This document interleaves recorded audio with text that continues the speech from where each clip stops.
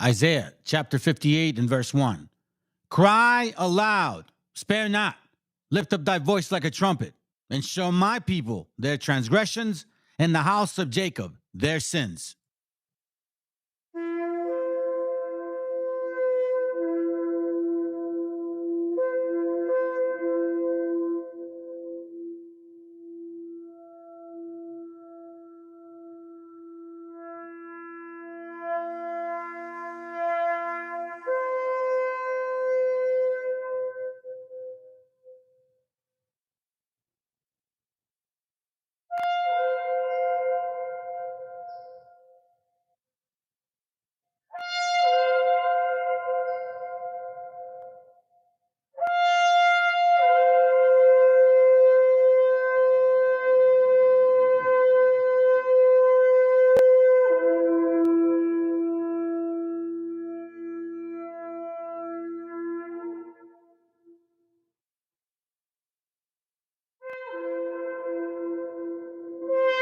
Copyright disclaimer. This content does not belong to Bible Chronicles or claim this intellectual property. The content provided today has and always will belong to the content owner. Bible Chronicles does not have any affiliation with the owner of this property. As mentioned, Bible Chronicles does not intend to make use of any material for the purpose of harvesting gain. However, Title 17 of United States copyright law states material in use can only be done when it's for theological or general educational purposes, and thus Bible Chronicles believes that this principal material falls under fair use, which honors protection under Section 107 of the same U.S.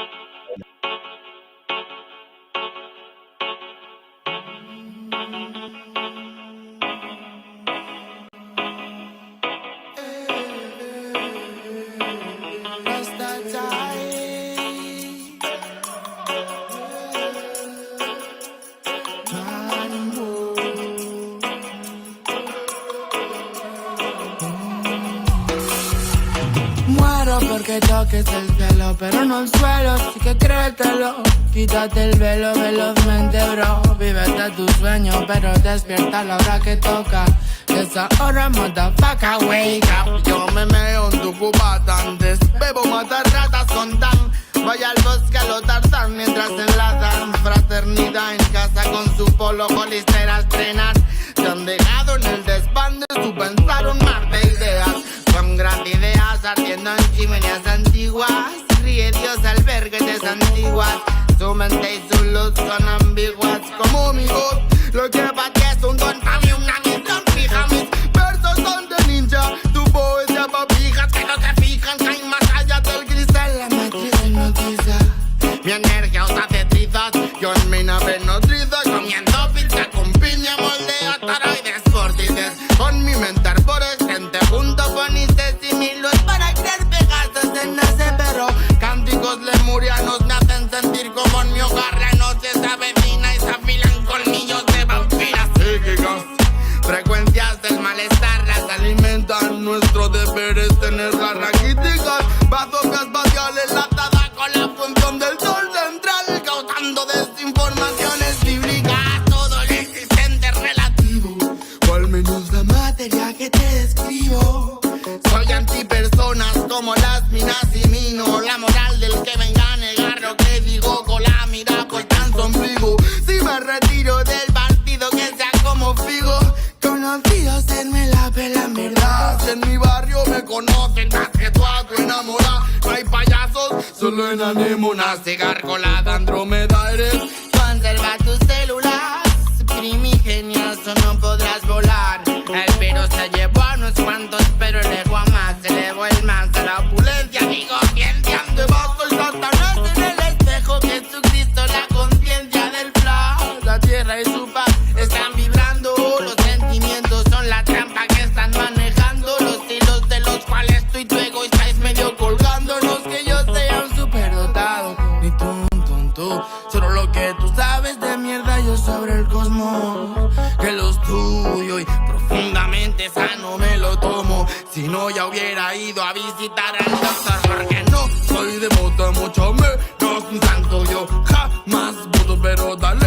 Creas alto cuando en verdad sé que tendría que sudarme todo la polla, pero pienso que hay que vivir por algo. Que en el letargo cure lo enfermo, sabor amargo, remedio eterno. Me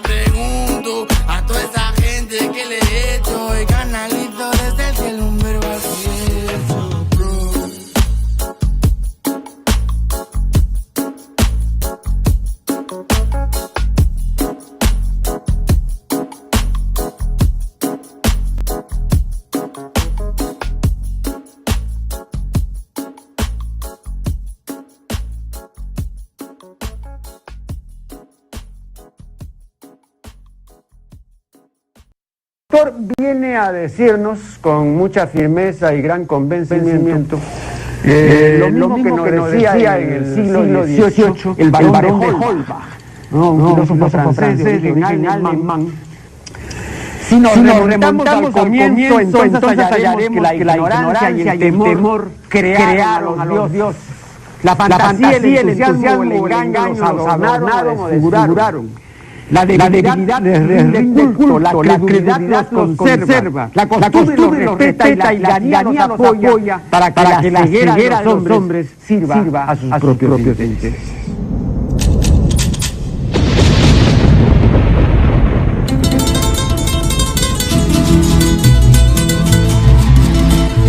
Viene a decirnos con mucha firmeza y gran convencimiento lo mismo que nos decía en el siglo XVIII el barón de Holbach, un filósofo francés de origen alemán.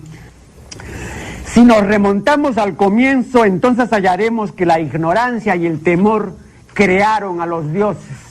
La fantasía, el entusiasmo o el engaño los adornaron o desfiguraron.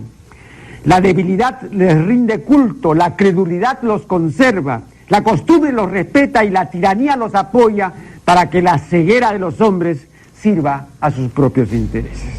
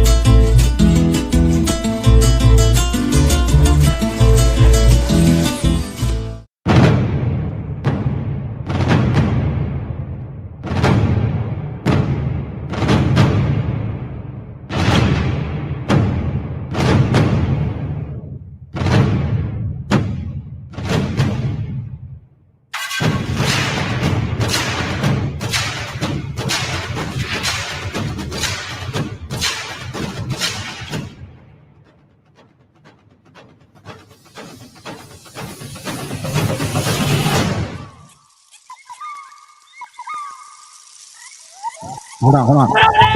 Espérate, güey. ¡Viva México, cabrones! 1 second. Oh, this is for you to read it. Fuck that puto. Fuck that puto. For real, yo. Let me see what we got going on here. Give me a second. This is going to be this is basically going to be a video mostly about the brother all will be revealed. As I've told you, brothers and sisters too, specifically brothers I've been watching since 2022, that I was only trying to motivate you as well, so then you can, put the information out there as best as you understand it, so then our people will kind of see what is occurring. I would always advise you all to try to use scripture as you're going through your videos. So that's the reason why I felt it was important to show this, because we're going to let the brother speak at the end. Well, it's a video that he did. He's actually editing it to be a little bit better. But I told him, look, man, it's good information. Let's get it out now, and then maybe we'll kind of do something as well. So first of all, let me just say shalom to everybody. Okay, hold on. Good to have you here. Good to have you here, brother Yasharala. Shibalba, what up, bro? Let's just go down the line real quick. What up, brother Joe? Shout out to the familia, man. That's right. That's hell yeah. That's right. Here, let me get that real quick, bro. I love that scripture, man. I absolutely love that scripture. It reads, Isaiah chapter 58 and verse 1. Cry aloud, spare not, lift up thy voice like a trumpet, and show my people their transgressions and the house of Jacob their sins. Because that's exactly what we need to do, regardless of whether you guys like the truth or not. It doesn't matter. I'm not here to sugarcoat craps for you. That's not what this book is about. It's not a book to make you feel good. No, it's a book about not just finding who you are, but shedding all that crap that involves around sin.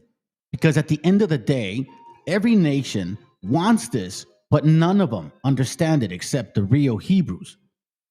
Because it's not just how strong you sound or how much you know. And it's not all about how much love you share and how to avoid anger. Nah, it's a balance. And it requires it. There's a season for everything. A season for love, for anger, for all of those things. It's part of life. And through this book, you find balance and also understanding. That's why the scriptures say salvation and destruction. You can't have either one. Like faith and works work together. Salvation and destruction work together as faith and works as well. Malachi 1 and 2, I have loved you, say Yahoo, yet you say, wherein hast thou loved us? Was not Esau Jacob's brother, say the Lord? Yet I loved Esau.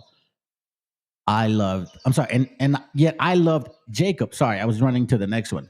Yet I loved Jacob and I hated Esau. I should have just stayed here, honestly. Yet I loved Jacob. That's why this is part of the old and new, so to speak, the whole volume of the book. You know, it doesn't change its tune. As it is written, Romans 9:13, Jacob have I loved, but Esau have I hated. Once again. Hey, that's a good one. I'll finish it. I'll finish it with us, and I'll get going with the class. 1 Corinthians 2:10. Actually, I like it. 1 Corinthians 2:10 sounds. This is what it says. It says, "But God had revealed unto us by His Spirit, for the Spirit searcheth all things, yea, the deep things of God." So that's why it talks about if you wanna, like, where does the kingdom of God dwell? That dwelleth in you. So that's why it talks about in a lot of books all over the scriptures regarding not having thorns and nettles either on you or on your path, because that's what will actually destroy you. Now, I'm glad that we actually got onto this topic here, because I think, honestly, it is extremely important. We are dealing with a society of people that claim, some don't claim that they're Hebrews, but claim that they are teaching the right thing with Christianity, Christian apologetics, right? Yet we see how they truly act. All of them now, Christian apologetics, how come you guys ain't attacking these white nationalists? How come you don't go to those particular boards and talk to them about that? No, as long as they're Christian, you got no problem with that, huh? But somehow you wanted to jump on the BHI train and shit. Psalms 50:16, this goes for all of you. But unto the wicked God said, what hast thou to do to declare my statutes?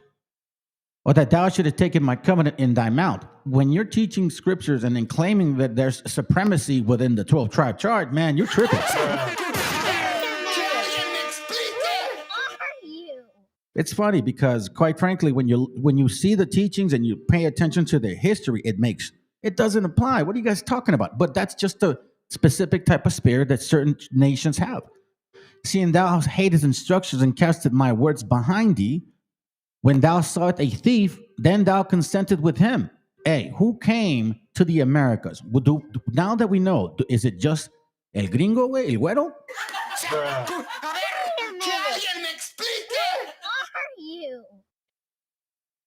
The people came and you saw the thief and you said nothing, and has been partakers with adulterers. Both of you, specifically those nations that I'm talking about today, because we're gonna touch on this and then move on. I got the brother's video to show. Okay, but I did find something. I think it's important. You guys understand. You guys have to know, because I did leave off yesterday on certain particular things. I promised the brother I was going to play the video after, and I totally forgot. But I was already in the end, so I was like, damn it, I can't stop. That's just the way I am. I figured, you know what, we'll do it today. So let's get going. Thou givest thy mouth to evil, and thy tongue frameth deceit. How long would we been told the old story that the white man came, 1619, slavery? Because every story is like, oh, the white man came and decimated the Native Americans, and then they go, oh, and we enslaved black folks, and they did all this and that. Whoa, hold on a second. Where the hell do you think we were, man? We didn't go nowhere, dumbasses. We didn't go nowhere. So let's continue. When thou sawest a thief, then thou countest with him and casted with him, and has been partakers with adulterers. Thou givest thy mouth to evil, and thy tongue frame deceit. Because they are not telling us the truth. They have never. They have never.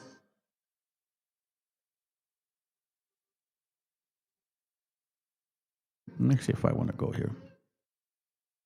Yeah, I say, thou sittest and speakest against thy brother. Thou slanderest thine own mother's son. These things hast thou done, and I kept silence. So, America claims that God loves them. This is exactly what he's talking about. They thought that, like, that long neck person, that the dude that acts like a woman, right? She's like, well, brown people are usually Catholics, and Catholics are, and brown people are poor. But, Protestants, we believe in prosperity. So prosperity should let you know that those are the chosen. It's like, what? So, it's because of their so-called prosperity. They believe they're the chosen people. That's the prosperity doctrine. That's Christianity. That's everybody. That's even Catholic churches, man. Like, don't BS it. It's very true. These things hast thou done, and I kept silent.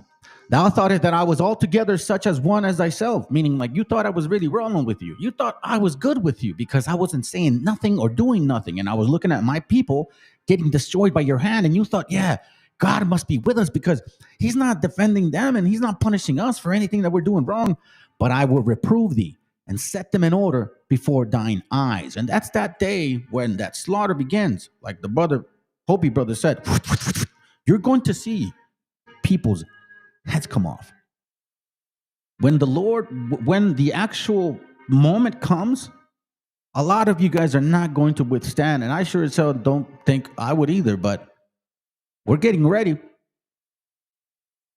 You see, that's why I put the title as the brother's name, and it's basically true. All will be revealed. Yesterday, I had showed you the video regarding the... Here, let me see if I can translate. Can I translate? Translate to Spanish? No. Translate to the other part? No. Translate to English? No, wait. Translate to... All right, well, look. Check this out. La afirmación de que los primeros esclavos fueron blancos y los primeros negros fueron conquistadores era una simplificación que no refleja la complejidad histórica de la esclavitud de la conquista. It's basically, let me continue. Si bien hubo esclavitud de personas blancas en diferentes momentos y lugares, y algunos africanos participaron en la conquista de América, la esclavitud africana en América fue un fenómeno masivo y sistemático. That's supposedly what they say. So now, let me show you this real quick.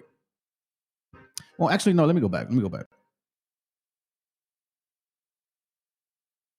Let me look this word up. Agravios meaning.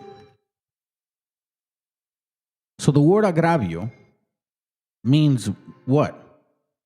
Offense. Grievance. I offend. Right? Offense. Basically. Like, I mean, I think it's clear, correct? There's no really difficulty in this. It's drug trafficking, the federal offense, un delito. Like you're offending, you're attacking, you're hurting other people, right? Oh, my bad. I don't think you guys can see it. Let me go like this. You're hurting other people. That's what's called an offense. An agravio. Agravio is offense, okay? So let's remember that. Now, why am I showing this to you? Because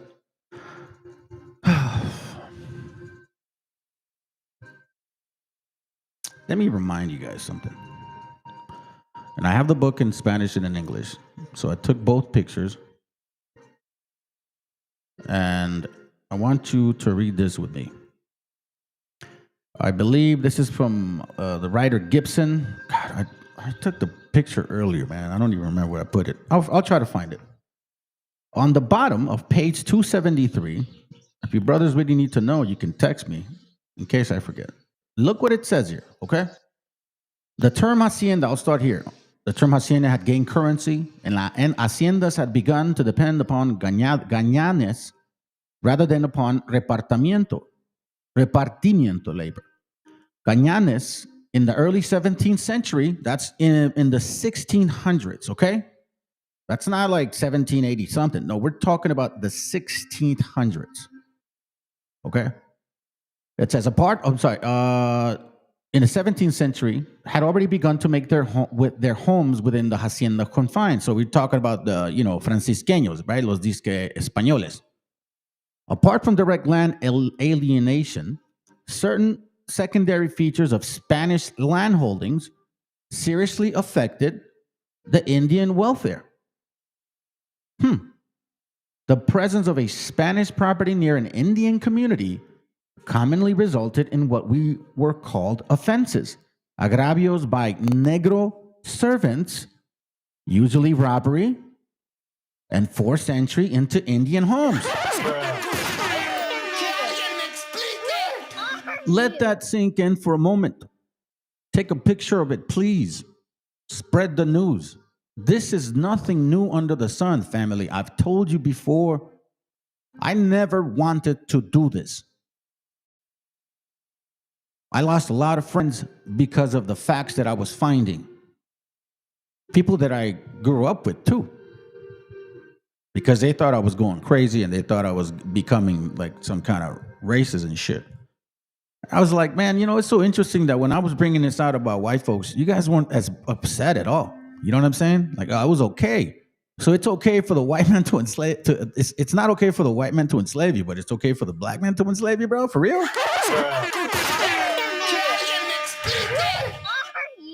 Apart from direct land alienation, certain secondary features of Spanish landholdings seriously affected Indian welfare. The presence of a Spanish property near an Indian community commonly resulted in what were called offenses, agravios, meaning offenses. You know what I'm saying? Attacks by Negro servants. Okay? Get that. Read that. Please remember that. That's not a white man. That's not a white servant. That's a Negro servant, meaning that he had an upper hand above us because he was able to what? He was a Negro servant and had the fucking audacity to rob us and force into the Indian homes. You see what I'm saying? Now, why is this important, family? Why is this important? Here's the one in Spanish. Para que vean, cabrones. I'm prepared in every way. A principios del siglo XVII o 1700, los gañanes ya habían empezado a vivir dentro de los confines de la hacienda. Aparte de la enajenación directa de las tierras, ciertos rasgos secundarios de la tendencia española de la tierra afectaban gravemente el bienestar de los indios. ¿Por qué? La presencia de una propiedad española cerca de una comunidad indígena resultaba en lo que los sirvientes negros llamaban agravios, robo y violencia de las casas indígenas.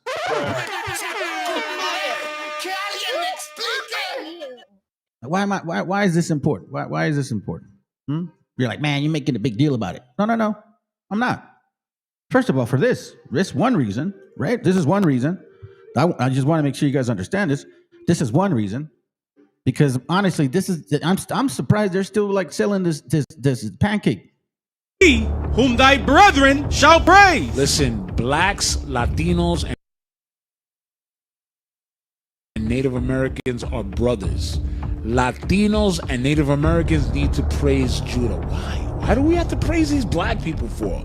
Read. Thy hand shall be in the neck of thine enemies. That's one of the reasons. One of the reasons why we should praise black people is because they're the ones who had to suffer this first. All right? This is the civil rights. They're the ones who gave Latinos and Native Americans a voice. They're the ones who allowed the Young Lords, the Brown Berets, American Indian movement a voice. Because they were the ones who were getting lynched first. They were getting bitten like dogs first. They were getting sprayed with fire hoses first. They were dragged to the streets first. Their kids were being beaten to death first. Because their hands were at the neck of the enemy first. Who taught you to hate yourself? The funny thing is that if you really look at history and what I've been sharing with you guys for quite some time, It is totally contrary to what these idiots are saying. You want to go ahead and love yourself? By all means, love yourself, man. Y'all want to do that shit? By all means, please do. But don't use this wonderful history of ours with and mocking it with a fucking Anglo history that you guys are spitting out. You're either cowards, like I've said it before, or just fucking ignorant to the facts. This right here, oh my God, because they suffered first. Okay, hold on a second. 1917 fumigation baths, bracero programs, wetback operations, the Repatriation Act again. Since 1492, all of this has occurred. Who brought smallpox to the Americas? It wasn't the white man that brought smallpox. They brought French pox. Whose lands was taken? Who was teaching us Christianity? Black and white folks. Who was telling us not to be able to read and write? Black and white folks. Who had the upper hand the entire time?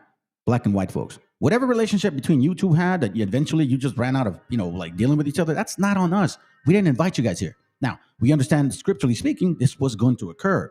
But now that we're seeing the fucking lies, the nerve of you guys to be saying this shit. So I just read you guys a historical fact regarding agravios, right? And I've read and I've shared with you before the video too that it was a so-called African American man that happens to be born in South America that says the first esclavos were blancos and the first conquistadores eran negros, güey. And it doesn't change. Here's why. Look, check this out. This is interesting. I saw this morning. And I was like, I showed my wife. I said, check this out, babe. Look at this. So this guy. This is crazy. I said, look, this is crazy. And she's, when she listens, she goes, well, because she was robbed a couple of times her family was robbed a couple of times when they were young, right? And it happened to be by a particular nation. And she's like, well, it's probably them. And I was like, you can't assume that. She goes, because white people don't really do robberies. Now, remember, the agravios had to do with robberies, right? And I was like, nah. But once I finished listening to this, then I found something true. Check this out. Guy who is actually on trial for a crime basically tried to trick the Trump administration into deporting the witness who would testify against him. That's what happened. And the Department of Homeland Security appears to have fallen for it.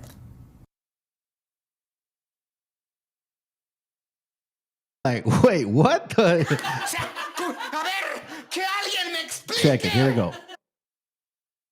But surely the Department of Homeland Security is running like a Swiss watch, right? Well, last week, Homeland Security Secretary Kristi Noem sent out a press release claiming that ICE had arrested a, quote, illegal alien who threatened to assassinate President Donald J. Trump.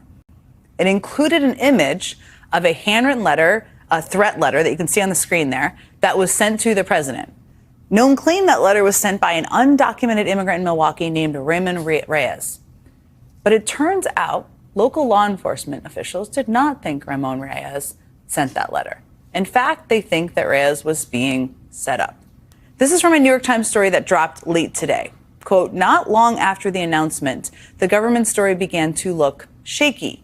And as detectives in Wisconsin began looking deeper, they came to believe Reyes had been framed. By this week, Milwaukee County prosecutors had filed identity theft and witness intimidation charges against another man, a lifelong Wisconsin resident. They said that man had written several threatening letters that included Mr. Reyes' name in the return address.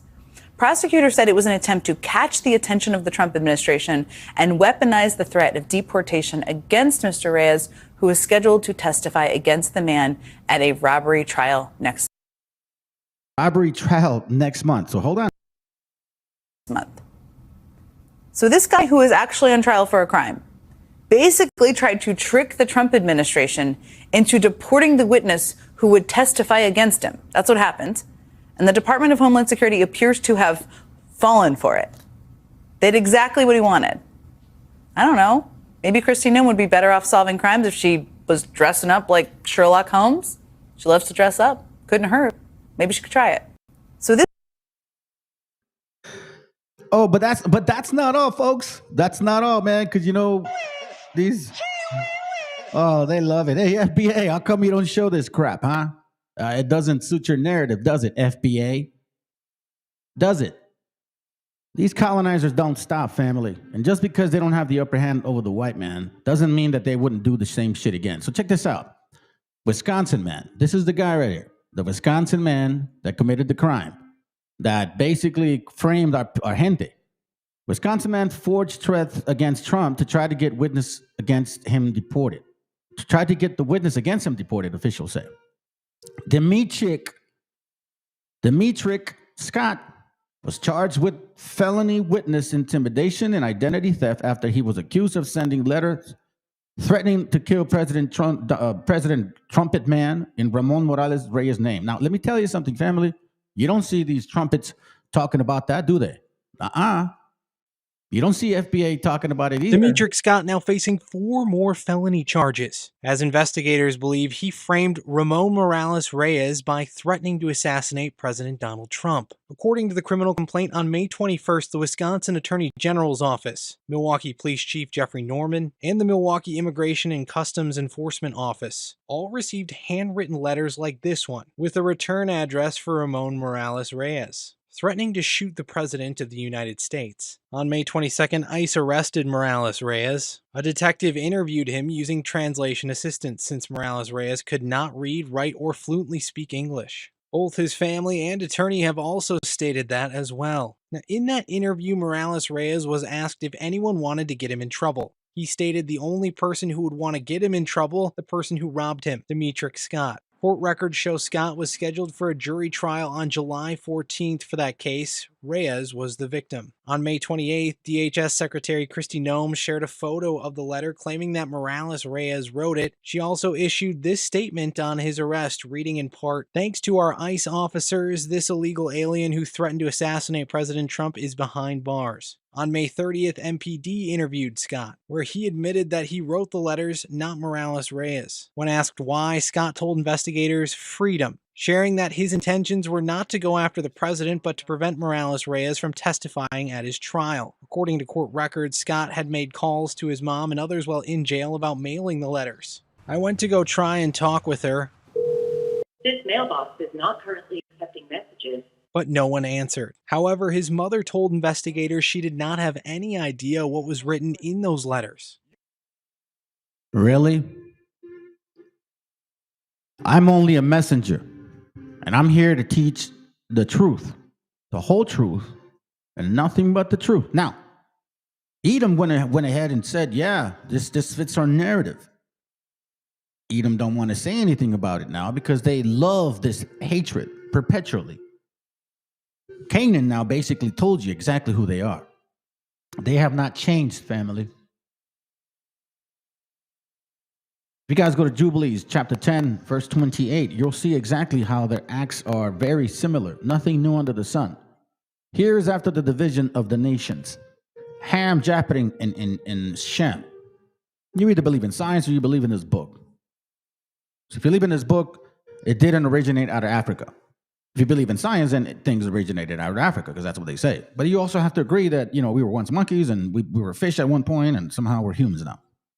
That's science. Jubilees 10 and 28 says, "And Ham and his sons went into the land which he was to occupy, which he acquired as his portion in the land of the south, Africa." That's that whole portion of that continent of Africa. And Canaan saw, remember, this is after leaving like Babylonia area, Padam Aram, because that's technically where Shem, Japheth, and Ham were subjugating initially before the split. Around the time of which one is it? Before Eber, before here. I'll remember. Let me just explain this. Let me just read this. All right. And Canaan saw the land of Lebanon of the river on to the river of Egypt, that it was very good. So that means that they were splitting in the center of Asia. For example, like Ur the Chaldees, right? Like Middle East.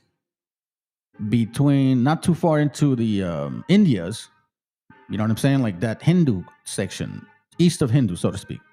North of Ur. So that's where the scriptures talk about that the split became, because that's when you see Canaan and Ham, they're coming from east, going to west, because that's where Africa is, going to west. This is what it's talking about. Canaan saw the land of Lebanon to the river of Egypt, that it was very good, as they're passing by. So as a family, they're passing by, and he went not into the land of his inheritance, to the west. That is to the sea. Do you understand that? That is West Africa.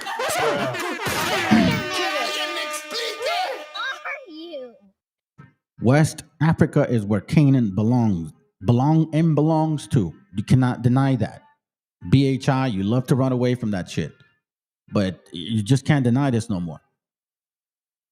And he went not into the land of his inheritance to the west, that is to the sea, and he dwelt in the land of Lebanon, eastward and westward, from the borders of Jordan and from the borders of the sea. That's when you see the land of Canaan. See, so when idiots claim that, oh, well, that was their land first, no, the portion was given to Shem from the get-go. These people were just seditious. They claim things that does not belong to them. It's called confabulation. It's called bipolarism. Sometimes it just works and sometimes it doesn't. And then it says here, and Ham, his father in Cush, and Mizraim, his brothers. So Cush is acceptable. They accept that Cushites are Africans. They accept that Mizraims are Africans. And they accept where their locations are. But they don't want to ever accept what fucking Canaan is. So as they're passing by, Shem, Ham, and Mizraim are telling Canaan, you have settled in a land which is not yours, and which did not fall to us by lot. Do not do so. For if you do so, you and your sons will fall in the land and be accursed through sedition. For by sedition you have settled, and by sedition will your children fall. You shall be rooted out forever. Do you understand what that forever means?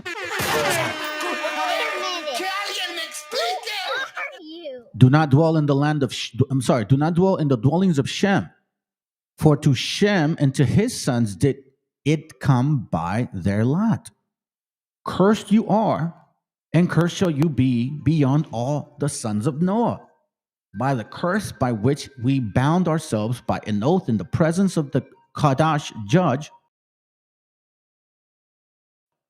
And in the see how this is why Canaan was cursed from the get-go. It was prophetic to see that there was a seditious name from the get-go, would not know their space, would not have what was given to them, would always envy everything else, just like today. Just like today. I mean, let's put it this way. Let's say we're not Israelites. Now we got Canaan saying that we're not even from here. You see what I'm saying? So that's one point.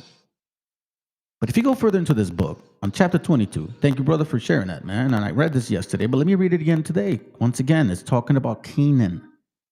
Remember the agravios, remember the experience, remember the history. They've had white and black colleges here since the 1800s, family.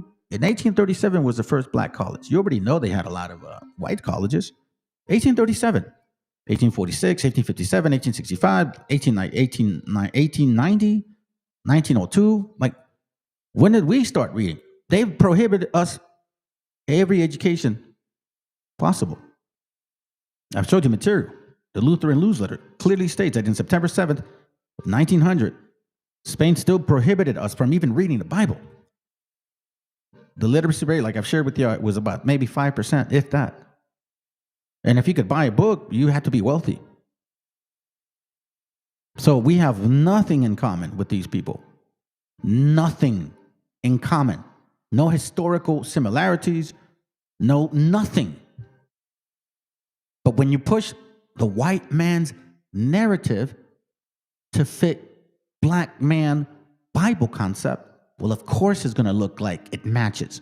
It's almost like you created this history to match a prophecy, yet it's not real. This is why the Most High is going to punish you both severely. Beware. So maybe go to verse, I'll go to 20. Jubilees 22:20. Beware, be you aware, my son Jacob, of taking a wife from any seed of the daughters of Canaan. You see that? For all his seed is to be rooted out of the earth. You understand what it's saying? All their seed is rooted out of the earth.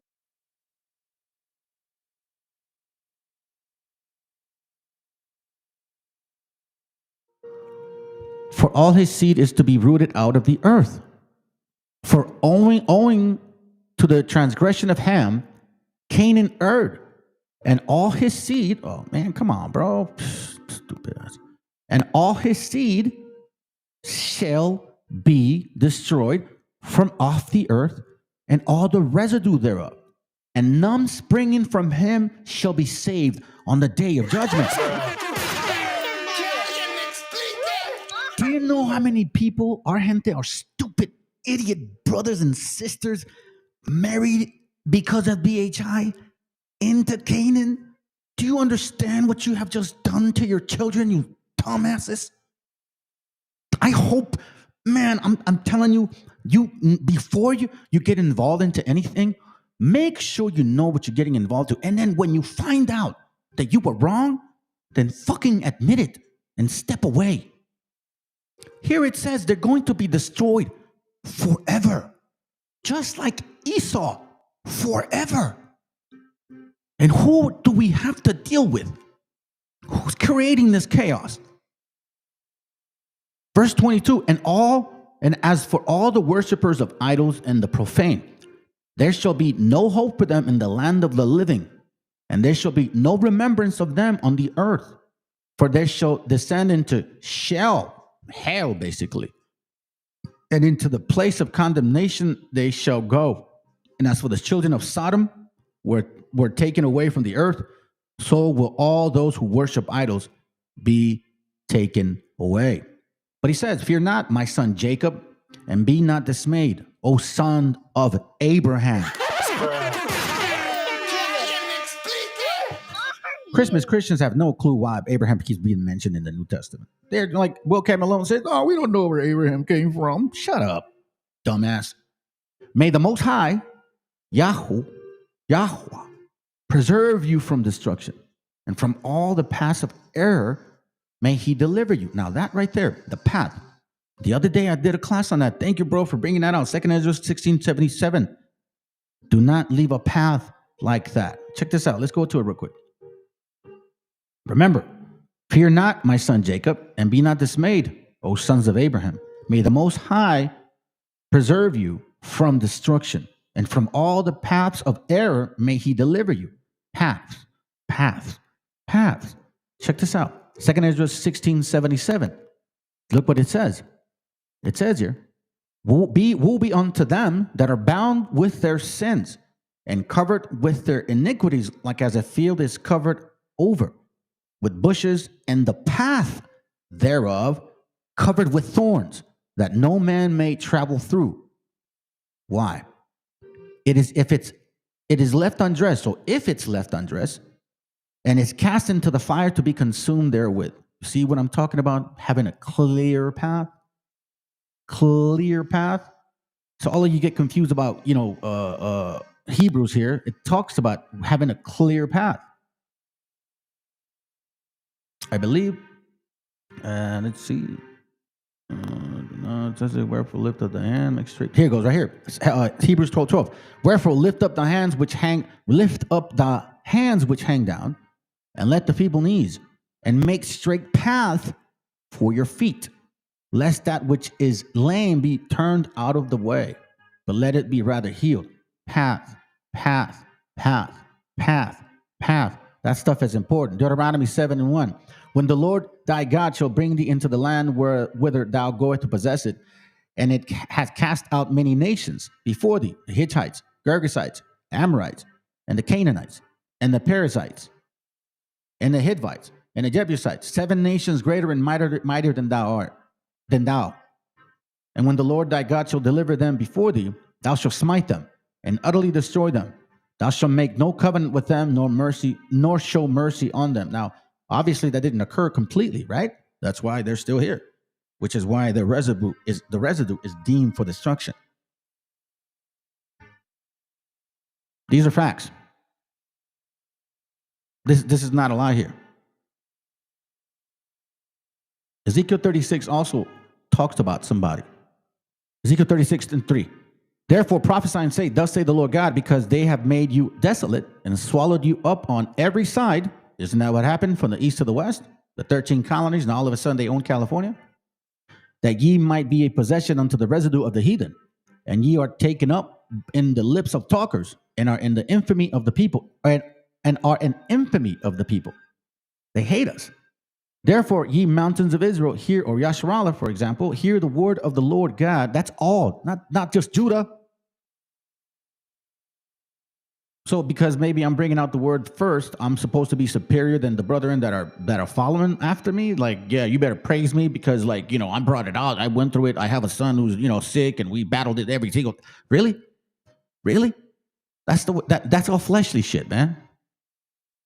It talked about being two sticks no more. And the two-stick problem was that certain nations felt superior than others. You guys, for example, Judites, right, so to speak, felt superior. And yet we see these people acting like that again. But who? That's the question. The white man taught the same thing, family. The white man taught us through Protestant Christianity that they were the chosen with a white Jesus. BHI is teaching the same shit, just different color. Same concept. This is why they're going to both be destroyed. It says, thus say the Lord God to the mountains and to the hills, to the rivers and to the valleys, to the desolate waste and to the cities that are forsaken, which became a prey and is risen to the residue of the heathen that are round about. Therefore, thus say the Lord God, surely in the fire of my jealousy I have spoken against the residue of the heathen and against all Idumea.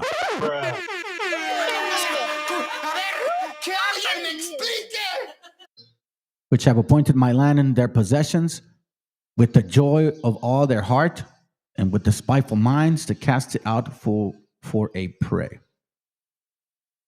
See?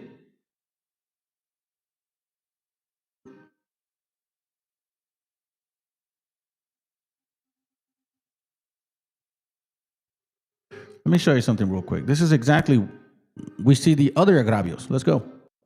Jacob Soboroff, quote, my family and colleagues told me that when I have kids, I'll think about the separations differently. But I don't think so. Homeland Security sent me to the border to see the separations for myself, to try to make me more compassionate. But it didn't work. Jacob responds, it didn't work? I will never forget what I saw. Seriously, are you a white nationalist? No, she said, but I believe if you come to America, you should assimilate.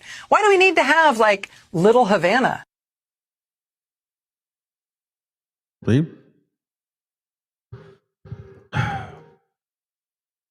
It doesn't stop, does it? It does not stop. It's crazy, man. Little Havana, she says. What we got to deal with these beaners? They should act white. That's what they say. Lacking empathy. More than that.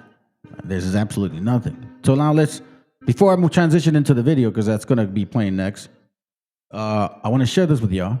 And I would really appreciate if you guys do stick around and watch the video. Now, the brother's working on editing with adding pictures and videos right now. He's going to basically talk about what he's found. All right.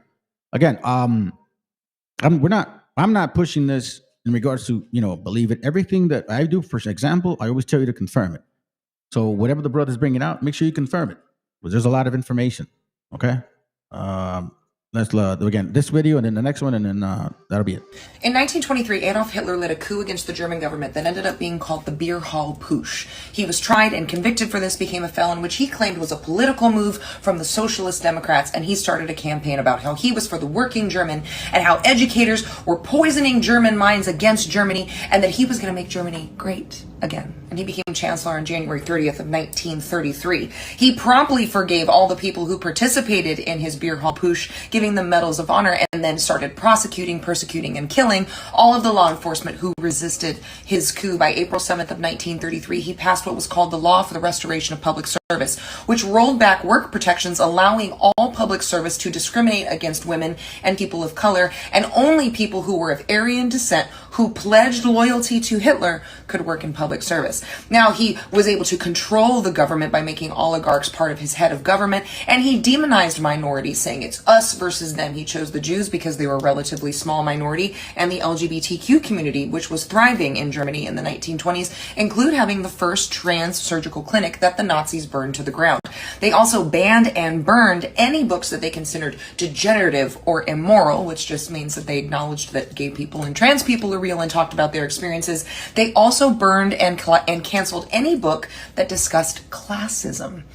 Within the first year, he was able to roll back civil liberties basically entirely. And because he felt that manhood was under attack from these independent German women, protections for women were rolled back in the public sphere, especially reproductive rights, and doctors who administered abortions could get the death penalty. Women were told your life is your country, your family, and your home. And very shortly after that, laws were passed to restrict women to simply life in the home, because obviously men don't want to compete against women in the public sphere. And members of the LGBTQ community, in addition to being demonized the same way that the Jews were packed up and shipped to concentration camps, especially gay men, since it was thought that lesbians could be forced to reproduce.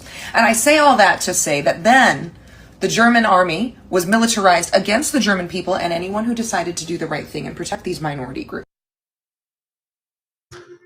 Crazy, yeah. Freaking exactly the same steps. The brother will be revealed. He is going to go about 30 minutes into this. I would look, he only got about 6 subscribers, family. Come on, man. Y'all need to subscribe to the brother. He's getting started. You know what I'm saying? Everything develops in time. Anyway, so I appreciate you guys sticking around. Please, there's a lot of information in here. You know what I mean? I know I told him about this. We chatted between, you should do more video editings and stuff like that. You know, adding more pictures and stuff like that. So I guess he's trying. We're all learning as we're moving. Good morning, good afternoon, good evening. Okay, there we go. So we're all trying. So, hey, listen, I advise everybody, all brothers and sisters, if you have time, do little things. Like a brother I talked to, Shalom Julio, he does TikTok. Even if it's not much, it's like 30 minutes here, 30 minutes there. And he's sharing the information. We already know about Brother Joey doing it. You guys already know what I've been doing. You guys already know now. You heard about Brother Vega now because you never heard of him. He's been doing it for a while. So it's literally needed, okay? Our people need to get out of these Christmas Christian dumb BHI doctrines, man, for real. There's more to this than just that lame-ass idea that you're going to have a kingdom, you're going to have women, you're going to have money, you're going to have slave, and you're going to get revenge. Like, okay, what about all the shit that you did? That's not something to work towards, to get rid of it, to get rid of depression, anxiety, anger, frustration, to be at peace of mind. A lot of us probably don't even know what the hell peace of mind even means or even feels like. Just imagine having a peace of mind that everything is good. The reason I say this is because anxiety is like really in me. And that's something that a lot of our people go through. That's why we're like hard workers, man. And we don't finish. I mean, we don't stop. Because that anxiety, man, that preocupación, like it's like our parents taught us that shit. You know, and it comes from 1492, what they were telling them. Hey, ¿qué haces, indio? Pues usted ya sabe, señor. Those are truths. Those are facts. Let's go, fam. Good evening, ladies and gentlemen. Welcome. Now, this particular video is a topic that I've been wanting to talk about for a few months now. The topic is about a false flag and the high possibility of a false flag. And with everything the way it is going around the world, it might come to pass. I'm not sure. I don't want to say anything, but looking at the past in 9/11, everything that happened then and the parallels today, I'm just seeing the history and the patterns. Now, this will affect a lot of people. This, if it does happen, but I believe it will. But this video is particularly made for my people who are tied to the Americas. You could say, indigenous people to the Americas. Let's go ahead and start with the with the subject. From El Salvador's mega prison, or at least for now, so it might be prison soon enough. The Immigrant Registry, the Alien Enemy Act, the ICE raids, and the so-called LA riots, California riots at the moment, and now with what's happening right now with Israel attacking Iran, things are speeding up quickly. But also, let's not forget a few months back, the United States said they would consider droning Mexico. At least sending drones into Mexico to bomb cartels, since they are not considered a terrorist organization. And what do we hear now? what do we hear in the news lately? The past few months, the propaganda, the ideas, suggestions being repeated over and over again. You know, through your movies, through your news, and through your leaders. Let's listen to a few clips, a few video clips from the millennial group themselves.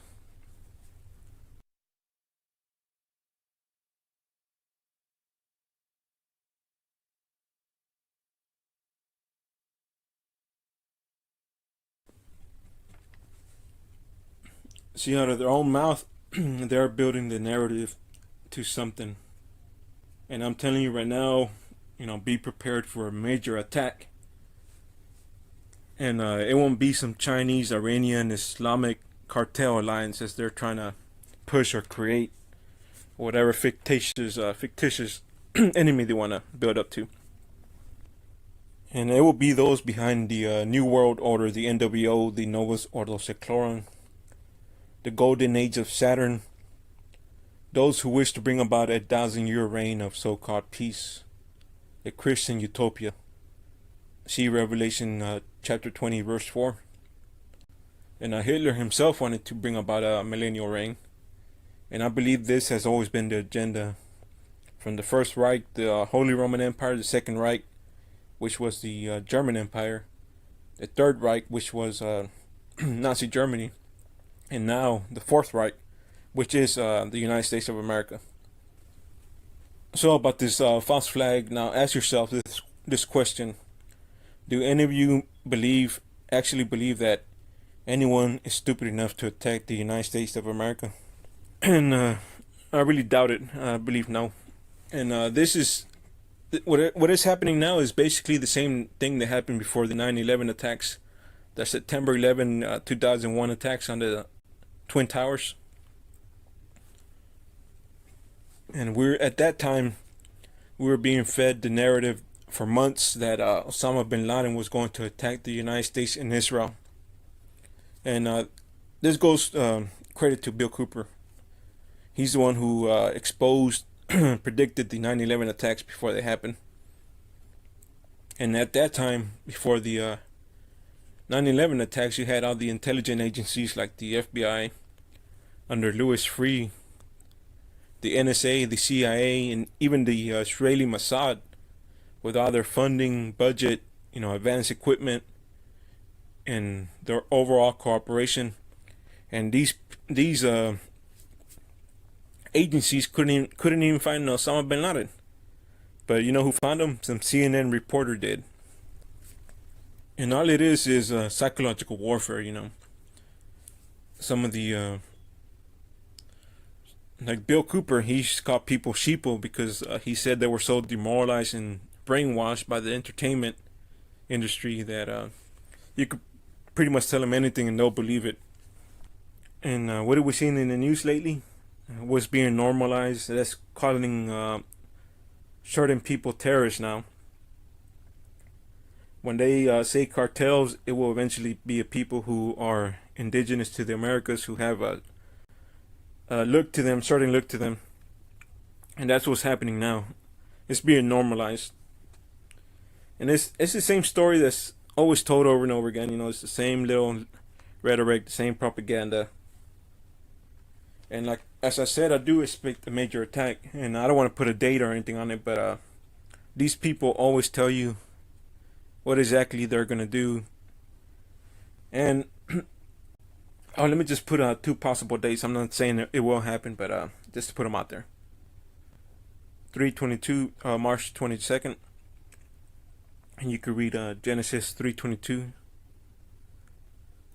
Genesis chapter 3, verse 22. And another possible date could be July 4, 2026. And I believe their target, will be the city-state of Washington, D.C. And, just like the attacks on the Twin Towers, after that happened, I remember that they had so many compilation videos of the Twin Towers in movies and cartoons and everything being shown, like years after it happened. But lately, oh, for decades now, you could say decades, they've been telling us that Washington D.C. is always being attacked. In the movies, in the video games, and documentaries, and usually the target that is usually attacked in these movies or games is always the House of Representatives, the Congress. The funny thing is, let me quote Hitler here. He said, quote, "Hitler could not come to absolute power without the Reichstag fire," end quote. And the Reichstag is pretty much the equivalent of the House of Representatives, the Congress. Can you imagine the implications of this if it does come to pass, not only in the United States but worldwide? And the United States, definitely national martial law. What's funny about this is that Bill Cooper believed that his time, when the Twin Towers were attacked on September 11, 2001, for those of you who don't know or are younger, he believed that at that time martial law would be implemented nationwide. And if it does happen, as I said, it will be those behind the NWO. But you're free to believe whatever you want. And this isn't about the left or the right. It's about these mystery religions of so-called Babylon, you could say, who have been planning world religion and government for centuries. You can even say thousands of years back. And some people even believe since the Tower of Babel, since it fell. See Genesis 11 for that. And please look into the mystery religions. I would recommend the Bill Cooper Mystery Babylon series, which I have on my playlist. I think it should be available for the public. And it should take you about 40 hours to get the basics of it at least. But once you do listen to that and learn about these mystery religions, you will know exactly where we are heading, or where they want to take us, what their overall agenda is. And again, about this false flag, I really believe they must do something horrible in order to suspend the Constitution. And you still believe in the Constitution, as I call it, the Constitution. Declare national martial law, throws into at least throw certain people, their political enemies, into concentration camps, and hunt us like animals, as they did during La Matanza. And again, I'm talking about my people, because I'm seeing everything on the parallels happening. So we are the primary targets, and they'll use this as an excuse to this attack as an excuse to invade Mexico. So yeah, we need to call these people out, these damn devils out. Because if we don't, you can expect the same destruction in Mexico as you've seen in Palestine and other countries that have been invaded by the United States military in the past decades. So yeah, these people, they're ahead of us in everything, planning. So if you're concerned about the United States Constitution being suspended, this was brought up way back as early as even the Iran-Contra hearing.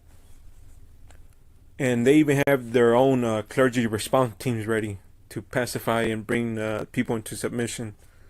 Basically is a priest class that are they're basically going to open the Bible up to Romans 13 and tell you to calm down and not do a damn thing. And I'm not saying you should or shouldn't, but you do have the right to defend yourself, even though this isn't a physical, war. It's really a spiritual battle. And really, anybody who's talking about physical revolution, to me is an agent or just straight up ignorant. Because this isn't our house, fam. It's not our system. This Roman system that they set up is not ours. It's foreign to us. And they have all the ancient knowledge and understanding of this beast system, as you call it. You can call it. Yeah, so you could have, as I've said this before, you could have 1,000 revolutions and you'll still be in the same place as you are now. the same system, the same everything will be the same Greco-Roman system. So yeah, it's not ours. There is no solution in revolution. But one of the real solutions is it's easy. It's separation is the key. All we have to do is walk away from this system when everything starts going down the fucking toilet. Now let's go over this individual called Cain. Let's go over some points and questions to finish this off right here, because this video really was about the false flag, upcoming false flag. But let's talk a little bit about Cain and other topics as well. Who is Cain? At least according to the craft to Freemasonry, Cain was fathered by the serpent. At least by the Freemason legend or myth. Cain was fathered by the serpent or one of the Elohim. And coincidentally, you know, some of the Gnostics, they believe that the serpent is Jesus. And Freemasons themselves, at least I'm guessing some of the higher level guys, they believe that they come from Cain. And the rest of us are the how they call ungrateful sons of Seth. And I would tell you to please look into the widow's son. There's a video on I should add to my playlist that it's a pretty good video that will go over that topic, which is about an hour. But I would recommend you listen to that as well, on top of the Bill Cooper's Mystery Religion series. And you see, it really doesn't matter what you want to believe, fam, out there, people, because these people are in power and you're not. Again, these people are in power. They are in rulership, and if this is what they believe, it's going to affect you one way or another. And you know, that's the truth. You know, I'm sorry, but that's the way it is, and you can't do anything about it. We are slaves to Rome. We are indigenous to this land, but foreigners to this Roman entity. And this system right here, this Roman system, has been here before any of us. And we have been under occupation since 1492. And you can even say that the Crusades never left. And now some people will point out and say, you know, it's the Jews, it's the bankers, the Zionists, which is true. But when you start looking into these mystery religions, they all go back to Rome and even further back to Babylon and so forth. The Jesuits, Illuminati, Masons, the Rosencross, all these religions, they all go back to the mystery religions of Babylon, as Bill Cooper will call it.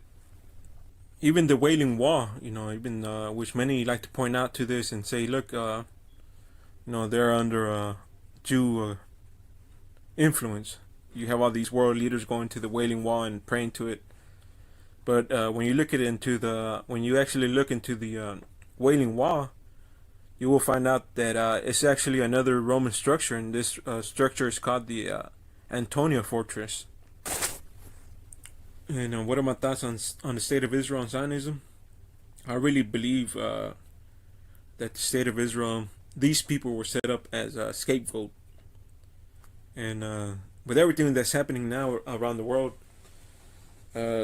maybe the world will come against the state of Israel. They will be blamed for everything. And this will lead to the unification, world religion, world government. Cause for peace, unity, and a world religion will be caught upon by political and religious leaders as a solution. And what that means is that all religions will unify, and they will. And they will unify under the papacy. And please look into the ecumenical movement for that. And that's one of the reasons I also don't blame the Jews entirely, which is really more of a conspiracy. And the conspiracy is two or more people working together to hurt another group of people. And if they do manage to blame the Jews, everything on the Jews, well then, if they do manage to do that, I really believe they'll wipe clean all of Rome's history, all the white man's history. And that's what they want to do, you know. will blame the Jews. So everything that America has done since its foundation, I mean the United States, will be swiped clean. After that, you can't blame anyone else. And I believe this is the goal. And the papacy will be given authority over the secular and spiritual world. And from that, you can expect Sunday worship. Sunday laws will be enforced, as they are working toward that right now, as it is in the United States. And then you have another group of people. Other people believe that that a third Jewish temple will be rebuilt, and this world leader that they are expecting will be the Antichrist, the anti-Messiah, and he will be the one that will deceive the world. And so just take your pick from that, the papacy or the Jewish temple. And this isn't the first time that world unity or government has existed. Well, at least according to the Bible, look into Genesis chapter 11 and 1 Maccabees chapter 1 verse 41 through 42. You know, and what's funny about this is that I hear a lot of people crying about, oh, you know, we gotta unite against the elite. And what the thing is, these ideas, are they really yours, or is it something that's been given to you through movies? Because whenever I hear unity, I see it through the movies, all these damn movies like Battle of Los Angeles, Independence Day, all these movies about people uniting and saving the world and all this other nonsense. So we will have a world government, but to me, unity never works. You know it, I know it.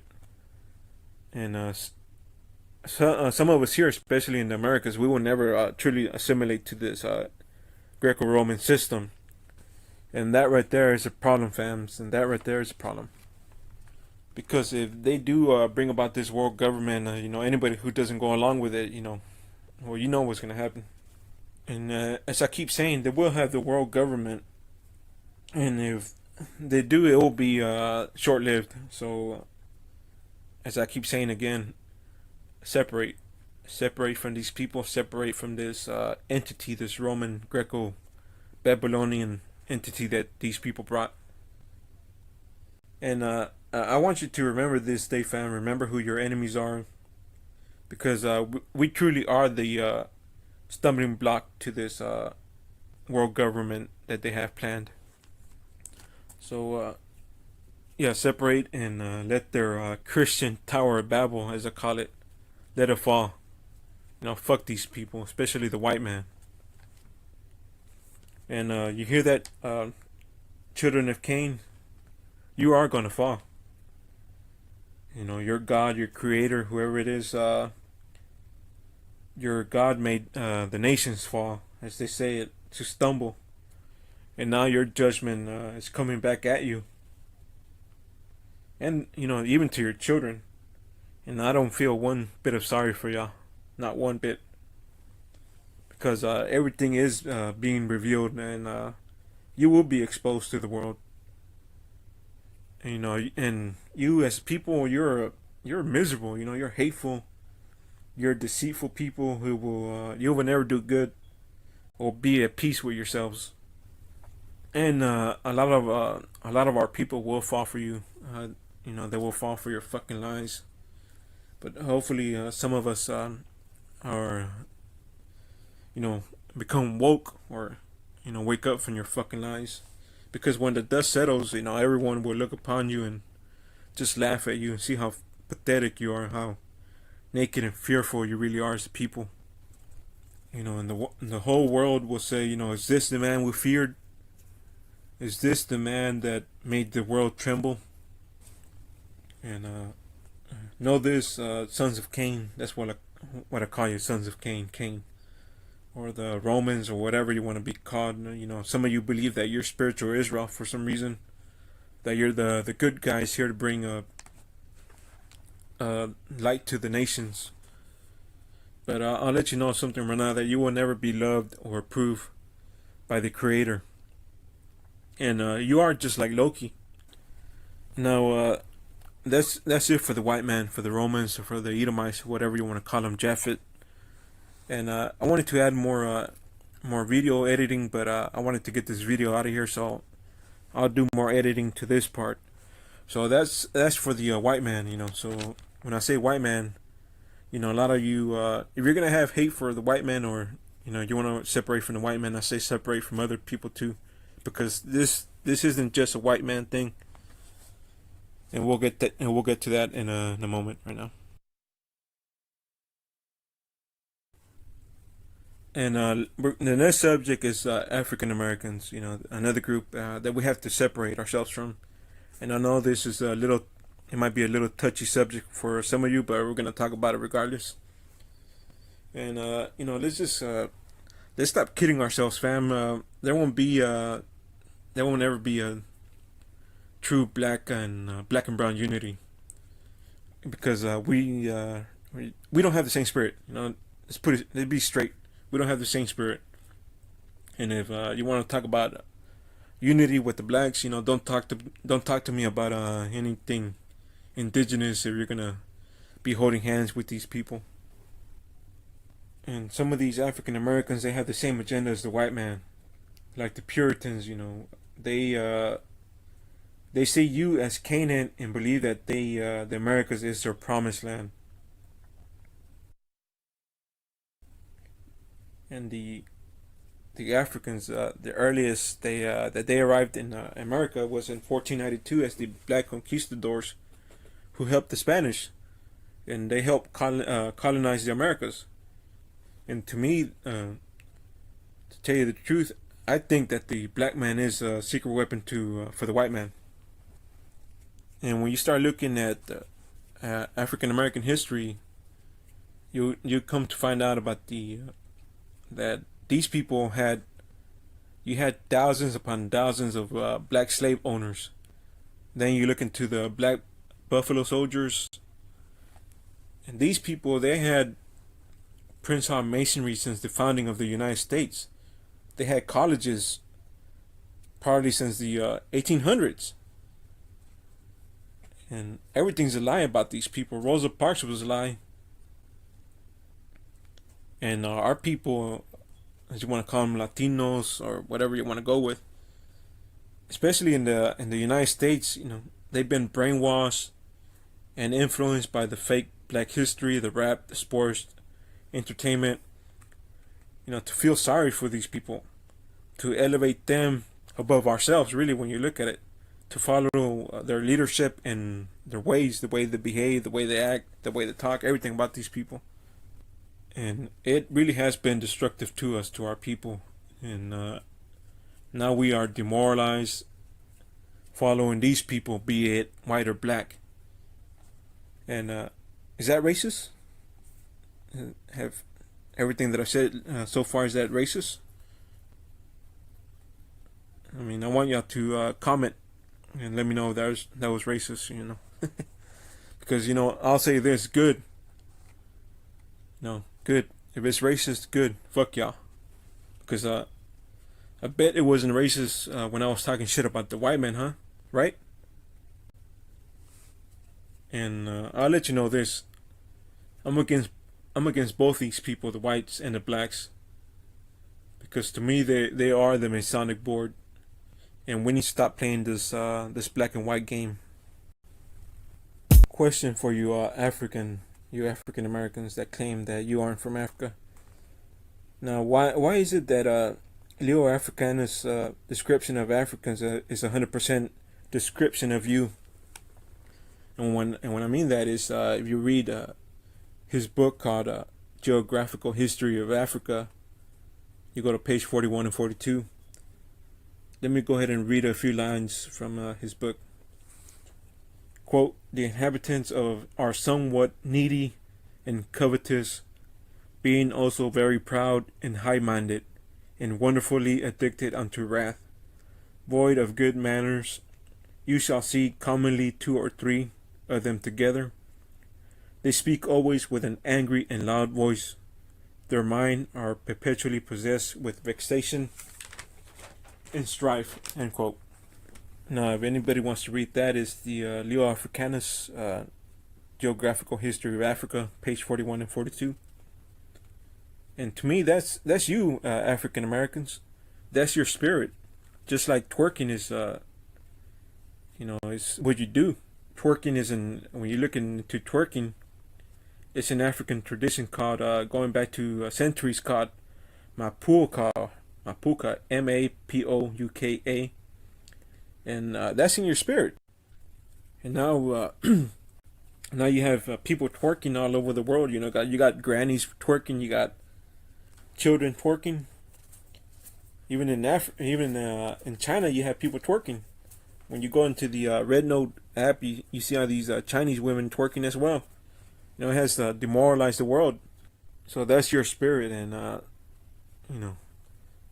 and I'm tired of feeling sorry for you people all the time. I'm tired of you people trying to always shame guilt us, trying to cause division within our people, because we don't kiss up to you.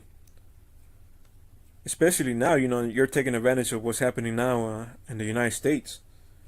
So those days are coming to an end too. All your little tactics and all your fuckery against our people, it's coming to an end. And you like to point out the racism and colorism within the Latino community, as you call it. But you're just as bad, or even worse, when it comes to the real Africans, and within your own community as well. Oh, that's right, you're not Africans, right? Yeah, that's right.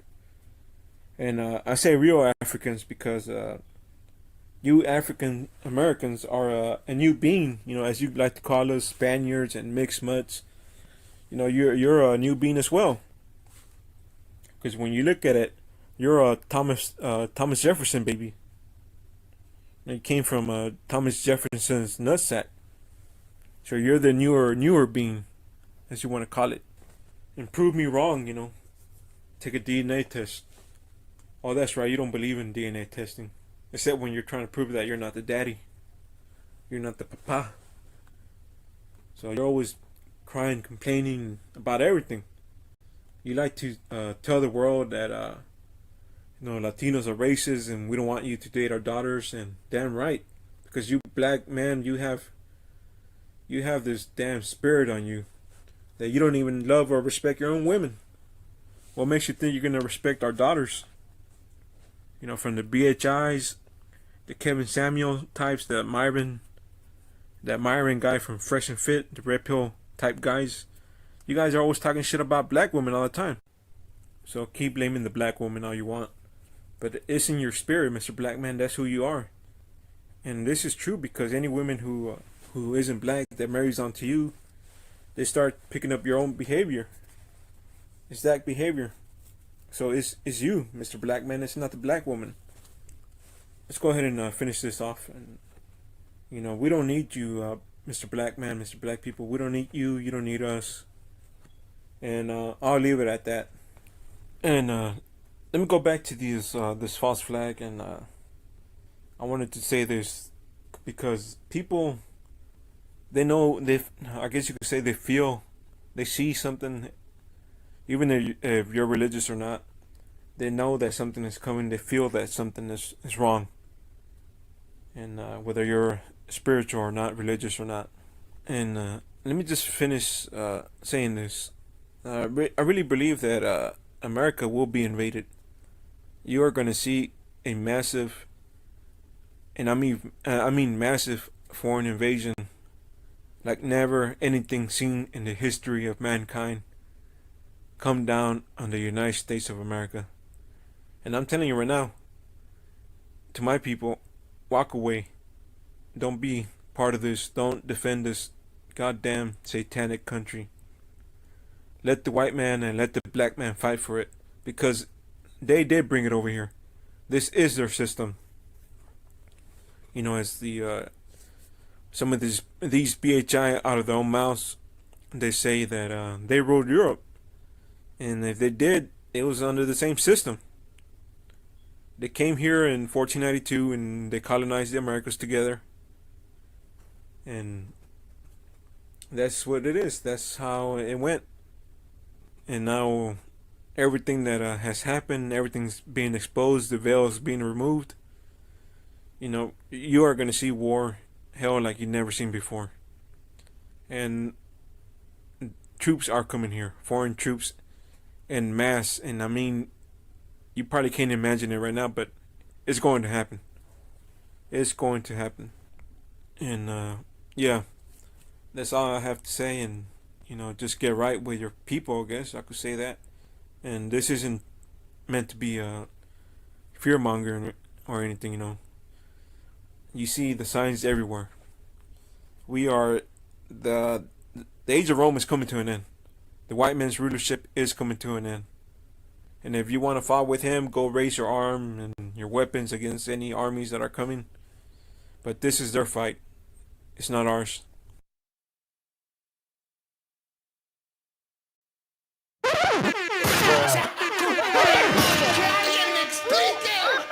¡Viva México, cabrones!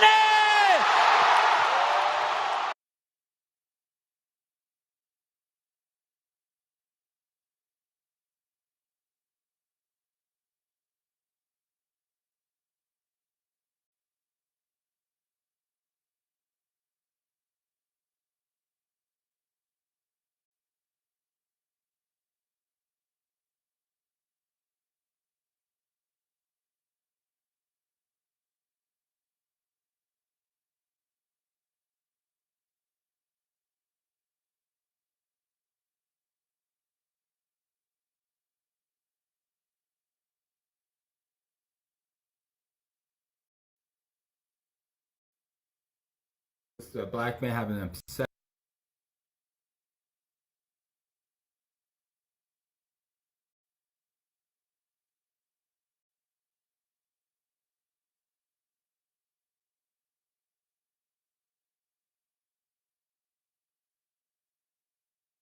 My bad. Sorry, couldn't sound.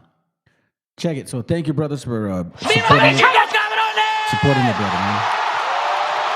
Now, in regards to what he was saying regarding how Canaan treats themselves, I thought it was perfect because I was going to do a video on this dude right here. But, like he thinks color, classism, racism, it applies to like indigenous. He always uses Latinos and shit. He doesn't realize that Latinos are basically a mixture of them. And they're racist within themselves because they're fucking lost in the sauce. You see, I love our gente. I love my tradition. I love my cultura. I love everything about like the memorias, how we treat our daughters, how we treat our mothers, how we respect our dads, how we take care of them when it's time to take care of them when they're older. We don't put them in asylums and shit. You know what I'm saying? One thing that I've always told them, as a matter of fact, my wife was the one that helped me understand. To the younger, the kids and the elderly are always the first ones to be ignored. You understand what that means? The first ones to be ignored. And that, quite frankly, is pretty sad. When you think about the fact that the first people, usually, when you get into your teens, right, you ignore the kids and you ignore the elder, which is why we believe truly in taking care of the least, the children and the elders. Like for sure, there's no way to get around it. You got to take care of the children and you got to take care of the elders. Because you'll be old too one day. And you won't be able to move your bones one day. And you're going to need assistance from somebody one day. So we have that in our spirit, which is something that a lot of other nations don't fucking have. Those are just facts. So I'm glad that this guy is educating him because he's like, oh, I didn't know. Yeah, that's why you need to do a thorough history. And then after this, I'm going to show you a video. I thought I was going to stop. But as I was kind of doing some errands real quick, this is why I came back real quick. I thought I was going to be late on it. I remembered the video that I had mentioned before, and you know what? It's touching on everything that we're talking about today. Really, like what the Freemasonry, the actual world, what's going on, and I'll also show you exactly how we lost the land in 1848 through lodges like this, through the Kabbalah, all of that stuff. You know what I'm saying? Let's go. Obsession with white women. They date outside their race more than every other race of man combined in my city. I'm not just meaning white women, any other race of women that isn't black. For some reason, they have a weird obsession with anything that's not a black woman. You have an issue with that? Yeah, because they create a lot of kids that they don't take care of. Half their children flood the foster system. Their children, mixed kids, outnumber black kids in the foster system by a significant amount. And they don't come for their kids. your father's Black American. Your mother is a white woman of Mexico. Yes. So you are actually the product of a black. And then he says, a white woman of Mexico. First of all, do you even know what the fuck that even means, bro? This is why in my class, I'm going to show you that we were light-skinned too. We weren't just dark-skinned, man. And he believes, if I'm not mistaken, I'll be revealed, watch one of his videos, that he believes that before the white man came, we were all dark.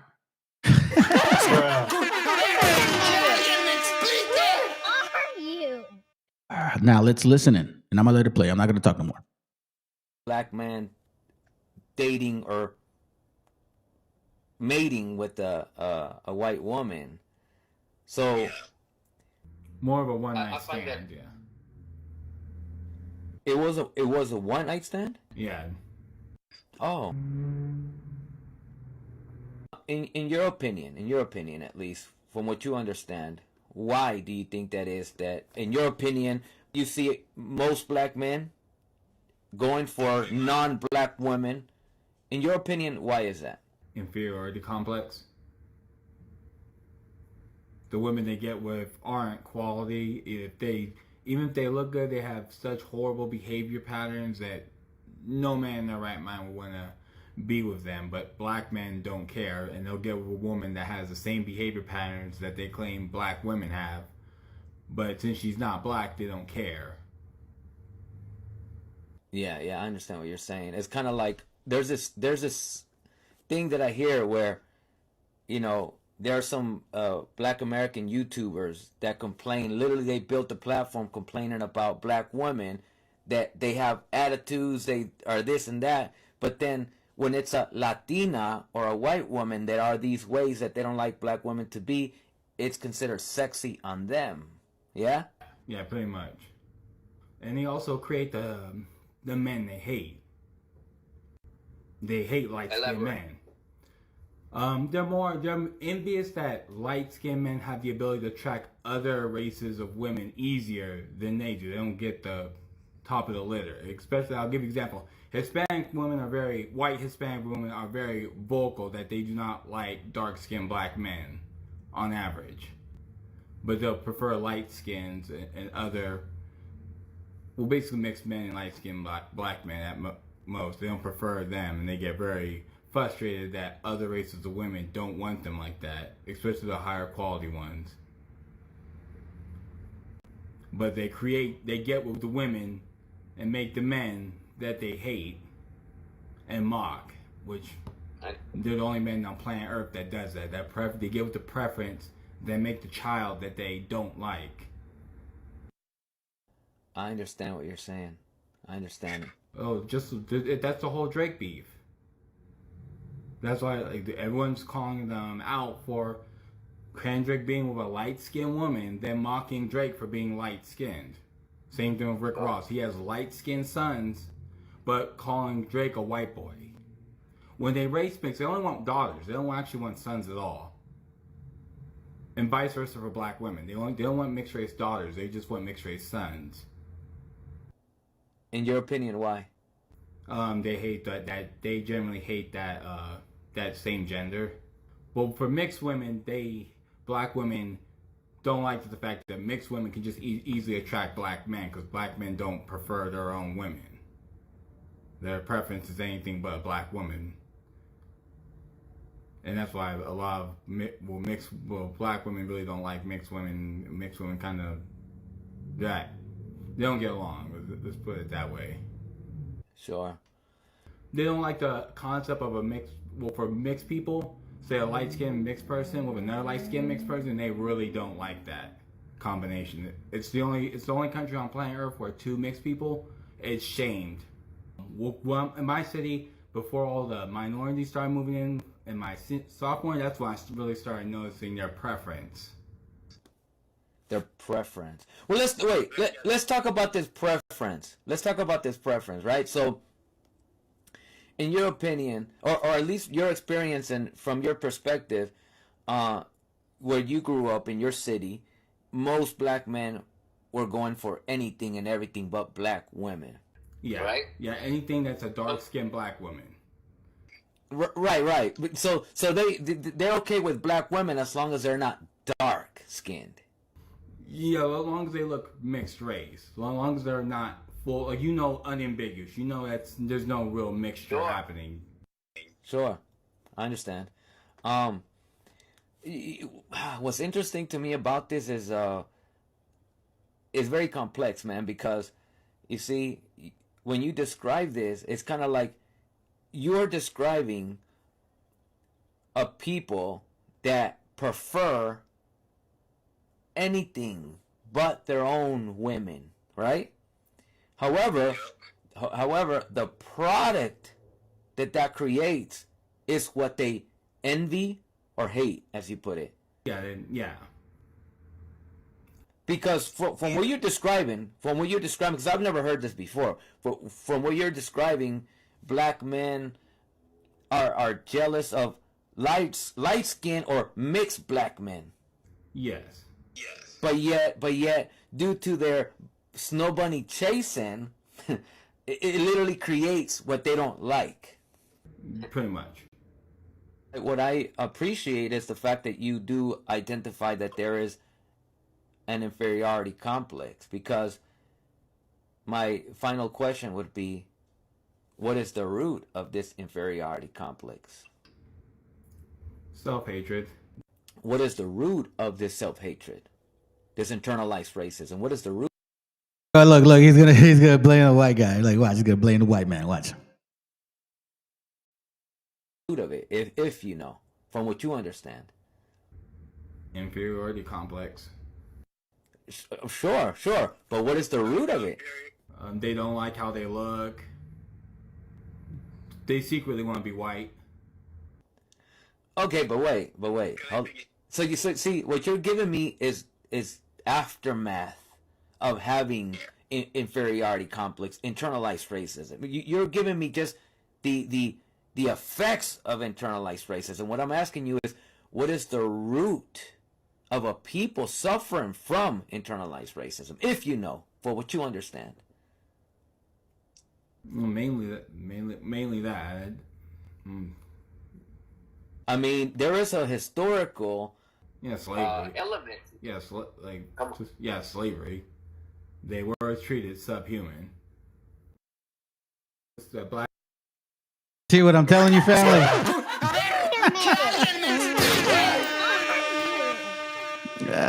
Shit, Stockholm syndrome for a fact now. This is fucking crazy, dog. Like, so what is the root of it? Let me lean you, like, it's the white man. Always, man. And just like the brother was saying, bro, when he was knocking on the white man, none of you guys had problems. As soon as he started sharing, like, whoa, wait, hold on a second. It's not just them. All of you guys had problems. Good to have you, Sizzler. Meshi, good evening, familia. Que alguien me explique. Hold on.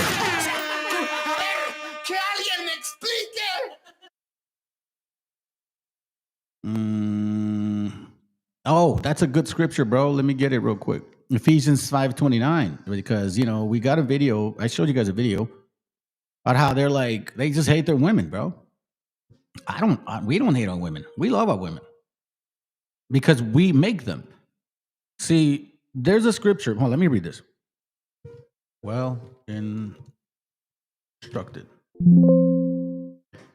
This is important here. Look, Sirach 26:14 or Ecclesiasticus, 26:14. A silent and loving woman is a gift of the Lord. There's nothing so much worth as a mind well instructed. Now, let me remind you, who instructs that mind? The parents. If you have a father, because without the father, there's absolutely no rules usually in a house of only women. You know that. That's no offense to you, sisters. I understand some of you guys are hardcore, but you need that presence. If the man ain't flaky.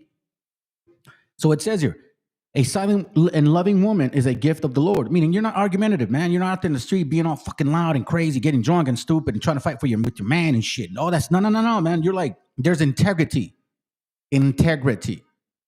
Like some of these women that got caught that have children, they weren't lying and screaming. They're like, I'm not going to let you get the best of me. That's integrity. And you raise your children, your daughters, towards that. So a silent and loving woman is a gift of the Lord. And there is nothing so much worth as a mind well instructed. So if you guys have issues with your women, then the problem is you, not your women. You're not instructing them properly. You're not being an example. You're not actually being a man or a husband. I don't know what the deal is. This goes for all nations, man, because let me tell you something. When I was younger, I was attracted to so-called African-American women. I was. My wife knew it too. You know what I'm saying? And I wasn't really into like white women. So I tried to kind of date a couple of, here and there. And I'm going to tell you this, man. There is something about me particularly. I would assume all my brethren think the same shit. But, there is something about courting, meaning getting to know each other, taking your time. You know what I'm saying? And what I found was that there was no such thing as courting. There was no such thing as courting. It was always in a rush, man. Like rush to get to that physical shit, man. And, I just moved in a different spirit. Don't get me wrong, but I still moved in a different spirit. So once again, let me remind you, this goes for you leaders of your household, okay? You claim to be certain people. If you got a problem with your women or your daughters, Sirach 26:14, a silent and loving woman is a gift of the Lord. First of all, she gives you that child because, a child is a child, man. He or she turns out to be a piece of shit based on the father or the mother, specifically of the father, and especially if you ain't there. And there is nothing so much worth as a mind well instructed. A mind well instructed. So let's go back here.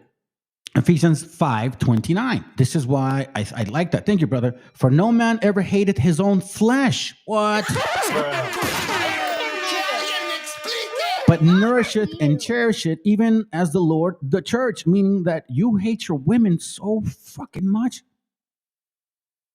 You hate your women so much that you basically, if you don't love your own flesh, you don't love yourself. And you can't blame that on other nations, because guess what? We went through slavery as well. We're going through the very same fucking thing. And do we go around and saying 90% of Latino women, 90% of indigenous women are going to get destroyed, but we still got these other women? Like, what the fuck are you talking about, man? Wait, hold on a second. So you're basically saying you're waiting for the kingdom of God to come because there's going to be women there? That's pretty stupid.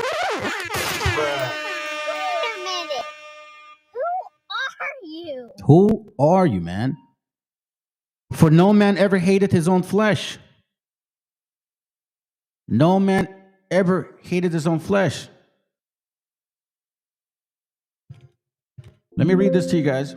Check this out. I want to share this with y'all. Sirach 26:23.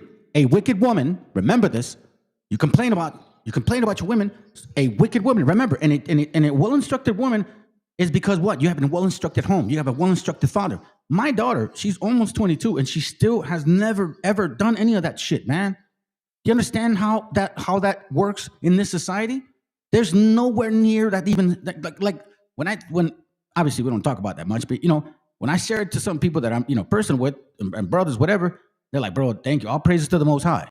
All praise to the Most High. You can, when these nowadays, a 22, 21-year-old woman is already hoeing around and shit, having like fucking body counts, like 1,000 or 2,000. I'll show you an example. Let me show you. This blew my mind. And this was a video from a long time ago, man. But I've never forgot how it was just like, it was weird, man. Check it out, family.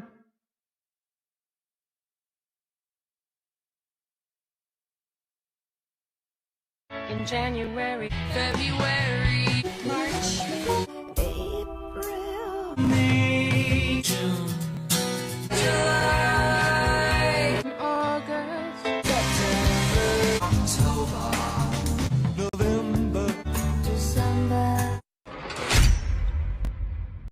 What's your body count?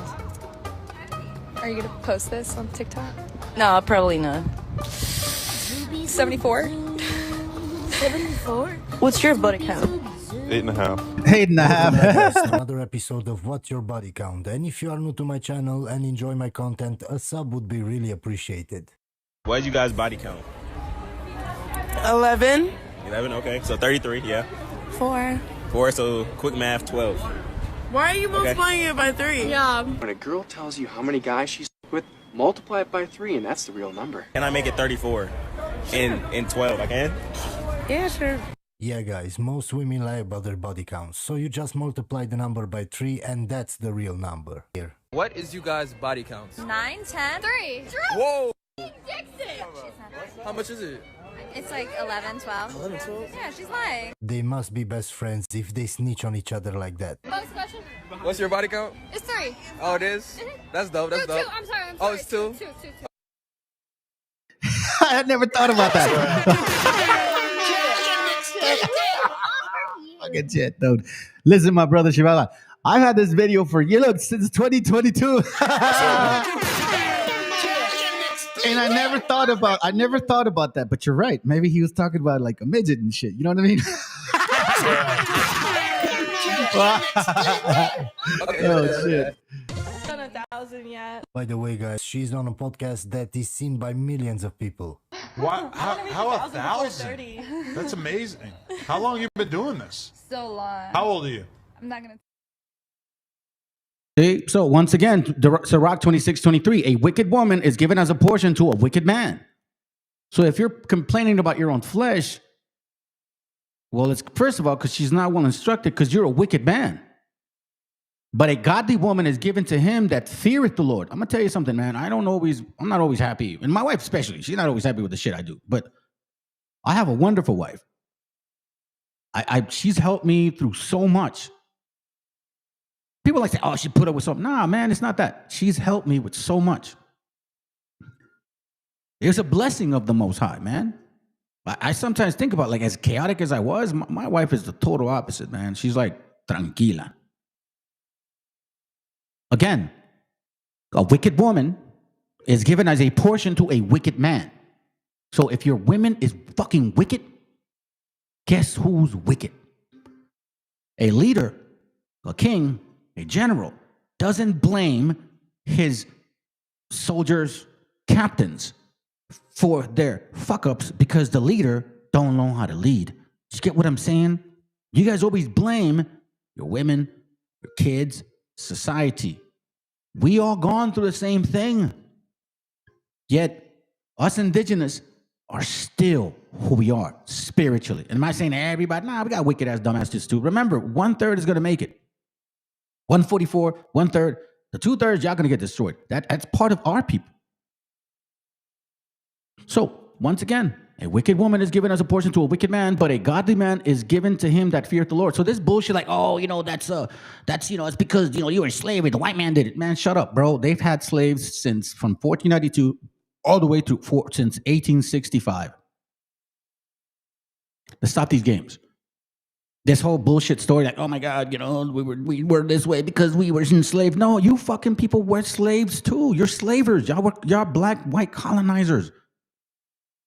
This is why you don't understand why your shit is wicked, because you're wicked. You're probably as wicked or more wicked than Edomites, bro. Because guess what? We knew Edom was lying, but damn, bro, when we found out that you was lying, bro, damn, it brought the whole fucking house down. Like, for real, bro? For real, yo. For real, yo. So now, let me go ahead and confirm with the video following up. I know we're going a few hours, but you guys are having some of you guys are celebrating the 7th-day rest today, so I have a video that I had done before, and I think we need to touch on it again.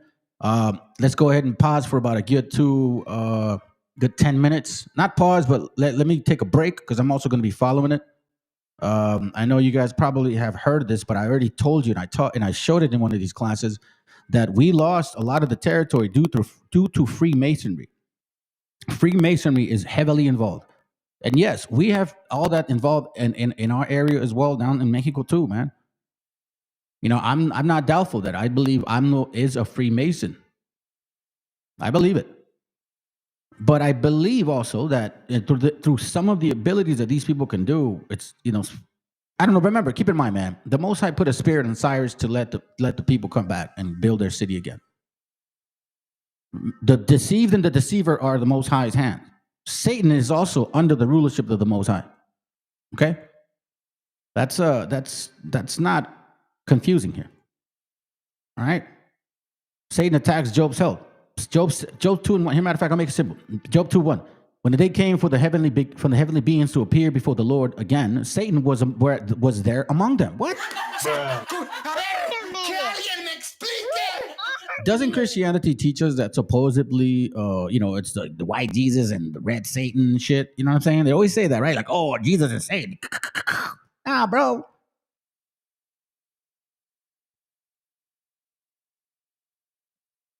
This here we see that the Shaitan, Sheol, whatever, is under the hands of the Creator.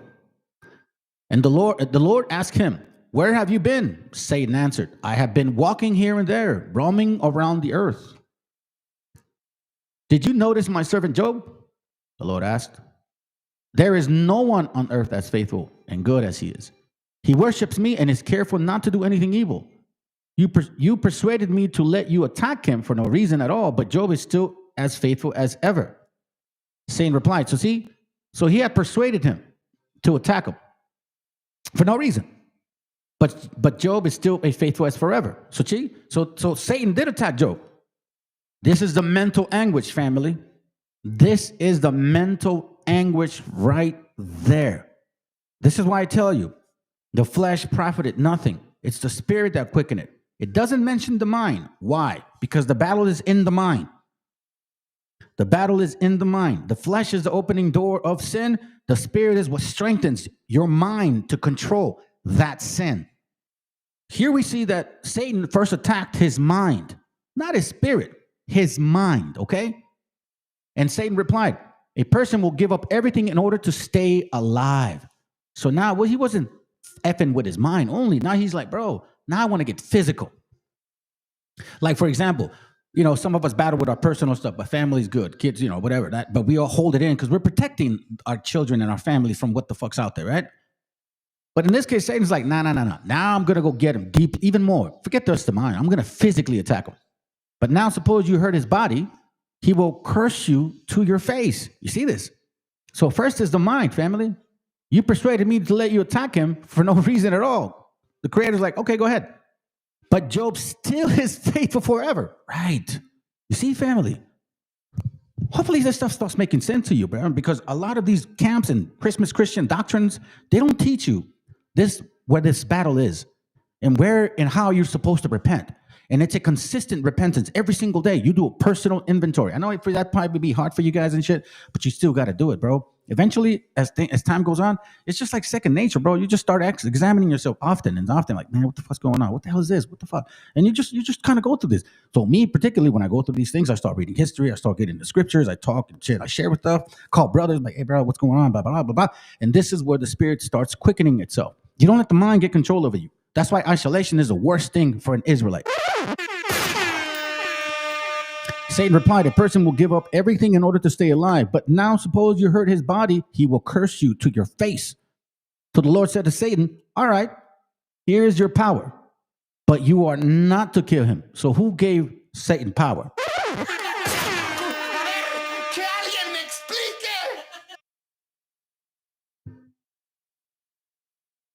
Who gave Satan power?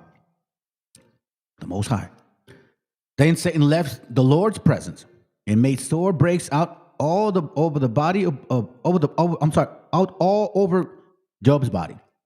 I would advise you guys to read chapter 1, 2, and 3. Job is, there's a lot of chapters, but the first 5 and 10 is pretty heavy, man. Read first chapter 1 and 2. I'll just tell you that. Then you can understand exactly that this Christmas Christian stupid doctrine is kaputs. Is buffoonery. Let me get that real quick. Because he did instruct us, but as I read over there in Jubilees, not to go do that, right? But you know who did not do that? Esau. Genesis 28:8. Esau then understood that his father Isaac did not approve of the Canaanite woman, so he went into Ishmael, the son of Abraham, and married his daughter, Mahalath, who was the sister of Nebaioth. Right? Then it says here, verse, 28:5? Wait, hold on a second. 28:8 and 5. Oh, let me go back. Verse 5. Then it says, Genesis 28:5. Isaac sent Jacob away to Mesopotamia, to Laban, who was the son of Bethuel, the Aramean. You see, the Aramaean, Aramaean, and the brother of Rebekah, the mother of Jacob and Esau. So he sold them to Mesopotamia, which is Padam Aram, the land of Aramea.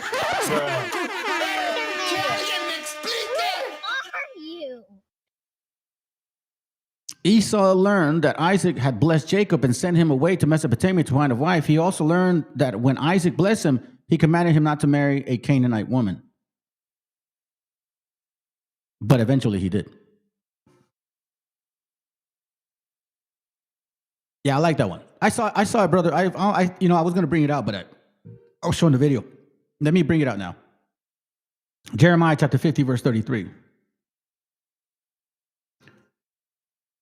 It says here, the Lord mighty says, the people of Israel and of Judah are oppressed, and who capture them are guarding them closely and will not let them go.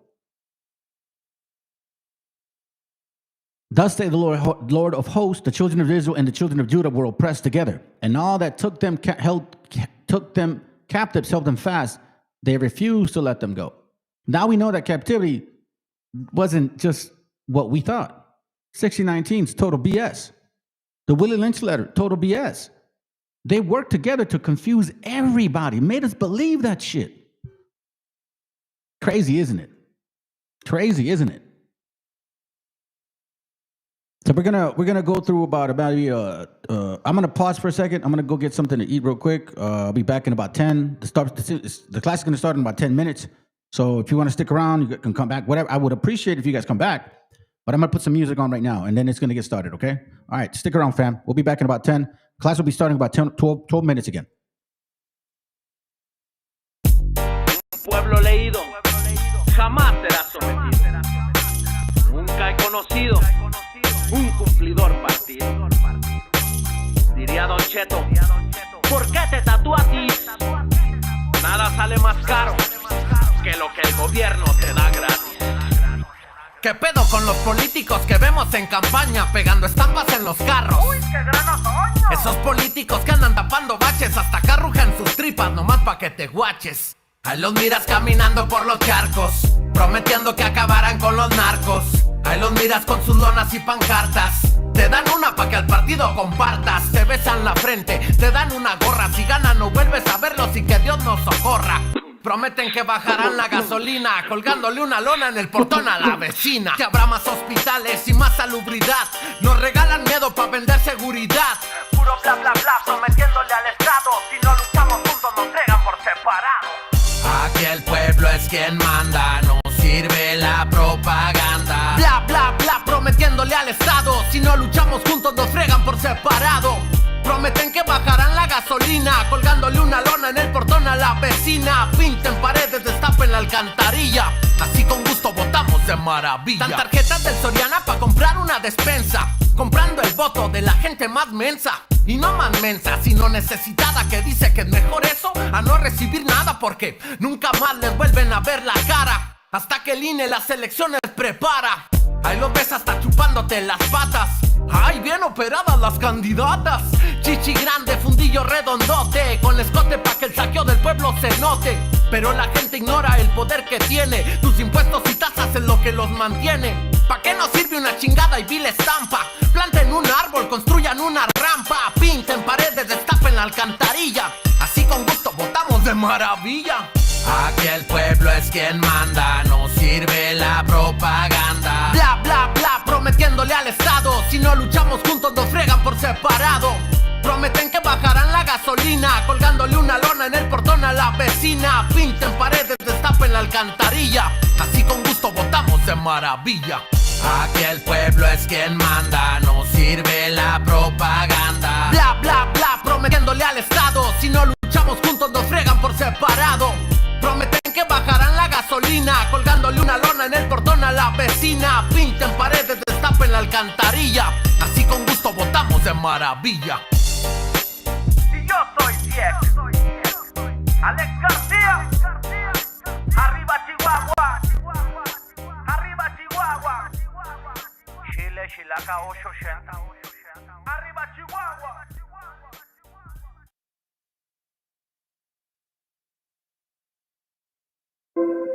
Copyright disclaimer. This content does not belong to Bible Chronicles or claim this intellectual property. The content provided today has and always will belong to the content owner. Bible Chronicles does not have any affiliation with the owner of this property. As mentioned, Bible Chronicles did not intend to make use of any material for the purpose of harvesting gain. However, Title 17 of United States copyright law states material and use can only be done when it's for theological or general educational purposes, and thus Bible Chronicles believes that this principal material falls under fair use, which honors protection under Section 107 of the same U.S. copyright law. Isaiah chapter 58 and verse 1. Cry aloud, spare not, lift up thy voice like a trumpet, and show my people their transgressions, and the house of Jacob their sins.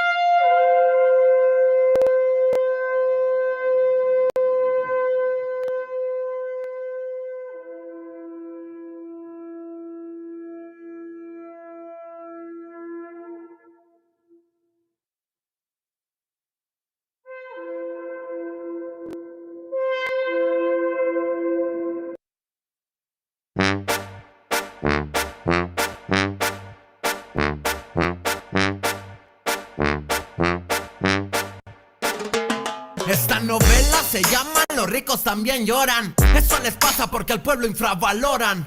Todo el pueblo, ya los ojos abrimos. Uno solo nos escucha, pero juntos aturdimos. El poder lo tienes tú, tu mente, tus manos. Es momento de unirnos todos como mexicanos. Y aunque el futuro es incierto y asusta, construyamos una patria más justa.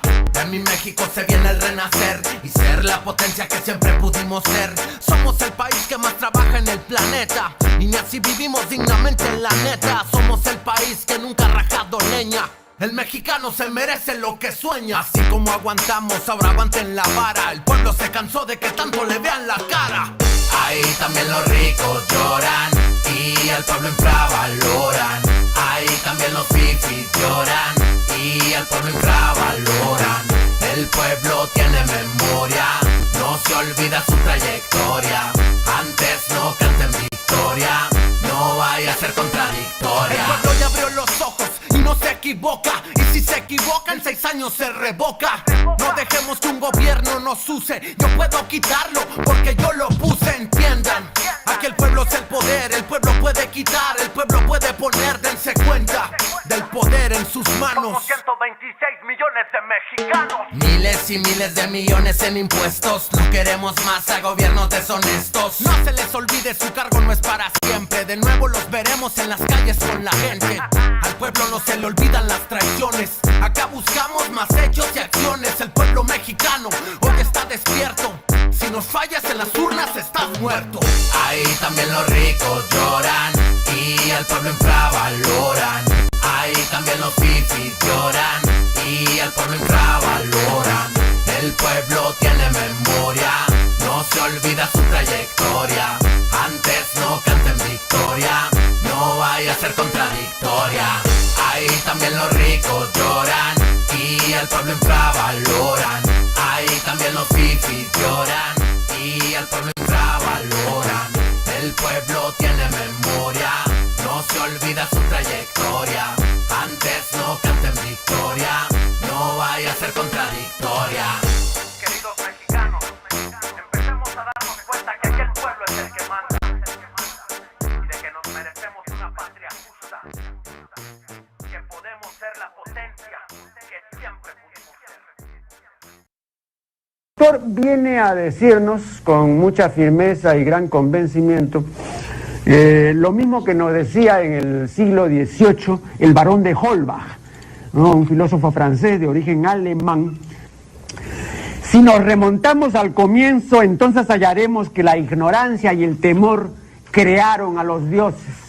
La fantasía, el entusiasmo o el engaño los adornaron o desfiguraron. La debilidad les rinde culto, la credulidad los conserva, la costumbre los respeta y la tiranía los apoya para que la ceguera de los hombres sirva a sus propios intereses.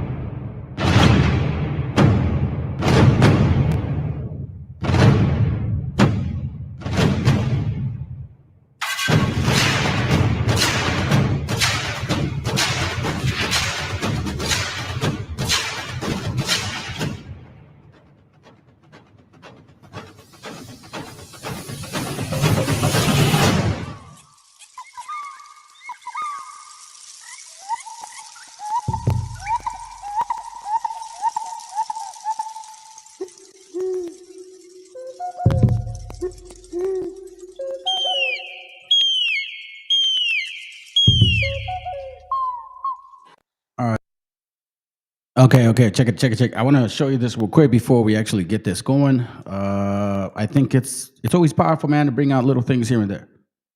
It's beautiful when you start hearing and learning about your own people, how deep our history is, and why they would work so hard to keep us away from learning. Because like I said before, family, it's only been recent. Only recently have we started learning how to read and write. Other nations had the privilege since they got here, since they were able to, establish those organizations, institutions, so to speak, right? They always had access to understanding, knowledge, whatever. When they came, we didn't. They got rid of all of that for us. They made sure that there was no way that estos indígenas are going to learn anything. These fuckers are too smart. That's what they say. So this is a book from, let's see, let me read it real quick, and then we'll start the video after. Just a couple pages, and then that's it. Origen de los indios del Nuevo Mundo e Indias Occidentales, okay? It's year, I don't know what year that is. You guys can look it up. But it's when technically the U and the V were very similar. The F and the S were also very similar. So it was a while ago. Let me see. Search.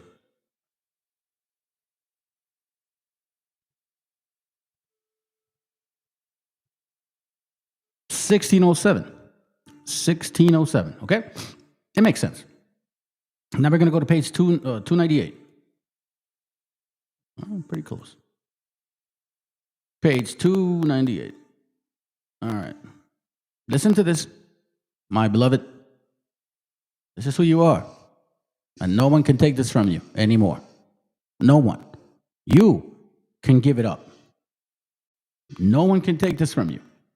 There's nobody in the entire world that has this much publication about who and what we connected to than us. So let me remind you, because we're gonna have to use it. Okay, I'm gonna go to PSA 2. Gosh darn it. Okay, and I'm gonna leave it there. Now let's read. It's in Spanish. You know this channel is bilingüe, cabrones. You guys better start learning how to understand this. Just kidding. It says, en la nueva España, and forgive me, in some cases I'm gonna have to slow down and pause, okay? So again, my first language was Spanish, but I came here when I was around 7, 8. And obviously all I ever did was just learn how to read English.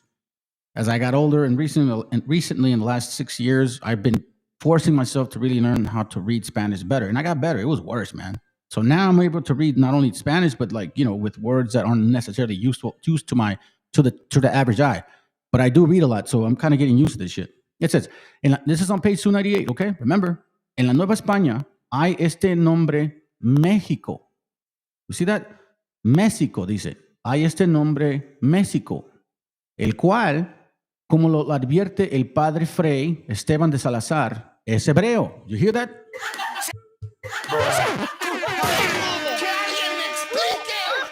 Hold on a second. ¡Viva México, cabrones! Let me do that again. ¡Viva México, cabrones!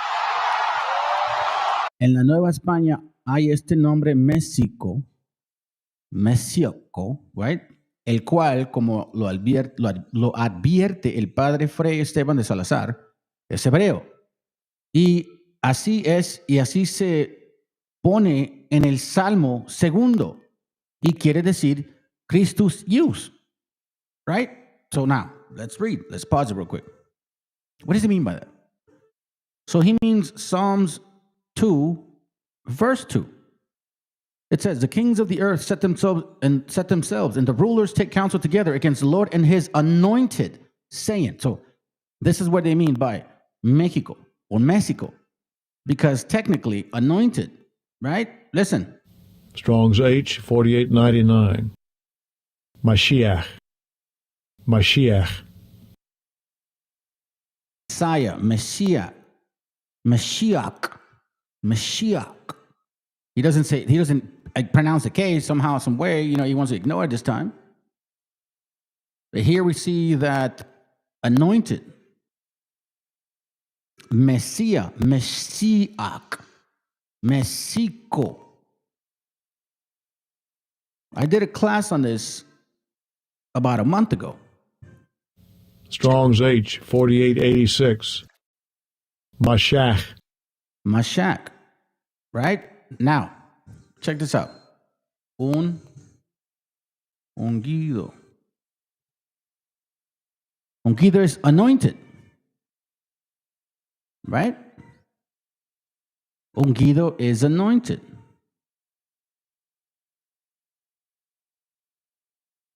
Now, if we go to, let me see if I can find it. Give me a second real quick. If we go to, let me see. Let me use, give me a second. I put it on my notes. Let me go back real quick. Deja buscarlo, güey. Okay, ungido, right? We're going to use this link here in Spanish.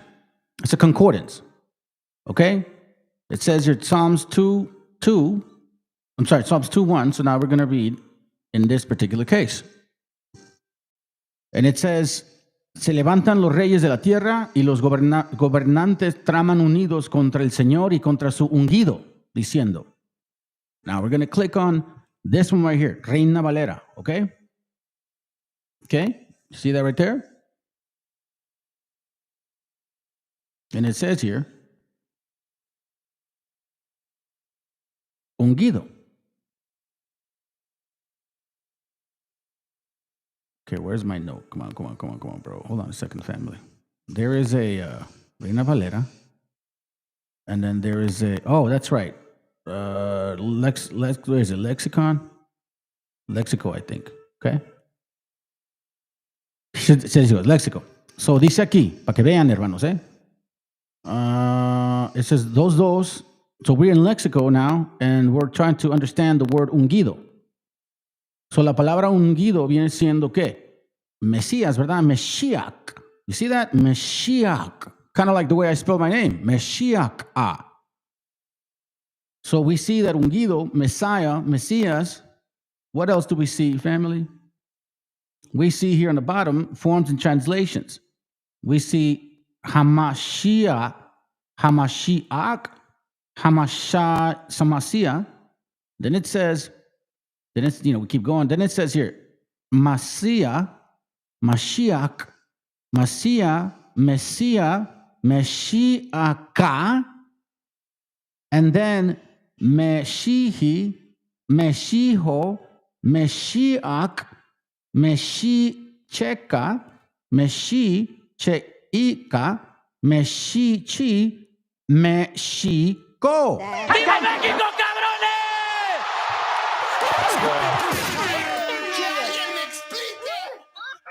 So let's continue. So this, again, we're left here. Acá en el Salmo, nombre que dice que dudan o dicen que I don't know what that word is. I don't know how you daban, nombre que daban los hebreos a los reyes y sacerdotes y a el Cristo, nuestro Señor. So he says that these were only given to kings, sacerdotes. Are you kidding me? Kings and priests. He was only given to kings and priests. Why do you think these camps want to put you guys as donkeys on the bottom? Like y'all stupid. Then it says, let's see, que ellos esperaban un día de venir a redimirlos. Pero no se reparó o repare en eso, que bien pudieron acomodar este nombre a una ciudad, porque es el caudillo que traen los pobladores de México. Se llamaba Messi, o como otros escribían, Meshi. Y desde este se derribó después el nombre de aquella ciudad y el de su nación. Dice, como vemos que hay muchas ciudades y provincias y naciones que tienen el nombre de quien los pobló o fue su principio o origen. Nótele el nombre Messi, que es realmente hebreo, y cuadra maravilla cementa al caudillo cabeza y capitán de los mexicanos. Dice, por esta mis informaciones, por esta misma razón, podemos decir que este nombre Joktan, remember, Joktan is a family of Shem, es el que ahora tiene cierta pronuncia en Nueva España, meaning que es Yucatán. Porque aquel fue el nombre de un hijo de Eber, meaning Hebrew. Remember Hebrew? The son of Eber was Joktan. Y quien habemos dicho con autoridad del tostado que se concedió, I think, que se conservó la lengua hebrea.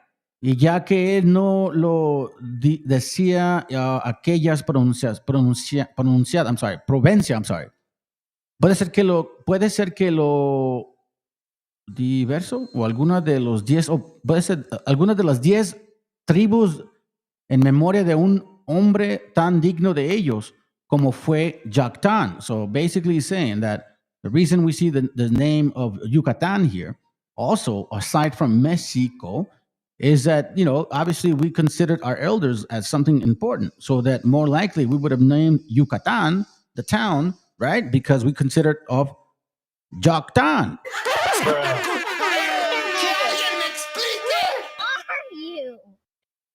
Entonces, también podemos decirles lo mismo de este nombre hebreo Salú, el cual refiere a la Sagrada Escritura que fue nombre del padre de Sambría israelita, capitán y de su linaje de Aarón, el cual nombre Salú tiene un pueblo de Perú. ¡Boom!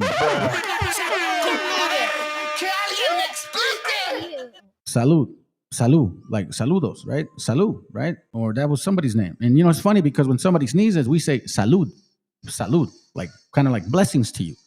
It's crazy, isn't it? Then it says here, el cual refiere a la Sagrada Escritura que se fue nombre del padre de Sambrí, israelita, capitán, y del linaje de Aarón, el cual nombre Salud tiene un pueblo del Perú.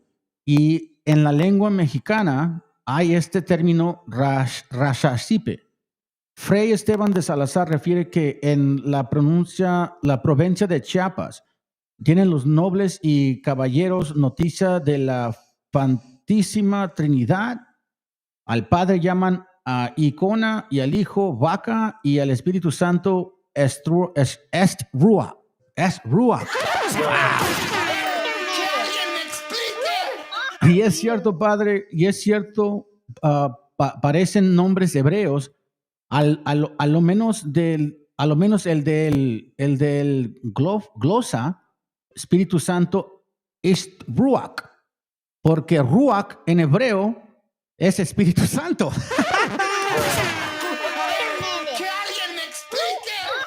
Este nombre, conviene todos los de toros, doctores, doctores, ¿se me dice? En que se, siriaco, hold on a second. Este nombre, conviene todos los doctores en que es noble siriaco, meaning like from Syria, el cual sigue la glosa ordinaria y Nicola de Lina. Es nombre de un demonio, se me hace, y es mismo nombre del padre de Pedro Mártir.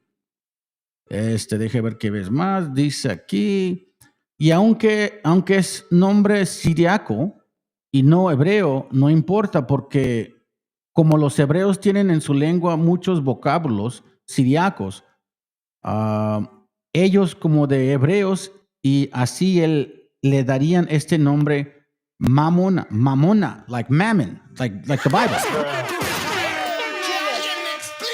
So the devil we would call Mamona, right? So let me tell you something, in case you guys don't know, like when we're over here speaking Spanish and you're kind of being like a bullshitter, we're like, no seas mamón, güey, no seas mamón. Yeah, I see that a bunch of people left. It's all good, man. I don't give a shit. You guys ain't patient enough for me. It doesn't matter. As long as you guys heard the message of the brother that was here earlier with his videos, that's what matters to me. Because quite frankly, I know that I got a lot of people that watch this channel, and there's a bunch of haters right there.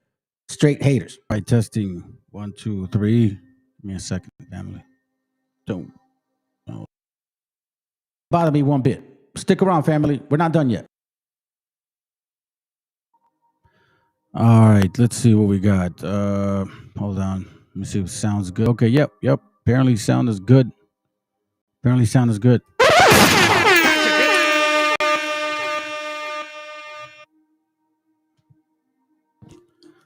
All right, so let me check in real quick.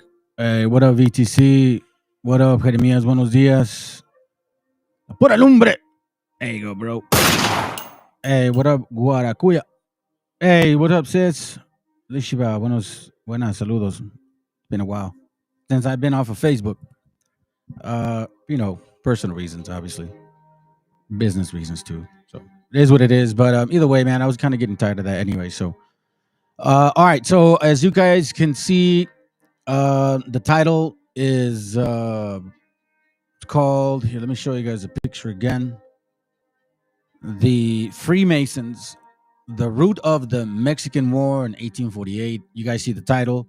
The root of the Indigenous / Anglo / Spaniard War of 1848. Because it's really something like that.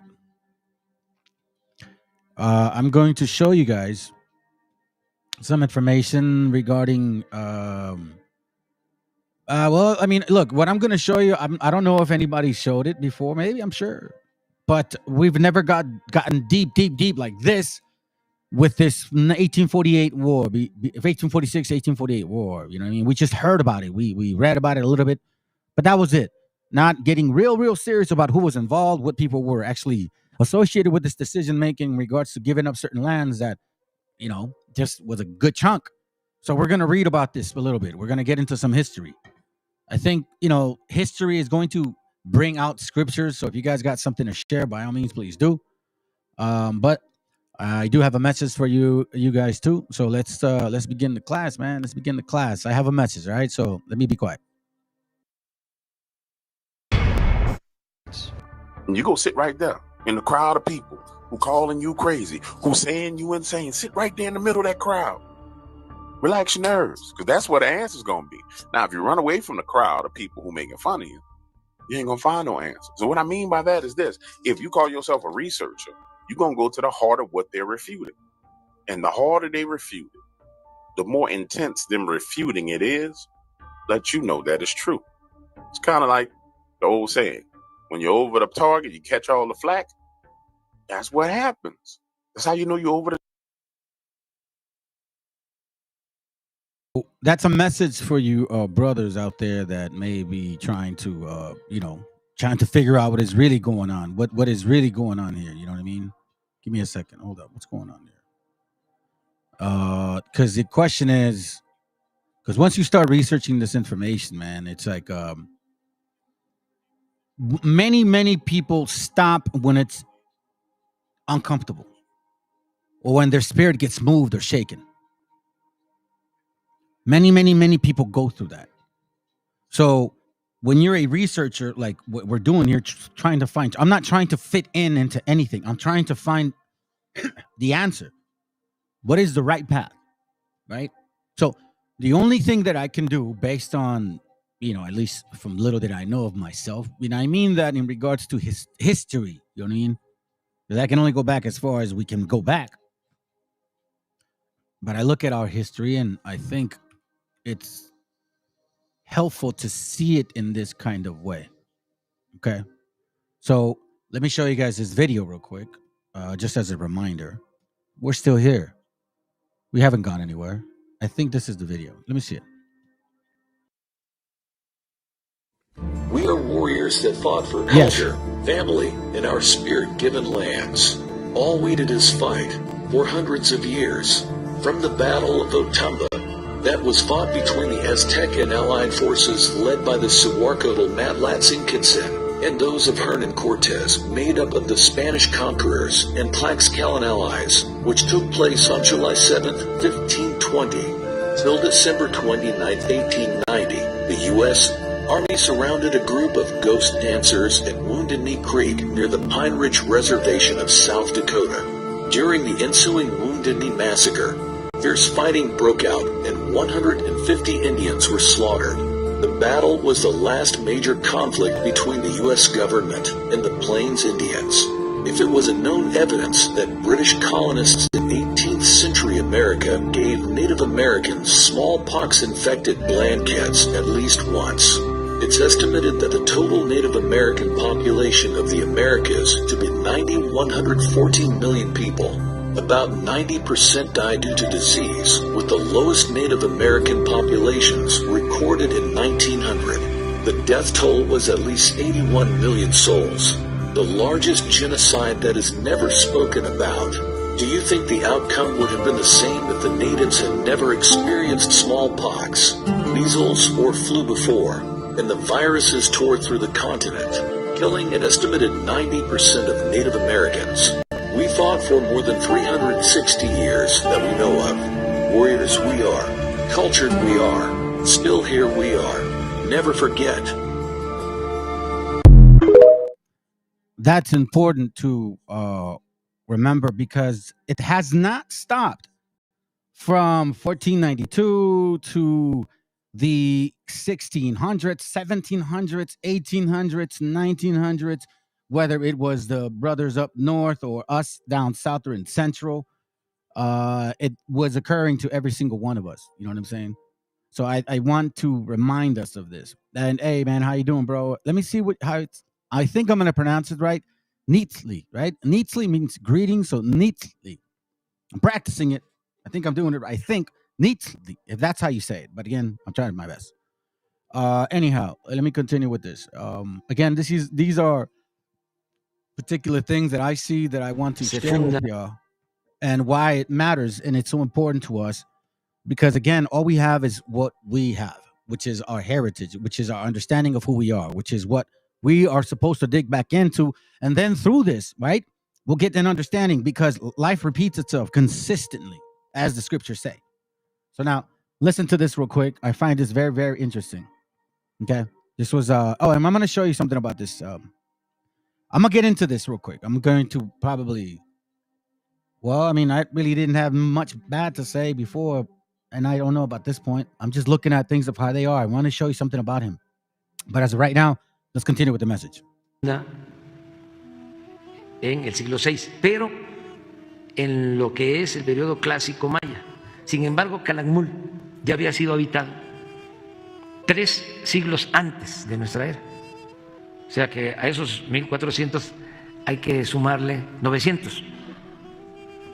Estaríamos hablando de 2.300 años de la existencia de Calakmul. ¿Por qué no pones la pintura de 300 años antes? I'm not sure why he's doing that. De Cristo, de Calakmul, que son 2.300 años. Esto es de hace 2.300 años. Pon la mujer del vestido transparente. Mires, la belleza, el arte. 2.300 años. So for a lot of you that are confused in regards to color, we were not dark, we were not light.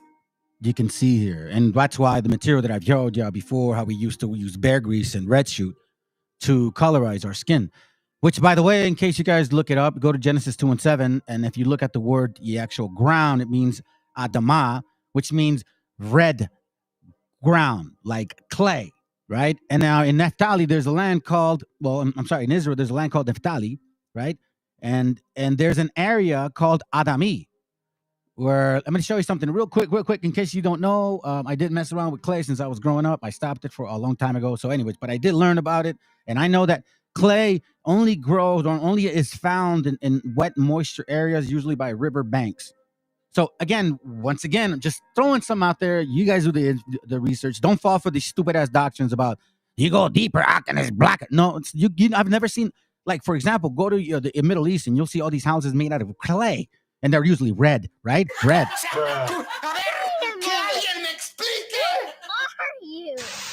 Gotcha, bitch. Not black, because then that would look like shit. Let's continue. Regresando. Los europeos que nos traen la civilización, que nos civilizaron, según la historia oficial y occidental y colonizante, 500 años. Y esto 2.300 años lleva. Esto es un templo que cubrieron con las nuevas, entre comillas, pirámides, donde estuviste, que son del siglo VI, de nuestra era, está abajo. Yo entré, y hay mascarones con estuco y estos murales. Esto es una joya, esto no lo tienen en otra parte. Esto es un arte, miren, todo esto. Eso es lo que está. Lo cubrieron, lo cuidaron, lo protegieron. Esto pasa también en Teotihuacán, como se le quiera. Yeah, as a matter of fact, I'll show you real quick so you'll understand what I'm talking about. I'm not trying to like change the topic here, but I think it's important that you brothers and sisters understand what this means. This is extremely important. These things matter, okay? These things do really matter. This is from, hold on a second. If I see if I can get it quickly. If not, it's it right here. I think it's right here. Oh, come on, bro. Don't make it difficult.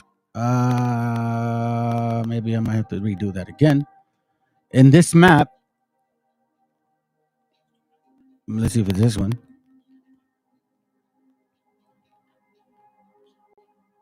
This one.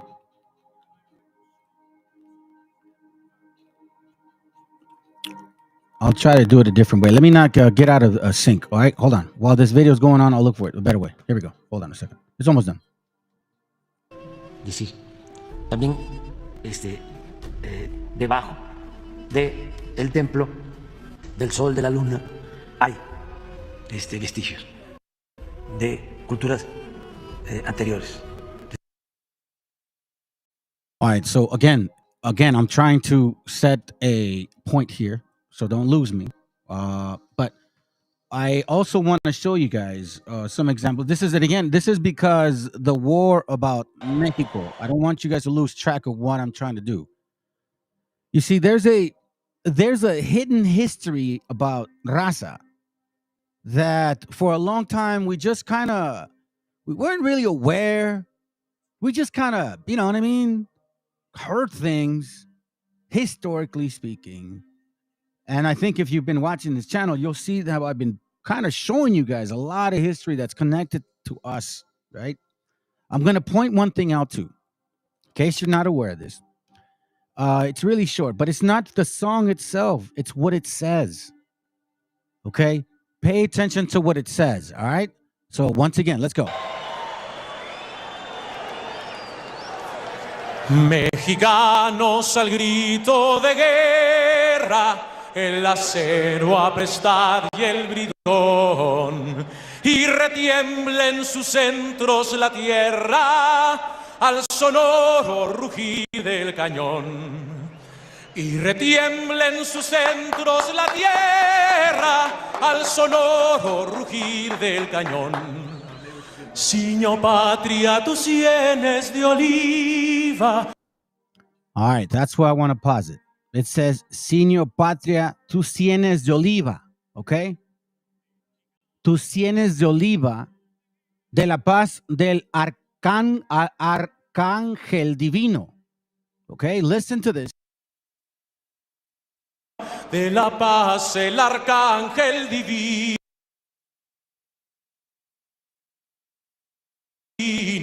que en el cielo tu eterno destino por el dedo de Dios. About the delay, it really sucks, and I don't know, maybe it's just the way, you know, the wicked ass spirits are working right now. But it says que en el cielo tu eterno destino por el dedo de Dios te escribió. So a lot of us hear this like, oh, we're proud of it, but you're not listening to what it's saying. It says sienes de olivas. Listen to it one more time and we'll move on. Arcángel divino, que en el cielo tu eterno destino por el dedo de Dios se escribió, mas si osare un all right, so extraño enemigo. Listen with me right now. I don't give a damn. You're not going to make me upset. My point is, why are we getting information like that? Why is that being said? You know what I mean? In the outskirts of reality, where we've seen the destruction of our gente. I mean, quite frankly, it's not like a lot of people have reasons to be proud of this history, so-called, right, that we have. But you want to know something? What the most beautiful thing is about life is the fact that when you get it, you get it, and when you don't, you don't. This is from a book called Oppression, Privilege, and Resistance. And it's on page 89. I want to show you guys the parallels between Chicano experience in the U.S. and the colonization of other third world. People are too similar to dismiss. Now, I put these notes in here because there are some similarities. Obviously, some of them didn't really apply. I was thinking something else at the time, but let's read. Page 89, it says, the land of one people is invaded by people from another country who later uses military force to gain and maintain control. We know that from Deuteronomy 28, 49, and 50, it talks about another nation from afar, from the end of the earth, as swift as the eagle fly, the nation whose tongue y'all shall not understand, a nation with fierce countenance who shall disregard the person of old or show no favor to the young. I'm not reading that. I memorize it. Anyways, that's not the point. Number 2, the original inhabitants become subjects of the conqueror involuntarily. Now, if you read the verse before here, let me just, for the sake of understanding here, I'll show you. Deuteronomy 28, and we know here 48 talks like this. It says here, it says, therefore thou shalt serve your enemies, which Yahweh shall send against you, in hunger and in thirst and in nakedness and in want of all things. And he shall put a yoke of iron upon thy neck until he have destroyed thee. That's the enemy. It says here, the original inhabitants become subjects of the conquerors involuntarily, not necessarily. But verse 43 and 44, in a way, talks like that. Verse 43, the stranger that is within thee shall get above thee very high, and thou shalt come down very low. He shall lend to you, and you shall not lend to him. He shall be the head, and you shall be the tail. We know from Mexico, from what we know of, if you are familiar, que somos el trasero de Estados Unidos. Those are facts. Number 3, the conquered have an alien culture governed imposed upon them. Woo, man, isn't that the truth? Lamentations 5:2, right? I'm sorry, Lamentations, not Jeremiah. 5:2, it says, our inheritance is turned to strangers, our houses to aliens. The conquered have an alien culture and govern imposed upon them. So since they're an alien culture, now they're calling you illegals. And I'm going to show you how deep this goes. I'm going to tell you something, man. It's going to hurt some of y'all, but it is what it is, because you either trying to find the right answer or the truth, or you're just trying to fit in. And, don't get in where you fit in, man. Find the truth. Number 4, the conquered become the victim. Here, let me go on this side here. The conquered become the victim of racism. I'm sorry, the victims of racism and cultural genocide, and are regulated to be submerged to a status. Now, this is true, because if you go back to the curses, because again, we don't just base it on curses, family. I showed you we base it off everything here. Deuteronomy chapter 20 and 28, not 22. You could, but it's on 20. Yahoo shall send upon you curses. People. You ever somebody cursed at you? You damn. All you guys are this. All you are, I don't know, murderers, drug dealers, rapists, and some of you may be good people. Vexation, because through this cursing, you're going to be upset, and that causes more reasons for other people to cause names to you and say, you see, they're savages. Look how mad they are. And rebuke, because even when you do complain, what happens?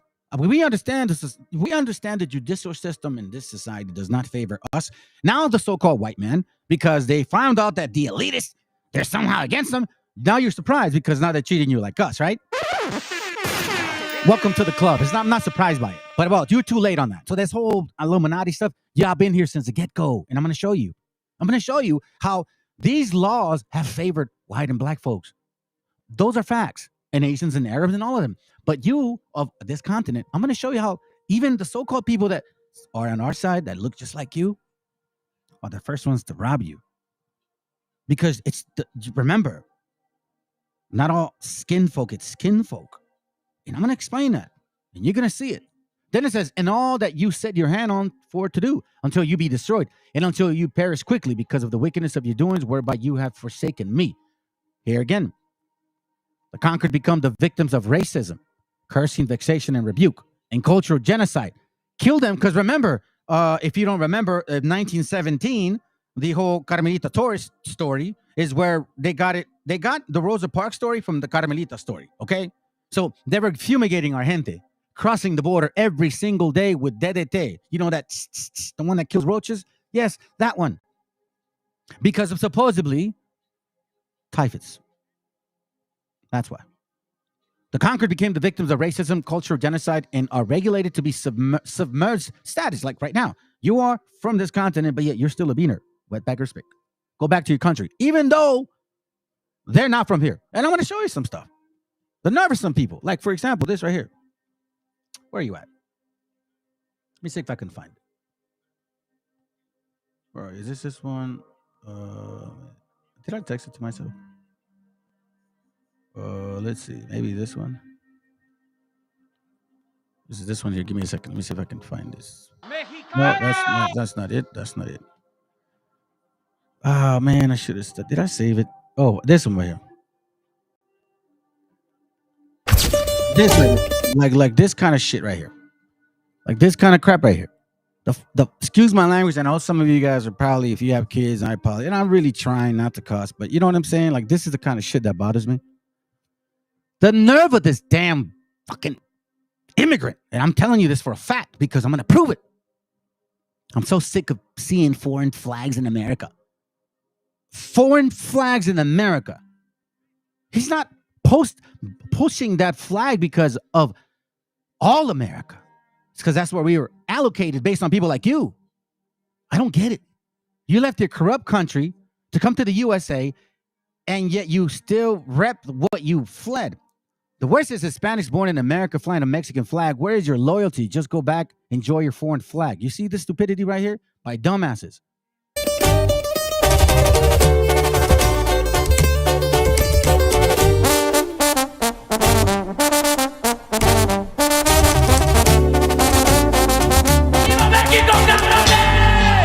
Me humillaron sin saber saber quién soy. Juzgan a la gente por el billete que ganó. No se dan cuenta que para hacerlo hay que ser más cabrón. So we got a brother from down south. He went and rep because he's in that weight. He's like, man, shut your punk ass up.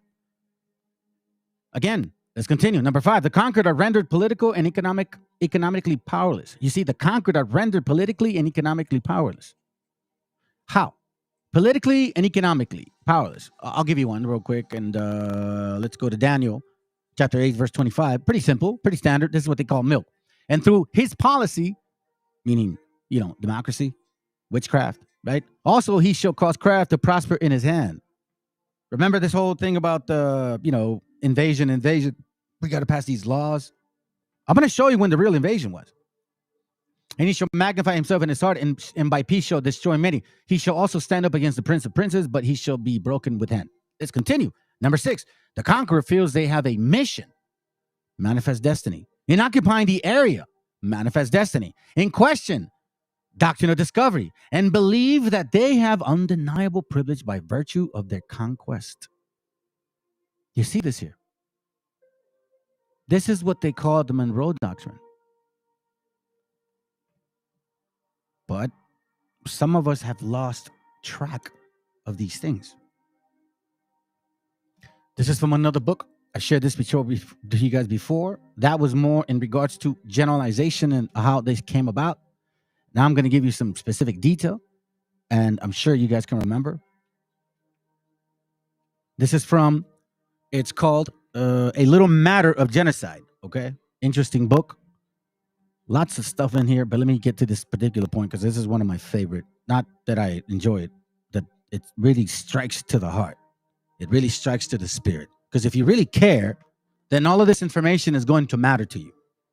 And you're going to show your children this information because no one else is going, I'm not saying this channel. What I mean is when I present it to you and you understand what it means, no one else is going to share this to your children but you. That's what I mean. It's our job to educate our family. That's the way it works. Okay? So let me begin. During the 4th century, spanning the time between 1492, when Christopher Columbus, Colomandio, first set foot on the New World of the Caribbean beach, and 1892. So we're talking about 400 years. When the U.S. Census Bureau concluded that there were fewer than 250,000 indigenous people surviving within the country's claimed boundaries, a hemispheric population estimated to have been as great as 125 million was reduced by something over 90%. Now, think of this, okay? The people had died in their millions of being hacked apart with axes and swords, burned alive, and trampled under horses, hunted as game and fed to dogs like the dogs of conquest.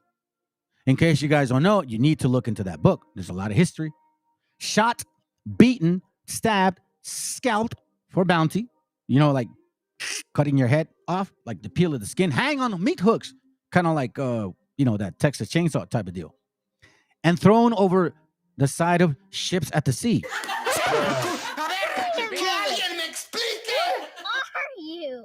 Yes, my brothers, you were the first ones that were thrown over ships. You know that movie Amistad? Just get rid of that black person and put yourself in there. And that's what happened to you too. I don't want to say too, but I'll give you just for that, for the sake of, don't want to go that route. It happened to you first. Now, I want to remind you that in this channel, we don't segregate. No, we do favor. You know damn well that we were having black and white conquistadors on this side of the town. So the one people that were getting axed, okay, that was us. The one people that were axing us were black and white folks and Arabs as well. Do not let that pass your mind, because a lot of times we've been educated to thinking there was only one particular type of nation. Now, am I saying every single white person did it and every single white black person did it and every single Arab did it? No, I'm not saying that. But we understand history, and history does not lie. So let's continue. It says here, shot, beaten, stabbed, scalped for bounty, hung on meat hooks, and thrown over the side of ships at the sea, worked to death as slave laborers, intentionally starved, and frozen to death during a multitude of forced marches and internments. Now, remember the Trail of Tears? Remember the having to migrate this way? You know how brothers and sisters are trying to migrate? Because of what? Forced marches, forced migrations, and an unknown number of instances deliberately infected with epidemic diseases. Now, if you watch this channel, you understand who brought smallpox. If anybody remembers, you can please post it. We all know who brought smallpox here. Some people get offended because I say that. I'm not in the game of offending, nor am I in the game of being offended. Which means I'm not interested in making your feelings hurt because, I have this particular interest. No, not at all. Not at all. This is from a book called The Lutheran, okay? The Lutheran Newsletter, written in 1900 in September. Now, why is this important that I'm showing you? Because I want to show you something here real quick. You see, when people know who you are, they're going to do everything in their power to not let you know. And they're going to do everything in their power that they have to make sure that you never know. So it's your job to find out. No one's going to bring you this food. You have to find it yourself. Now, some of us are a little bit more ahead. It doesn't make you any better, nor does it make me any better. I'm looking for the date of September 1st, 1900. Give me a second. I believe it's September 1st, 1900. No wonder I passed it. Way ahead. I was in October. Give me a second. This is, okay, I think this is right here. September 7th or 1st. The power, let me see. There's a point I'm trying to make. Just bear with me, family. In case you don't know, since these people have been here, they've never allowed us to have a Bible. You have to ask yourself why. Why are these people doing everything in their power not to let you have a Bible? So it says here, remember, dated September 7th, 1900. Okay, it's a pretty old book. Page 55 on the Lutheran Newsletter. It says on the bottom, here on this side, on the left side, okay? It says, let me see if I could even make it bigger. I think I can. Perfect. It says here, Dr. Francis S. Borton relates the following about the first Bible printed in Mexico in the Christian Advocate. The printing press came to Mexico in 1539. For in that year, there was printed in Mexico in Spanish a brief compendium of the Christian doctrine, which is what falls under this right here. Okay? I had it already set. This is from the Mysteries of the Mexican Pyramids. So for you dumbasses that try to call yourselves wabos and then use this book, you don't read thoroughly. You obviously don't. Read page 16. As the land was stolen from the natives, great famine ensued, yet heavy taxes were laid on Indians. Those who failed to pay were tortured to death. Indians who refused to join the Catholic Church were horsewhipped, had their heads shaved, and were forbidden to hold office or title in their villages. For failing to attend Mass or for practicing any other old rites, an Indian could receive 100 lashes. According to the Spaniards, an Indian was supposed to only the Our Father, Ave Maria, Credo, and the Ten Commandments. Reading and writing was considered as dangerous as the devil. Now, we know that this is the Christian compendium, okay? And it was implemented by who? None other than Zumarraga, the Jesuit bishop. So let me read it. A brief compendium. Here it goes right here. I'm going to be right there, okay? So I'll give from the top. The first Bible printed in Mexico, the printing press came to Mexico in 1539. For in that year, there was printed in Mexico in Spanish a brief compendium of the Christian doctrine under the espouse of famous Bishop Fray Juan de Zumarraga, which is the same one that gave you the Virgin Mary. Yes, I'm sure you're going to be confused. If you follow this channel, you will understand the classes I've done. Let me continue. That was just 81 years before the Mayflower brought the first pilgrims to Plymouth Bay. From 1539 to 1810, when the immortal Hidalgo raised the cry of Mexican independence. Remember that year, 1810. Do not forget that year. That's a very important time, family. 1539 and 1810, all of a sudden, well, what happened and why all of a sudden change it? Why now allow certain things to be printed? So let me continue. When the immortal Hidalgo raised the cry of Mexican independence, or during the 271 years of Spanish rule, or misrule Mexico, Spain not only did not give Mexico a Bible, but sternly prohibited the publication of any part of the sacred scriptures in the language of the Mexican people. That prohibition is still in force with regards to the printing of the printing of the Bible. Dude, I told you not to do that. With the printing of the Bible in any one of the 52 different languages and dialects spoken in Mexico today. Check this out. Then it says the first edition of the Bible in Mexico was printed in Latin and in Spanish in Mexico City in 1831 through 1833.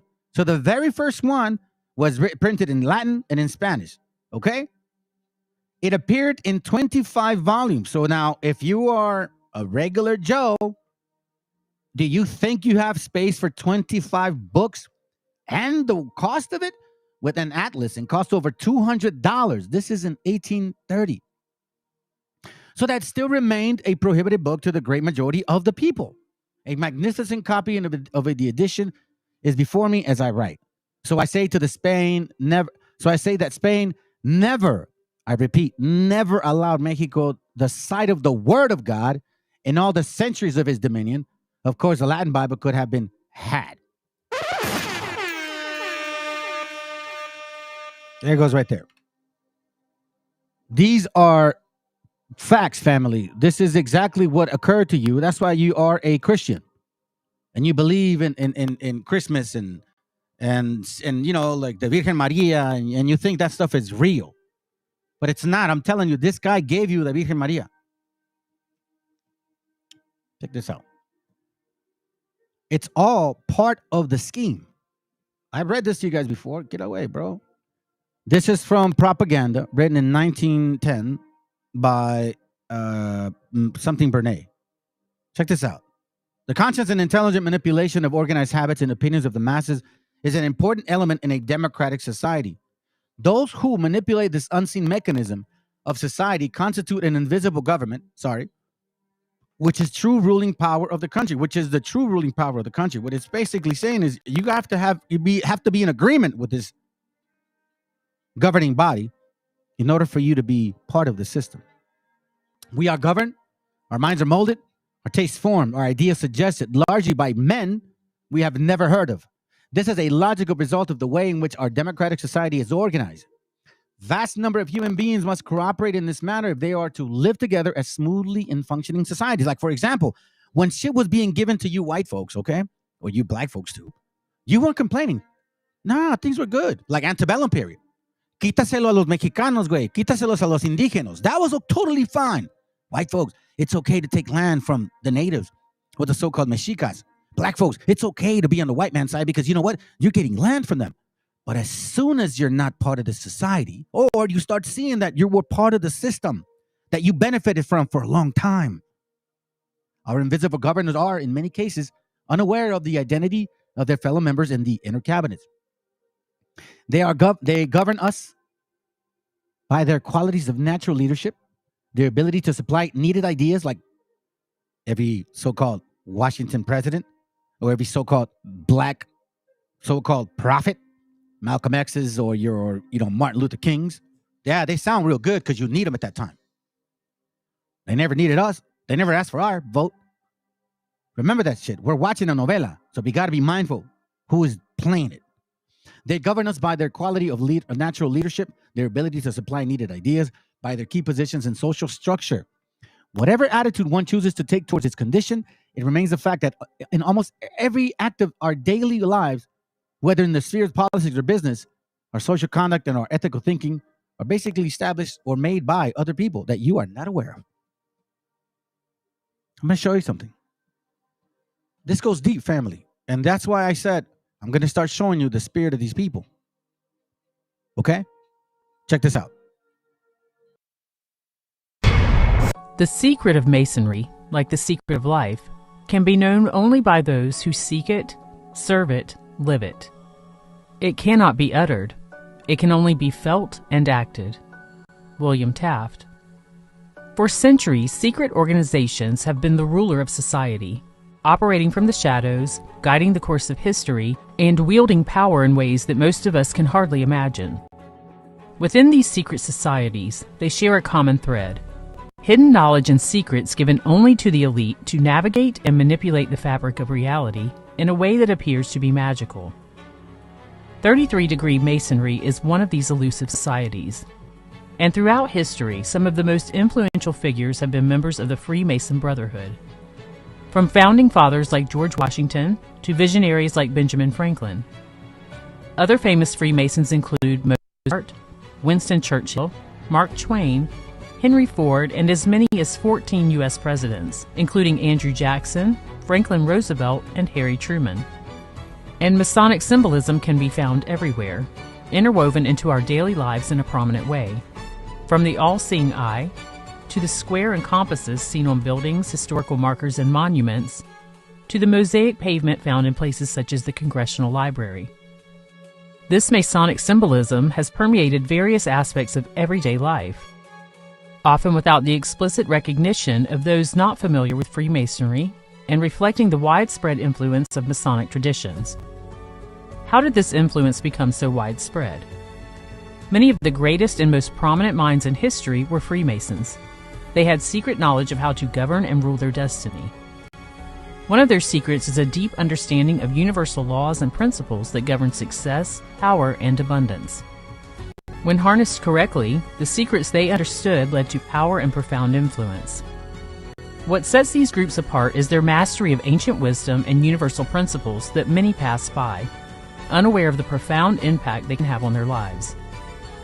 These secrets, which revolve around the laws of the universe itself, are the keys to unlocking potential, achieving greatness, and even altering the course of history.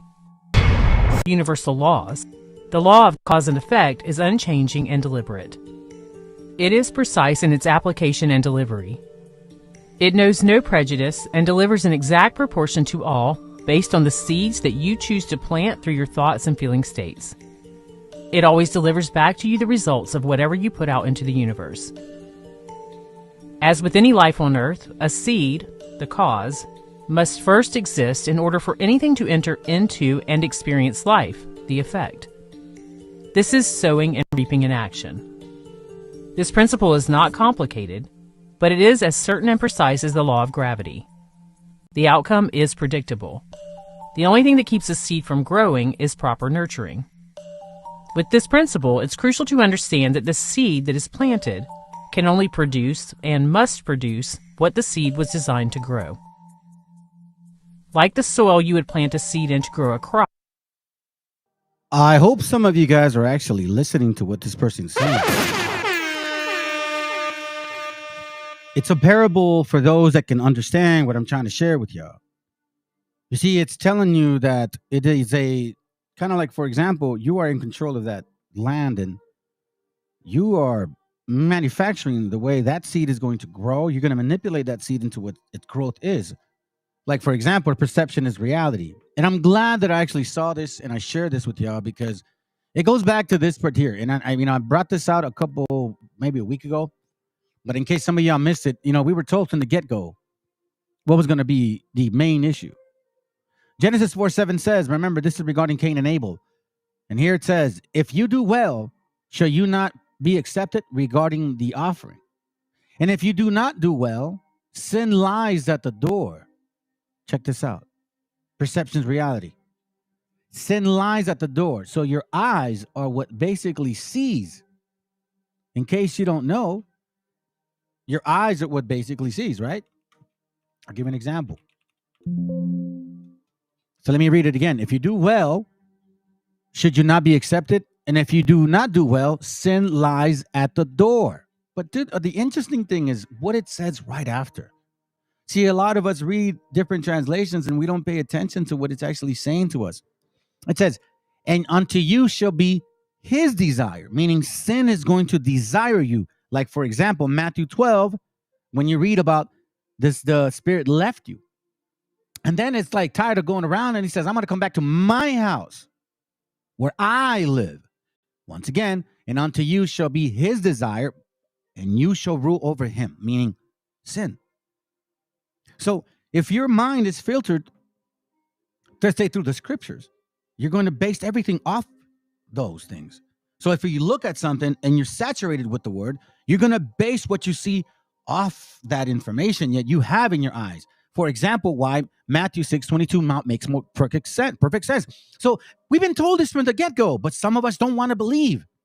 No, we're stuck in our old ways because we think we know when you don't even read or study, unfortunately. Matthew 6:22, the light of the body is the eye. You see that?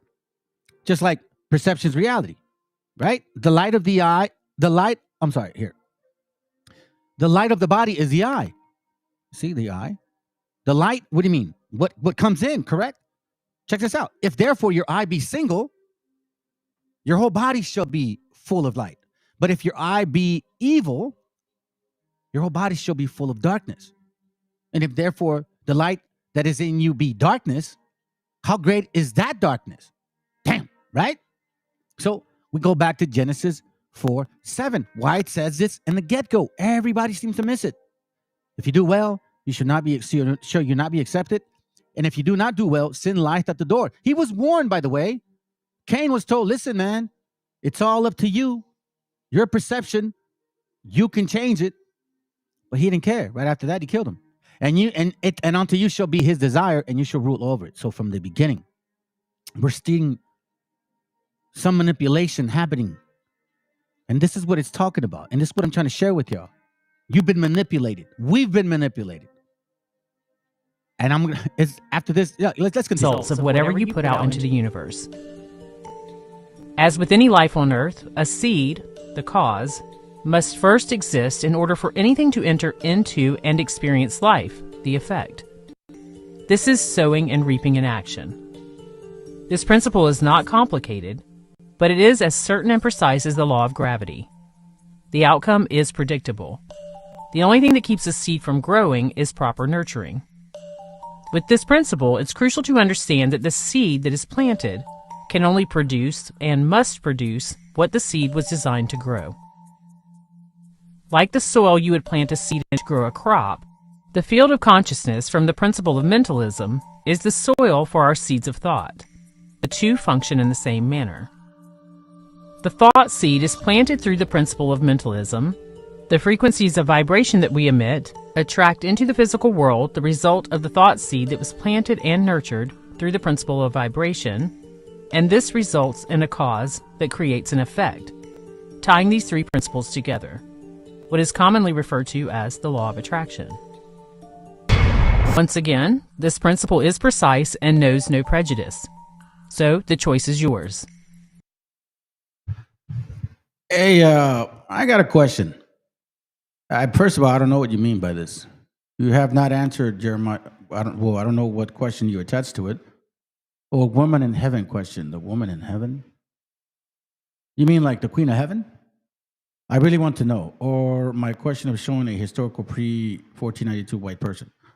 Well, let me ask you, Meshi, what do you think first of all, where do you get this concept that anybody here said white person? Because I think what you think a white person is probably what I think a white person is, quote unquote. So what is a white person to you, first of all?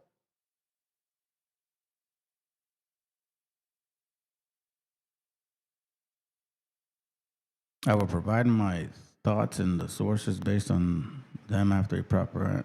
Well, you don't dictate what the fuck goes on in this channel. I don't understand that. I mean, you're here posting. So I didn't really understand what you meant by the Jeremiah 50:33. I don't see what question you're talking about. So maybe you must be mistaken regarding what you posted, because I don't remember you saying anything about a woman. What do you mean?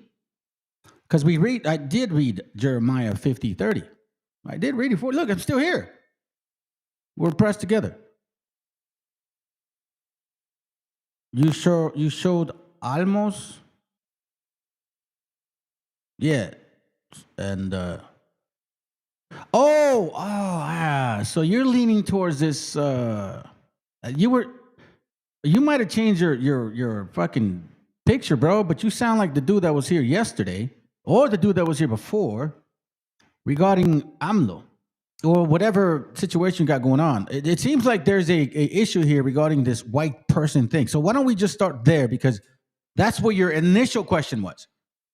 Before you change your, you know what I'm saying, your fucking meme and shit. Before you change your meme, that's where you kind of like jumped. I think it was yesterday, if I'm not mistaken.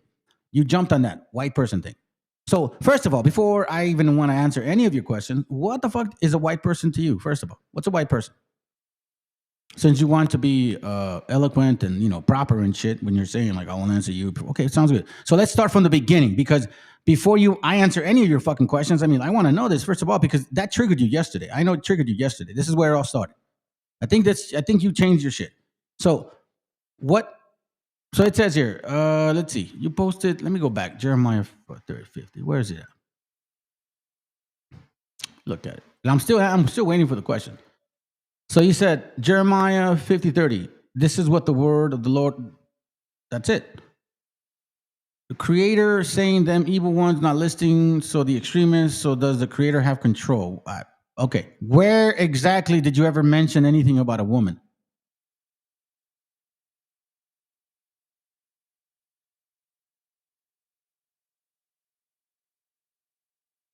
I have a question for you. Just post the link. You mean like to come on the live? Nah, I got a class going on. I'm not going to waste my time like doing that shit.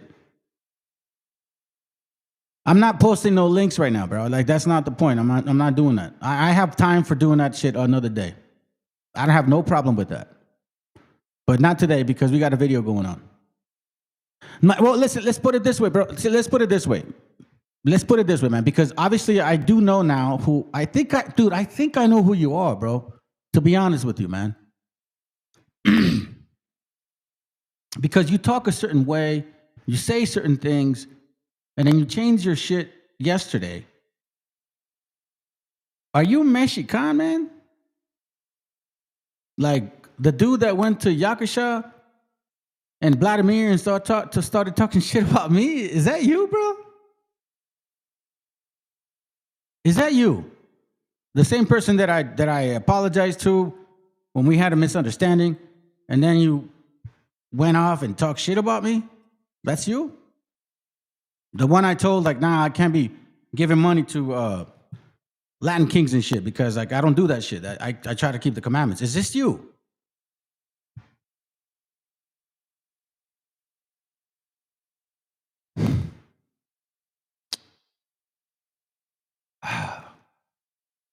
Damn. I wasn't wrong. Let's go, fam. This is nuts. This is crazy. The choice is to train yourself to limit your thoughts, words, and actions to only those which will produce what you desire in your life. If you must take actions that are out of alignment with that initially, be certain to keep your thoughts and wording in check, as well as continuing to monitor and adjust your feeling states. For example, if you are creating your reality to have a specific amount of money within a specified period of time, based on the precise and unwavering truths of cause and effect, sowing and reaping, it wouldn't benefit you to repeat to yourself either out loud or mentally, I don't have the money I need. So it is you. It is you. So, no, hold on a second. Matter of fact, I want to prove it now. Let's see. Hit the link, bro. Let's see. Because I think it is you. It is you, Mexican. It is you. I'm not afraid to fucking tell you anything, man, because I don't go to people's channels and shit and go talk behind people's backs. And you know damn well that we had a personal talk between you and I. We had a personal talk between us, and I apologized to you that day that I feel that I was maybe wrong. I don't know if you were either. But I apologize as a man. I called you and shit. I called you a couple times and we talked about it, bro. And then after that, we didn't talk again. And then you go to Yakusha's channel and start talking shit. So if this is you, if I'm wrong, my apologies. But if it's you, what the nerve of you, bro? The nerve of you, dude. You're gonna look more embarrassed than myself because you were out there. You, Yakusha, and Vladimir created a one class, and you guys all talk shit about me. So I hope this is, if it's not you, my apologies, Meshi. But it's like you sound a lot like that dude, bro.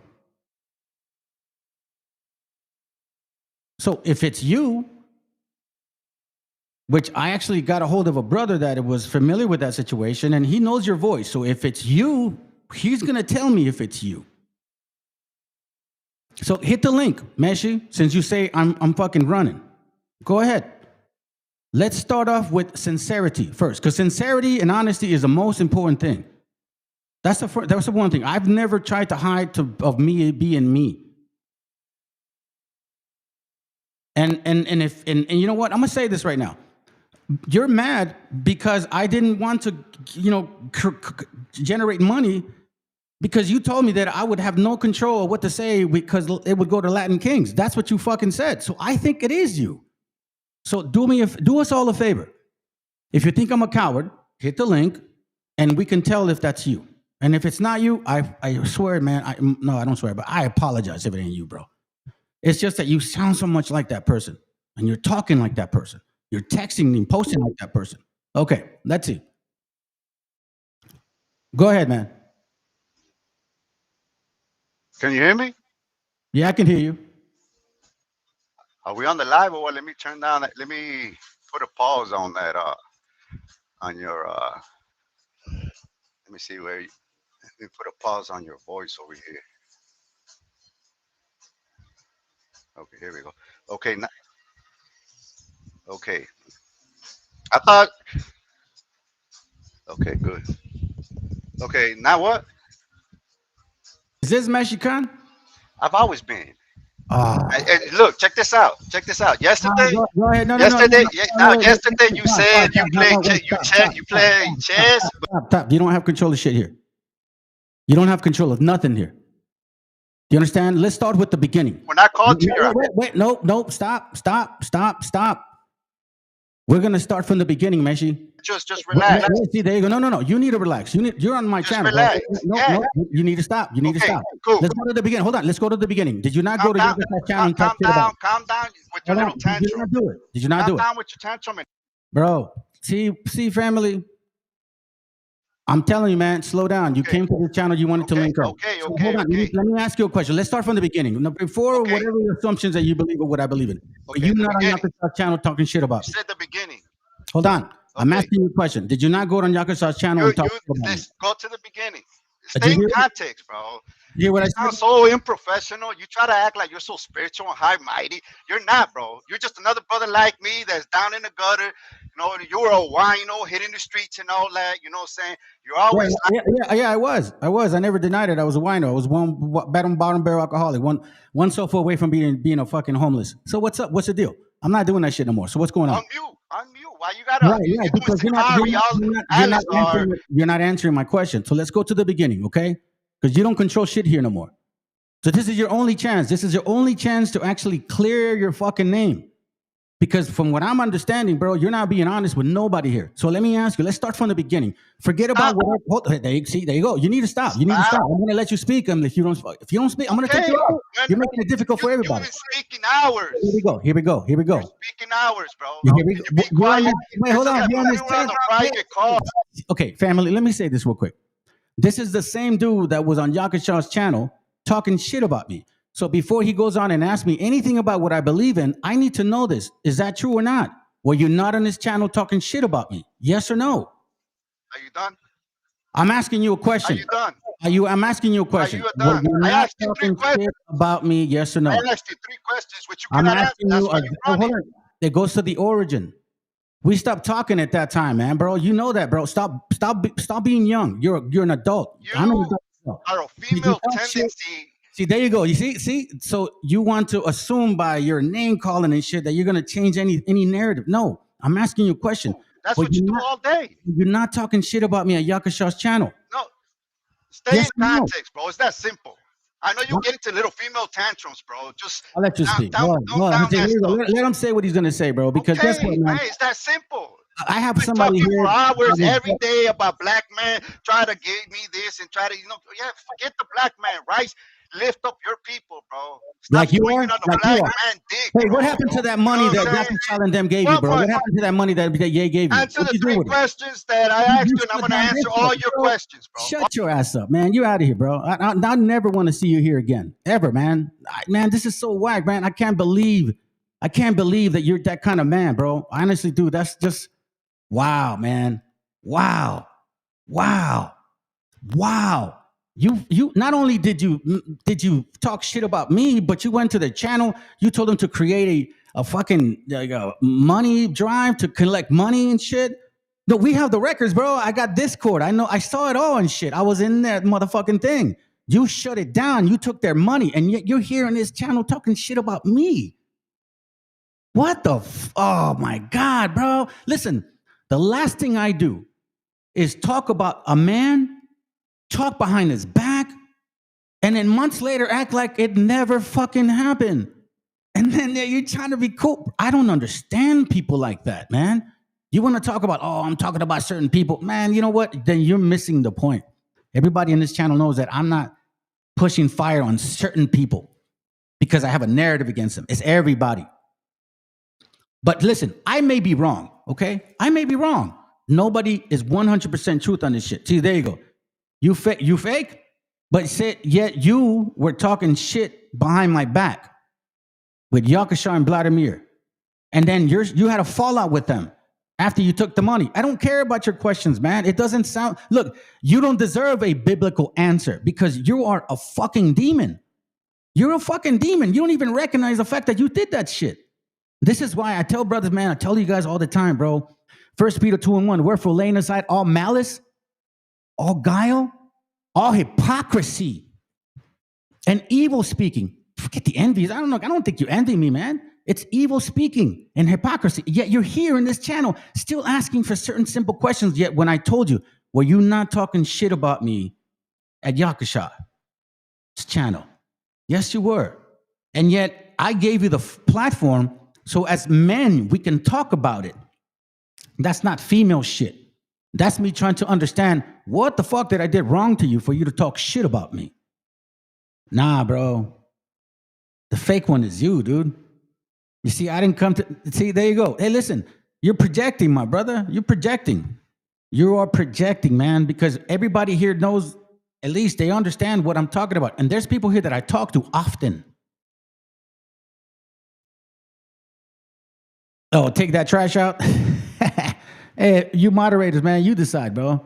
This is funny, bro. I'm glad. Hey, listen, I had a feeling, man. I was like, bro, I think that's him, man.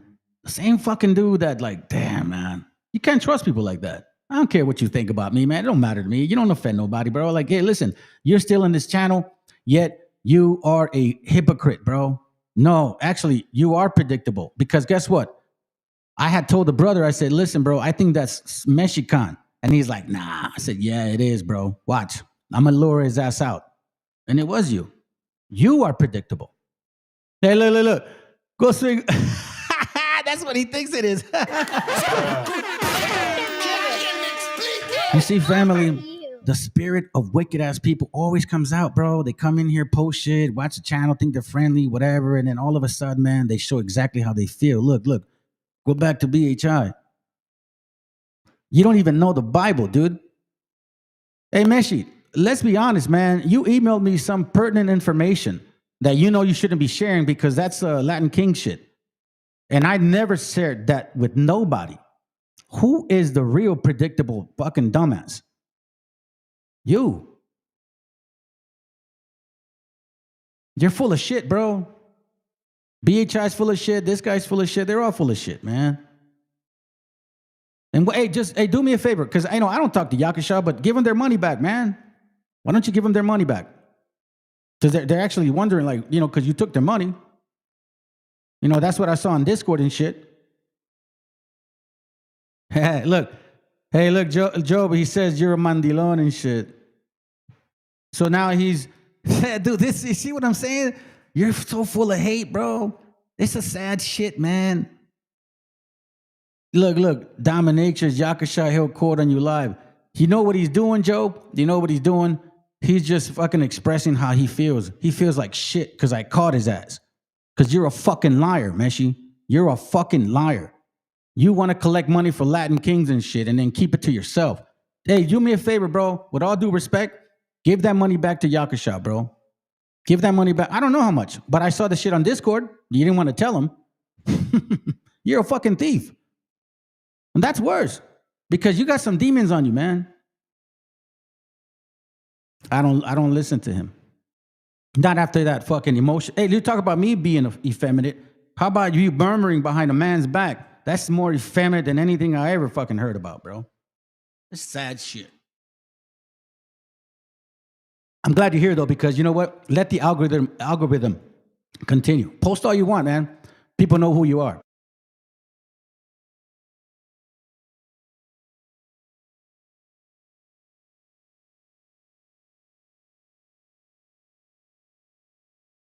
You see that? Hey, look. See, a snake can never keep its fucking tongue inside, bro.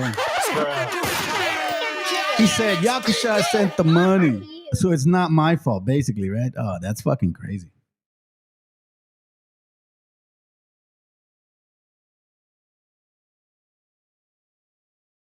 No. Do you want to know something? I never talked to nobody about this. You can ask anyone here in this channel if I ever mention and talk shit behind your back specifically. All I said was, man, that's wrong that they did that shit. I never did a class on it, didn't even bother. I was like, I'll move on, bro, because, that was my mistake for letting people like that around me in the first place. And the funny thing is, Meshikan, you still got my channel, homie. I mean, you still got my phone number because I had yours. So it's funny that you use this avenue to want to talk to me and shit when you have my phone number the whole fucking time. You have my phone number. Yakusha had my phone number. Vladimir had my phone number. You guys all had my phone number, bro. But you decided to murmur, and then you wonder who the female comadreando is. That's comadreando, dude. You, Yakusha, and Vladimir got together and talked shit about me. Hey, I don't like him. I don't like him. I don't like him. That's what comadreando means. Eso es comadrear, güey. Apparently, you don't know Spanish that well. But let's continue, bro. Hey, stick around, man. You're gonna help the algorithm.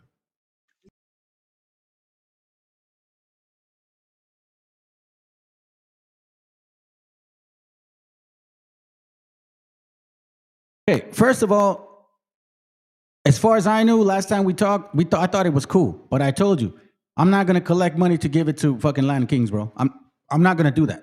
Because I specifically asked you and said, so let me ask you, man. So if I collect money and I give it to them, do I have to say or whatever they're doing and shit? You're like, nah, man. That's, you know what I'm saying? Like that's their I don't know what word you use, but that's their, like, I don't know, court or whatever. And I don't think you use court. You said something else.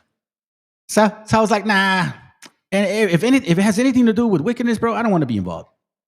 So what did you do? You went to Yakusha and you created the same shit. You took their money and they didn't even you never told them because they never asked you, hey, what's that money going to be about? And then you shut down Discord.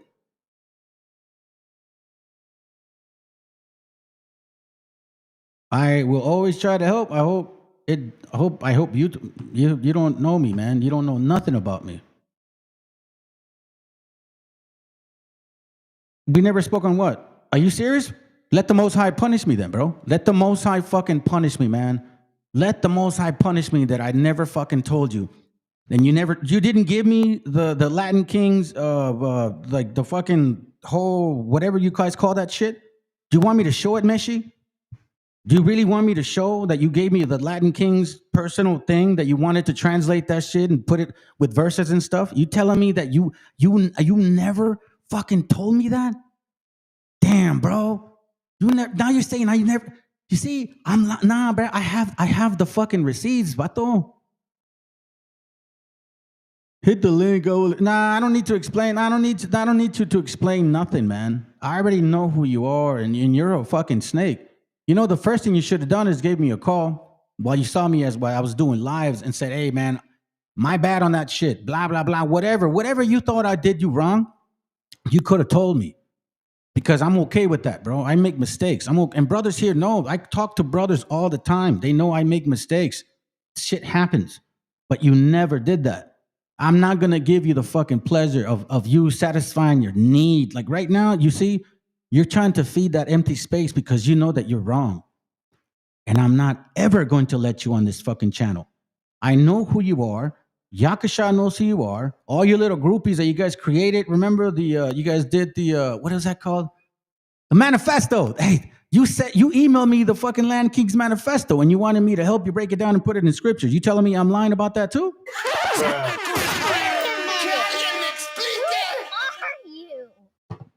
You're a coward.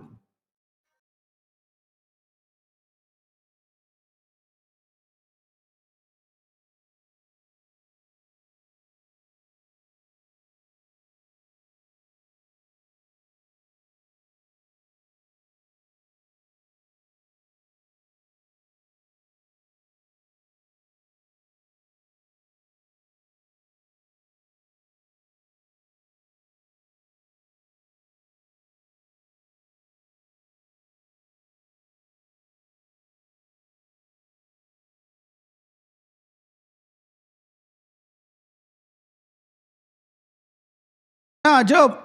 Job, hold on a second. Are you talking to me, Job? Because I have no issue with you. Are you telling that? What's the issue? Oh, Meshi, that man. Yeah, what's right? It's like he fucking called you what did he call you? A mandilón. I was like, damn, I didn't know he had a problem with you, bro. Like, fuck, he's just name calling everybody. Let's go.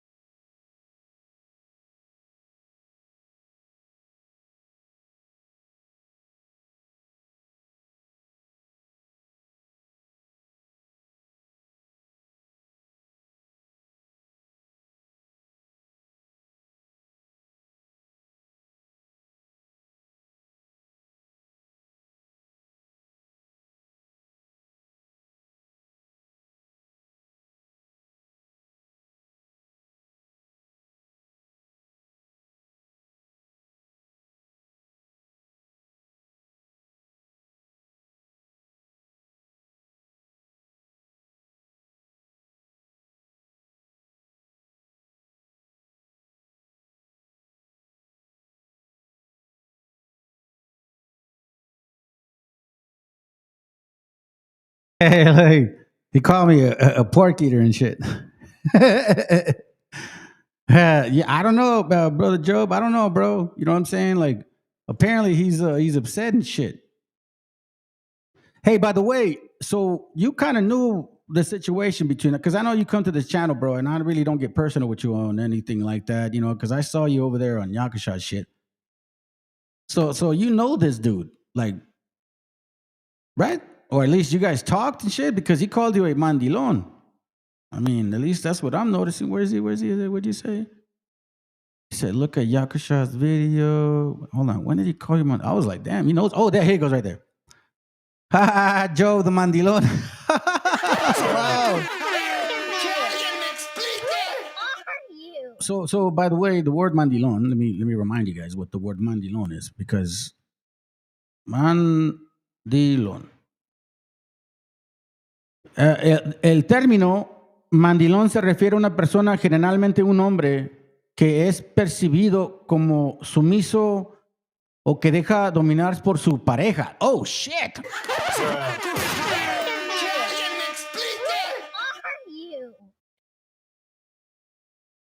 You mean like me? Or you guys? Oh, you guys are talking to each other. Hey man, if you guys want, bro, hey, listen, Meshi, I'll let you on, but I'm not gonna answer any of your stupid fucking 3 questions. I already know that you talk shit about me, and you're not gonna admit it. But if you want to chop it up with this dude, shit. I mean, this is. Listen, from what I noticed, I always stand from afar, bro. I see fruition, I see things boil, and I let it simmer, and I don't say nothing about it.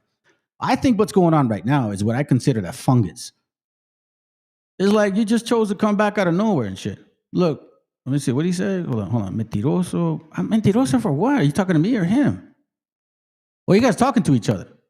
Wait, you talking to me? Or you talking to him? Hold on. Meshi, you want to go on live and speak on grievances about me? What? Oh, shit. Focus on flaws I say about your fake ass. Now you're focusing on Job? Cobarde. With your coward asses. Oh, he thinks I know you like personal, dude. I don't know him like that. He comes to the channel, dude. That's between you guys, man. If not, I'll keep going.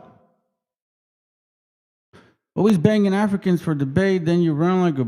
What do you mean? They never hit the link. I've been on Facebook. See, you don't know nothing about me, man. You're just showing hate, bro. Este pendejo, see what I'm saying? Hey, Brother Joe, wherever you're at in the world, bro, I think he's scared of you. I don't think he wants to talk to you about those little problems that you guys might have had. Because from what I remember watching Yakacha's channel, every now and then I would see you and him in his channel.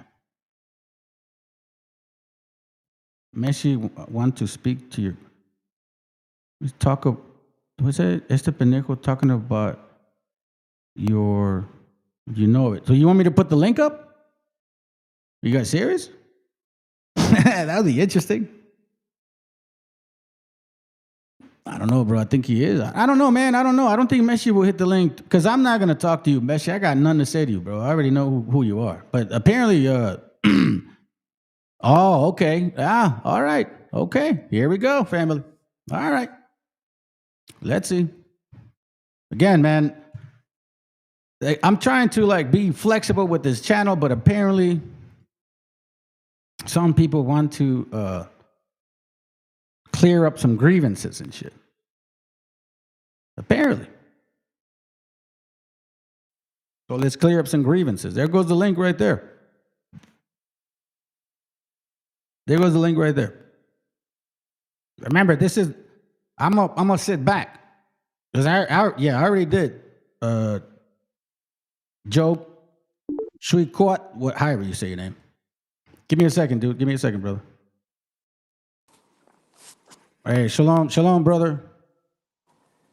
Shalom, my friend. Good to have you here, bro. Good to have you here, man. Yes. How was your evening, sir?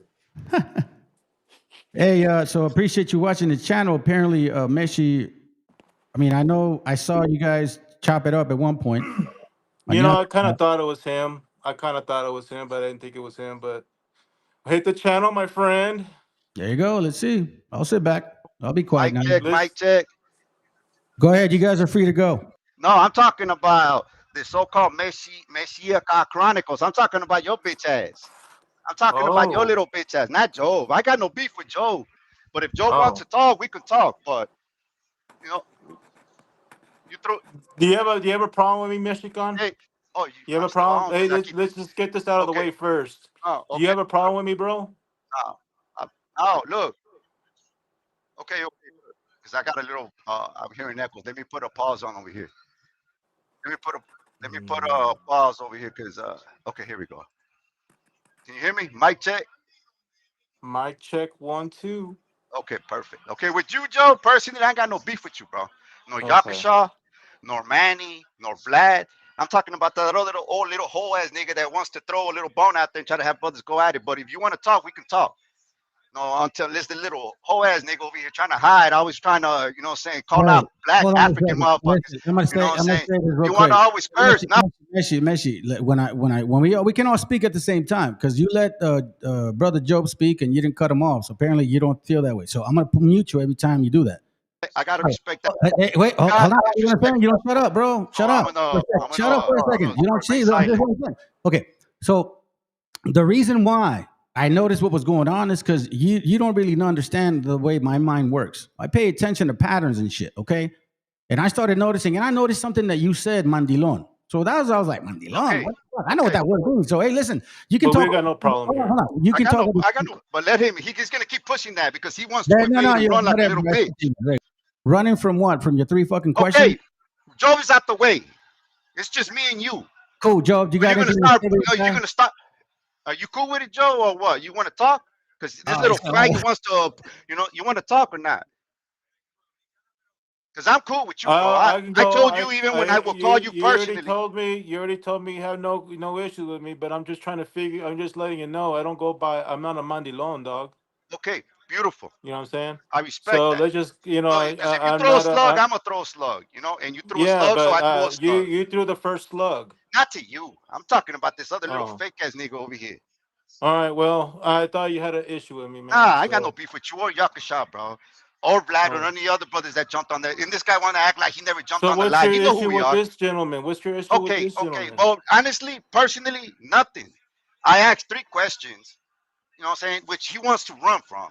But, what I'm saying, I Why don't is know this so why, because significant to answer? Why is it so significant to answer it's not it's Jeremiah not 50 it's and not that 33? serious. It's not that serious. But he gets into these little roles that this combative BHI. He was under them camps with them Africans, throughout his whole walk, bro. He got that African, tendency, bro. And then So even when I are we spoke to allowed him to evolve? personally, on the phone when Hey, I call him, hey, Joe, he Joe, gets into these tantrums, bro. Joe, And hold then you on a can't second. get him out of it. But he Hey, seems a hey, little bit Joe. calm now. Hey, So I'm gonna let Joe. him speak. Take it, Joe. Listen. I know that you, Mexican, loves to fucking walk away from your past, and you don't like to face your shit. All of a sudden, you don't know me, but now you know everything Well, about me. you're Keep talking going. a lot Keep like you know going. me. Keep going. Hey, no, Keep hold on a going. second. With your You lying, talking, pork eating ass. Trying to act like you some type of priest. You ain't no yeah, Joshua you're or right, bro. priest. I'm So go enjoying ahead. pork Keep all going. day, Keep every day. going. I'm All of a enjoying sudden, pork. you know everything Yeah, about me, yeah, but yeah, go yeah. ahead. See? Shut the You don't fuck even. up for a moment. Shut Okay, up. I will. Shut up. I Silence have is a gold. question after All this right, is all go done. I go have ahead, a ask your question. question before I say what I got to say. Oh, I have a. Okay, you want me to go Let with my him question ask. Let first? him talk. Don't let him run. Let him ask. What's your No. question? Hey, listen, bro. Is it true? Is Oh, it well, my true bad. that I the? thought I was talking to him, bro. But because he, I just you want to know because I just we were just talking about. Is it true that the land grant was supposed to go Latin Kings? the who? The Latin Kings. Yeah, That but the gang. land grab, the what? The land what? The money that you guys were Oh, accruing, was it supposed to be going to the Latin Kings? okay. Well, just because you're asking, bro.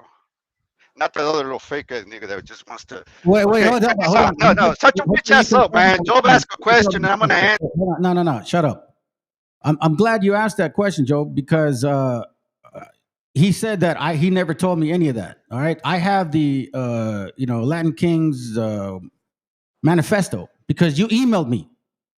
Stop the bullshit, man. Stop acting like we didn't fucking talk, bro. Come on. Be honest. I haven't lied. Now I'm gonna let you speak and I'll be quiet. Damn, I'm glad. That's how I had to deal with him on the phone, on the personal line, bro. You got the female tendencies, bro. That boy don't got no fucking right to be spitting, trying to preach, teach nothing. But anyway, okay. Your question again, Joe, because you got this little female over here. Oh, Job not there no more. He's here, but he's I'm listening. here. I'm here. I'm listening. Ask I'm your ready to question speak. because you got this little female over here. You know how you always got females Hey, want to fight over a motherfucking brother. Hey, listen, Messi, you want to know what I learned about people? The way that you always want to use words and make people feel a certain way is because that's how you feel. Joe, just ask your question, bro.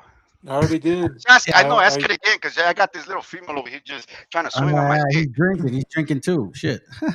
I mean, I'm just trying to figure out I'm bringing in some what was the clothes because money, it's raining, you what was the dumbass. land, who was going to own the land Oh, okay. once the No, check money. this out. Check this out. Okay, I think I'm okay, yeah. There is no land. The ones that are, but there's like 2 questions. There's like multiple things in that question, right? The first thing, nobody, and this is the first time me bringing this up because even with with Yakusha, after the incident that happened between that was in a Discord, right? But I had beef with him never presenting himself or showing up. You know what I'm saying? And to me, it's like I've seen that. So I had beef with him not participating, like what you jump in for. But anyway, before putting that aside, it's the like 2 lives or maybe 3 lives before that. It's the man, the water's coming down. It's the 3 lives before he jumped on the Discord. It's that he was saying that out of nowhere. He just out of his spirit. He's like, hey, bro, Messi over here, saying in Mexico and whatever. And we don't know how he's doing or the struggles that he's doing. So anybody want to help him out? I never asked for that. You got the recorders right there. You could go back to even before the so-called beef because it's not a beef for me. But he threw that out there. You know what I'm saying? So I'm like, okay, and everybody has a plan. Everybody has a walk, bro. Everybody, the spirit, you know what I'm saying? The creator moves everybody to different ways. You know what I'm saying?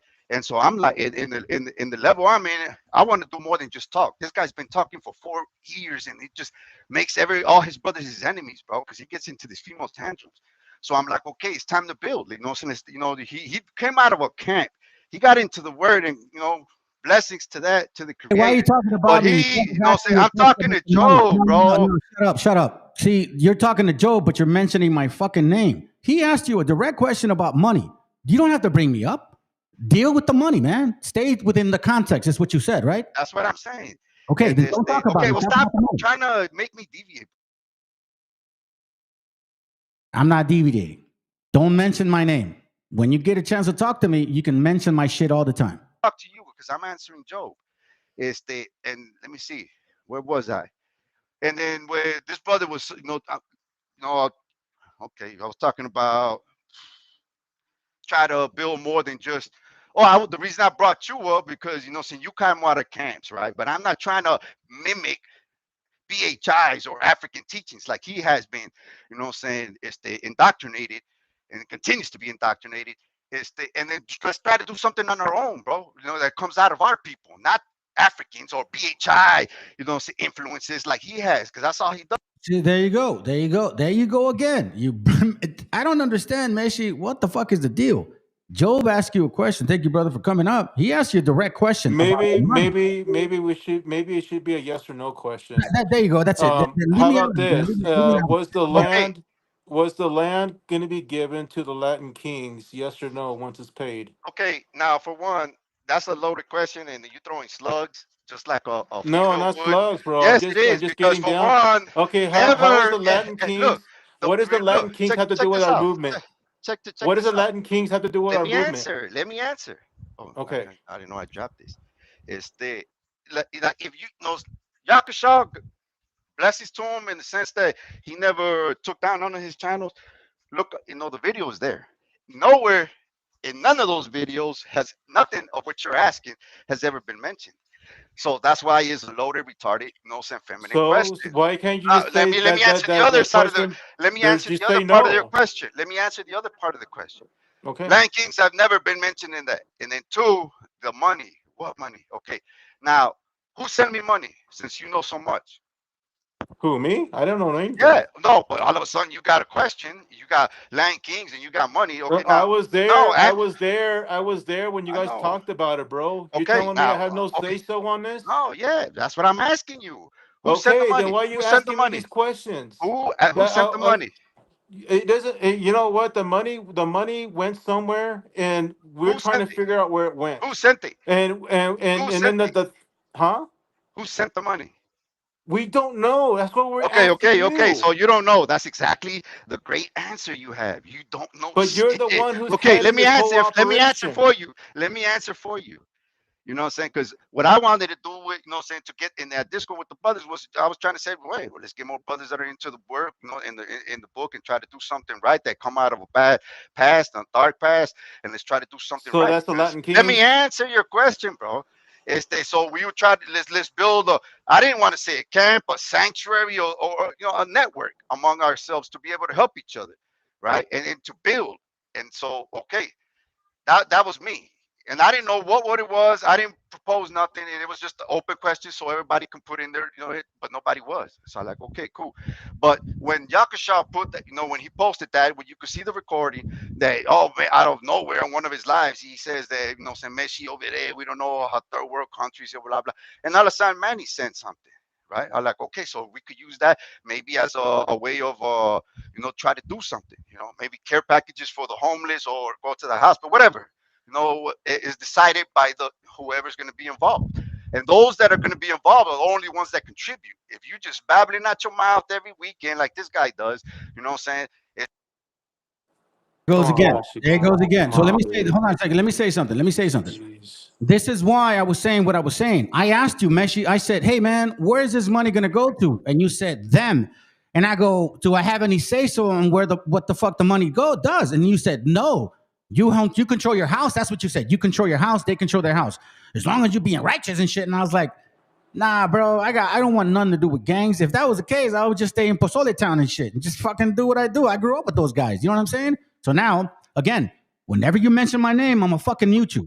This is And between I'm getting a little confused Okay, too. no, check I'm this getting a out. little Wait, confused, wait, Machine. Just to get Joe out the way. Just to get Joe out the way. hold on. Whenever you mention my name, Meshi, I will mute you. This is Yeah, between you and okay, him. yeah. No, it's with you.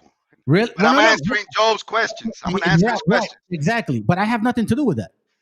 Well, all of a sudden you said I did talk to you and then you didn't want to contribute. And all of a sudden you were part of it or you weren't. You asked me or no. Okay, let me clear up what All I of a said. sudden, see what I mean? Hold All on, of a sudden you're gonna contradict. You know what? No. You know what, man? And if Yakasha is listening, hopefully you can link up. Yeah, He can hit the panel. He can hit the panel. Hold on. Let me say what I gotta say. Let me say what I gotta say. Messi and I were talking, okay?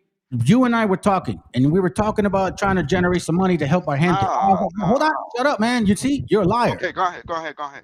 You were saying, yeah, help us out, this and that. And you know what? You're in Mexico, and I was over here. And matter of fact, I know what kind of work you do. Matter of fact, you were the one that helped me get. I'm a tech support, bro. I work tech support, bro. Okay, I'm so a let me say this, technician, bro.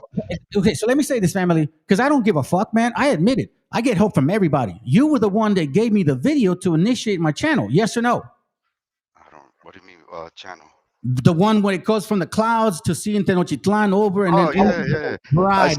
I sent you many of them. I sent you the one with the BHIs putting spells on people and a lot of others. But so now pause. So you see what I'm saying? I'm establishing the fact that you and I had a relationship, meaning that we talked for some time. Right. But then I got no personal beef with you, bro. No, because I don't know you like that to be able to say that I got feelings for you. I got no feelings for you. But go ahead. Messi, you mean feelings like as in like nah, I don't like you like that, man. What the fuck you talking about? I don't like you and dislike you, bro. I just, like this little okay, sounds good. So let me finish what I'm saying. You're the one that initiated all this. Let me finish what I'm saying. Let me finish what I'm saying. So then all of a sudden you and I started talking about like, hey man, maybe we should get some people, get some money, help each other out, because people getting deported. And I was like, yeah, man, fuck yeah, fire and shit. And I remember even telling you, hey bro, I remember even telling you, I said, hey bro, I want to go to Mexico, man. Let me go visit you. And you said, no, not right now. It's not a good time. You told me that shit, right? You said you had family and you wanted to come through, but I wasn't going to be in the location. But yeah, I remember that conversation. Who's acting like a female, bro? Go ahead. Let me fucking finish. So then we talk on the phone, and then you tell me, yeah, man, we should gather this money, And at first I was like, I don't know, let me think about it. It took a couple months and shit. We still chopped it up, bro. Because you definitely helped me with that video, and I appreciate you for that shit. But then remember, it's always about the last memory that matters the most, man. That's why it don't matter about how many birthdays you have or when you were born. It matters when you die, what people remember about you. So then all of a sudden, I told you, hey man, you know what? I'm ready to fucking, start doing it. I'll collect that money and shit. Let me go visit you. And you said, nah, it's not a good time. I was like, okay, that's weird. So then when you told me that, my fucking little, antennas got up. I'm like, okay, why is he trying to like do that? That's when I asked you, hey man, if we start collecting that money, where's it going to go? And you told me where it was going to go. And then I said, yo, bro, do I have any control of that shit? Do I have any say so? And you said, no. And that's when I told you I can't do that shit. And after that, you and I basically just dwindled. And we never really talked after that. Those are facts. That's my story. And if the Most High says that I'm fucking lying, well, guess what, bro? I'm ready to get destroyed because I'm not a fucking liar. On that part, okay, if you recall, because we got so much, going on. If you say that's the last, conversation that I'm not trying to remember, but if that's what it is, I'll accept it and acknowledge it. Okay. Now, look, I'm just gonna put it in a brief, saying in as brief as I could, bro. When with churches, even camps, because that you've been in them for 4 years before you broke off. You know how they do. Look at Alizar and Sakari and all how they broke up. When it comes down to money, bro, it's definitely true that the money, is evil in many ways, and you could do lessons on it endlessly. And so I acknowledge that. But I've never, who was it? Vlad and Jakashaw. I think it was Vlad that I sent, because there's a economic plan that I had devised where it's going to be open, transparent, and everything that I have no control. And I was never going to be the one running it ever. But we never got to that point. And I still have that material that could be useful for the brotherhood in that fashion, where to me, is the most, corruption, embezzlement proof, system, because it's going to be open. It's just going to be similar to corporations, you know what I'm saying, where you got your stock, you know what you got and what you own, and it's going to be any this, up or down, you're going to see it on every monthly report, whether you invest or not. And it's a legitimate, system, but that it never got to that point. So there wasn't about, oh, send money here. No, because I even talked to the brothers, when they were saying that they're going to have accounts in the States, because I'm, saying the majority of you brothers are over there. Y'all going to manage that. And I'm going to be sending funds over there as well, because I want to be in the books. You know what I'm saying? The only brother, look, let me just finish with this, bro. Let me just finish with this, bro. Can I finish with this, bro? That's fair. That's fair. Look, saying it's the only brother that sent money, to that fund was Manny, bro. The only one with heart, without to me, I respected him because of that, because because of this, on game conscious shit, what's gonna happen here? No, out of the spirit, he done bam. When Yakasha said that, he said send them. I put the motherfucking what do you call it? Because in Mexico it's PayPal. He deposited 1 month, and then he deposited another month. I gave him, and you could, if he ever gets on, I'm sure I sent him the first, receipt on what he put in when the books were open through him. And he only sent, like 1,200 pesos. I don't know what is that, like $50, $60. He sent that twice, 1 month and then the other month. And I matched it with 3,000 pesos on the first one. I got the paperwork here, and I got the recordings where I had a truck of what I do, with nothing but despensas for the hoods over here in Mexico, in Zona Rojas, with care packages. There were over 100 care packages. Una despensa. For those who don't know, the despensa is, you got maybe masa, frijol, arroz, atún, whatever. It's just, some food. The despensa de food. I got I still got the pictures and the recordings through the cameras of the trucks coming, and there were over 100 care packages. And you think 100 care packages was going to be with $50, maybe $100? Man, bro, I've been doing this before and before Yakasha and before all this came about. But I got the receipts. But I mean, why do I have to? You guys just want, I don't know, maybe YouTube. Want likes and want debates, just like the Africans and Europeans. I don't know, bro.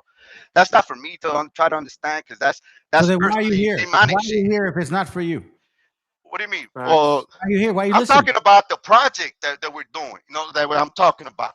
Maybe it's not for you, bro, because you just want to talk and that's it. Right. I never invited you. Bro, you know what I'm saying? I do want to build. Yesterday I asked. No, wait, hold on. I never invited you back. I never invited you after I heard you talk about that. It's a YouTube, bro. That's open for everybody. So you know what I'm saying? All of a sudden, hold on a second. You see, let me tell you something, and be quiet for a second, Meshi. Let me be. Go ahead. Like, let's say Job and I were talking on the phone and shit, right? And we got to know each other, and maybe we had a disagreement. And all of a sudden, I go to a fucking live with somebody and shit, and I start talking. Hold on a second, and I start talking shit about you, Job. How are you gonna feel, brother?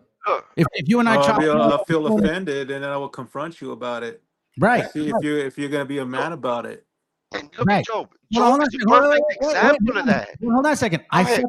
After that, Meshi. Go I called you after that, Meshi Khan. Where? I fucking called your phone. After what? After you went to Yakasha's channel, you started talking all that shit. I kind of bumped into Yakasha before you, bro. I jumped in The first time I ever went YouTube, bro, was through Yakasha. Well, no, it was it was through Vega, and then Yakasha. You're evading the point. You see, the point being is that you and Yakasha and Vladimir got on the live and started talking shit about me, murmuring like women. And what I'm saying is this whole time. That sounds familiar. I mean, you're this whole time you're talking about me being that way, but I was never like that with you, man. I apologized to you when I was wrong with you, and I even called you. I called you 2 or 3 times until you picked up, and I said, "Hey, Dispensa, homie, I think I was a little bit, under the weather and shit that other night." The second time I called you, but you went to a tantrum for like 15 minutes, bro, until you calmed down. I was like, "What the hell are we dealing?" Even at the end of the conversation, she's like, "Hey, what are we arguing?" I'm like, "I don't know." Right. You throw a slug, I'm gonna throw a slug. Hold on a second. Didn't I call you the next day and I apologize? Because guess what? You were drinking and I was drinking. That's exactly what was going on that night. Yes, I do remember. You see what I'm saying? I wasn't as drunk as you are. I remember. I know, son. I was drunk as you. Oh, No, you no, know. no. Go ahead. Go ahead. No, It's bro, your because story. apparently, no, listen, because Okay, I but check brought this out. Okay, check no, this out. no, I'm not done. I'm not done because I brought out a lot of stuff that you keep saying, like, well, I guess that's what it is. I don't remember. So what's going on with your memory, man? Are you getting Alzheimer's or what the fuck? No, because look. Okay, look. Damn. Okay, I've No, hold already on, answered before, Joe. listen, I've already hold on, answered hold Joe. on. Messi, I know you did. Messi, let me just say this, and let me just say this, Messi, because I'm gonna let you and him finish off, and then before you go, I want to ask you a direct question. Did you not talk shit about me on his channel? That's it. Yes or no? You can say yes or you can say no. And if whatever way to answer you answer, then we can follow it from there. But don't give me these 3 questions until you answer that one. If you're an adult like I am, I think we can do that. All right? Finish between you and Joe. I'm gonna be quiet now. I'm gonna be. Bro. Well, let me tell you what my grievances are with you, Meshi. Okay. Since you don't have any grievances with me. I don't. Okay. What I don't like is you talking behind people's back, and you haven't. I'm right You've here. done it. Hold on, I'm hold right on. here. You've done it. You've Respect. I'm done it to talking to me. you. You've done it to me before. Remember Look, when we had that when did I meeting? talk behind your When we back? had that meeting with Yakasha and Vlad, and then Yeah. my wife being extremely sick That next was to we were death. talking directly to you. Yeah, but You know, what we were we talking. were What do you mean behind your back? you guys obviously had spoke behind the scenes when Okay. we were doing this I think a Zoom meeting. I'm not sure what the hell the meeting was. And Maybe it then was when I a meeting. came in there, you Okay. guys had the exact same storyline, bro. Okay. And you Let me guys know when you're done. So I can answer. I won't be long. I'm not long-winded. And then when I came back, try to defend myself, you guys didn't even listen to one goddamn point that I've said that my wife was close to being dead. And I had to do what I had to do to protect my wife. And you know what? I actually said this exact same thing to Meshi. And Meshi said that he would do exactly the same thing I would have done. And my wife is my everything, man. I've known her for 20 years. And there's no fucking way I will let her fucking die because I'm a fucking macho motherfucker that says, "No, woman, you're not gonna tell me what to do." Man, fuck that shit, man. That's my fucking princess. That's my wife. She is the mother of my children. Can I answer? For her any motherfucking day, bro. Can I answer? Yes. Okay. What you just said about your wife, that goes for every couple, bro. Even with me. So why'd you Like, well, guys attack let me me? answer, bro. Are you gonna let me answer? Yes. Okay, then. Look, before that conversation that was made and that call was made to you, there was a live before that Yakasha was doing. He did multiple ones on you because when you went to go preach on the street, you know, saying there was that altercation, okay, and then you know, saying you're. I didn't know. I don't know nothing about.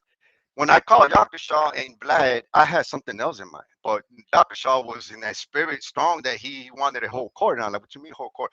It's on his brother. You know, and I didn't know nothing about your business when you went to go do that, you know, saying preach on the street, bro. Yes, but you know, I told Yakasha, look, before you know, saying you went on court, you know, I don't know what you're talking about, so you got to break it down. And then I told Vlad, bro, look, this is not what I'm coming in for, but this, you know, saying it's like, you know, you want to hold this conversation with this brother and just be witnesses to what's going to happen between you and Yakasha. And Vlad, yeah, let's go. And then, you know, saying, you know, Vlad is a, you know, go getter.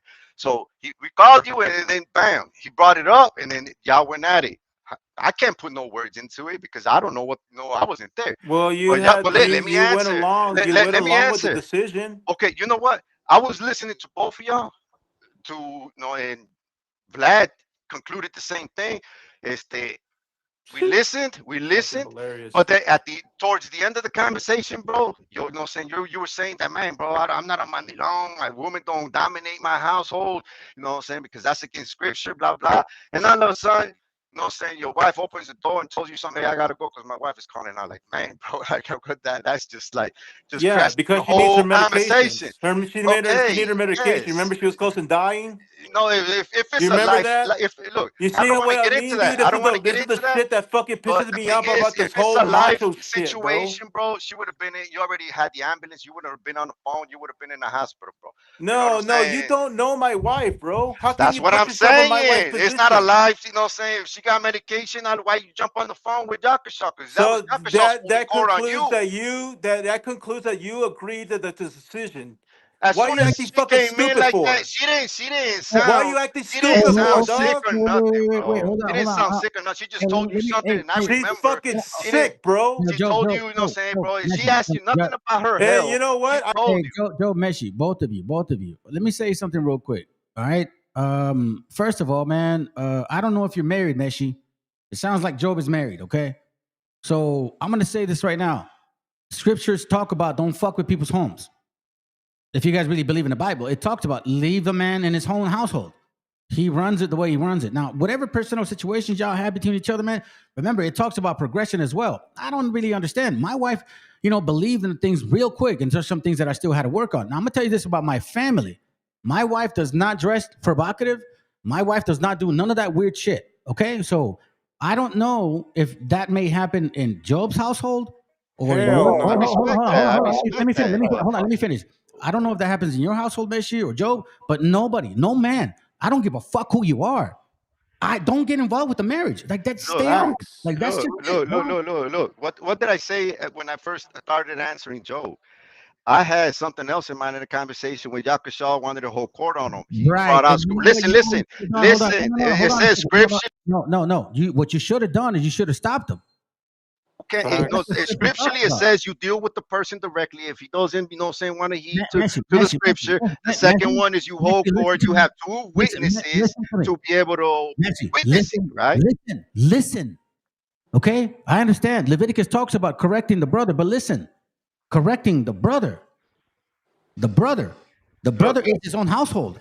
I agree with you. I agree with you. I agree with what you just Let me said. finish, man. Let me finish. Okay, that would have been between Yakasha and the brother Job. No, that's between It Job sounds and his like wife, bro. Not wait. Yakasha. Listen to what Well, I'm go ahead. saying. Listen What do to you what I'm say? fucking saying, Oh man. my This is goodness. how I know you don't know the Bible. What The are you Bible, saying? Oh my goodness. the Bible talks about correct your brother and then between you and him and let him Right? handle I his just said household. that. Hold I on a just said second. that. But never be a fucking murmurer and an instigator while they're trying to create havoc. And that's what you guys did. And Okay, you should have listen. been, hold on. You should have been like, hey, bro, that's wrong, Okay, dog. And I ain't part of this okay. shit. Look. I'm sorry. I don't Okay, hold on. look. I'm almost Look. done, man. Shit. I'm almost done. I Oh, let you guys talk. I went through a Okay? whole life story. Go ahead. No. You see what I'm saying, bro? No respect, bro. Come on, Go Meshi. ahead. I love son. He saying you don't say nothing when he does it, but cool. Go ahead. Meshi, this is Finish his it. Let channel, him finish brother. it, bro. Come Yeah. on, man. Yeah. And how do you We're just supposed to trying treat to a guest? we're just trying to You don't narrow let him everything finish. down Let him here. finish. Let him finish. Let me ask you a question. Do you have Let a him wife? finish. Do you have a Let him wife? finish. Do you Yes. have a wife? Yes. You're married.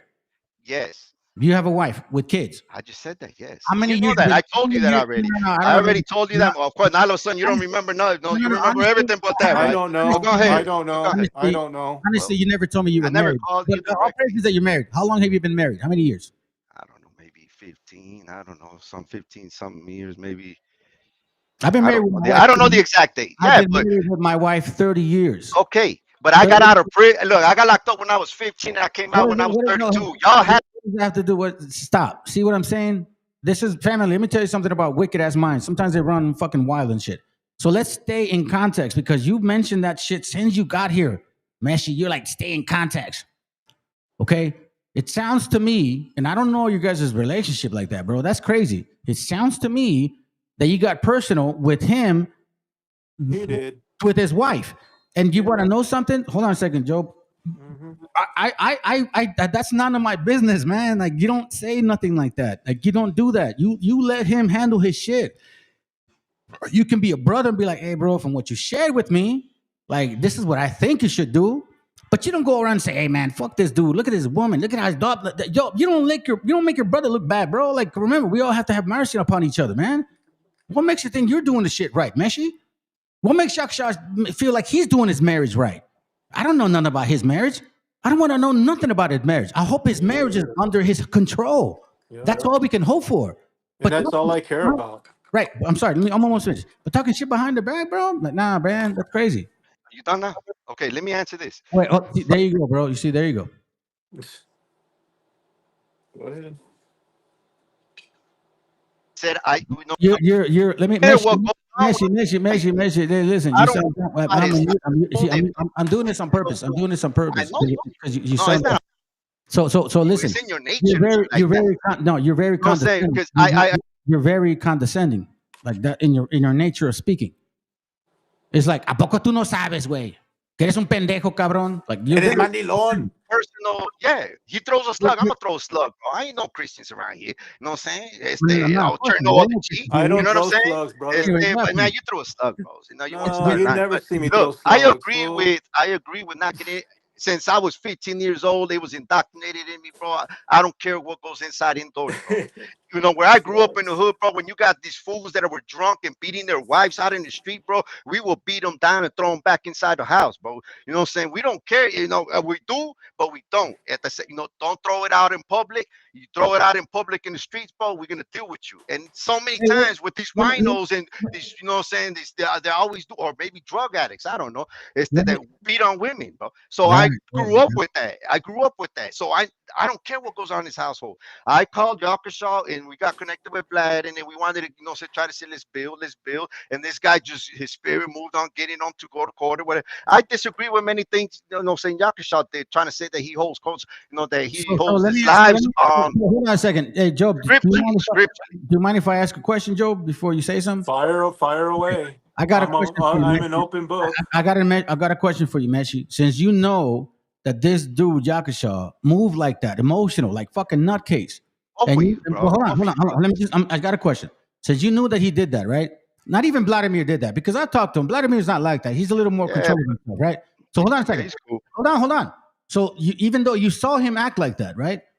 All of a sudden you say, when you come up, I got no problems with none of them, but you got a problem with me because I'm the female. Yet he acted like a female in front of you. Yakashaw. That's how would you say he was? Why would you say? Bitching and complaining. Okay, look, this is how I would say with Yakasha, right?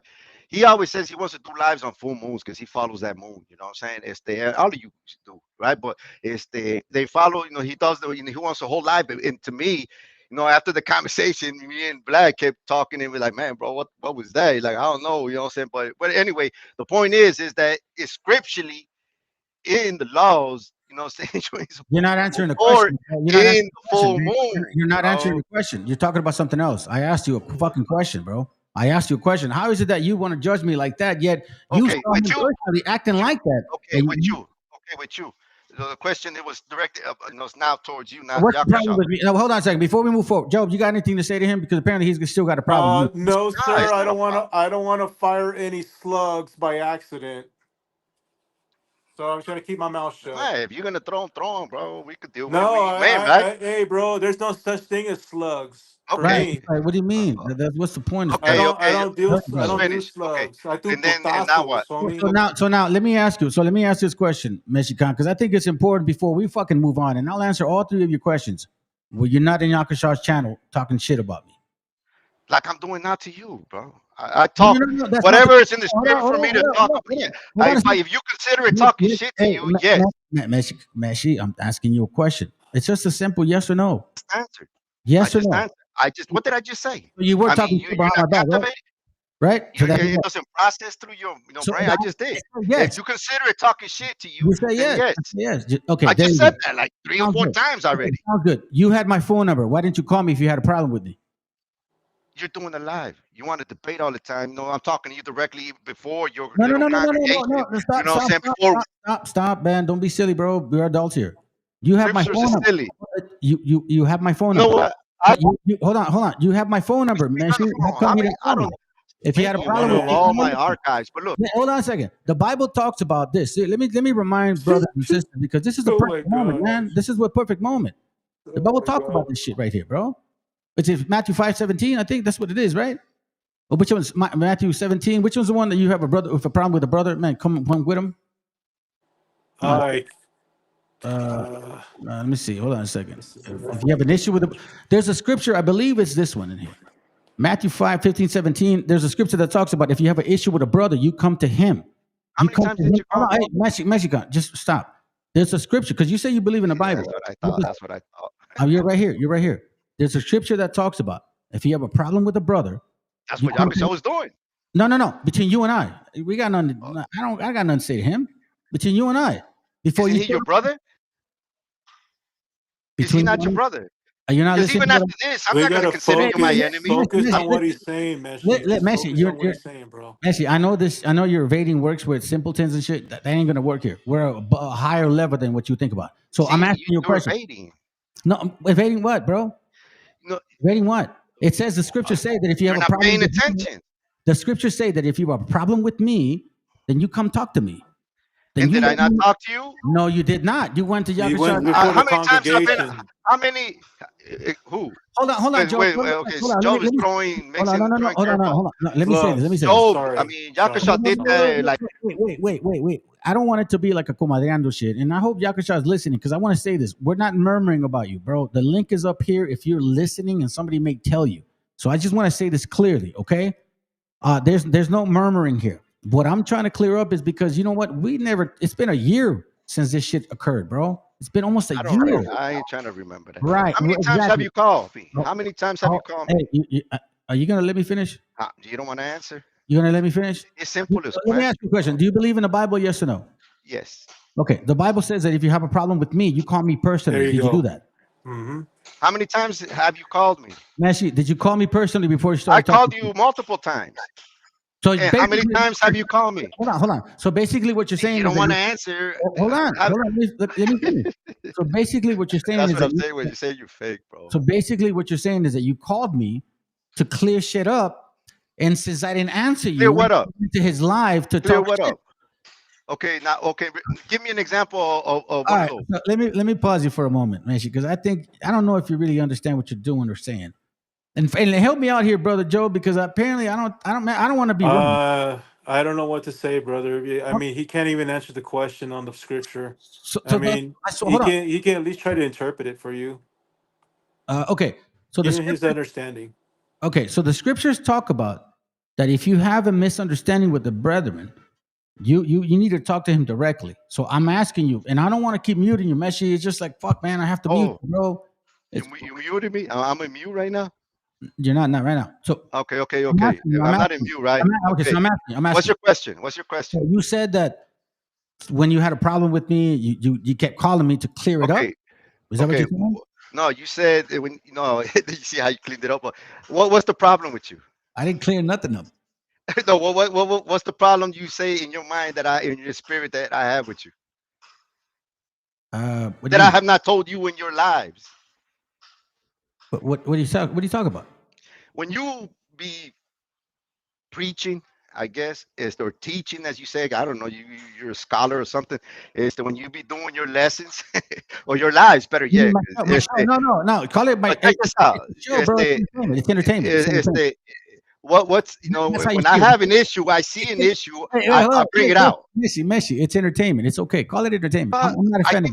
I think I know what you're talking about, but you don't want to bring it out. What's the issue you think I got with you, bro? Honestly. Didn't you hear my question, man? No, yeah, I heard your question, but what is the beef that you think I got with you? Right. Why did you go? That I needed to call you. Okay. Why did you go talk shit behind my back? What was the shit that I was talking about? Well, you want me to show? I mean, I'm not gonna go through this. Just answer it, bro. You're bringing it out. What is it that you said that you heard or somebody told you? Your comadres told you? Okay. So I'm glad that you admitted it. I'm glad because that's the whole point. Okay, I said that already. If I said something, Meshi, shut up for a second. It on the line. Hey, listen, shut up. I don't care about how you fucking feel about me. I'm trying to prove a point. You see what I'm saying? I got beef with you. Be quiet. I know I'm gonna. Hey, look. First he said he had no beef with me. Now he says he got beef with me, bro. You're like a wavering tree and shit. You're not rooted. So let me just say. I'm gonna answer your question. Hold on a second. Now you don't want to hear it. Now you don't want to hear it. Because you don't want me to bring it out. Do you want me to bring it out? Do you want me to continue what I'm saying? Question, bro. You asked me the question. Hey, all right, it's good. Sounds good. Here, family. I'm gonna. Dude. Want me to tell you what it is that I've said about you? Look. Okay, so Here's the problem here. Here's why, I'm like, it's not that I want him to like me. I don't give a fuck about this old man and shit. He can fucking dwindle in Neverland and shit. You know what I'm saying? He don't bother me. I don't give a fuck about you because I already know what kind of demon you are. What I wanted you to admit was the fact that You make all your brothers evil, bro. You don't got the spirit of brotherhood, bro. Really? Get into these females because these tantrums, bro. So let me ask you, Meshi. I'm not gonna hate you, bro. I'm not gonna. Does Nakasha talk to you? Does Vladimir talk to you? Do any of the people that you fucking took the money from talk to you? And you trying to say that I caused division? No, not at all. Not at all. So let me continue to one point because apparently you're not going to let me speak. Let me just say this, Joe. And for anybody that's listening, the reason I wanted for him to express that he admitted it and talk shit was because he showed up on my channel about 3 months ago with a different fucking meme and shit, whatever that shit is. And he came in sneaking and shit, making comments and blah, blah, blah. Then about a month ago, he fucking links up. And I'm like, you know what I'm saying? I'm going through my stuff and I'm listening to like, oh, I think that's MESHIACHA. But you know what? I don't know. Some people talk the same way and shit, right? That's what I noticed. And then you're here. Am I wrong? No, hold on. That's my point. Okay, well, I'm going to answer. Am I going to be allowed to answer? Listen. I'm not asking for an answer. You already answered me. That's all I wanted. I wanted you to admit that you did talk shit like that. And I wanted you to admit that you were here 2-3 months ago sneakily trying to act like it wasn't you. And now you just admitted because I called you. I was like, wait, hold on a second. Are you Meshi? And boom, you are. So before we continue with the class, Job, I'm not trying to like get you out, brother, because you know what I'm saying. I think no problem, sir. I'm out. Hold on, let me just say, yes, sir. Before we continue with the class and all, I just want to clear this up. And I appreciate you, brother, for following this channel. But I've always said, prove a friend. You don't know people until like years, bro, like years, because people will change on you, man. So all I wanted, hold on, let me just say, all I wanted was just to establish the fact that he said this shit. I never talked about him. You know what I mean? I might have mentioned it to some people I talked to personally, but I never did a class on that stuff. So I'm glad that finally, because I was like, bro, is this him? And I'm glad that that's the Most High, man, because guess what? The Most High told you, hey, keep watching this brother's channel. And all of a sudden, now you got your answers. So what happened to the money? Did he confirm that the money was not going to go to that fucking gang? No, he never answered it. Thank you. But he said that it was never going to go there in the first place. And that's why he was laughing at why I was bringing it up. But another thing there, boss, is what I don't like, with all due respect, Meshi, is you don't respect scholarship. And that's pretty sad, bro. You know, you've had this going on forever since I've known you, bro. You don't know nothing, man. You don't know nothing. This guy thinks he knows everything. Well, you're not doing anything on your end, brother. Wow. So shout out to the people who are doing the research. I still love you, bro. I'm just letting you know right now. I still love you. You know, even though you have your feelings towards me, and I know you're not telling the whole truth, but I still love you, man. So do you really think that they were fucking talking shit behind you and your wife? Yeah, it's all good, brother. You know, I'm not tripping on it, but you know what? I'm gonna tell you this, Meshi. My wife, she came out of it, bro. All praise. And what happened was all praise to the Most High, bro. Fuck yeah, man. And she's now a nurse. Yeah. So there you go, bro. Hey, listen, this is why when you talk about people that are sick, I have a son that's, you guys hear me? I have a son that's autistic. He's 24 years old. He's blind. I have to brush his teeth. We have to make sure that he doesn't drop shit. Sometimes he poops on himself because he's going through some fucking problem, bro. You know what I'm saying? Like, you guys don't know me, man. You don't know nothing about me, bro. Salute to you, bro. You're a special human being, brother. I just want to let you know that, and I'm sure I speak for a lot of people. We appreciate you, bro. We appreciate every time you come in. You put a smile on my face, man, because I could be doing other things, but I really love to hang out with familia, homie. Straight up. Hey, you know, I love it. Hey, listen, and the people here, that's what they do. They post up. Right. Hey, what's up, familia? What's up, bro? What's up? That's How you doing? I love that camaraderie, bro. I just love it because you know you're in the right place. So check this out. So I always say this, man, and I've always mentioned it to everybody, bro, just because I may like he goes, Mexican and says, oh, you think you're better than everybody? Nah, not at all. I constantly say it. I'm no better than you. I was a bottom barrel alcoholic, one sofa away from being a fucking homeless man. Just because I may understand certain shit, that just doesn't mean I'm fucking better than you. Yeah. Right, and you should bless. That you should thank Meshi that he brought your brother out of the ashes, bro. And he's teaching the people. You should be proud that the Most High spared his life, and he has a son to take care of, and you should respect him a little bit more than what you're doing right now, bro. Because Nah, you did give him money, and didn't. you are part of this movement. So you should not forget where you came from. And guess what, bro? He knew that he knows I have a son with autism. He just chose to fucking not even care. Like it didn't even comprehend with his mind. Like it didn't even register. Like like my son was never there, bro. Right. What's the next story? Your son's telling you what to do now? Right. That's what I was saying. Like, so it's Fucking like retarded, bro. I brush my Fucking son's teeth. retarded. I brush my son's teeth. So what am I, a fucking mandilon? Right. Exactly. I cook for my son. Sometimes I fucking have to change certain shit that he's doing. Sometimes I have to fucking talk to him and hug him and tell him I love him very much. And sometimes I have to cry with him because he's fucking crying because he can't handle the fucking spirit in himself. Am I a mandilon? No, fuck no, bro. You're a soldier, brother. Hey, You're a look, soldier, bro. look. Hey, man, hey, listen. He goes, now that I was going to bring out violations of biblical law. Oh gosh. Sober up, Meshi, please. Yeah, bro. Sober That's up, bro. crazy, bro. That's fucking crazy. I mean, we can't even answer a question whether the Latin Kings were going to get the land or not. So it's just forget about it, bro. Wait, hold on a second. He didn't even answer you that question? No, he never did. What? So Yeah. basically, Well, he did. yeah. He said that it was never supposed to go there. But why would the Latin Kings even be brought up? So yeah, they were gonna get it, and that's that's why I asked. That's why I told him, like, hey, bro, like, where's that money going? Like, I said, nah, I want nothing to do with it. I don't give a fuck. Right. I grew up in the hood, man. If I really wanted to be gangster shit, I would have done it a long time ago. You know what I'm saying? But I cared for my mother. I didn't want to make my mother fucking stressed. That's why. Not because of my dad, because of my mom. My mom fucking took care of me a lot. My dad was there, but he was an alcoholic. You know what I'm saying? Right. So it's like I just thought about my mom. Like, nah, I don't want to make more chaos. Hey, look, hold on. And if, like I was mentioning, Hold on. He's still mad, bro. I think he's not done with you. Okay. That's the party fake on, but I don't hate you for it. I will pray. Yakasha, Blood, and Manny, and all bros to the king. Hey, look. He says, I will pray for you, Brother Joe. I will say I will pray blessings towards you and Brother Job, Yakasha, Blood. And well, the first things first, man. You need to be sincere with yourself. Yes, sir. That's it. All starts there. Yes, sir. Because you've been here a couple months and you changed your name and you changed your little fucking thing, and then you clicked on my link the other time and you acted like you didn't know me for a second, and I was like, I think this is, and I go, well, I'll keep going with it. You know what I mean? Like, and that's who you are.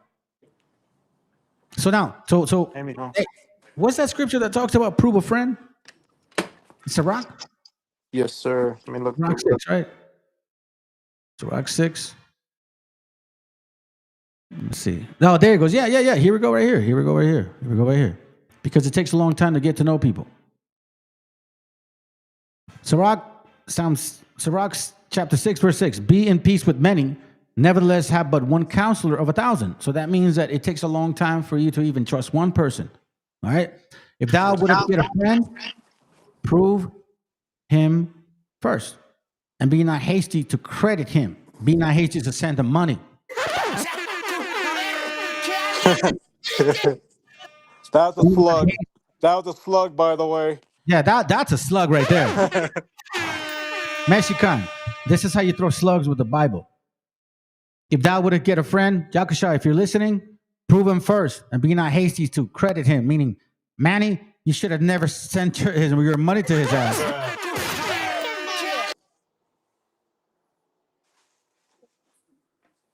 Hey, Meshi, didn't we talk about something like this?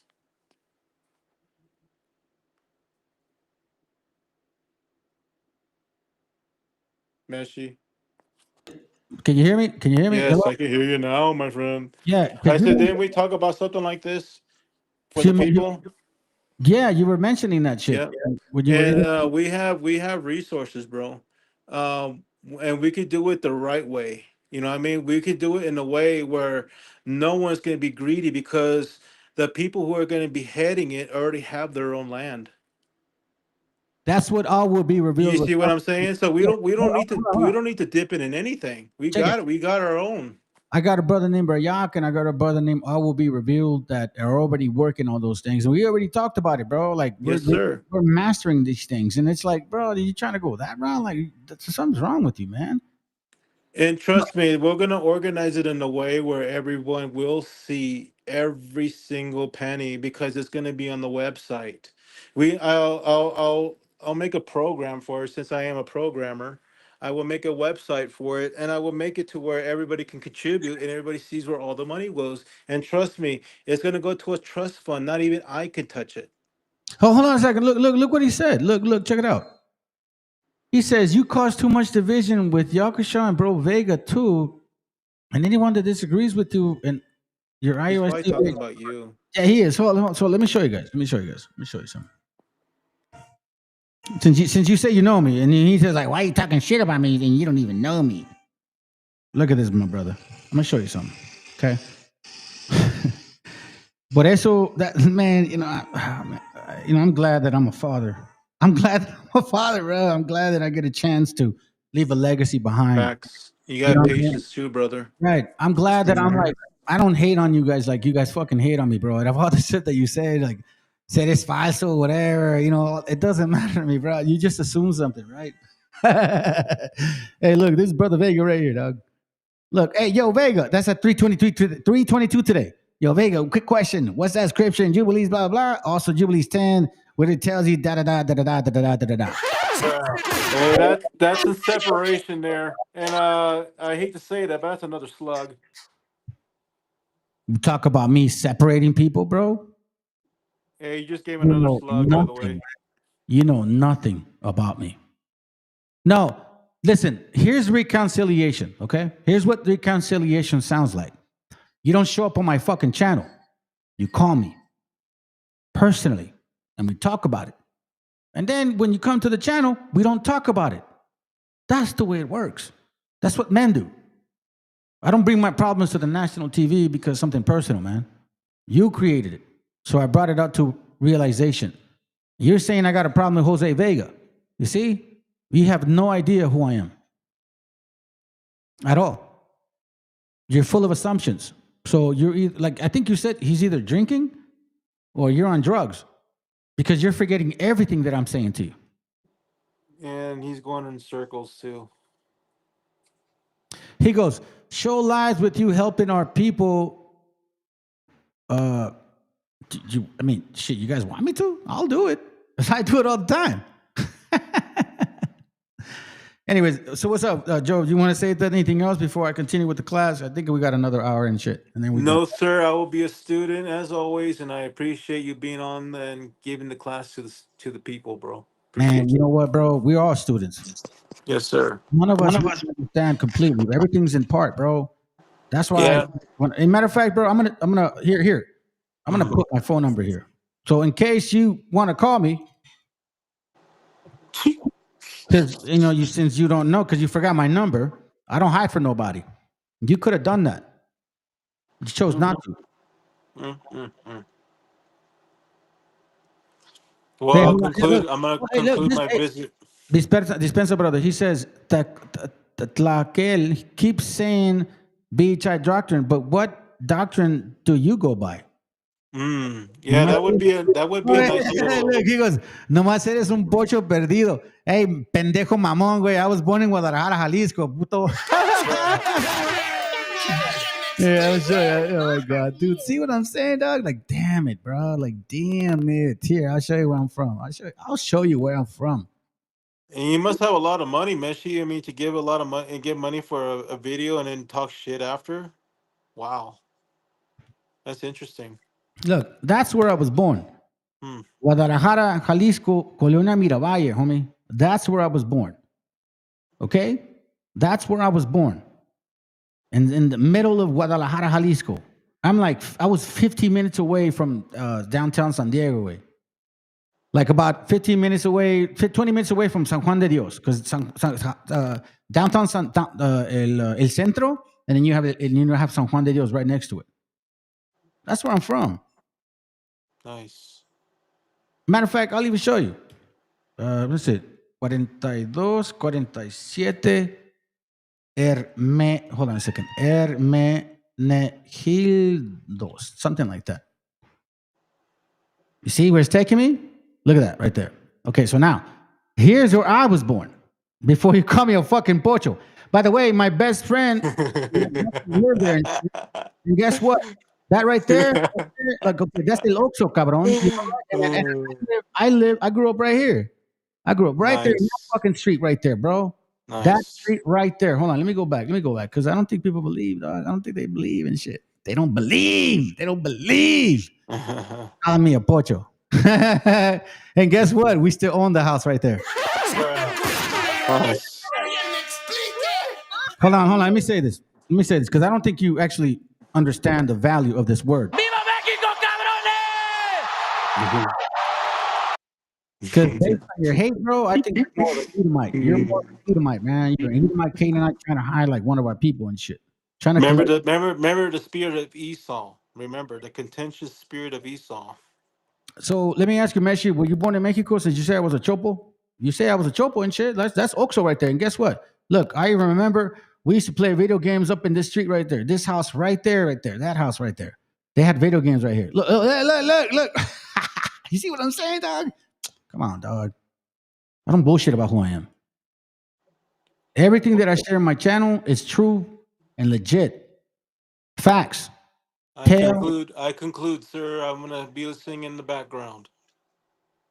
Hey, look. He goes, you don't even know Mexican history with your white sours.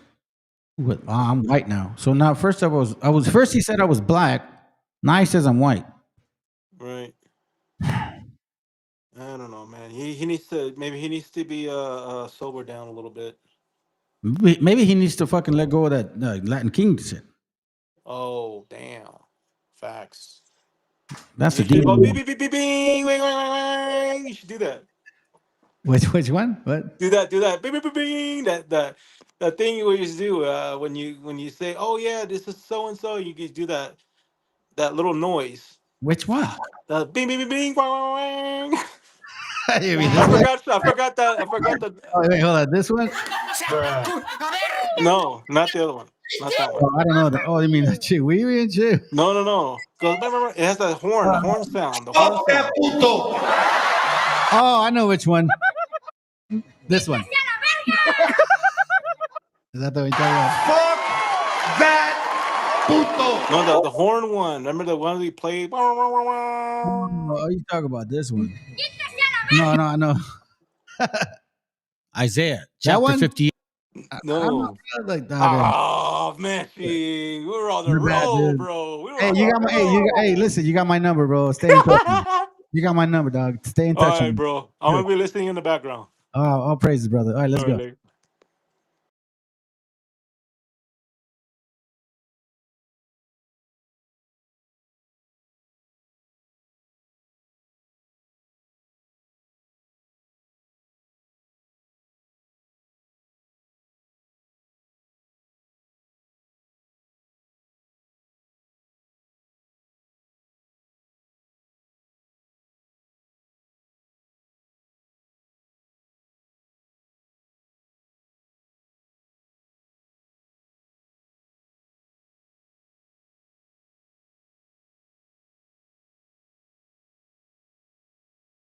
Big question mark, because there is a fear that technology, robot, legal implications, and we have to be prepared for it, and that's what we want to do in Davos next year. Talk about technology and how the ways it can be deployed, that contribute to growth rather than exacerbate unemployment. How will that implement itself? It's a big question mark, because there is a fear that technology, robots, just to take one. Yeah, you gain element, productivity from machines. Exactly, and it replaces maybe the workforce or jobs faster than we can replace them. Humans are now hackable animals. You know, the whole idea that humans have, you know, they have this soul or spirit and they have free will and nobody knows what's happening inside me. So whatever I choose, whether in the election or whether in the supermarket, this is my free will, that's over. Free will, that's over. That's over. Over. Today, we have the technology to hack human beings on a massive scale. Yeah, I mean, everything is being digitalized. Everything is being monitored. In this time of crisis, you have to follow science. It's often said that you should never allow a good crisis to go to waste, because a crisis is an opportunity to also do good reforms that in normal times people will never agree to. But in a crisis, you see, we have no chance. So let's do it. Vaccine won't help us go the to vaccine the test, of course. will help us, of course. It will make things, you know, more manageable. Surveillance. People could look back in 100 years and identify the coronavirus epidemic as the moment when a new regime of surveillance took over, especially surveillance under the skin, which I think is maybe the most important development of the 21st century, is this ability to hack human beings, to go under the skin, collect biometric data, analyze it, and understand people better than they understand themselves. This, I believe, is maybe the most important event of the 21st century. So does the data about my DNA, my brain, my body, my life, does it belong to me or to some corporation or to the government or perhaps to the human collective?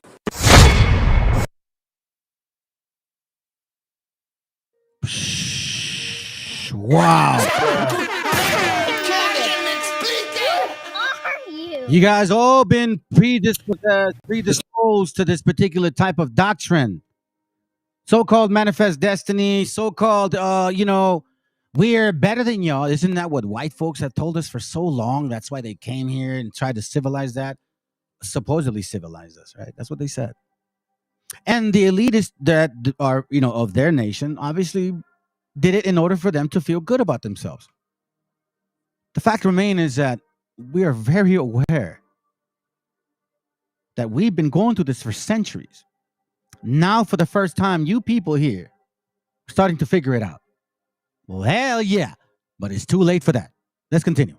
Mr. President, Vladimir Putin may be a liar and a demagogue, but it is hypocritical for the United States to insist that we, as a nation, do not accept the principle of spheres of influence. Hostility to early NATO expansion is almost universally felt across the domestic political spectrum here, end quote. For the last 200 years, our country has operated under the Monroe Doctrine, embracing the principle that as the dominant power in the Western Hemisphere, the United States has the right, according to the United States, to intervene against any country that might threaten our alleged interests. That's United States policy. And under this doctrine, the United States has undermined and overthrown at least a dozen countries throughout Latin America, Central America, and the Caribbean. As many might recall, in 1962, we came to the brink of nuclear war with the Soviet Union. Now, why was that? Why did we almost come to the brink of nuclear war with the Soviet Union? Well, we did that in response to the placement of Soviet missiles in Cuba, 90 miles from our shore. You guys that were born just yesterday and are not aware of what the Monroe Doctrine is, excuse me, it was written in 1823 by, what's his name? Something Monroe. Anyhow, check this out. Velasquez leads colleagues in introducing resolution for calling an end to the Monroe Doctrine. Today, the Rep. Nidia Velasquez introduced a resolution calling for the annulment of the Monroe Doctrine. The bill's introduction coincides with the 200-year anniversary of the Monroe Doctrine. which has been used to justify American intervention in Latin America's affairs throughout the political history.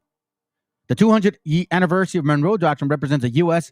and the hemisphere with a chance to move past an undated, ineffective foreign policy strategy. Remember what it says. Do not expect these people to really change it for you. What's that? Is it Proverbs, I think? Man, I haven't gone to that in a while. I think Proverbs 3:31. No. Which one is it? I can't remember. Let's move on for now. Okay. Again, I'm just trying to go with the speed of the class. Not trying to lag on anything. Now, in case you guys are not aware a little bit about this Monroe Doctrine, I would highly suggest to look into it. Okay? I would highly suggest to look into it. Check this out. Look at this. If you've ever voted for him, Father, I'm asking you to chip in $5, $10, or even $25 to his campaign. Not this cocaine. Check this out. So remember, this is why you got to be mindful with the things that people say regarding political parties, political ideas, blah, blah, blah, blah, blah. All that stuff, right? Let me see. The Russians are back currently in Caribbean, Mexico, Venezuela doing drills. Creak, creak, crack, right? Exactly. So, well, again, you're going to see where it's going to go, sis. It's going to hurt some feelings. And it didn't hurt my feelings, but I was like, yeah, I expected it. But it's okay. Remember, like the video I had showed earlier, if you're into this research, you don't stop. You keep going. Let's continue. So, as president, would you support sending U.S. Special Forces over the border into Mexico to take out fentanyl labs, to take out drug cartel operations? Would you support that kind of American military use? Yes, and I will do it on day one. Here's the thing. The cartels are killing tens of thousands of our. You want to talk about a country in decline? You have a lot of part of your southern border. We have to reestablish the rule of law, and we have to defend our people. The President of the United States has got to use all available powers as Commander-in-Chief to protect our country and to protect the people. So when they're coming across, yes, we're going to use lethal force. Yes, we reserve the right to operate. How many more tens of thousands are we going to let to die? I am sick. I've met angel moms throughout this country. I met a lady in Texas named Tracy, and her son took one Percocet that was laced with fentanyl, immediately died. That is happening all across this country because of the poison that they are bringing in. So as president, would I use force? Would I treat him as foreign?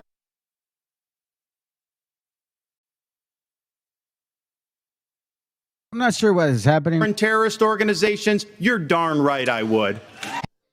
You're darn right I would. Yeah, well, I'm going to show you where you guys are actually about. So I'm going to use tonight to another one of these damn idiots, but let's continue. Like I said, man, I call this fool out. If I see you in the street, I'm going to kick your ass. as an opportunity to lay out.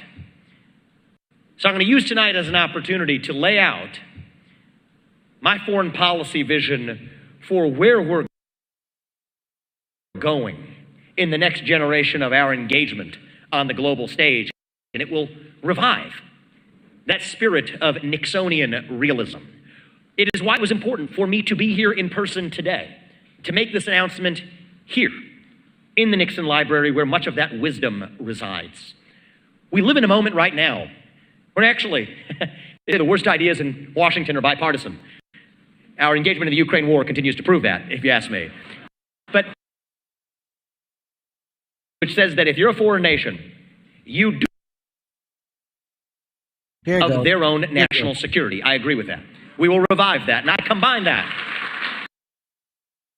The Nixon doctrine was that other nations have to be the first protectors of their own national security. I agree with that. We will revive that, and I combine that with the modern Monroe Doctrine, a doctrine that we will re-implement under my watch as U.S. President. Hear what he said? The Monroe Doctrine, which he will revive when he becomes president. You see, when we walk and ignore these statements, you don't even realize what they're saying to you. They're saying that they're your daddy, and you're going to do what they say. With the modern Monroe Doctrine, a doctrine that we will re-implement under my watch as U.S. President, which says that if you're a foreign nation, You do not mess with the United States of America on our own home soil. You do not test us on our waters or in the Western Hemisphere. And if you do, you will have hell to pay for it. No Chinese spy balloons flying over half the United States.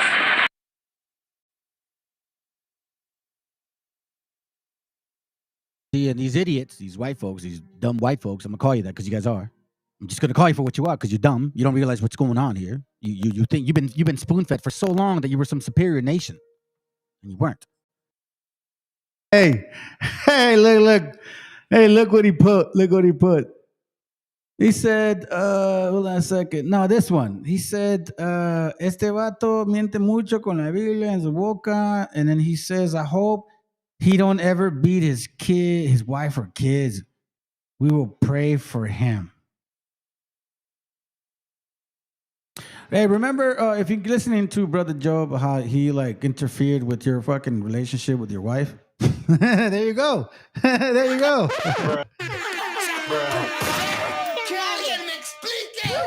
You got no fucking backbone, man. Like you were telling him, like, oh, I didn't agree with that. You know, I don't get involved with family, and like you just did that right now.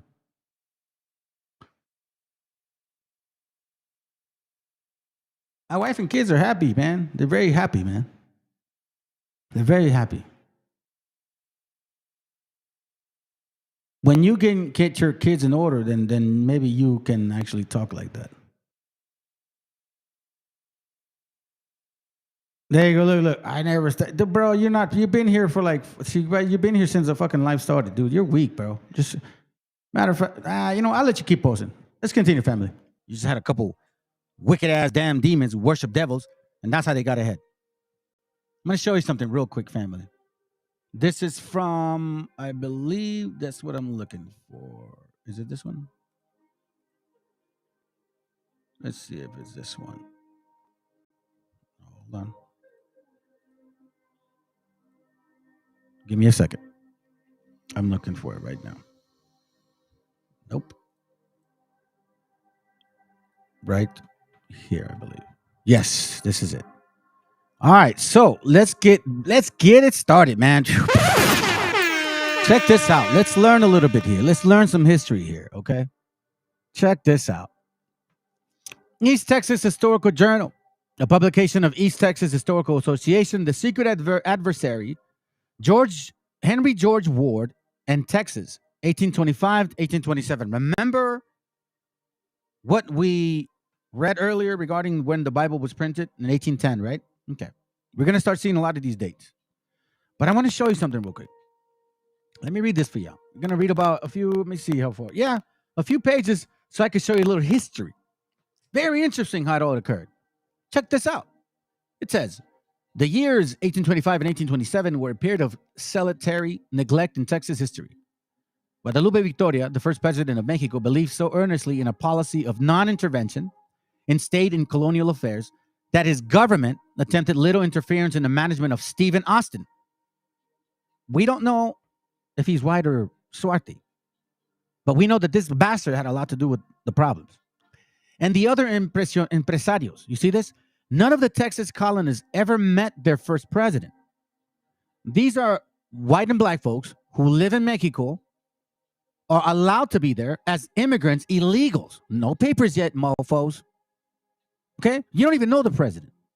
It says, none of the Texas colonists ever met their first president. Any business pertaining to the colony was settled in the state capital, Saltillo, not the national capital, Mexico City. The cliche, absence makes the heart grow fonder, may explain the fond memories that Texans have of their first president. Imperceptibly, an anti-Texas feeling began to blossom in the national capital, affecting Victoria himself to the point where the president decided to tighten the Mexican grip on Texas and limit the number of Anglo-American immigrants. Let me just say illegal immigrants, okay? So you white folks and black folks that were going to Texas right now, you're fucking illegals. That's what you are. I don't care if you guys get upset because I'm cussing right now, okay? I don't care anymore. But I'm not going to cuss the whole time, by the way. I'm just saying. Look at this here. How many times, what did Trump say? You're murderers.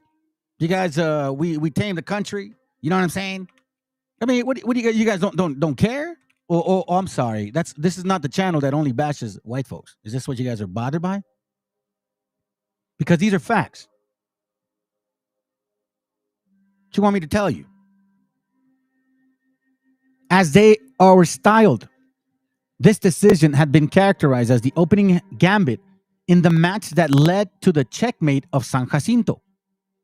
Historians have advanced numerous reasons for the change of the official attitude of Mexico to Stephen Austin. So when you see that stupid-ass wrestler, think about that.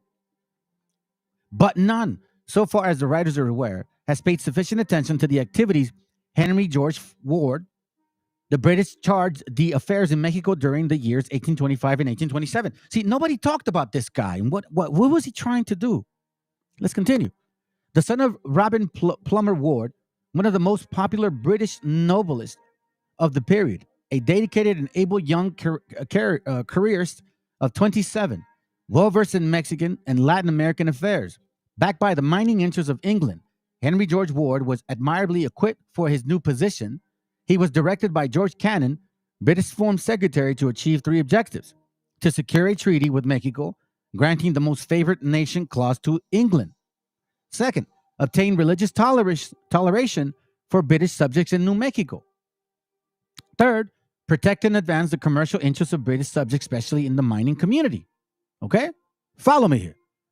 Ward, on his own initiative, intended to accomplish two other policies. First, he intended to be so successful that he would be appointed the first British minister to Mexico.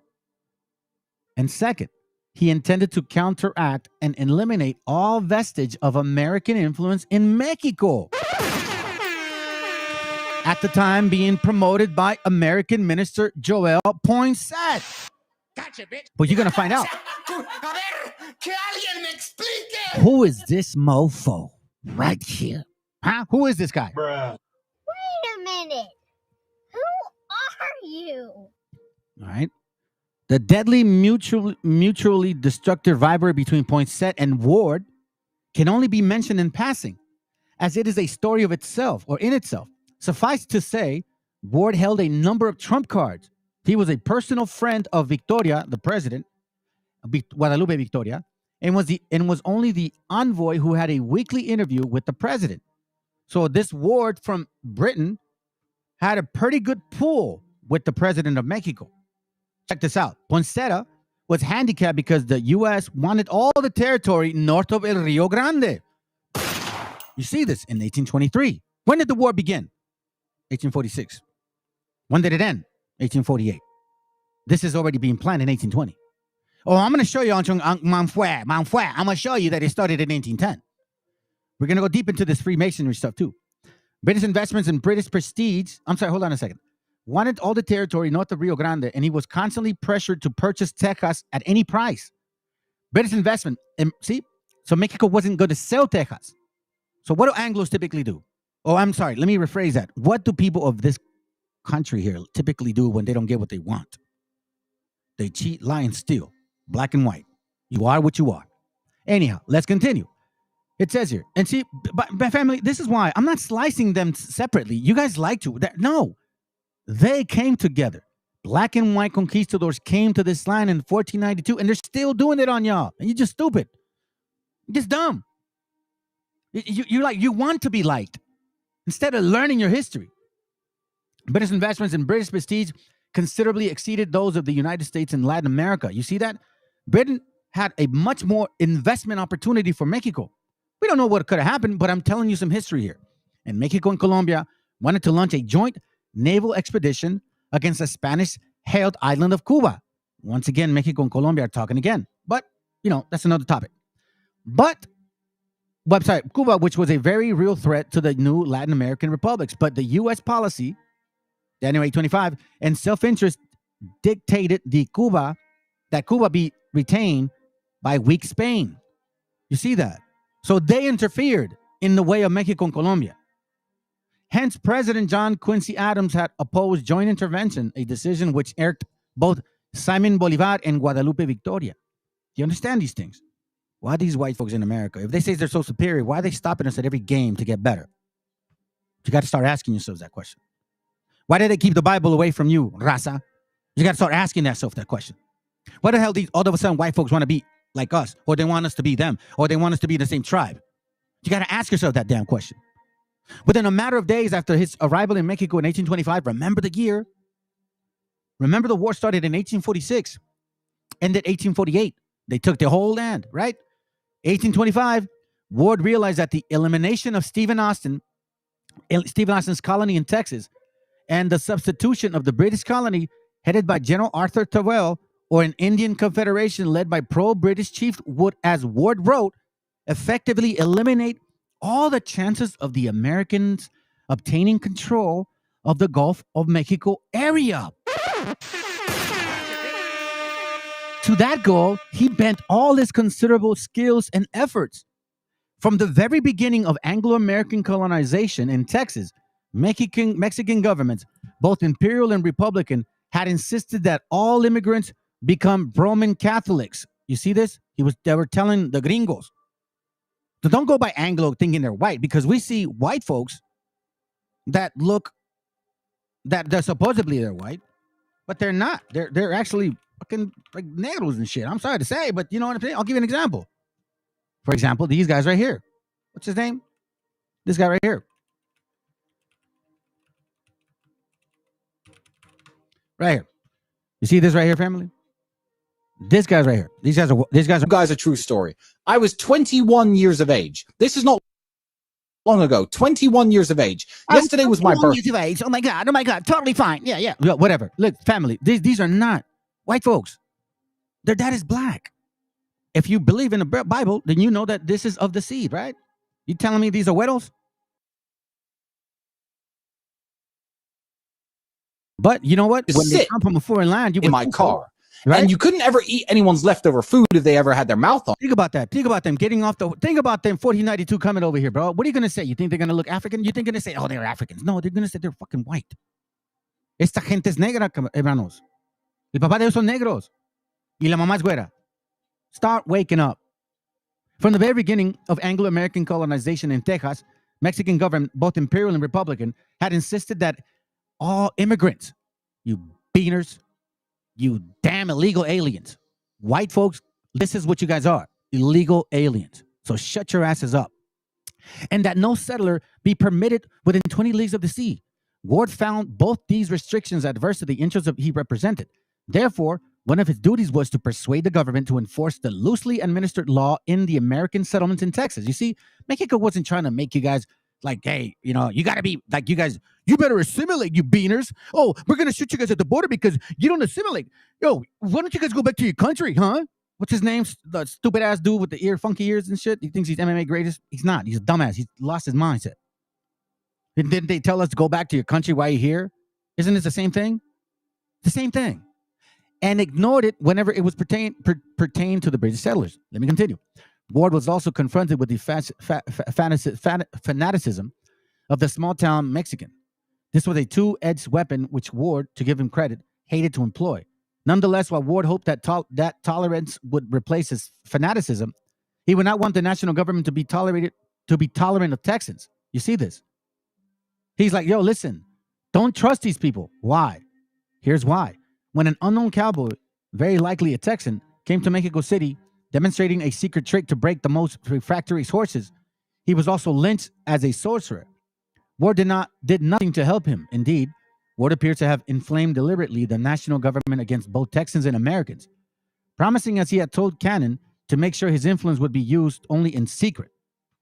Now we're going to go deep into this, and here's the actual best part. Ward wrote Cannon a letter in September 1825, enclosing a manuscript of a map of Texas showing Sabine River as the present United States boundaries, which eliminated the shadowy claim of the Americans to the Rio Grande. He mentioned that the Americans, you mean the illegals, right? The ones that are calling us illegals. Yeah. Estos gringos, estos pinches gringos, right? These illegal Europeans were still pushing their claim to the Rio Bravo and offering to pay Mexico for additional territory. To make matters worse for the Mexicans, they had not enforced their authority in the area between Sabine and the Rio Bravo. You're going to find out why pretty soon. As a result, American settlers, backwoodsmen, lawless and scornful of all restraint, Oh, I see. But you call us savages. Let's continue. You so-called Christians, right? You Christmas Christians. This is who you guys are. American Christmas Christian settlers, backwoods men, lawless and scornful of all restraint, like the old West, where you had your daughters do some funny stuff to the dads. Yeah, I heard about that. We're pouring in. 6,000 families were there already, pretending to recognize the authority of Mexico. But everyone knew that in case of a rupture between the U.S. and Mexico, these bad subjects and inconvenient neighbors would side with the former. And then you're kind of wondering if we're going to do that to you, huh? Bruh. Here's the best part. Ward reported that he had already warned Victoria and his cabinet member, Jose Ignacio Esteva. Who the hell is this guy? We're going to find out. Jorge Ignacio Esteva and Lucas Alaman.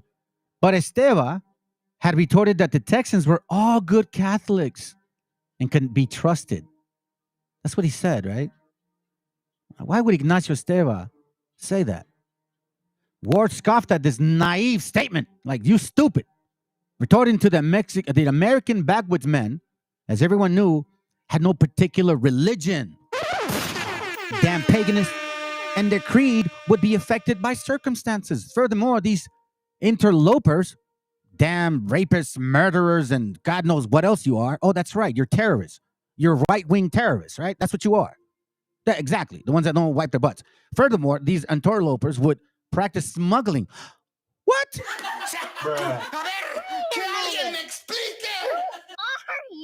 Bro, do you see the family? They're projecting all the time. They're calling you names and they're projecting who they are. Hence, if Mexico thought she was gaining any real advantage from these people, she was wrong.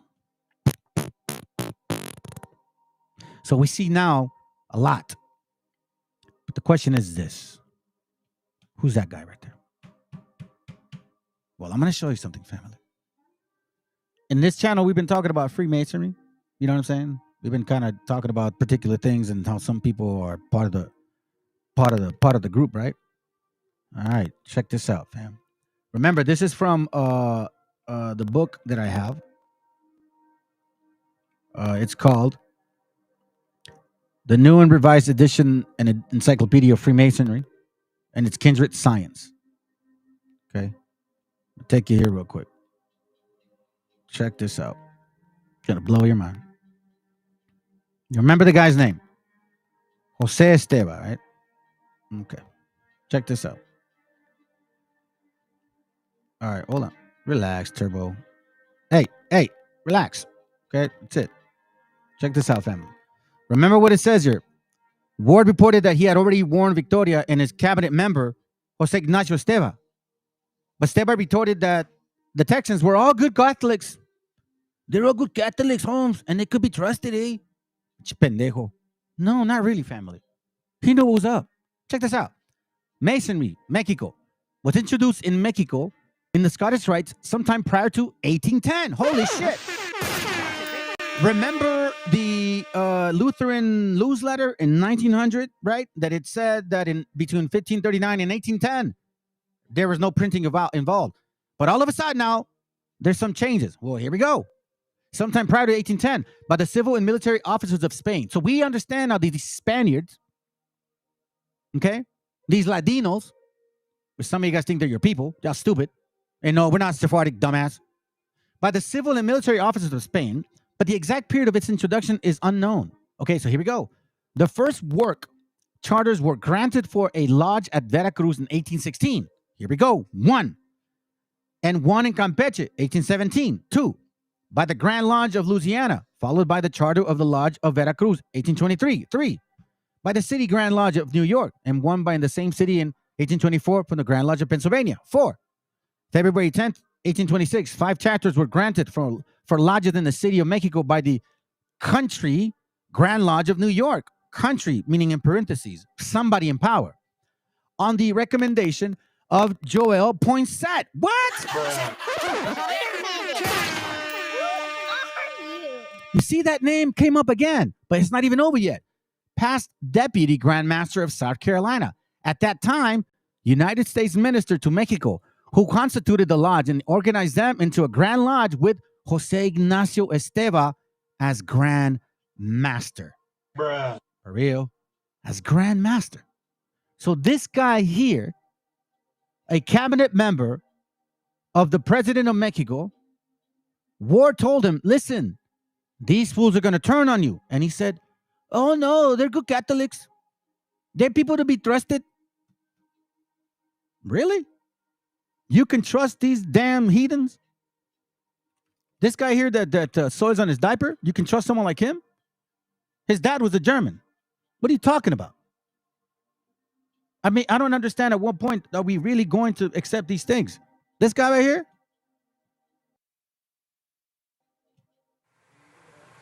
They're not documented. They 100%. Do I need media, liberal press media?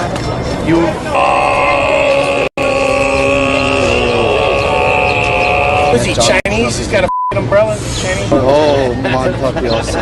Parasol, dude. Oh, parasol. Sorry.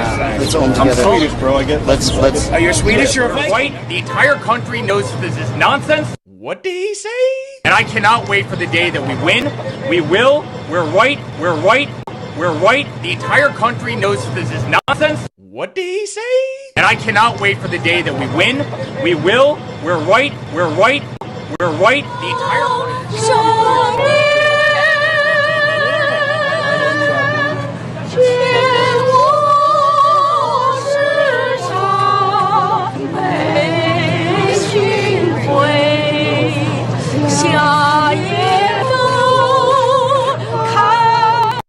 Jesus the Lord. God, thank you.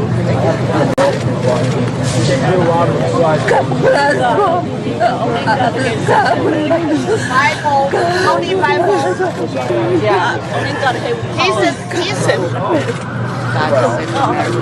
We need you. You need you. God, we need you.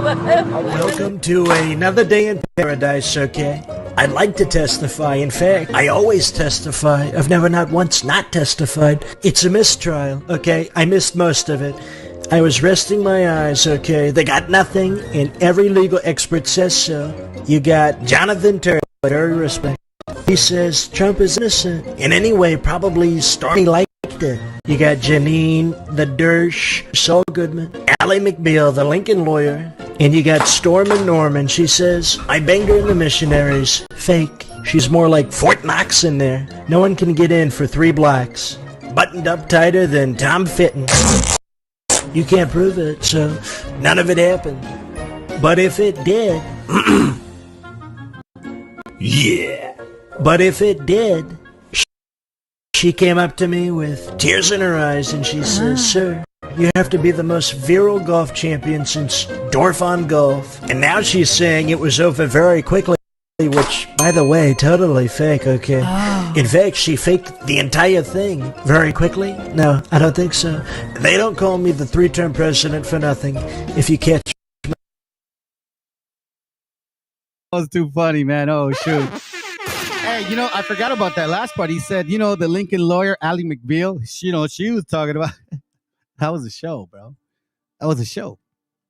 I mean, it's funny, but it's not funny because, quite frankly, this is deeper than it gets. You see, we not know that ever since this time.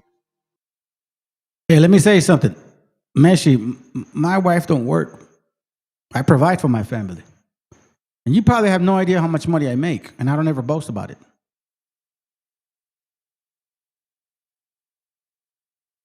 You're very assumptive, bro.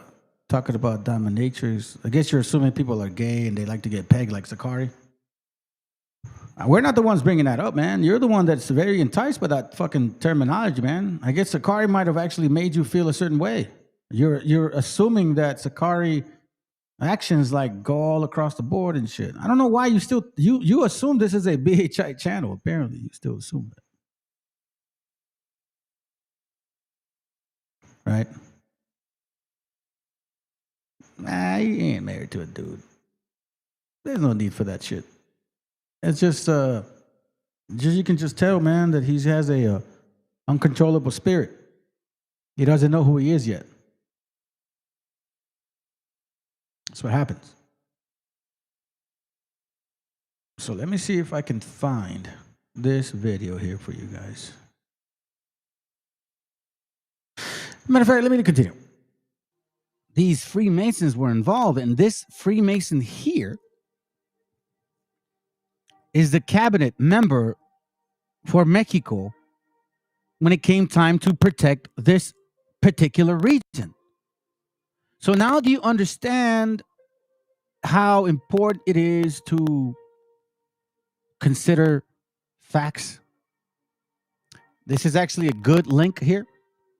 For the first time in digital format through the internet, documents for the study of relations between Mexico and United States that are under custody of the General Estrada Historical Archives or Diplomatic Historical Archives of the Ministry of Foreign Affairs in Mexico. These are 51 books that contain data, details, and circumstances that reveal in light of the correspondence between the protagonists and key figures who participated in 2 historical events that changed the territory, foreign relations, and the economy of Mexico and its neighbors. During the first half of the 19th century, the Texas War of 1835 and the Mexican-American War of 1846. So you see that this here gets really into the details as to what occurred.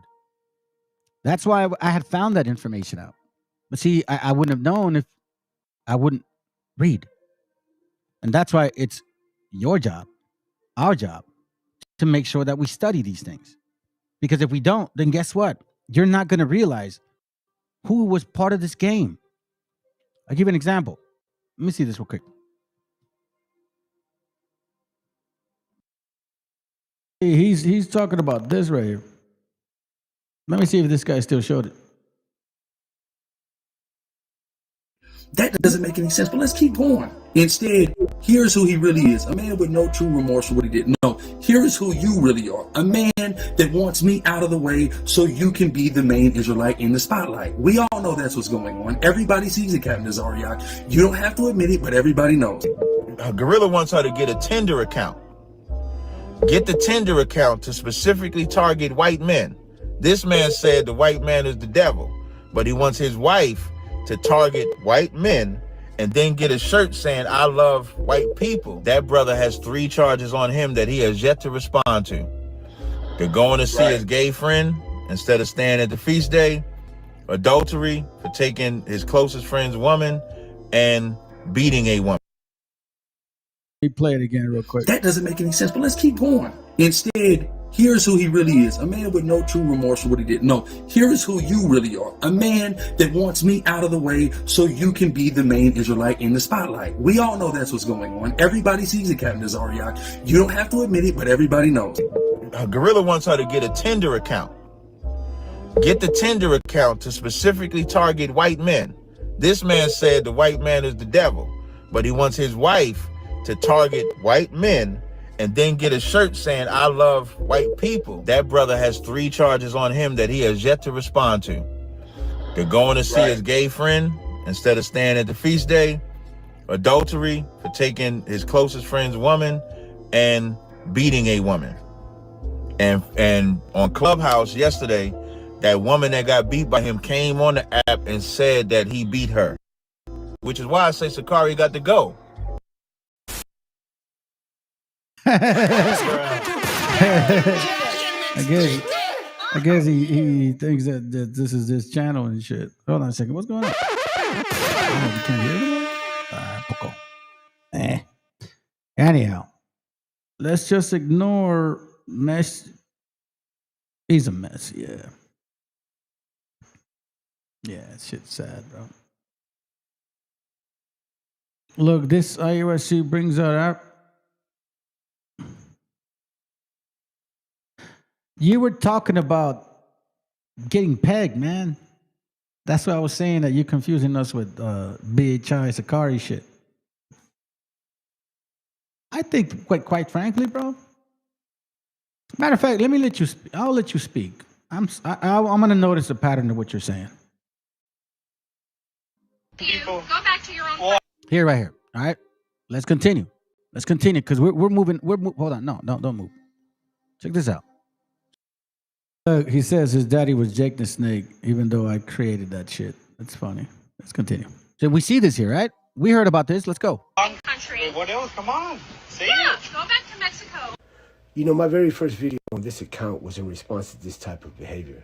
And in that video, I stated this, that the difference between indigenous people of these lands and foreigners is that your ancestors either met the boat or they came over on it. Now, I know that rubbed more than a few people the wrong way, but not a single person has been able to dispute that one basic truth. And to that truth, I'd like to add one more. Now, this applies whether you're first-generation immigrant or 25th generation, whether your family came over on the Mayflower or wrote the Declaration of Independence itself. On behalf of my ancestors and the indigenous blood that runs through my veins, as long as there is one single drop of indigenous blood on these lands, you, your ancestors, and your descendants to that blood, you will always be foreign. Hey, you know, Brother Joe, when you guys were over here talking about this, he did tell you or ask you, if you really are adamant about that, how come you don't go teach and create a channel? Why do you show up to other people's channels to create your fucking movement when you could technically start your own channel and create your movement? And yet you're here talking about being led by, like, spitting fire to the sheep. So now you insulted everybody that's listening because apparently you think you're fucking smarter than everybody. Listen, brother, you got deported. How smart are you really? You were once in these states and your ass got deported. And you're going to have to deal with that sin. So don't try to bring that fucking issue that you have personally with yourself upon other people. That just shows what kind of spirit you move with. You got deported for a reason.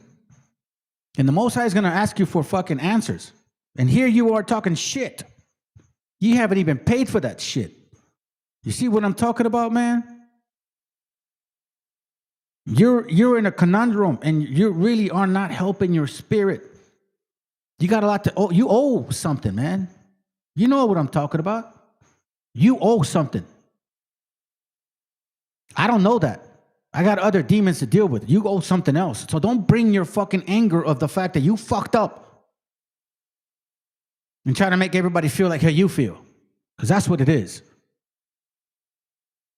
I did not stutter. That's right, brother. That is so true, bro. Let's continue. Because if you really think about who's involved in this here, now we know that who had something to do with this particular fire here. Jose Ignacio Esteva, the Grand Master, a Masonic body. Both New York and Scottish rites, however, soon degenerated into the rival politics club, and bitter functionalism became so strong that in 1833, the authority issued an edict suppressing all secret. Do you want to know something, man? I think I just realized what you are about. You're an abusive individual to whoever you have around you. You said that I was doing this to my kids. I understand now. You do this shit to your family. You create chaos. You insult them, and then you want them to forget of the fact that you did that shit. As if nothing ever occurred.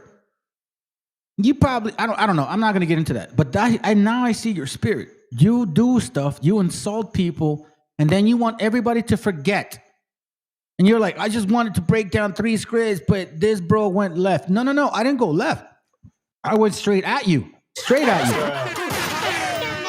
I don't bullshit this crap, man.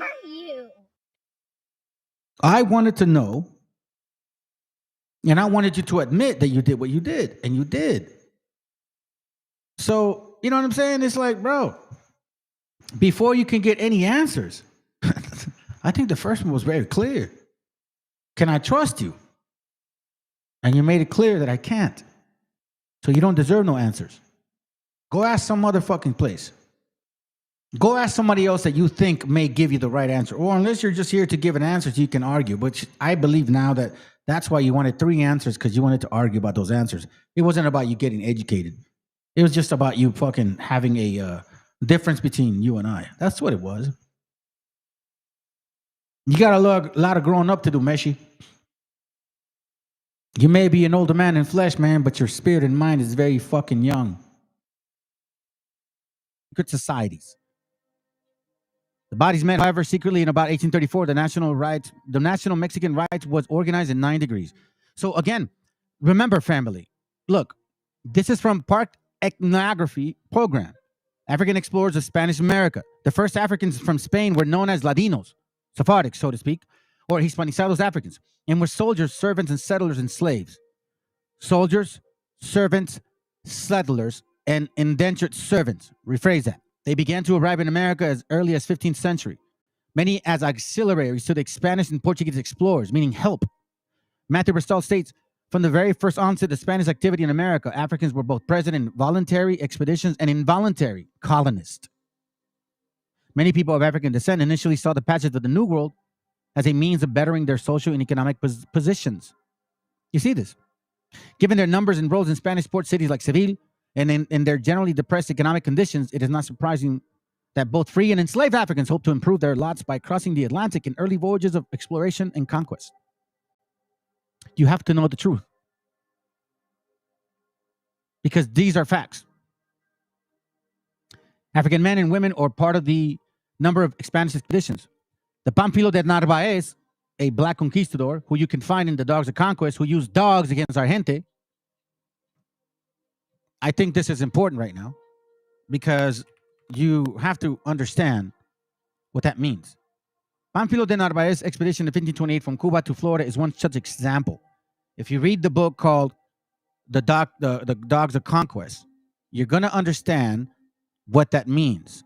Okay? It's going to make sense to you because once you get the book or download the book or go on the what do you call it? Archives.org, you'll see what this means. Let's go.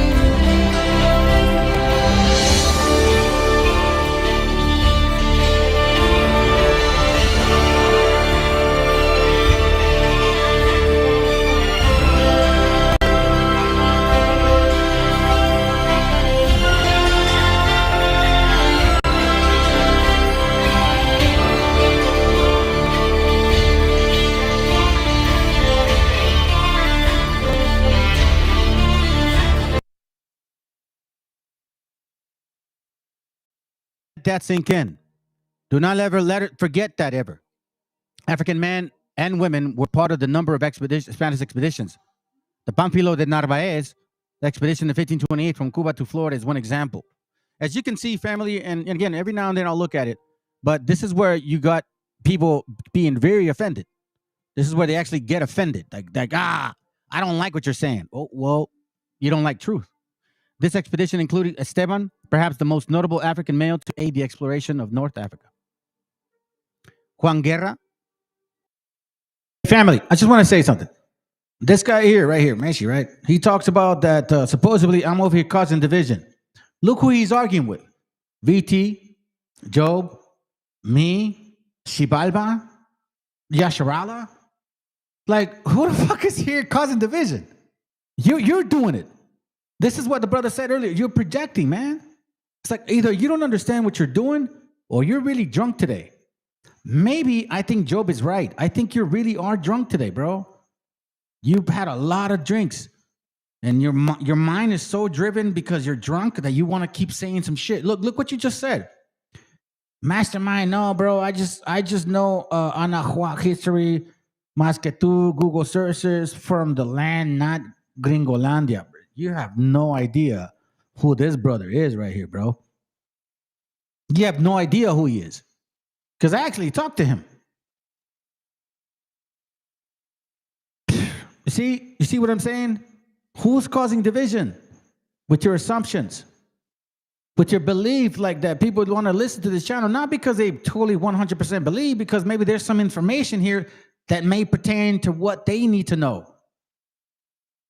15, 16 people are watching this right now, right? That doesn't mean that every single one of them absorbs everything that I say. Everyone is individual to their own understanding. I cannot manipulate no one. You have to fucking manipulate yourself to believe. No one can do it. There's no word that I can say, no verse, no history, nothing to make you believe. You have to be your own influence. Scriptures say that.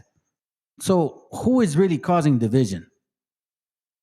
You're projecting, Meshi, and I think you either need to stop or stop drinking. Because Job is right, bro. You are fucking drunk. Juan Garrido, just example. Esteban, the black man. Conquistadors, militant men. These are the routes that they took.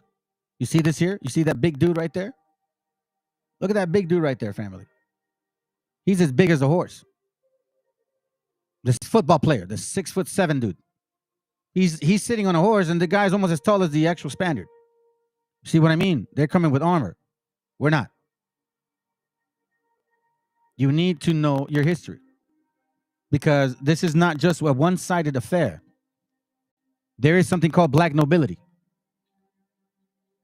The majority of black slave owners were members of the mulatto class, and in some cases were the sons and daughters of white slave masters. Many of the mulatto slave owners separated themselves from the masses of black people and attempted to establish a caste system based on color, wealth, and free status. According to Martin Delina, the colored community of Charleston City clung to the assumption of the superiority of white blood and brown skin complexion. Why do you think they're trying to say they're the people of this land? These mulattoes of the old free black elite.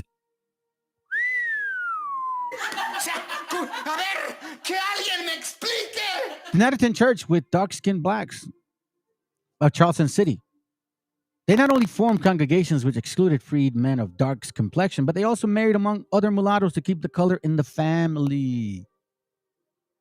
Large number of free blacks owned black slaves and large number of free blacks owned black slaves in numbers disproportionate to their representation in society.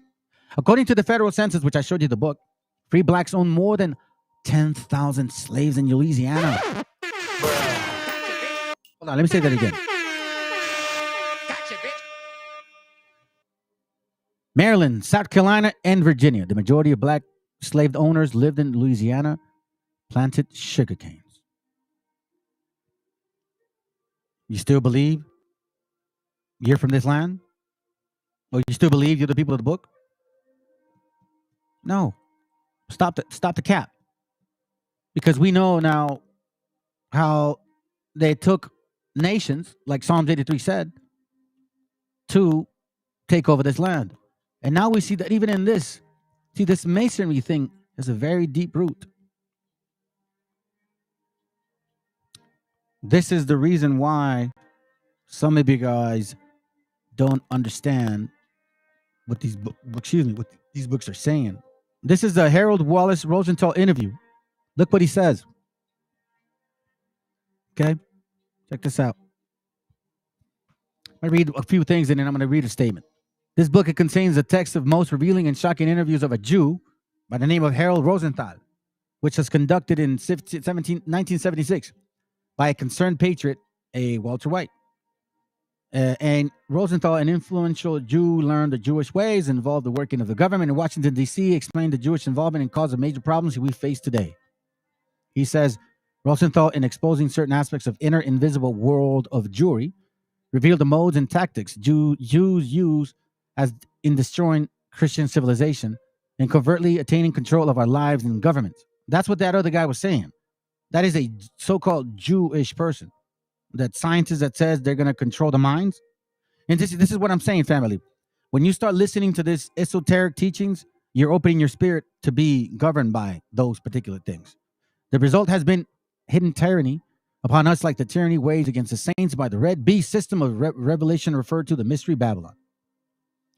Let me read this real quick. This is interesting.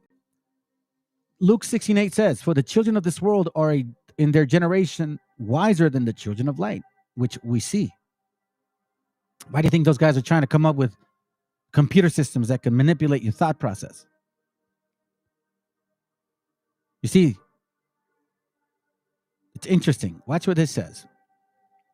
In a highly confidential interview with a Jewish administrative assistant, one of his nation's ranking senators, he said, it is a marvel that the American people do not rise up and drive every Jew out of his country.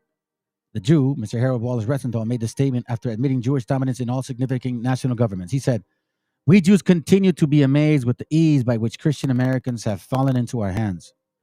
While the naive Americans wait for Khrushchev to bury them, some Russian, we have taught them to submit to our every demand. Ask how a nation could be captured without knowing it. Rosenthal attributed this victory to absolute control of the media. He boasted of Jewish control over all news. Any newspaper which refused to acquiesce to control the news was brought to its knees by withdrawing advertisement, meaning through money. You see this here. You see this here. It's an interesting thing. He says, and I quote, the hidden tyranny. Most Jews do not like to admit it, but our God is Lucifer. Are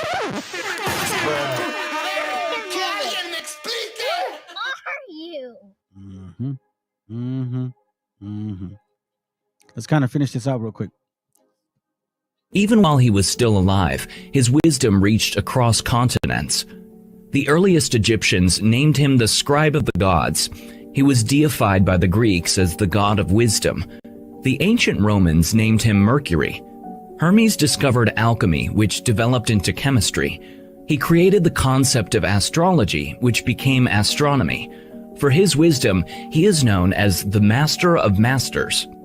The Kabbalion is premised on the theory that there is an intelligent, thinking substance that pervades all space and time. Even while That's the thinking that I'm talking about, family. You see, this is the teachings that are going on right now through Buddhists and yoga and all these self-healing, meditation, frequency sounds. You know, like the dude 432 drop, hey, yahoo, or whatever the fuck is, whatever he says. We're seeing this teaching. And you see, when you open yourself up to this type of teaching, now I understand why that scientist said, there's no God.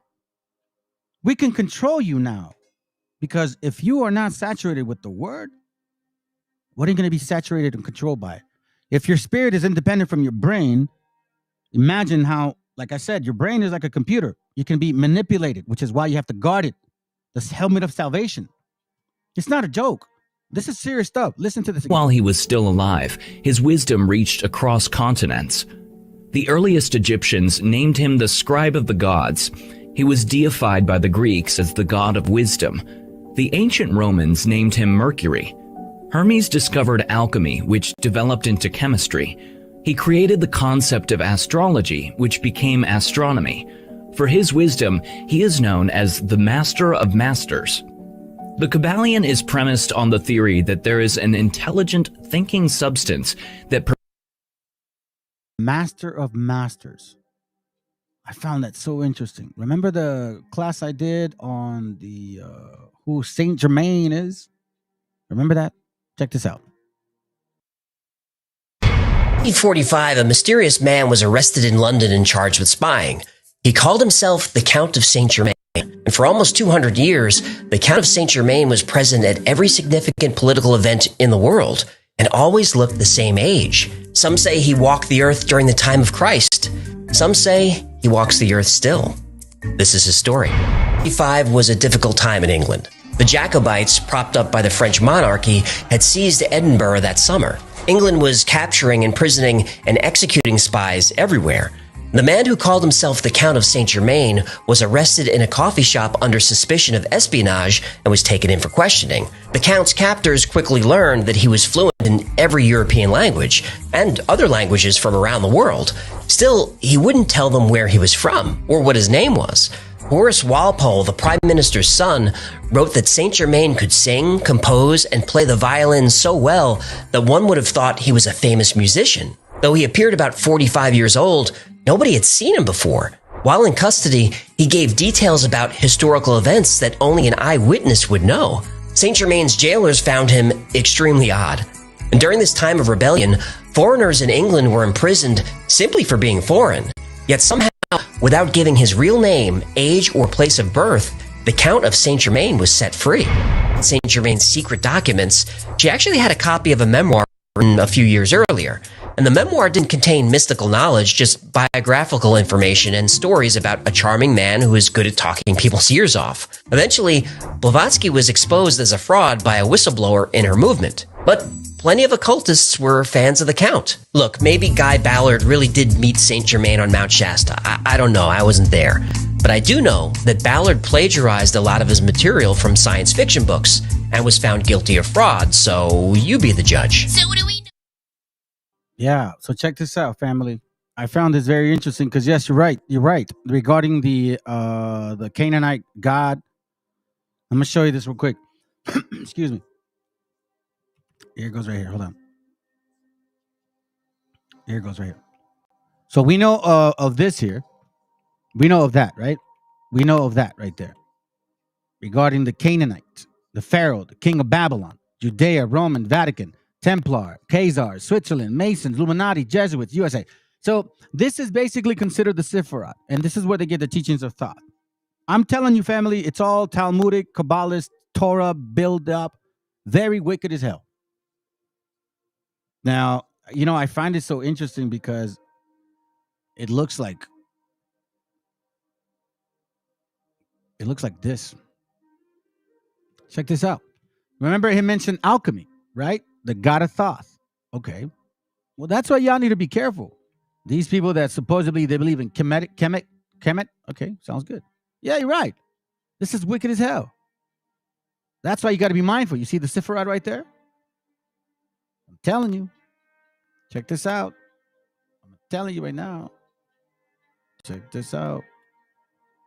See, this is distinction. These are paths of so-called wisdom that they want you to understand. You see this here? The concept of man, and now we see this here. Boom, boom. Look at that. Let me save this. Hold on a second.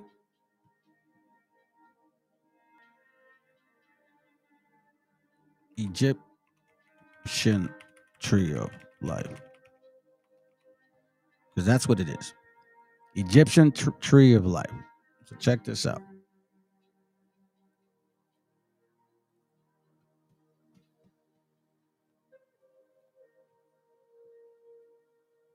Look at this right here. See? Now look at this right here.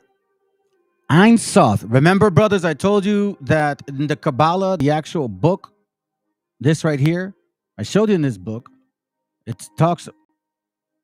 Hold on. Oh, okay, you're getting a little intense for this, huh? You're getting a little intense for this. The background went blank. Give me a second. Let me fix this. Hold on. Here it goes.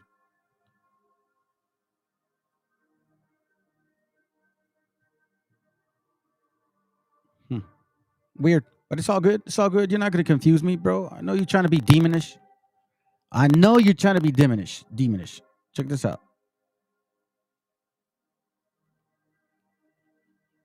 It goes right there. I showed you guys this before. You know, here it goes right here. You see this? That is the Sephiroth. Okay. And it stands for Ein Sof. Okay. So you can actually see it right here. If you go to the because it's alphabetically. Let's see, A B C D E F G H I A B C D E. Where are you? H I. Here it goes. Ein Sof. This does cover on. It's probably gonna try to hide from me. Nah, I'll find it. Check it.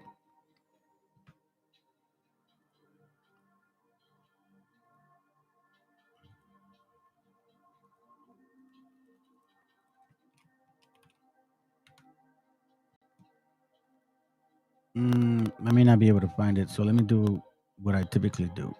I'm just gonna go here, stick to the point, because I cannot. Here it goes right here. Okay, so we get into the whole concept of that fucking demonhood and shit. I think there's a demon right here, and I really want to call him out.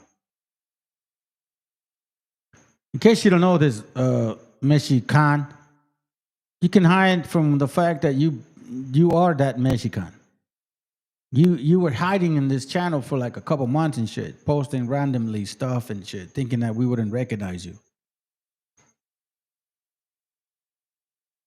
This brother right here, this is why you need to understand exactly what's going on with this channel, man, because everybody's in what I guess what you would say synergy. You know what I mean? Understanding. Because guess what? You want to talk about like, oh, well, I had 3 questions, you know what I'm saying? If you could post a link. Look, let me say something to you, because you don't know the Bible. It's obvious that you don't know the Bible. It's very clear. So let's tackle the verse that the brother just posted right now, because I think that you guys are going to be fucking completely surprised, or at least I would assume, of the simple fact that, you know, there are structures and steps into how you should conduct yourself, man. And you had the chance to do your shit. You came up here. The thing about, I think what people are noticing about you is that you just have a problem admitting your faults. And you want to know something? If that's your problem, if that's the sin that you have to deal with, hey brother, you know what, dude? We're here to help you. But man, you've developed a lot of enemies. Yakusha don't want to talk to you no more. Vladimir definitely don't, because you took their shit. You tell me if they're still your friends. I don't talk to them, but I'm not their enemy. I don't have enemy hate towards them. They do what they do. Hey man, it is what it is, bro. If they don't believe anymore, then so be it. Because I've heard about a channel that just got fucking shut down. And you're gonna go back to that channel, you're gonna find out that he ain't there no more, bro. He ain't there no more. So let me tell you something about who I am and what I stand for and how I raise my family and how I'm not afraid to admit when I'm fucking wrong. Because, you know, that's the problem with you, bro. You don't know when you're wrong.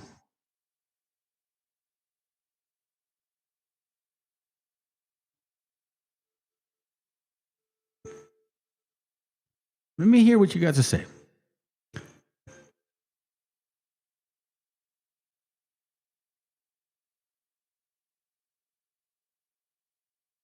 See that?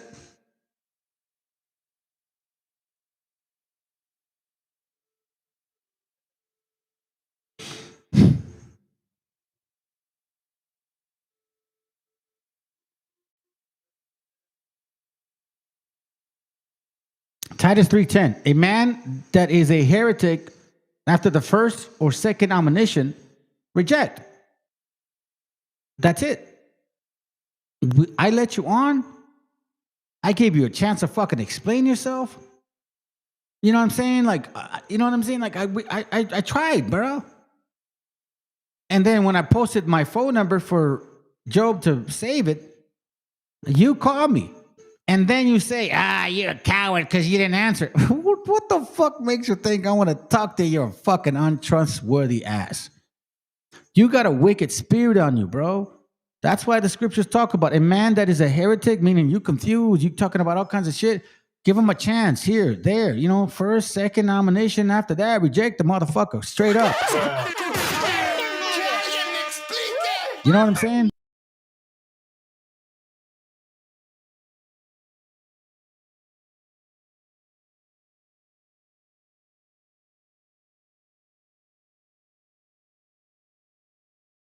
That is such as subvertive and sinneth, being condemned of himself. Shit. So we gave you several chances. Matter of fact, bro, I'm glad that I got a chance to. I'm glad that I'm gonna get a chance to communicate with this brother right here. Because you know what? I didn't really know that deafness of the fucking bullshit that you did. You tried to create that shit on my channel, and you didn't do that here. Because I was like, nah, hell no. So you went to Yakasha's channel and you created that shit in Yakasha's channel. You involved him, Vladimir, that brother Manny, which by the way, that brother Manny, bro, like he was a sincere brother, man. Like, fuck, man. Y'all fucked him up, man. You guys really fucking damaged him because I think he was like one of the most sincere brothers out of all that fucking funky group that you guys had. The guy was really trying, bro. And you guys destroyed his ass. And then all of a sudden you show up out of nowhere and shit, like you think you're like a cloud, like a disappearing cloud, like no one's gonna remember you. No one's gonna like notice that you are who you are. And then we call you out and shit, and you're like, well, making excuses. Nah, bro, you wanna know something, man? I know what you know because you shared what you told me that you deal with. And you know what happens? For you to sin like that, Meshi, that means that you have not let go of what light led you to that point.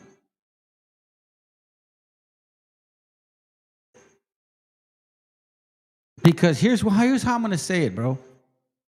Us that provide knowledge and information, you know what you say? You take it away and say, it doesn't matter. My shit matters more. And then you kill it. And you kill it. And you think in your mind, you kill it and destroy it. What do you think that means? I know what you know, and I will never fucking say whatever you told me, brother. But you got a lot to work towards.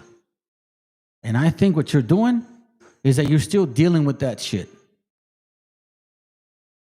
Because that was our gente, homie. And you did that to our gente. And you have to live with that. And this is why I see your anger, your hate, your frustration.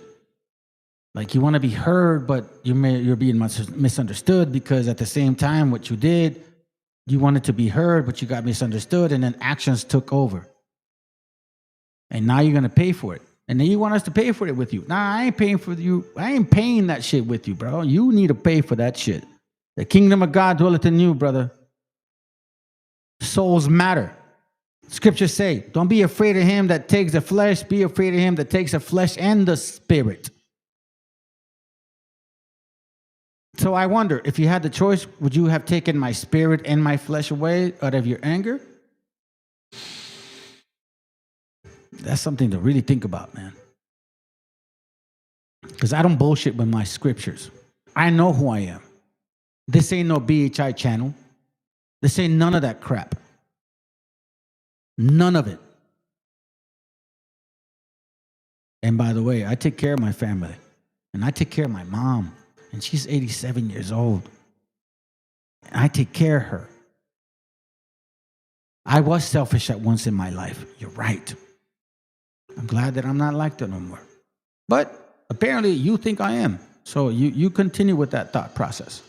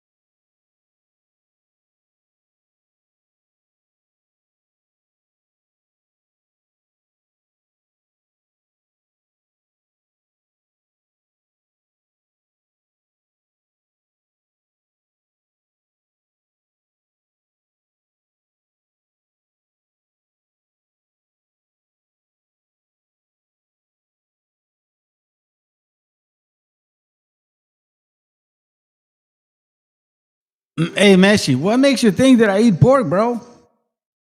I mean, I don't understand. You want me to bring my wife to this live and shit so she could say, "No, we don't eat pork. I don't cook pork. Like we don't know. We haven't had pork since 2018.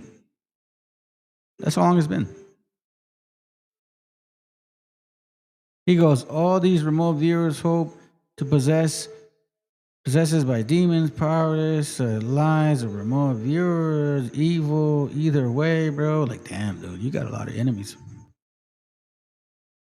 These people are real, man." Meshi, you had the chance to like explain yourself.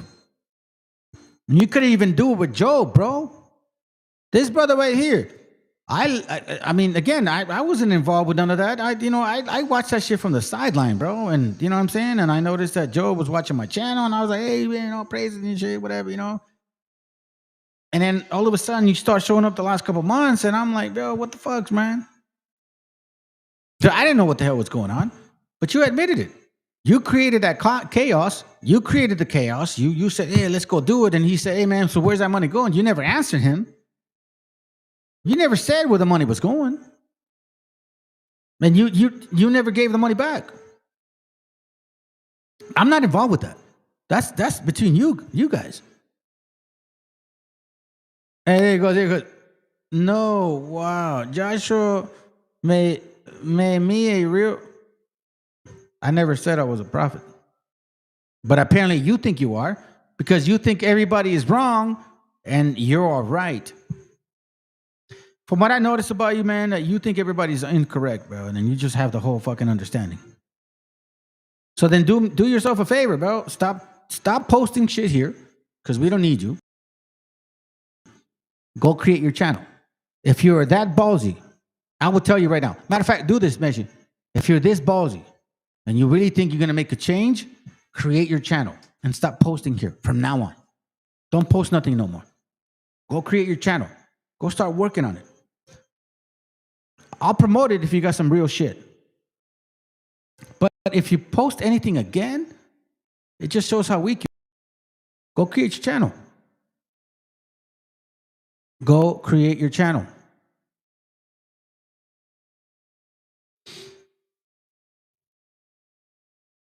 I'll bow down, bro. Like, I don't need bow downs, bro. I just needed respect, homie.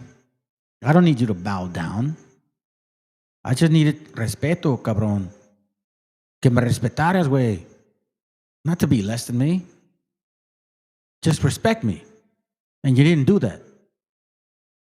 And I'll say the same shit to Yakasha, and I'll say the same shit to Vladimir if they fucking showed up. But you know what? They never did. We never talked, so that's it. I had the chance to say it to you. So I don't need you to bow down. I don't need that shit. Nah, bro. Like, I don't need to be better than anybody, man. I just wish that you could you should have respected me, man. I got a family, bro. I got a son that's autistic, that he's blind, and he almost killed himself. Yeah, you know what I'm saying? Like, I really know I really walk what I feel. I may be wrong, but I'm still doing it. And when I say I may be wrong, it's because nobody can guarantee 100% that we all know this shit. Bro, we don't need to block them. You want to know why we don't need to block them? Because this reminds us at least how things work. See, then he still wants to say BHI, whatever. See, this is what I'm talking about, bro. Like, this is not Israelite only. Listen, once again, if you want to teach our people, then create a channel and drive them to understand what you're saying. Do your fucking work instead of being a fucking hater. Don't be a hater in this channel and claiming that you want to do something good for the gente. Nobody wants to believe that. So do yourself a favor. Shut the fuck up and do your shit.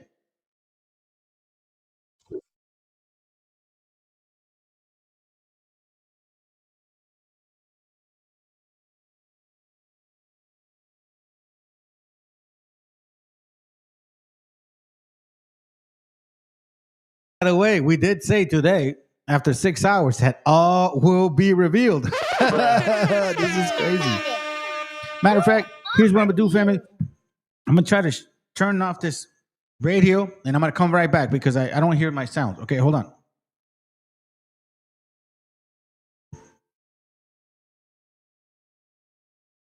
Testing, testing.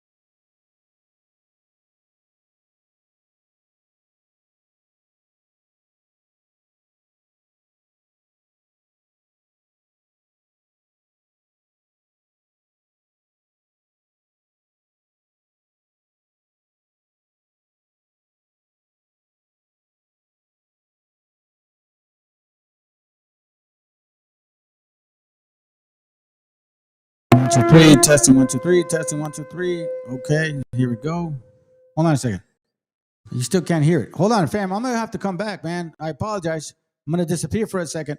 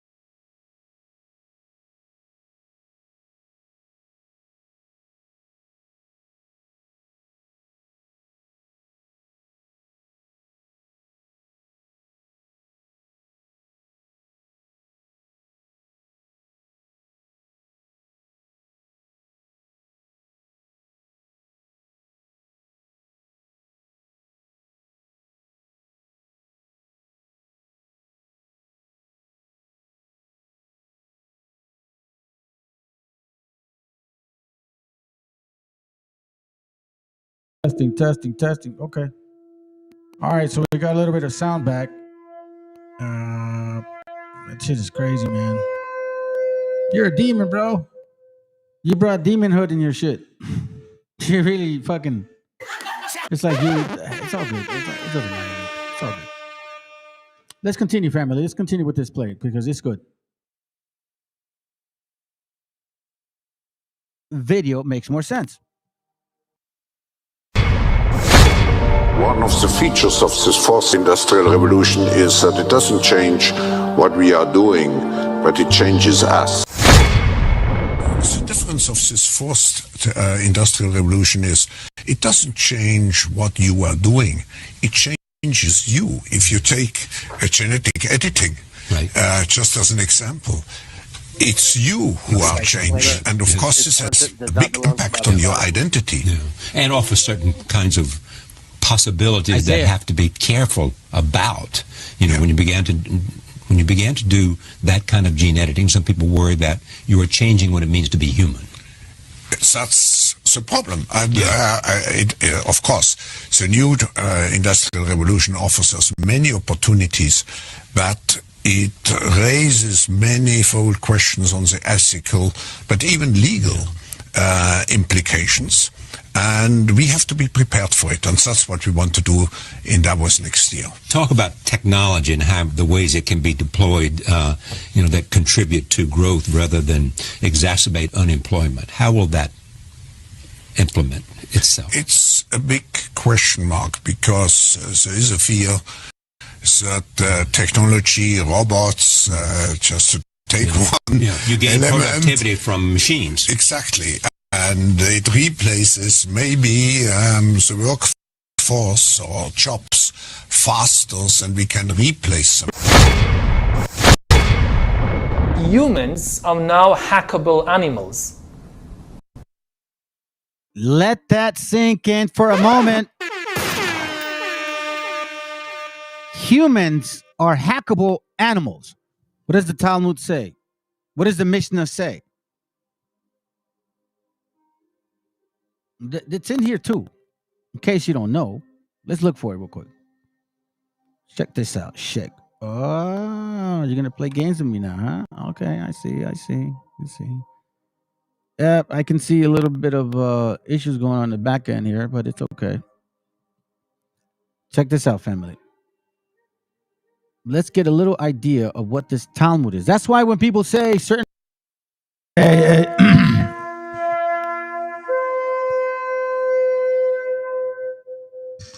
Testing 1, 2, 3, testing. Hey, look, listen. I don't know exactly what it is that you're trying to fix within yourself, man. Nothing that you're gonna say makes a fucking difference. It doesn't matter what you say. We're all fighting for lifelong war, but this and that. Bro, listen, you embarrass yourself. And that's the fucking problem. That you don't even realize that you look so fucking stupid in front of a lot of people. You admitted that you're a deceiver. You admitted that you stole money. You admitted that you deceived Yakasha and all that group. You admitted that you lied about the fact that you were sharing information with me. You admitted that I was not lying when you gave me the, Latin Kings manifesto. You admitted all that shit. You admitted that you were talking shit. You admitted everything. And then you want to sit here and say, I'm trying to gather my people, bro. Never did you even fucking say, hey, man, I was wrong. Let me just be quiet for a moment. No, bro, you keep talking shit. You think because you have some fucking years on you, you know anything? That wrinkly-ass skin that you have only should remind you that you're Benjamin Button, bro. You're the opposite of growth. You're a young fucking man. You have nothing in you, bro. Hey, look. So he resorts to I'm a mandilon. You don't know nothing about my family, bro. My wife will tell you, I know mandilon, homie. I run my home. I pay all the bills. I take care of my family. I don't know how you could say that I'm a mandilon. You know what I'm saying? What the fuck are you talking about? Checa el mandilón. First you... Sí, dude. Eres un estúpido, cabrón. Qué tristeza, güey. Qué tristeza, güey. De que por un momento que pensé que eres un adulto, cabrón, y eres un pendejo, güey. Eres un pendejo, cabrón. Vales verga, güey. And you want to know something? I realize now that you are the 2/3, and this is what I want my family to know. 2/3 are gonna be dicks like you, bro, that don't want to admit when you've done wrong. If you don't admit with us that you've done wrong, I can already imagine what you do to your fucking family. You treat them like shit, bro. You never admit that you're wrong with them. You always probably blame them for all your fucking problems. Like, oh, it's because of you that I did this. It's because of you that I did that. You're a sad case, Meshi. So I would advise you, man. I would advise you. Listen, here goes. Look. You with your Jewish, you're like throwing shit that can. You're trying to fucking figure out what can stick to the wall, huh? You know what that is, bro? That's an Edomite spirit. Hey, don't. Let me ask you a question, bro. Like, don't you have what's your color of your eyes, man? What's the color of your eyes, bro? Are they brown or are they gray or are they green?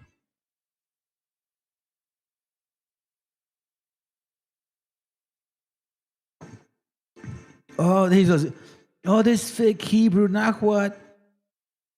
Meshi, you can simply fucking disappear and never post nothing here.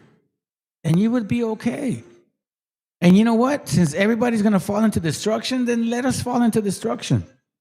Which means that you have the truth. So then go raise your angels and shit. Go tell them how wrong we are. How confused we are. Because you have the truth. Yeah, you go tell them fucking Latin kings and shit how great they are. You keep sending them money. You already stole from Yakashaw's channel. Are you trying to steal from us too and shit? I think that's what it is, bro. You trying to steal from our channel and shit. That ain't gonna happen, bro. Hey, look. They don't. I'm on the path. Bros should praise the Q. No, what the fuck? Okay, that's good. I tell you what, family. Here's what I'm gonna do. Forever and ever, bro. Forever and ever. You'll never be able to post shit here ever again. Ever. Whatever issues you have going on, bro, go to some other channel and go fucking express how you feel. Matter of fact, if I was you, bro, I'd go back to Yakashaw's channel. Go to Yakashaw's channel and ask him like for forgiveness and shit. Go to Yakashaw's channel and like post stuff on his channel. See how he feels about what you fucking did, you piece of shit. Certain people are your people, and you're like, well, they study this shit. What are you talking about? How in the world could they be the people of the book, like succeed and be on the right side with the Most High, if they're over here teaching all this stuff that has nothing to do with the Bible? They created their own books, their own understanding, their own teachings. The Talmud, the Mishnah, the Zohar, and you're nah, bro. You can be that shit. You are, not me. And if that don't make me a Hebrew, then it don't make me one, bro. And I'm good with that. Check this out, fam. What is the understanding of this book here?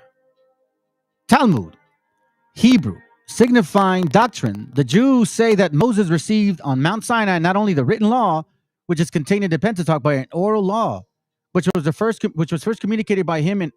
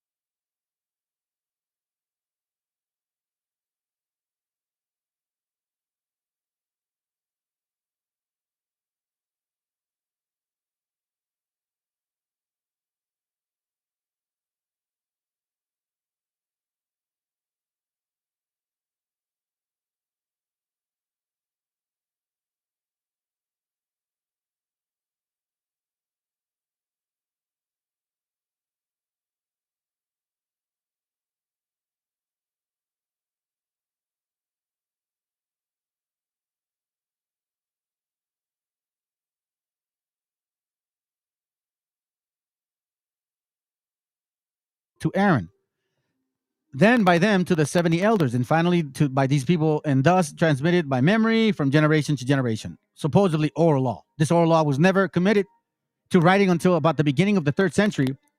What a coincidence, right? When Rabbi Yehuda, the holy, finding that there were a possibility of it being laws from the decrees of the student of law, collected all the traditional laws into one book and called it the Mishnah, a word signifying repetition, because it is, as it were, a repetition of the written law. Then the Mishnah was once received with great veneration. Blah, blah, blah, blah. We see this here. The Talmud, right, was not written from the get-go. This, what I believe, and at least from my understanding or findings, is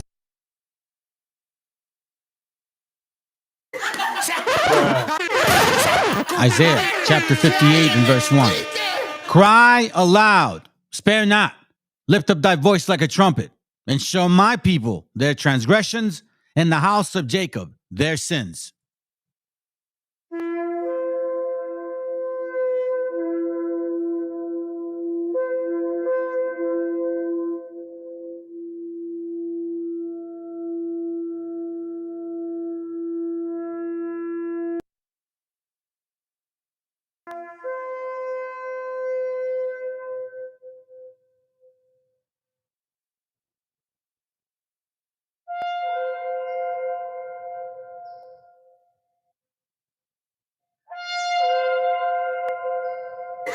¡Que alguien me explique! Are you? A ver, que alguien me explique.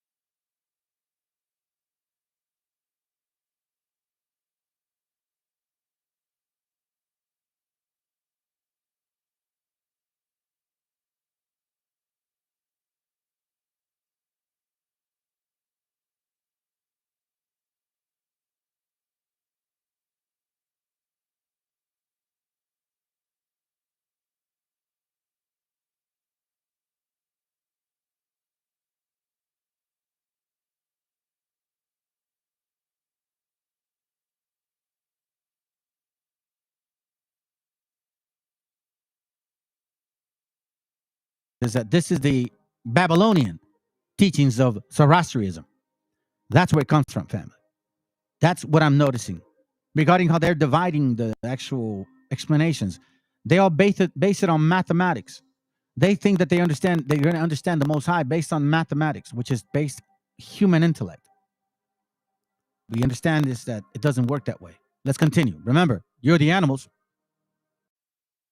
Now hackable animals.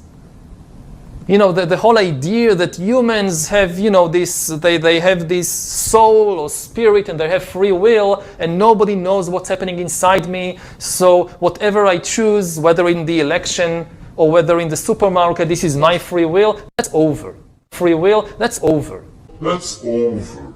Over. Today, we have the technology to hack human beings on a massive scale. Yeah, I mean, everything is being digitalized. Everything is being monitored. In this time of crisis, you have to follow science. It's often said that you should never allow a good crisis to go to waste, because a crisis is an opportunity to also do good reforms that in normal times people will never agree to. But in a crisis, you see, we have no chance.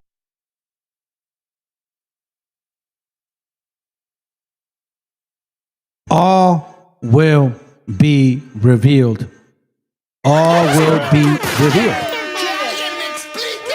Are you? You see what I'm saying? Everything. People, their attitudes, you know what I'm saying? Their secrecy.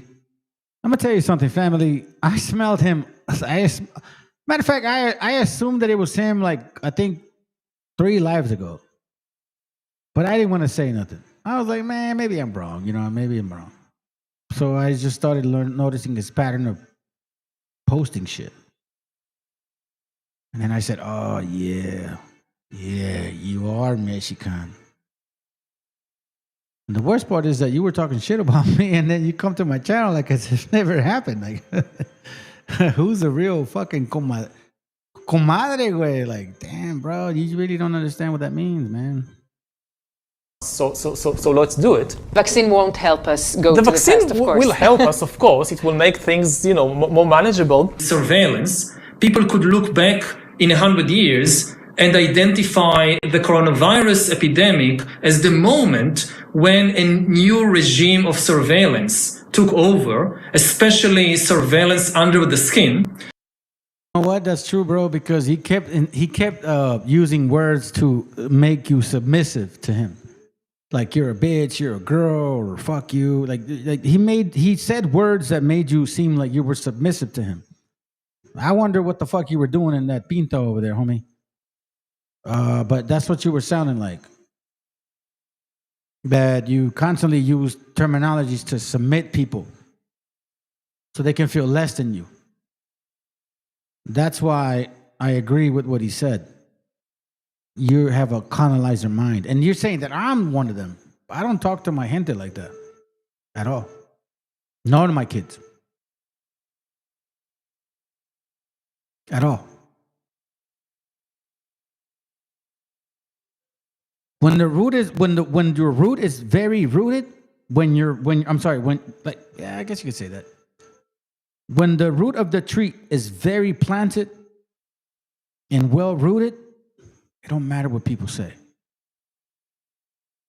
It just kind of comes off your shoulders and shit. Be like, hey, it's all good, bro. It's all good, man. Say what you want to say. It's all good. It's all good. Because guess what? You're exposing yourself. I didn't have to. All I wanted to know was like, bro, one answer. That's it. And that's it. That's it. And I'm glad that Joe, bro. Thank you, bro. Man. I'm gonna look forward to get to know you, brother. Thank you for bringing this shit out, because a lot of us were kind of wondering, like, what the fuck happened with that shit, bro? And he admitted it. He took the fucking money, bro. Hey, don't let the black guys touch you. That's funny. That's wrong, guy. I don't think that's the case. Let's continue. Which I think is maybe the most important development of the 21st century, is this ability to hack human beings, to go under the skin, collect biometric data, analyze it, and understand people better than they understand themselves. This, I believe. You notice that RSK was about, you ain't pushing 12-type chart, and Mexican saying you're pushing 12-type chart. So what am I doing? Am I pushing 12-type chart? Am I pushing BHI shit? I'm kind of wondering, bro. Like, there's absolutely nothing about me that does that shit. But let's continue. Is maybe the most important event of the 21st century. So does the data about my DNA, my brain, my body, my life? Now, what the question is this: why does he have that picture in the back? I mean, I'm asking that question. I'm going to read this in the meantime. Hey, humans are hold on. So I blocked them from my shit, right? But you know, on the here, I'll show you here. Look. Like on, there's two ways to connect. In case you guys really want to know, right? So, for example, you can use Restream, right, to create your channel, and then once you create the link, YouTube picks it up, right? Now, some of these people are going to be here, and then you have the choice to let them here. You know what I'm saying? Like, for example, that right there, right? I know you see a lot of screens. So one thing that I noticed is, hey, this guy's still here. Look, he's still here. Look. And he said, he goes, my spirit's too strong for you. He said, my spirit is too strong for you. Lame. You're still here, dog. What the fuck's wrong with you, man? Bro, let it go, bro. You're an adult.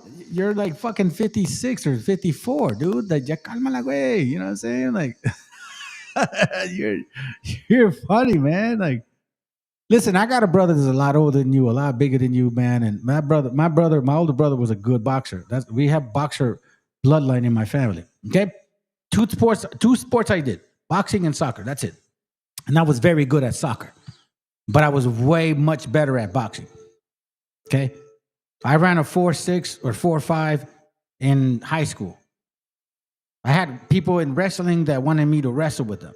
Like, they knew that I was very athletic, okay? So there's absolutely no insecurities about me regarding, like, you know, measuring up to other people. Like, I have no problem with that shit. But it's like, bro, do you really fucking believe the shit that you're saying? Look, here he goes. Nothing biblical or spiritual about your perception. There he goes. Percepticon. He called me Percepticon. That's Yakasha. Yakasha said that once. So now you're using Yakasha's terminology, even though he shut down his channel. Did you not know that? Yakasha just shut down his own channel, bro. Why don't you go run down back to Yakasha's channel, bro? Because he just closed it. Yakasha got rid of all his videos. That Northern Kingdom prophet motherfucking expert and shit, the one that you were glorifying and making it seem like you cool with him, guess what? He ain't even around no more. Go talk to him. Hackable animals. That's why they refer to herd immunization during that jab distribution, thus calling us the sheeps. Farm animals equals pharma animals. Pharma. Remember that scripture? Pharmasuka. What is it? Revelation 18, I believe. Pharmakia. They call it, right? And through their that shit is gone, bro. That shit is gone. He shut it down. They'll never find it again. You look up whatever, Northern Kingdom, whatever. He shut his shit down. It's gone, bro. So, Meshi, go talk to him. Go talk to him. You see, this is why the Most High tells you, motherfuckers, and says, do not murmur against your brethren. From the least to the greatest, it doesn't matter. Don't murmur against your brethren, because he will take the spirit away from you. Well, you took it from him.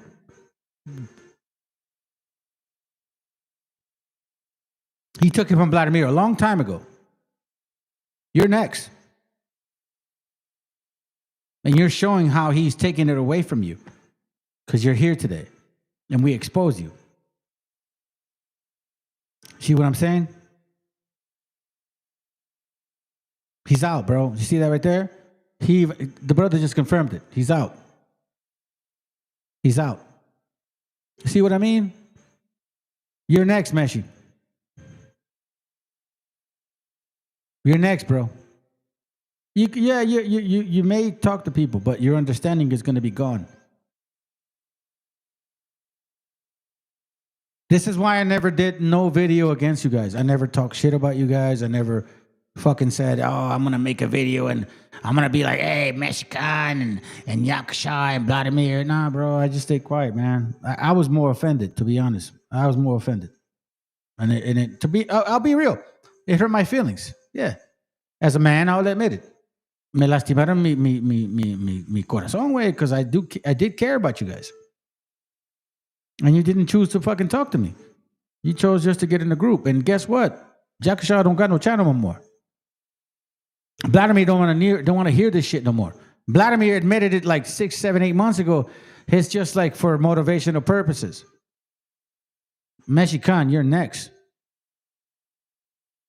No, you're next. The Most High is going to take that understanding from your fucking head. And I know what you did to our gente. And you're not repenting. Because the way that you talk to us is the way that you talk to that brother that you took his soul from. And that's something that you have to deal with. We ain't going to deal with it, bro. I don't take my brother's souls. I love my gente. I love my brethren. I love my mom. I love my dad. I love my brothers. I love my sisters. I know that they are always, sometimes misunderstand me, but it's okay. I will never take somebody's soul, bro.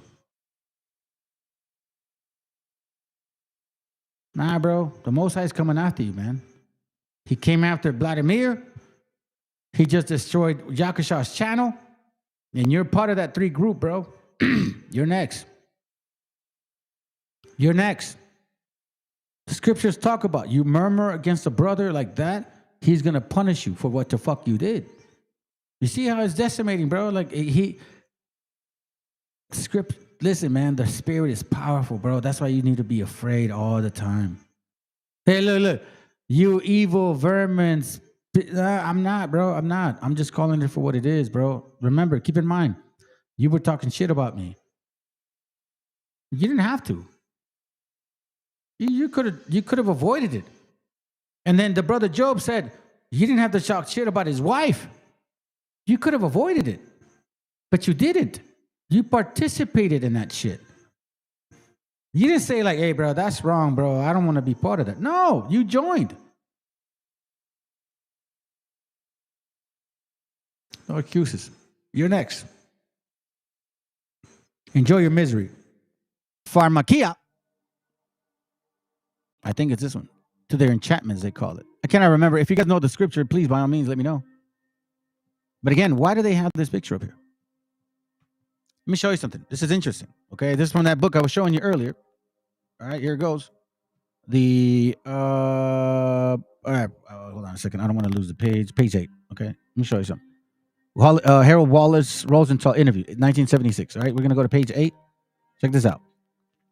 It says here, we have castrated society through fear and intimidation. Its manhood exists only in combination with a feminine outward appearance. Isn't that what they're doing now? Androgynous concepts.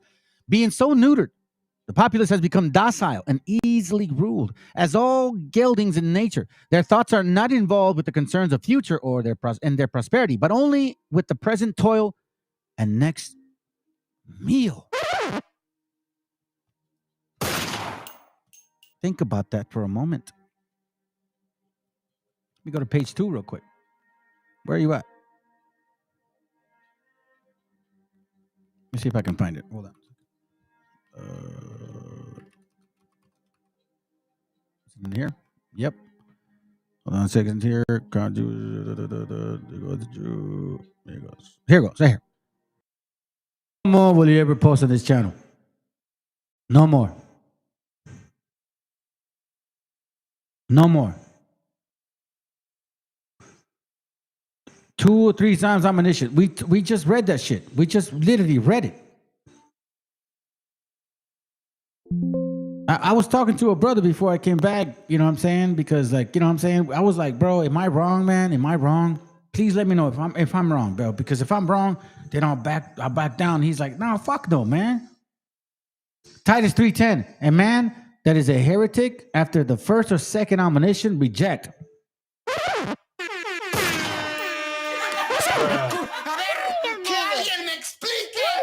Knowing that he is such is I'm sorry, let me matter of fact, let me read it this way. It'll be easier. And give at least 2 warnings to those who cause division. And then have nothing more to do with them. You know what I'm saying? Like that. Come on, dog. Come on, man. Come on. You know that such people are corrupt and their sins prove that they are wrong. You see what I'm saying? That's what I was talking about. Meshi, you got some shit to answer to, bro. You took a man's life. I'm going to say it now. You took a man's life. You took our gente's life. And you want us to live with it. Nah, bro. You need to answer that shit on your own. And I try to keep it quiet. And I was trying to be passive and conservative and like, nah, bro, I don't want to be that way. But no, after your hate, I'm going to say it. You killed one of our gente. And now you need to live with it. And now you want us to feel your fucking pain? I don't do that shit, homie. You think that I never had a chance to do that shit? Yeah, I'm assuming that you probably think like, nah, I'm weak. You don't know nothing about me. You just embarrassed yourself, bro. You proved the fact that you robbed from Yakasha, that you couldn't answer this brother Job right here. He was asking you like, hey, where the fuck is that going? You couldn't answer none of that. So you went to me and I said no. You went to him and you took their money. You took Manny's money. You took Yakasha's, maybe Vladimir. I don't know, bro. But what you ended up doing was you caused chaos in that group. And then guess what? Yakasha shut his channel down.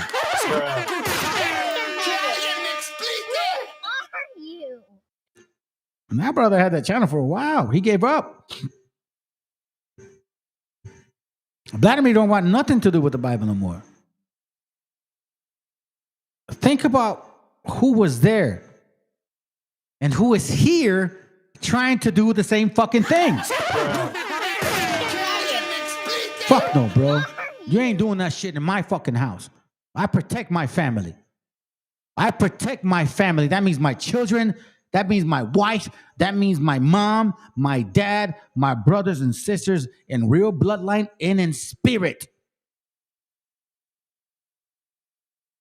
In spirit.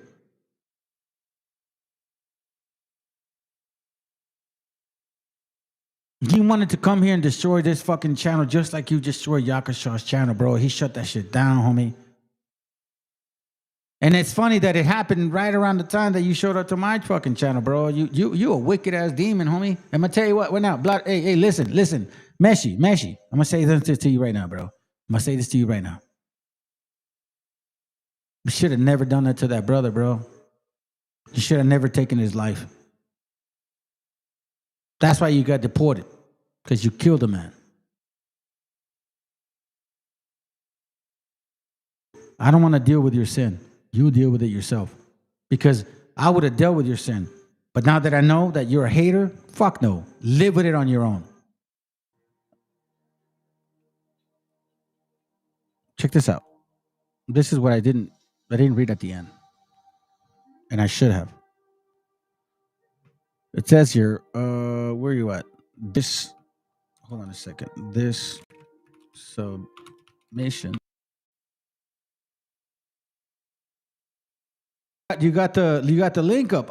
You got the new video. Okay. So listen, family, after this, we're going to show up the new link. I'm sure you heard it already. But we're going to do it anyways, man. You know what I'm saying? Because this is what we do, bro. I'm here to help my gente. That's it. I'm not, you know what I'm saying? I'm no better than you, bro. I'm no better than you. All of you guys are intelligent individuals, bro. All you guys have the spirit. But some of us are a little bit more asleep. Some of us are a little bit more insecure. Or some of us have a little more doubt within ourselves, which is why we don't want to fucking say certain things. But some of us are like, we kind of broke to that stuff. And we want to say more things, okay? So what I'm saying is, brother, listen to me, man. We got family here.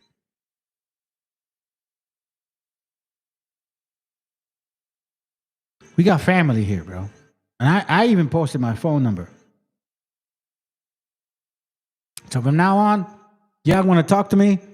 You want to text me? Fucking send a text. Let's get to know each other.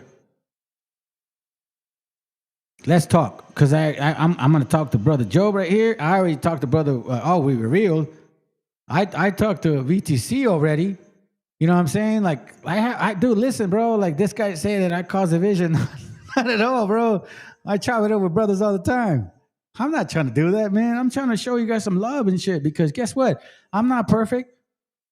Not at all, man. Like, sometimes I lose sleep. You know what I'm saying? Sometimes, like, shit gets chaotic here in my family household, bro. Because, you know, just the way the things are. But say no hate, bro. This is mad love, bro. And this is not teaching BHI shit because we don't fall under that 12 tribe stupid charge. Matter of fact, I'm going to say this. We went to the store a little earlier. And there was this guy, the Samoan guy, was like, hey, you a 12 tribe chart pusher? Because I guess he believed in it. And he goes, no, hold on. He said, you believe in the 12 tribe chart? I said, yeah. So you're a Hebrew? You're an Israelite? I said, yeah, fuck yeah. He goes, yeah, man. Blacks, Hispanics, and Native Indians. I said, nah, hell no, fuck no, bro. I don't believe in that shit. He goes, what do you mean? I said, let me ask you a question. Who brought smallpox to America? He goes, the white man. I said, nah, bro. The black man. They brought smallpox to America. And he had a black dude next to him. He looked at him, grabbed his chin, and the black guy, you know what he said? He said nothing. He stayed quiet.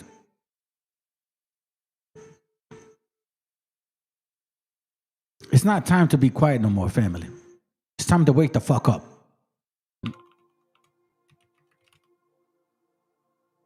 Is it in here? Give me a second, family.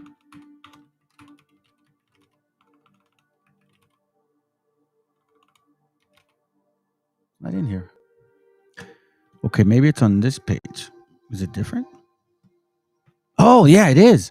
Okay, page 2. Check this out. So let me go into the... Where is it at? Give me a second. Let me find it here real quick.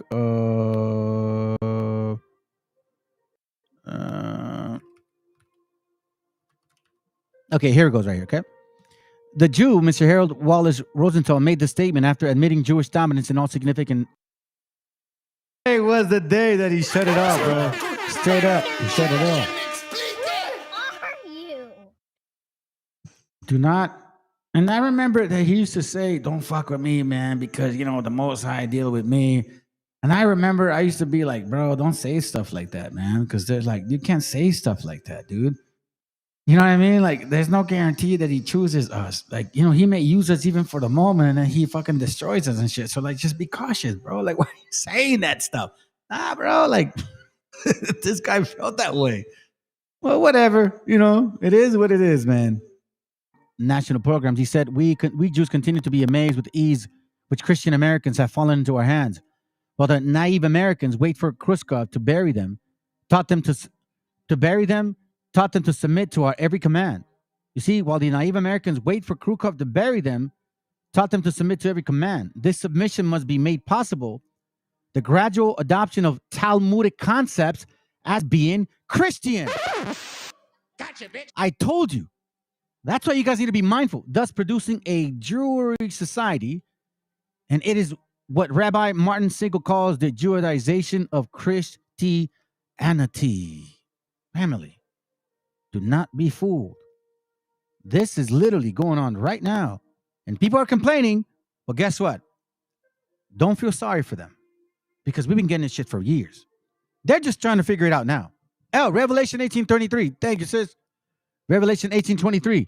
And it says, and the light of a candle shall shine no more at all in you, and the voice of the bridegroom and all the bride shall be heard no more at all in you. For your merchants were the great men of the earth, for by your sorceries were all nations deceived. By your sorceries, right? Verse 23. Let me see what it says here. By your, hold on, move out the way, yo. By your pharmakia. Let's continue. Does it belong to me, or to some corporation, or to the government, or perhaps to the human collective? Now, I'm going to show you something that some of you guys probably would not accept. I know that this person was liked a lot. I did too, like him. But then you got to do what you got to do to bring it out, family. ¿Por qué AMLO? You got to do what you got to do to bring it out, family. This is about this guy here. Let's go. Dice, viva la fraternidad universal en sus gritos de independencia.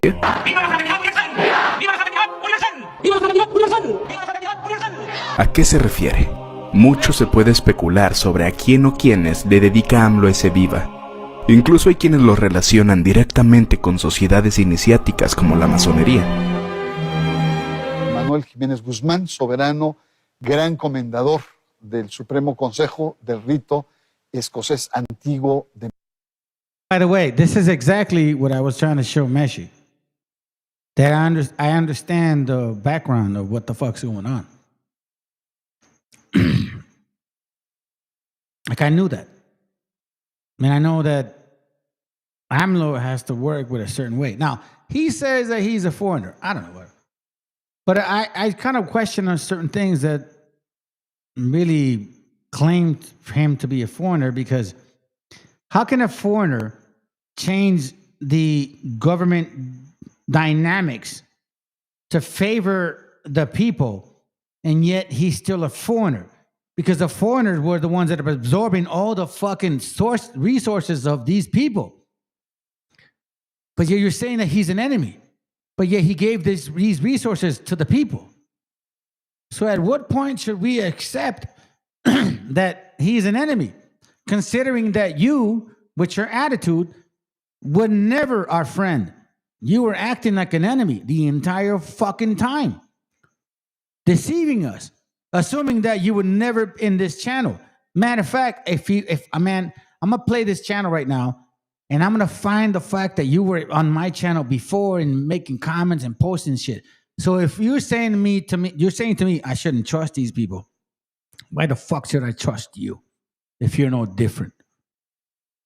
When I tell you and I called you out and you just couldn't admit it, what? Why would I trust you? Why would I trust you when they're doing the same shit? So I should be cautious of you and them, right? No seas pendejo, güey. Mira, te voy a decir, hermano, tú no eres de México, cabrón. Te deportaron de México porque hablabas español, güey. Pero tú no eres mexicano, no eres raza, no eres mexica.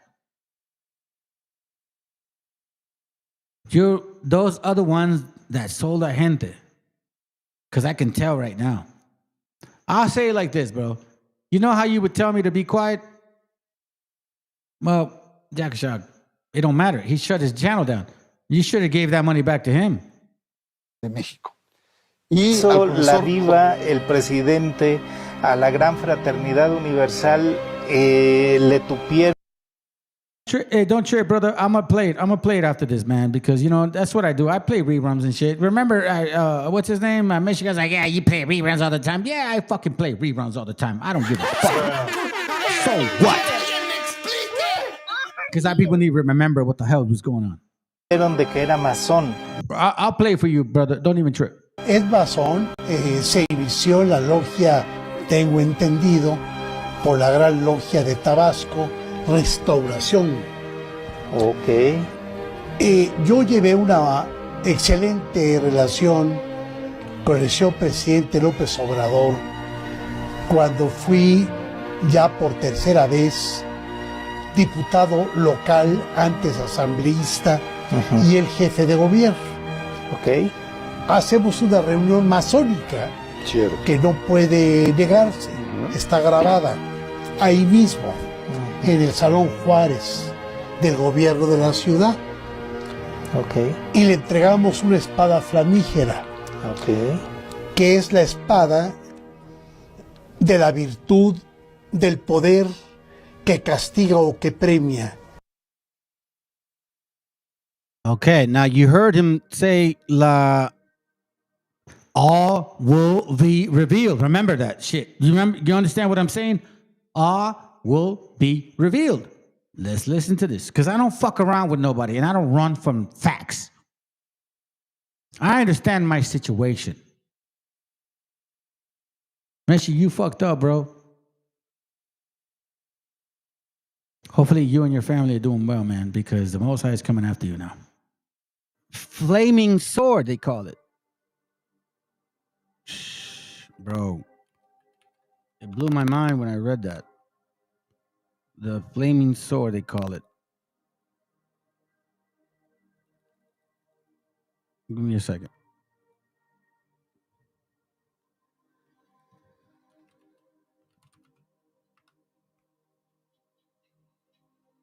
Is it flaming, I believe? Where's it at?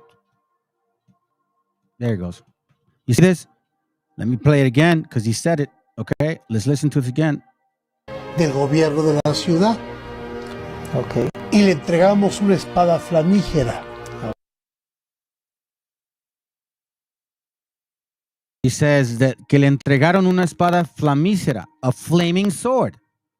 So it says here that a flaming sword whose blade is of a spiral or twisted form is called by the heralds a flaming sword. Now, I want to show this to you. Not for any particular reason, but I find it so funny that this would be of a particular topic. I want to show you this real quick. This is from the Mysteries of the Mexican Pyramids. And here we see like a type of, I don't know, but that's what they mean the sword is like. It's swirling like that. It's spiraling around, and that looks kind of like the sword that they're talking about, except it's not like just smooth. It's got shapes on every corner. Here, sharpness. Here it goes. A sword whose blade is of a spiral or twisted form is called by the heralds a flaming sword, like a snake, for its resemblance to the ascending curvature of a flame of fire. Until very recently, this was the form of a Tyler's sword, Careless and ignorance has now in many lodges substituted it for a common sword of any form. The flaming sword of the tiller refers to the flaming sword which guarded the entrance to paradise, as described by Genesis 3:24. Let's read that real quick, in case you guys don't know. Genesis 3:24. And let's read it in the Sefer 3:24, and it reads, So he drove out the man, and he placed at the east of the garden Eden cherubims and a flaming sword, which turned away the guard of the way of the tree of life. Gotcha, bitch. Do you see what I'm saying? There's some deepness in this. So he drove out the man, and he placed the east of the garden of Eden cherubims and a flaming sword, which turned every way to keep the way of the tree of life. And as Rafal has translated it, the flaming sword which revolveth to guard the way of the tree of life.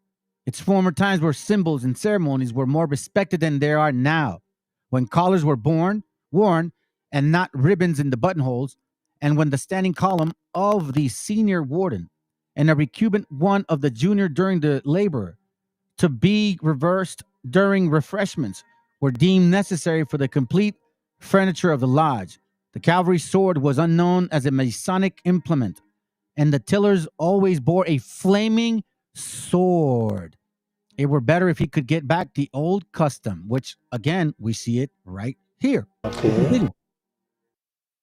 Que es la espada de la virtud, del poder que castiga o que premia, y que solo el jefe de la masonería puede mantenerla. Y está en el libro de la ley. La espada flamígera tiene un significado. Entramos a su oficina y dijo, esta espada estará en mi credenza, para que siempre recuerde que soy liberal. Es una secta secreta que ha sido sin duda la más influyente y de más larga historia en Occidente, como mínimo, ¿no?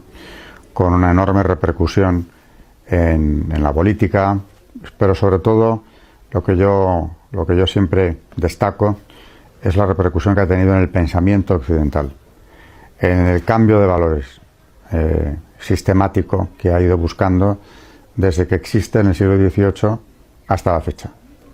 Así que esa transformación de la civilización occidental, en primer lugar, sobre todo ese cambio de paradigma, de valores, de creencias, en buena medida se debe a la acción de la secta. En grados hay 33, según en cuales las connotaciones religiosas anticristianas están muy claras. He puesto el ejemplo de uno que conozco bien y que he solido llevar lo publico en mi libro sobre el tema también, tomado, insisto, de don Manuel Guerra.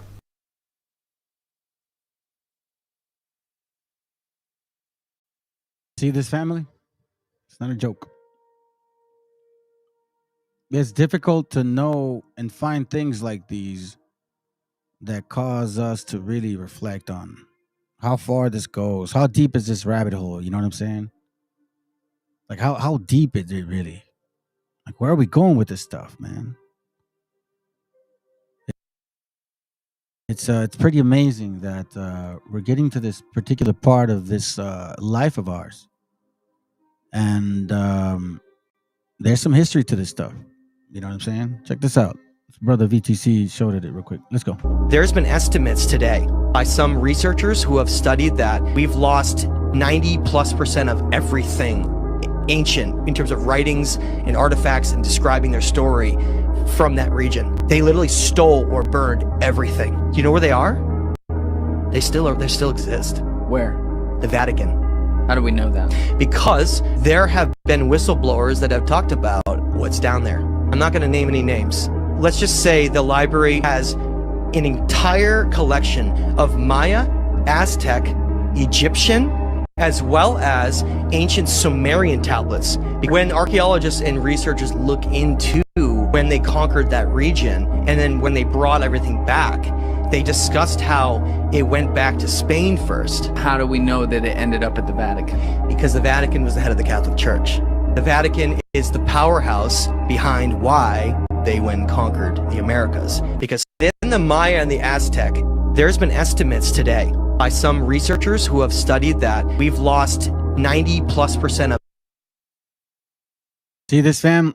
It's pretty crazy. What to believe, right? What to believe? Well, you know, it's in your hands.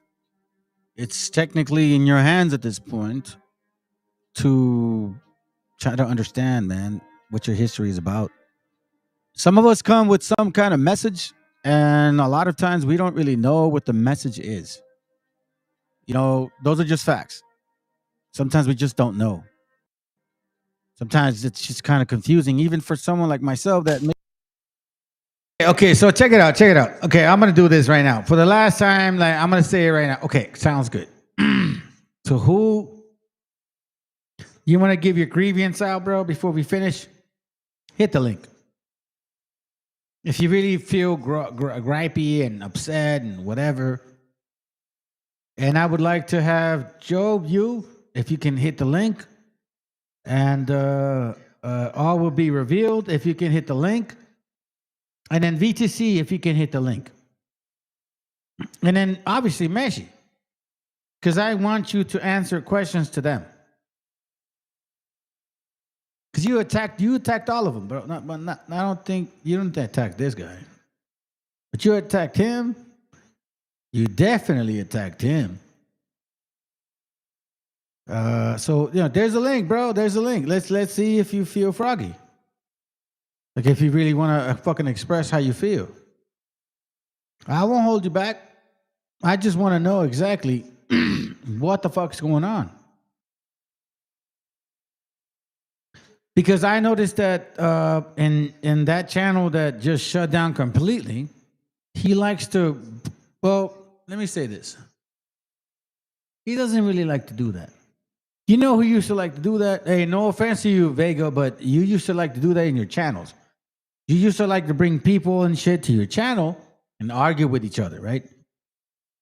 That's what Jose Vega used to like to do. That's what I noticed.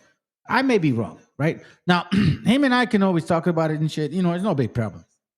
But what I do know is this. If you really want to clear this up, the link is there. The link is there. Before we finish,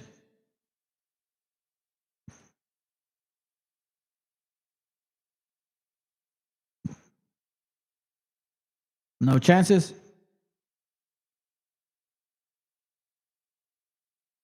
I mean, because I see you, Meshi, on the other side.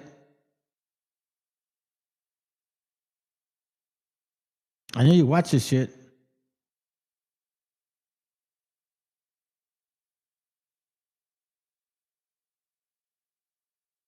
Yeah, they are starting to do that. That's why when it comes to material books, it's important to have them. I mean, you can have the PDFs, but eventually they're going to shut that shit down too, you know? So no. All right, so cool. Sounds good. By the way, I'm going to play the brother's video again because, you know what I'm saying? I got love for this brother, man. Thank you very much, brother, for fucking sticking around and shit. You've been watching it. You've been watching the channel since 2022 and shit. You know what I'm saying? That's heavy, bro. I appreciate that shit. Thank you, bro. Because a lot of people thought that I was fucking nuts. They're like, why, this guy's crazy. The loco way. The loco way. Hold on. So he updated his video. So I would like to watch it again. And now you're going to see exactly what he's talking about. Okay. Hold on, let me choose this real quick. Let me shut this shit down. Bam. So here's what it is, family. This is the brother all will be revealed. Let's finish it with this. 30 minutes, I think. 30 minutes? Good morning, Oh, 40, good afternoon. hold on, 40 minutes. Damn, you added some more shit, huh? Good morning, good afternoon. Okay, so now he's going to make it clear. The Puritans also burned books. All right, so here we go, Pamela. And by the way, if you guys ever want to deal with people, don't ever talk shit behind their back and then think that they're just going to ignore it. And then you think it's going to be cool. If you think like that, then that means that you are a very weak individual. And you're selfish and you're a psychopath. And that means that you're an Edomite. So, I think you're an Edomite, bro. You're a white man disguised in a tan. Let's go. Good evening, ladies and gentlemen. Welcome. Now, this particular video is a topic that I've been wanting to talk about for a few months now. The topic is about a false flag and the high possibility of a false flag, and with everything the way it is going around the world, it might come to pass. I'm not sure, I don't want to say anything, but looking at the past in 9/11, everything that happened then and the parallels today, I'm just seeing the history and the patterns. Now, this will affect a lot of people. This, if it does happen, but I believe it will. But this video is particularly made for my people who are tied to the Americas. You could say, indigenous people to the Americas. Let's go ahead and start with the with the subject. From El Salvador's mega prison, or at least for now, so it might be prison soon enough. The immigrant registry, the Alien Enemy Act, the ICE raids, and the so-called LA riots, California riots at the moment, and now with what's happening right now with Israel attacking Iran, things are speeding up quickly. But also, let's not forget a few months back, the United States said they would consider droning Mexico, at least sending drones into Mexico to bomb cartels, since they are not considered a terrorist organization. And what do we hear now? What do we hear in the news lately? The past few months, the propaganda, the ideas, suggestions being repeated over and over again. Through your movies, through your news, and through your leaders. Let's listen to a few clips, a few video clips from the millennial group themselves. So let me ask you about the cartels. They've made a clear warning to you and to the United States that, we're going to escalate our violence. So now we're seeing not only Mexican troops after this deal that Trump made with Mexico's president, and also U.S. troops headed to the border. How are you going to utilize the military? We know what the military can and can't do domestically, but in a scenario like this, how do you plan on using the military? Could they get involved in the violence if the cartels strike? Yes. And we expect them to. But the Mexican military, President Trump's able to get Mexico to put military on their northern border. That will certainly help. All right, let's go ahead and pause that right there. I wanted to ask you, you got to start asking simple questions, logical questions. Like, so who are these cartels? So who gave you that source that they're about to attack? Who are they? I mean, supposedly the United States and all these intelligence agencies, they have all the eyes and ears everywhere. So who are they? So go ahead and bring them in. You got to protect the American people, right? Cooperate with the Mexican government. Bring them in. Take them out. Or is it just another psychological warfare game? America is in a new war with China over this issue, and cartel terrorists have been helping them fight it. And terrorists have been helping them, and we are going to fight back with every tool that we have. See, out of their own mouth, they're building the narrative to something. And I'm telling you right now, be prepared for a major attack. And it won't be some Chinese, Iranian, Islamic cartel alliances they're trying to push or create, whatever fictitious enemy they want to build up to. And it will be those behind the New World Order, the NWO, the Novus Ordo Seclorum. The golden age of America begins right now. The golden age of Saturn. Those who wish to bring about a 1,000-year reign of so-called peace, a Christian utopia. See Revelation chapter 20, verse 4. And Hitler himself wanted to bring about a millennial reign. And I believe this has always been the agenda from the First Reich, the Holy Roman Empire, the Second Reich, which was the German Empire, the Third Reich, which was Nazi Germany, and now the Fourth Reich, which is the United States of America. So about this false flag, now ask yourself this question. Do any of you actually believe that anyone is stupid enough to attack the United States of America? And I really doubt it. I believe no. And this is what is happening now is basically the same thing that happened before the 9/11 attacks, the September 11, 2001 attacks on the Twin Towers. And at that time, we were being fed the narrative for months that Osama bin Laden was going to attack the United States and Israel. And this goes credit to Bill Cooper. He's the one who exposed, predicted the 9/11 attacks before they happened. And at that time, before the 9/11 attacks, you had all the intelligence agencies like the FBI under Louis Freeh, the NSA, the CIA, and even the Israeli Mossad, with all their funding, budget, advanced equipment, and their overall cooperation. And these agencies couldn't even find Osama bin Laden. But you know who found him? Some CNN reporter did. And all it is psychological warfare, And Osama bin Laden himself was trained and funded by the CIA.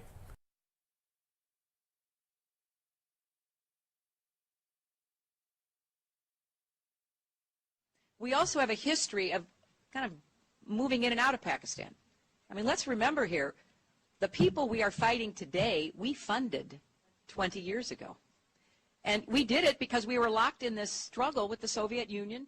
They invaded Afghanistan, and we did not want to see them control Central Asia. And we went to work. And it was President Reagan, in partnership with the Congress, led by Democrats, who said, you know what, sounds like a pretty good idea.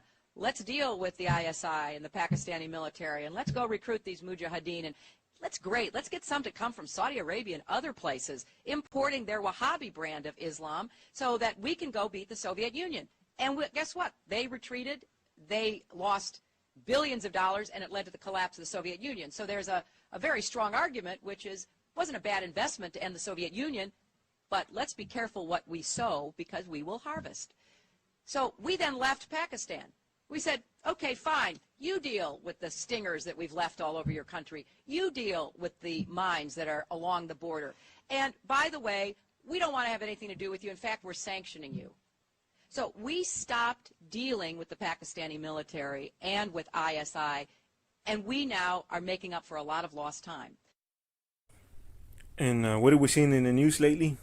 What's being normalized? That's calling certain people terrorists now. When they say cartels, it will eventually be a people who are indigenous to the Americas, who have a look to them, certain look to them. And that's what's happening now. It's being normalized. President Bukele weigh in on this? Do you plan to return him? Well, I'm suppose you're not suggesting that I smuggle a terrorist into the United States, right? It's always how can I smuggle? How can I return him to the United States? Like, I smuggle him into the United States, or what? And it's the same story that's always told over and over again. It's the same little rhetoric, the same propaganda. And like as I said, I do expect a major attack, and I don't want to put a date or anything on it, but these people always tell you what exactly they're gonna do. And let me just put two possible dates. I'm not saying it will happen, but just to put them out there. 3/22, March 22nd. And you could read Genesis 3:22, Genesis chapter 3 verse 22. And another possible date could be July 4, 2026. If anyone else has a potential date or other targets, let me know. Post it below and I'll read your comment. And I believe their target, will be the city-state of Washington, D.C. And just like the attacks on the Twin Towers, after that happened, I remember that they had so many compilation videos of the Twin Towers and movies and cartoons and everything being shown, like years after it happened. But lately, for decades now, you could say decades, they've been telling us that Washington D.C. is always being attacked. You know, in the movies, in the video games, and documentaries.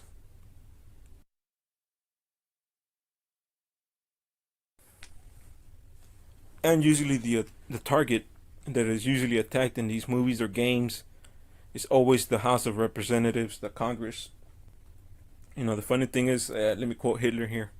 He said, quote, "Hitler could not come to absolute power without the Reichstag fire," end quote.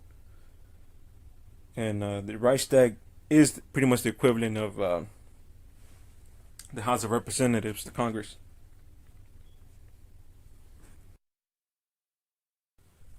Can you imagine the implications of this if it does come to pass, not only in the United States but worldwide? In the United States, definitely national martial law.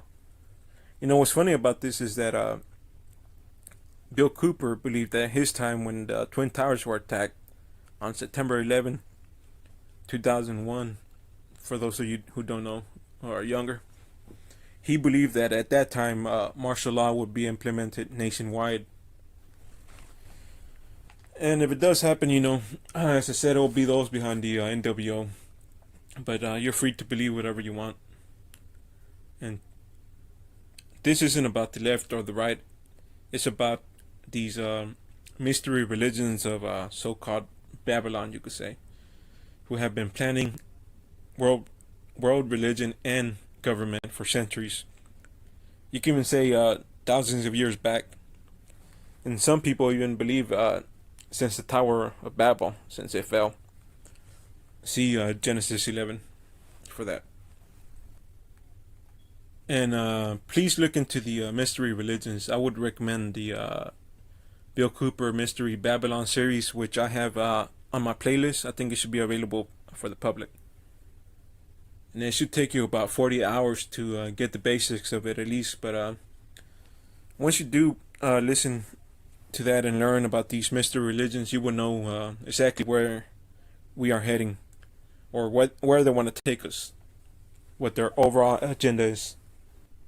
And again, about this false flag, you know, I really believe they must do something horrible in order to suspend the Constitution. And you still believe in the Constitution, as I call it, the Constitution. Declare national martial law, throws into at least throw certain people, their political enemies, into concentration camps, and hunt us like animals as they did during La Matanza. And again, I'm talking about my people, because I'm seeing everything on the parallels happening. So we are the primary targets, and they'll use this as an excuse to this attack as an excuse to invade Mexico. So yeah, we need to call these people out, these damn devils out, because if we don't, you can expect the same destruction in Mexico as you've seen in Palestine and other countries that have been invaded by the United States military in the past decades. So yeah, these people, they're ahead of us in everything, planning. So if you're concerned about the United States Constitution being suspended, you know, this was brought up way back, as you know, as early as even the Iran-Contra hearing. Colonel North, in your work at the NSC, were you not assigned at one time to work on plans for the continuity of government in the event of a major disaster? Mr. Chairman, I believe that question touches upon a highly sensitive and classified area, so may I request that you not touch upon that, sir. I would. Doesn't understand what he's talking about. You notice that when he asked that fucking question, he said, "No, I don't really believe that you should be questioning that shit." And this is what I Will Be Real is talking about. So listen to this. Sensitive and classified area, so may I request that you not touch upon that, sir. I was particularly concerned, Mr. Chairman, because I read in Miami papers and several others that there had been a plan developed by that same agency a contingency plan in the event of emergency that would suspend the American Constitution. And I was deeply concerned about it and wondered if that was the area in which he had worked. I believe that it was, but I wanted to get his May I most confirmation. respectfully request that that matter not be touched upon at this stage. If we wish to get into this, I'm certain arrangements can be made for an executive session.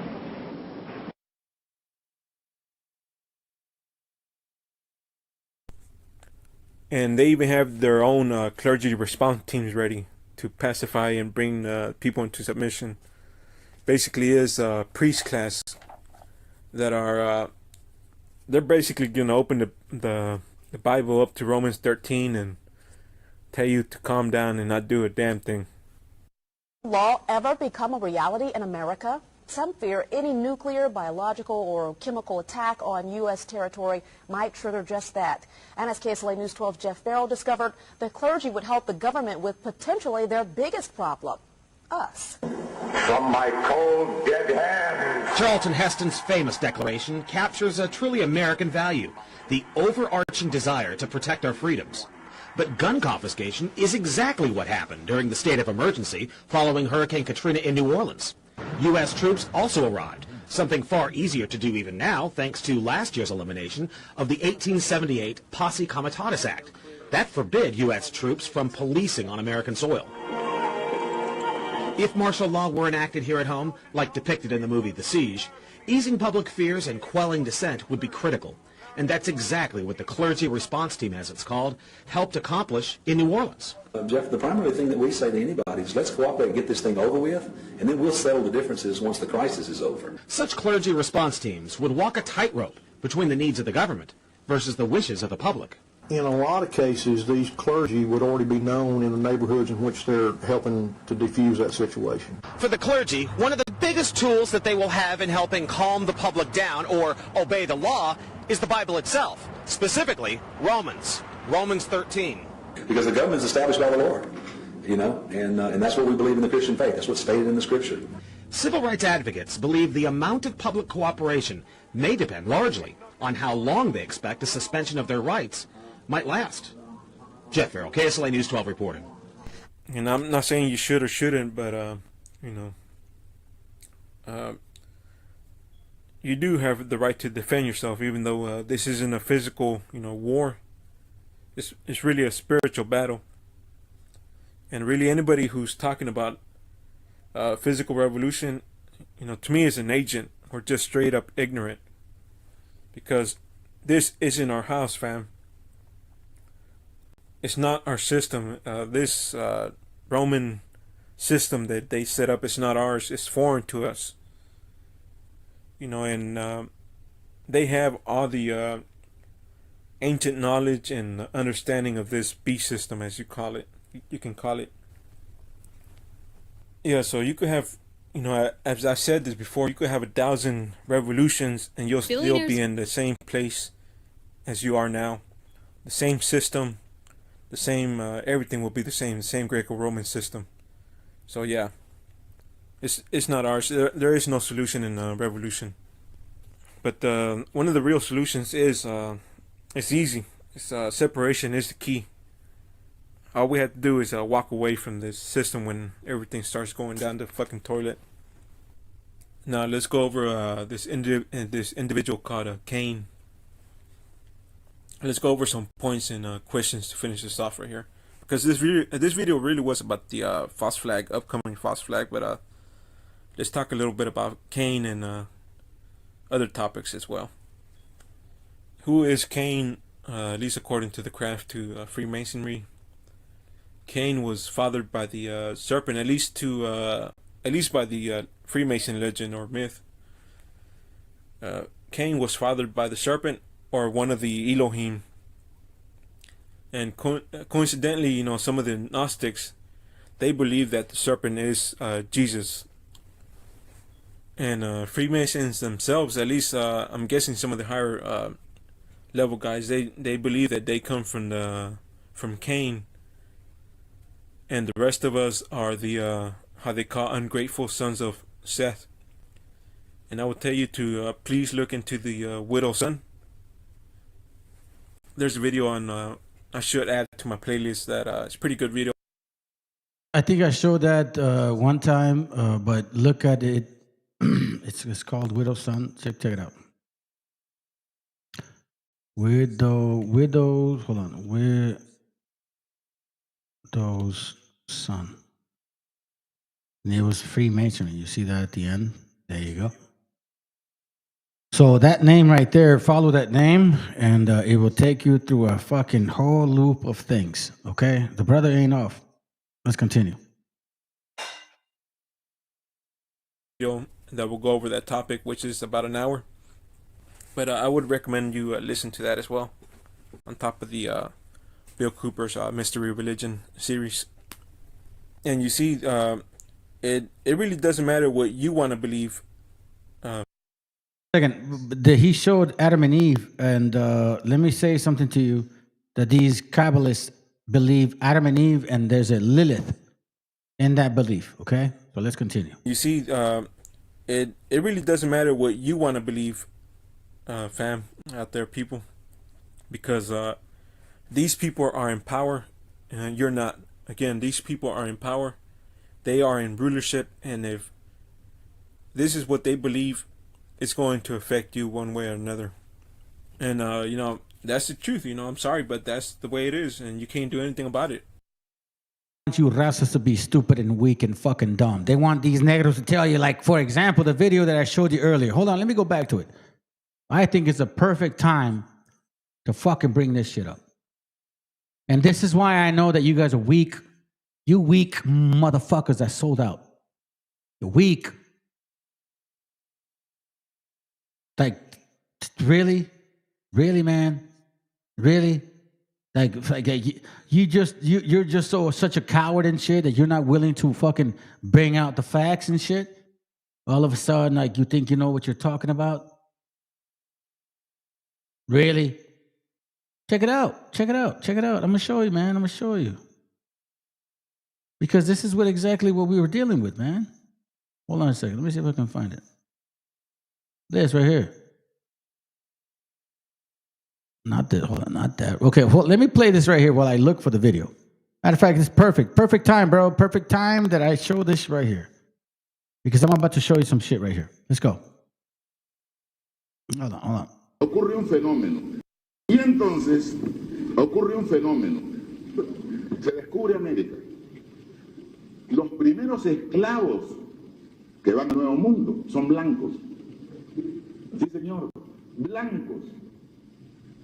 Y los primeros negros que van al Nuevo Mundo son esos que tenían ya 50 años o más de presencia renovada y que eran negros ladinos y preparados militarmente para la conquista.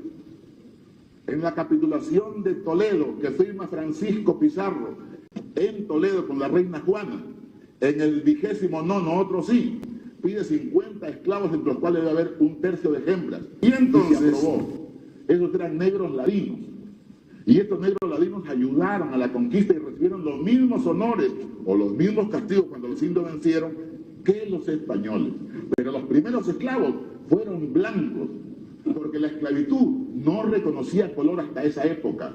Y la prueba está que en el siglo XIII, cuando Alfonso X el Sabio redacta las 7 partidas, en una de ellas, tomando quizá algo del Código Justiniano, dice que no es de natura esclavizar a otro hombre. Entonces la esclavitud casi estaba abolida. Revive con el descubrimiento de América y sin noción de lo que iba a hacer esto se mandan blancos. Ahora, no vamos a decir que los blancos llegaron encadenados. Se mandaba a los blancos por castigos, se sacaban de las cárceles, porque estaban en la inopia y iban en una forma de contratos temporales que ellos mismos pudieran manumitirse. Y 1000 formas diferentes para esclavitud.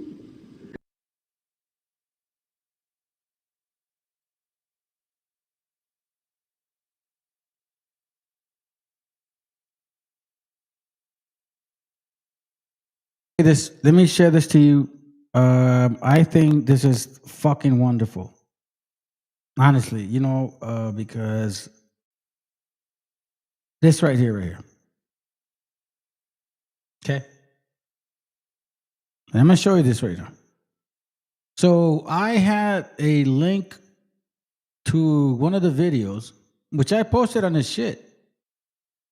And he said that we should be worshiping Negroes because they were the first ones that woke us up. He's like, you should be worshiping Negroes.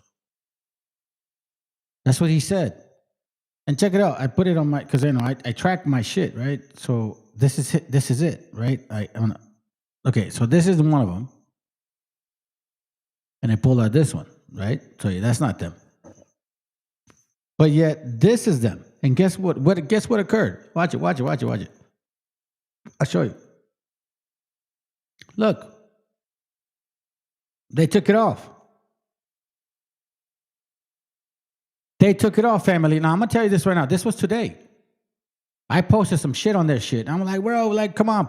I started pushing back. And then guess what? All of a sudden now, like, what the hell, bro? What are you saying, man? And this is why I told the brother, too, here, that Canaan is losing their spirit. They don't want none of this. They don't want this fire. They don't fucking want this fire, homie. You know damn well they don't want this fire. If they wanted this fire, they would have came at us like real quick with fire and shit, like blah, blah, blah, and tried to destroy this channel, but they don't even fuck around with this channel. You guys walk around and shit, get around this shit. I've proven to all of you, this is Canaan right here. This is Canaan. Let's go. We are slaves to Rome. We are indigenous to this land, but foreigners to this Roman entity. And this system right here, this Roman system has been here before any of us. And we have been under occupation since 1492. And you can even say that the Crusades never left. Today, millions of Americans mourned and prayed, and tomorrow we go back to work. This.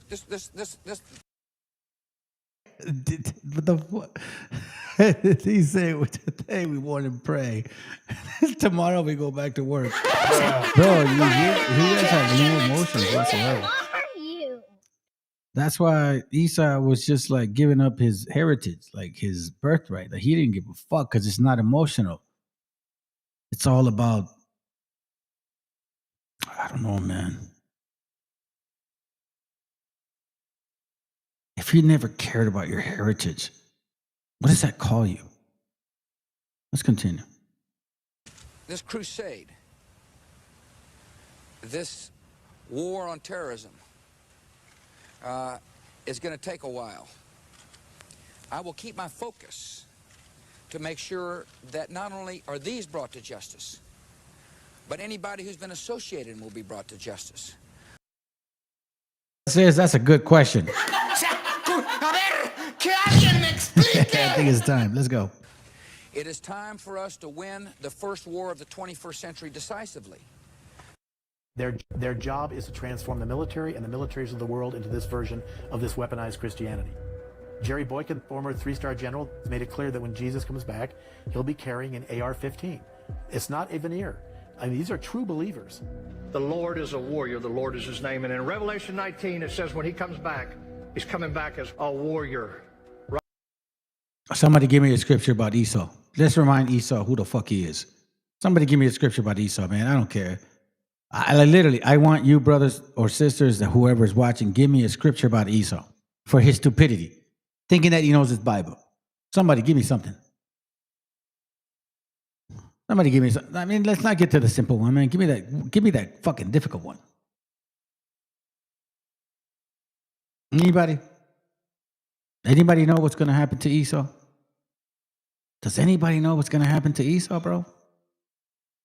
Or do you want me to give you like, you know what I'm saying? Like, come on, man. You guys should be watching this shit, bro. It should be like automatic, saying it out of your spirit. Like, this is what's going to happen to these motherfuckers. Fine, man. I'll show you, bro. Like, shit, man. You guys really, oh, my dear Jesus. Obadiah 6:1, it says, how are things of Esau searched out? How are these hidden? How are his hidden things sought up? Let me read it again. How are the things of Esau searched up? How are his hidden things sought up? All the men of thy confederacy had brought thee even to the borders. What are they saying? Close the borders. Put walls. What does that take? It takes white people, black people, Asians, Arabs. I even saw some Samoans in there and shit. You know, it's pretty fucking nuts, bro. You Samoans are in there fucking, man, you guys are that broke? Really? For real, bro? You really, really willing to do that? Because I remember when I grew up in the hood, bro, we had like Samoans, blacks, and all that shit. Samoans are usually bloods where I grew up. Damn, bro. You guys are really selling out your spirit like that, bro? I hope your mama forgives you. I don't think she will, though. Because, you know what I'm saying? If you guys were really fucking any closeness to, like, being tribal, you should have never fucking done that. I heard some of you guys actually do that shit. A goddamn fucking Samoan and shit going in there trying to arrest our people, bro, with an accent, bro. A dude with an accent trying to arrest our people, bro.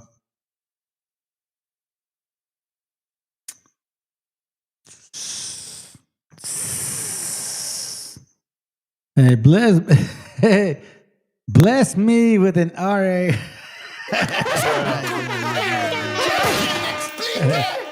Fuck him. That's what I say. But I have made, I'm sorry, how are the things of Esau searched out? How are his hidden things sought out? All the men of thy confederacy have brought thee even to the border. The men that were at peace with thee have deceived thee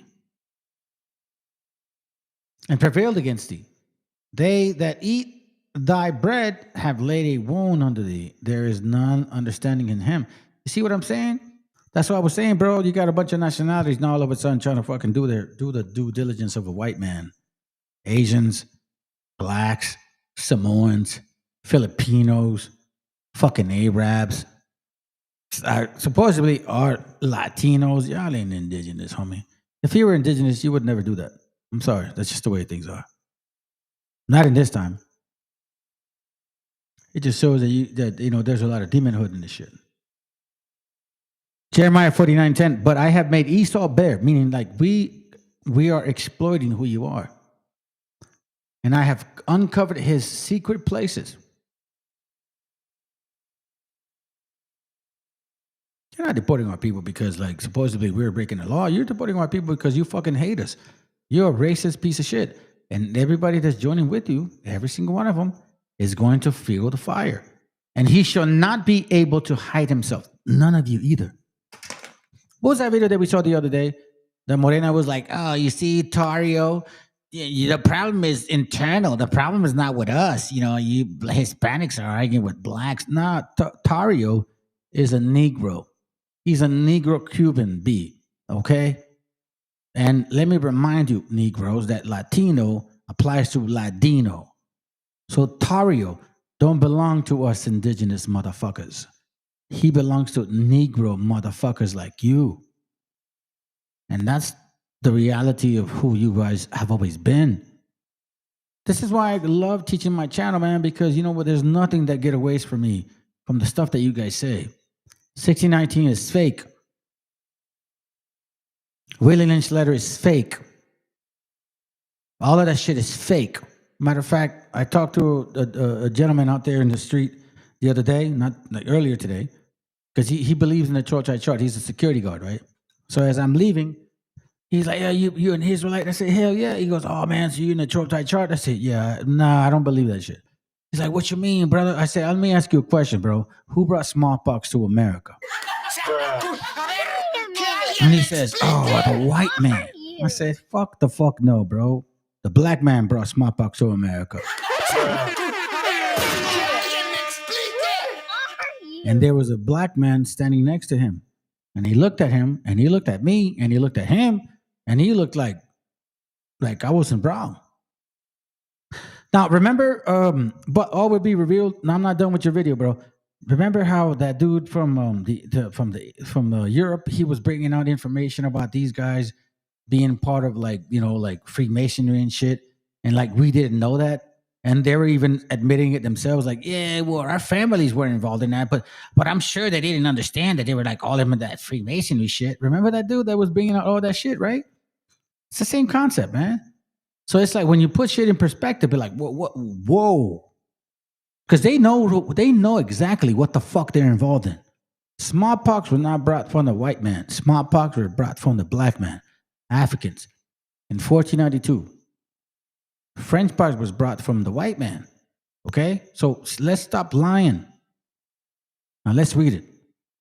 Jeremiah 49:10. But I have made Esau bare, and everybody that worked with him. And I have uncovered his secret places, and everybody that worked with him. And he shall not be able to hide himself, and everybody that worked with him. His seed is spoiled. It said the same shit about Canaan. Didn't it say that in Jubilees 22, right? And his brethren and his neighbors, he is not.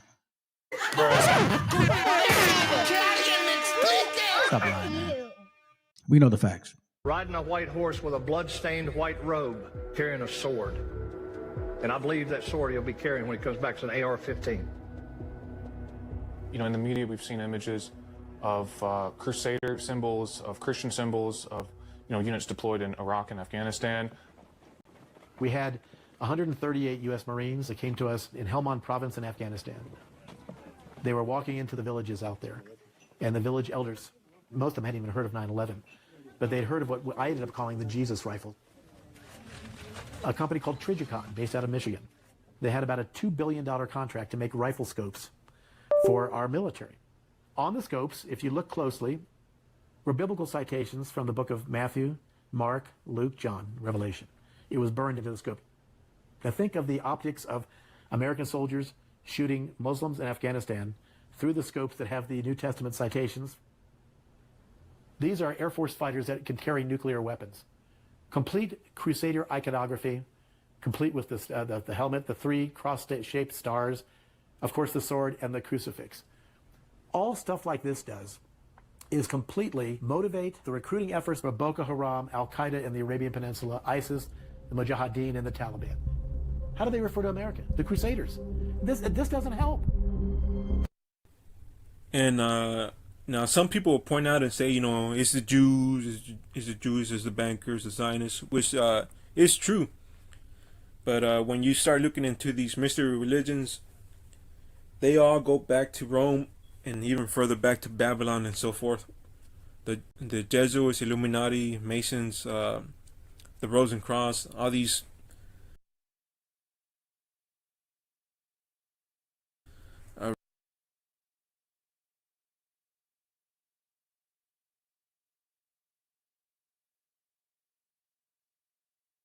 when you start looking into these mystery religions, they all go back to Rome and even further back to Babylon and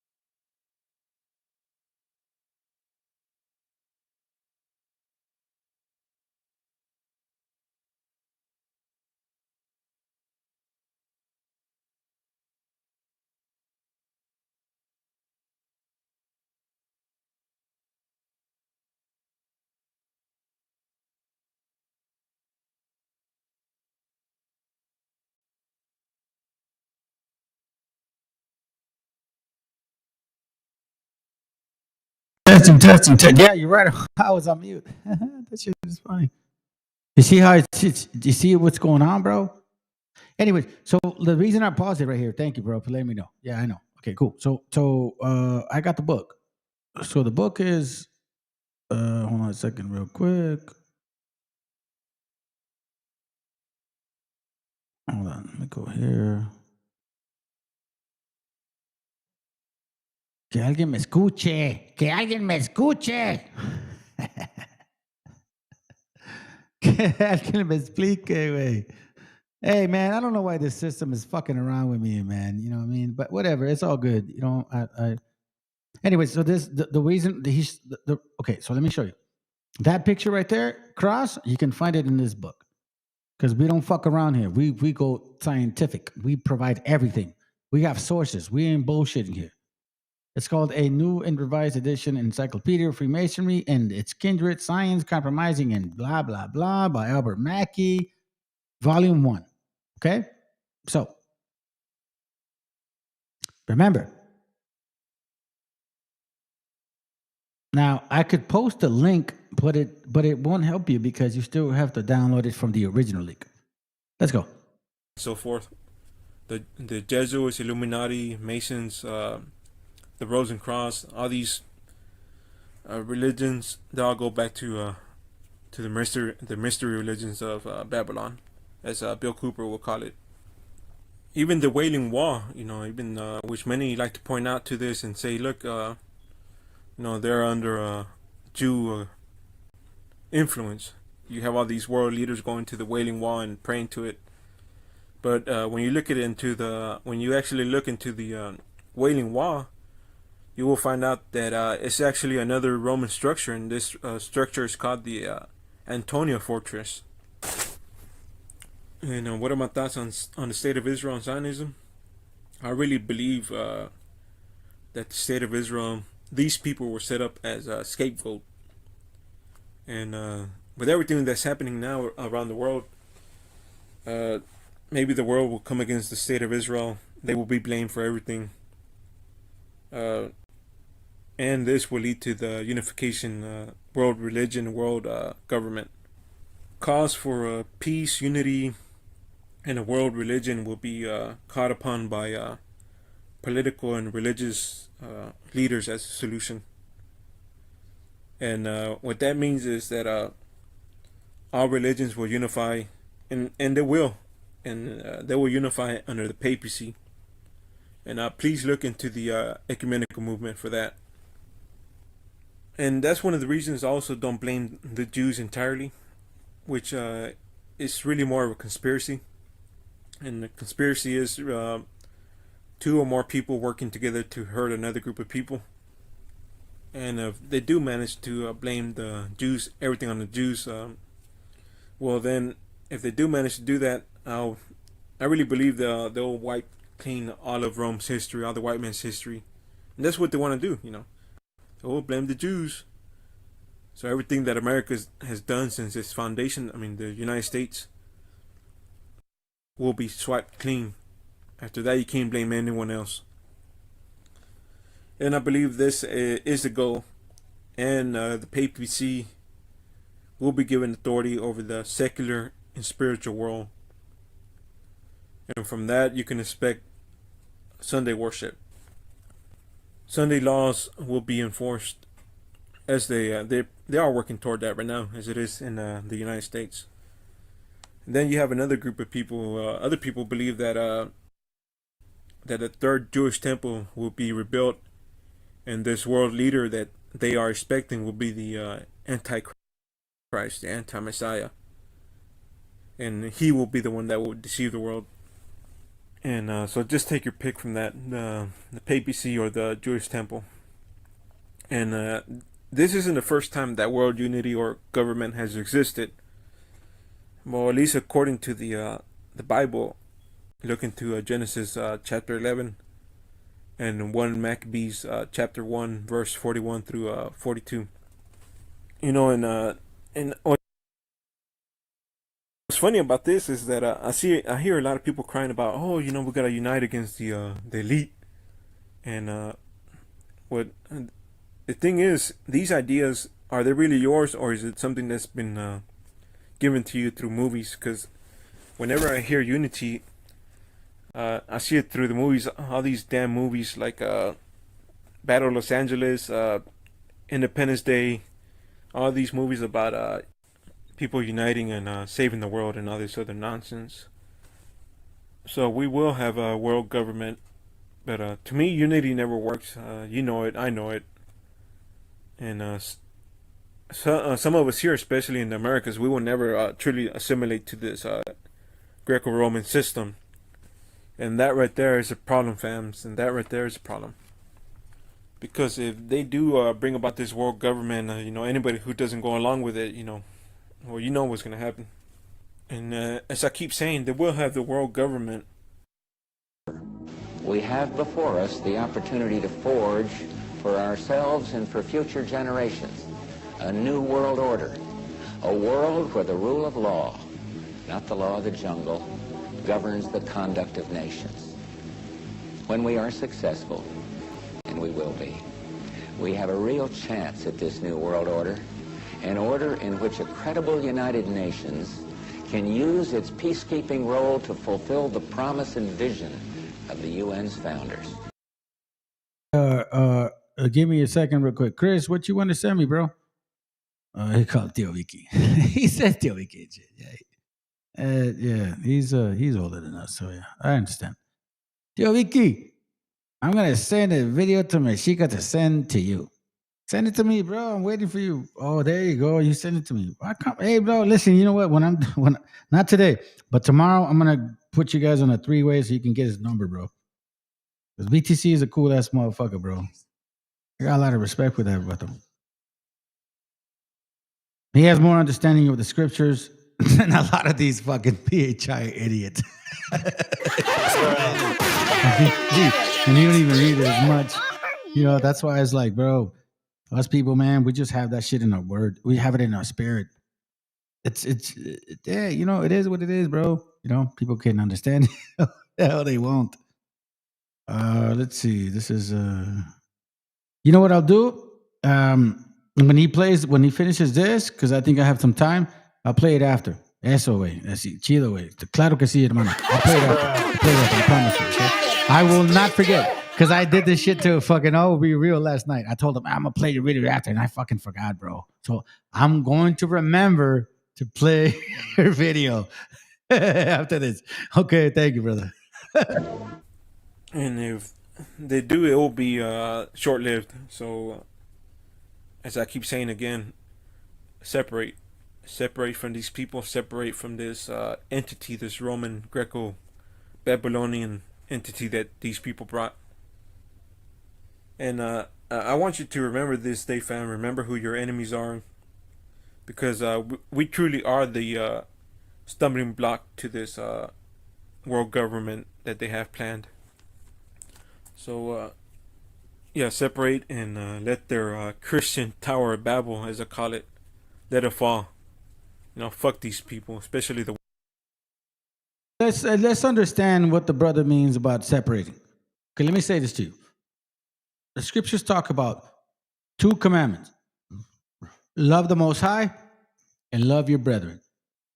And what that means is love your family. So what it's saying is focus on your family. Focus on your brethren. Focus on the things that we have to do every single day. Stay in communication who you're building with. Like Malachi 3:16 says, always stay in communication. If you guys can get together, then get together. That's what we're doing, bro. Make sure that you understand that you need to teach your children. That's the most motherfucking important thing right there. You need to teach your children. Fuck teaching strangers. Look, strangers show up in my channel all the time and they don't even fucking listen to me. I got kids I believe, bro. You think I have any fucking... That's why it don't bother me, man. Whatever people say to me, because I understand I have kids that believe. And literally, I have kids that believe. Like, I don't even have to stress it. I know they don't have kids that believe. None of their kids believe. They believe, maybe, but their kids don't believe. So it's like, bro, ¿te vas a comparar conmigo, güey? Nah, bro. I don't have the same spirit as you do. I don't know who I am, but I sure as hell was not that low-level spirit. I'm going to tell you that right now. Hold on, let me say this. I'm going to give it this way. ¡Viva México, cabrones! It's kind of like we say, low level. What was that rap song? Low level in the game. Nah, bro. I'm not low level, bro. I'm on another level. I have a good household. I have a beautiful wife. Like, we understand each other and shit. She understands the scriptures. I have kids that believe. I have a daughter that's 22 and she ain't hoeing around, you know what I'm saying? like I am actually walking the scriptures. I don't think a lot of you motherfuckers that hate me can do that.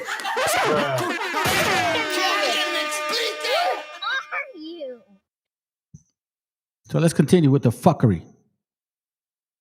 And thank you. Hey, all will be revealed, bro. I appreciate you, man. Thank you so much for what you fucking do, bro. And this is why I'm saying, hey, VTC, bro, he has a channel and he's been pushing that shit for a while. Y'all need to start like following our people, bro. Like start listening to what our people are saying. And yo, hey, La Meshi, when are you gonna get your channel going? Start doing it, sister. Get your style. Get your style going. Get your mindset. Like start following what we're doing and create that shit. Bring it out. We'll bring your shit out. Let's go. The white man. And you hear that, children of Cain, you are going to fall. You know, your God, your creator, whoever it is, your God made the nations fall, as they say it, to stumble. And now your judgment is coming back at you. And, you know, even to your children. And I don't feel one bit of sorry for y'all. Not one bit. Should we? Why should we? Psalms 137. Let me just show you. And like I told the sister, and listen, sis, I appreciate you following this channel, but you just have to fucking deal with it. Israelites are going to have slaves. That's just going to happen. Psalms 137:7. Remember, O Lord, the children of Edom. Oh, shit. He's speaking about them, right? Because they commanded the fucking power. The children of Edom in the day of Jerusalem, who said, raise it, even unto the foundation thereof. Remember that Bartolomé de las Casas was saying like, hey, man, I don't understand why they killing our, like the natives like that. They're not that, like, they're not evil. Like, what's going on? Like, he had the nerve to say, bro, don't raise it. Meaning raise it in this case means not like raise it, meaning like continue, fucking push more. O daughter of Babylon. That's not back in the day no more. This is the future prophet talked about, who are to be destroyed. Happy shall he be that rewarded thee as thou hast served us. What does that mean? Happy shall he be that take it and dash it his little ones against the stones.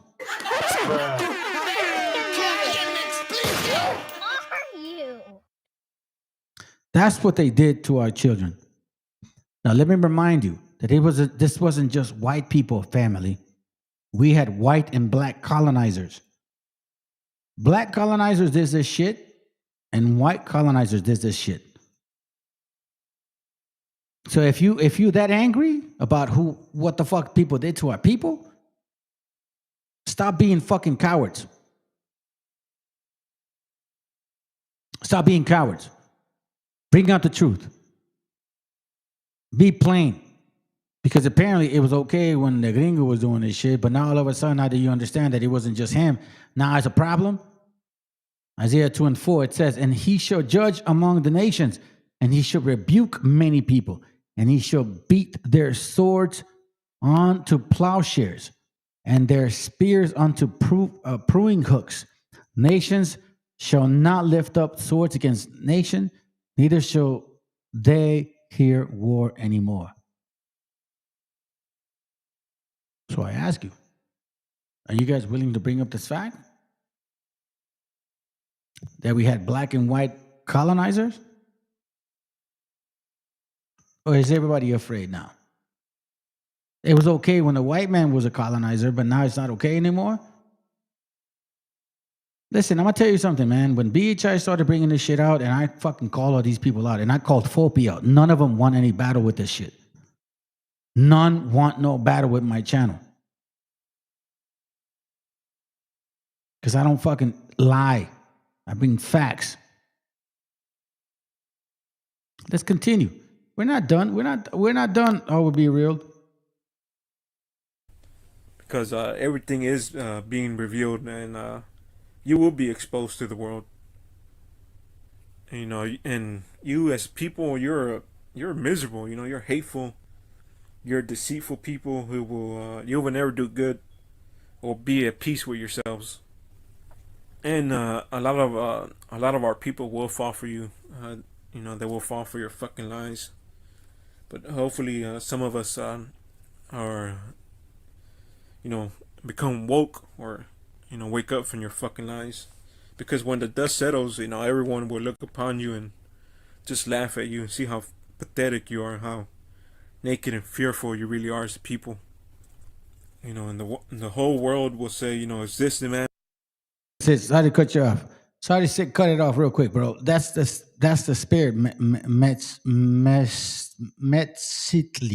I think that's how I say it. Metsitli. From what I understand, that's how you pronounce it when it comes to the T and the L and the I. Once you see the spirit of the nations, it changed my whole world. I'm glad you said that. People come to my channel and say I'm a fucking hater and I'm just angry and shit and, you know, fuck whatever, fuckity fuck, right? Like, nah. What it did, it changed my attitude toward my people. The guy showed up and said, like, how do we know that you're helping people? I don't have to. I do it everywhere. I do it all the time. What are you talking about? It's like, as soon as I started understanding how much hate we had towards each other and who created this stuff, and I said, oh no, hold on a second. And then even in my fucking 8-year walk, I remember I was doing a lot of classes, and I was just angry and shit. And my wife was the one that said, hey, you're just fucking angry. You know what I'm saying? You need to chill. And then I fucking reflected. I remember I paused for like a month and a half, and I said, whoa, man, I was getting angry. That's not who I am. That's not who we are. Yeah, we can get mad. Fuck yeah, we can get mad. But like hate, like to destroy the household, to be angry at my wife, my kids, you know, I'm arguing with everybody because I'm just finding out this whole shit and I'm mad. Nah, that's not who we are.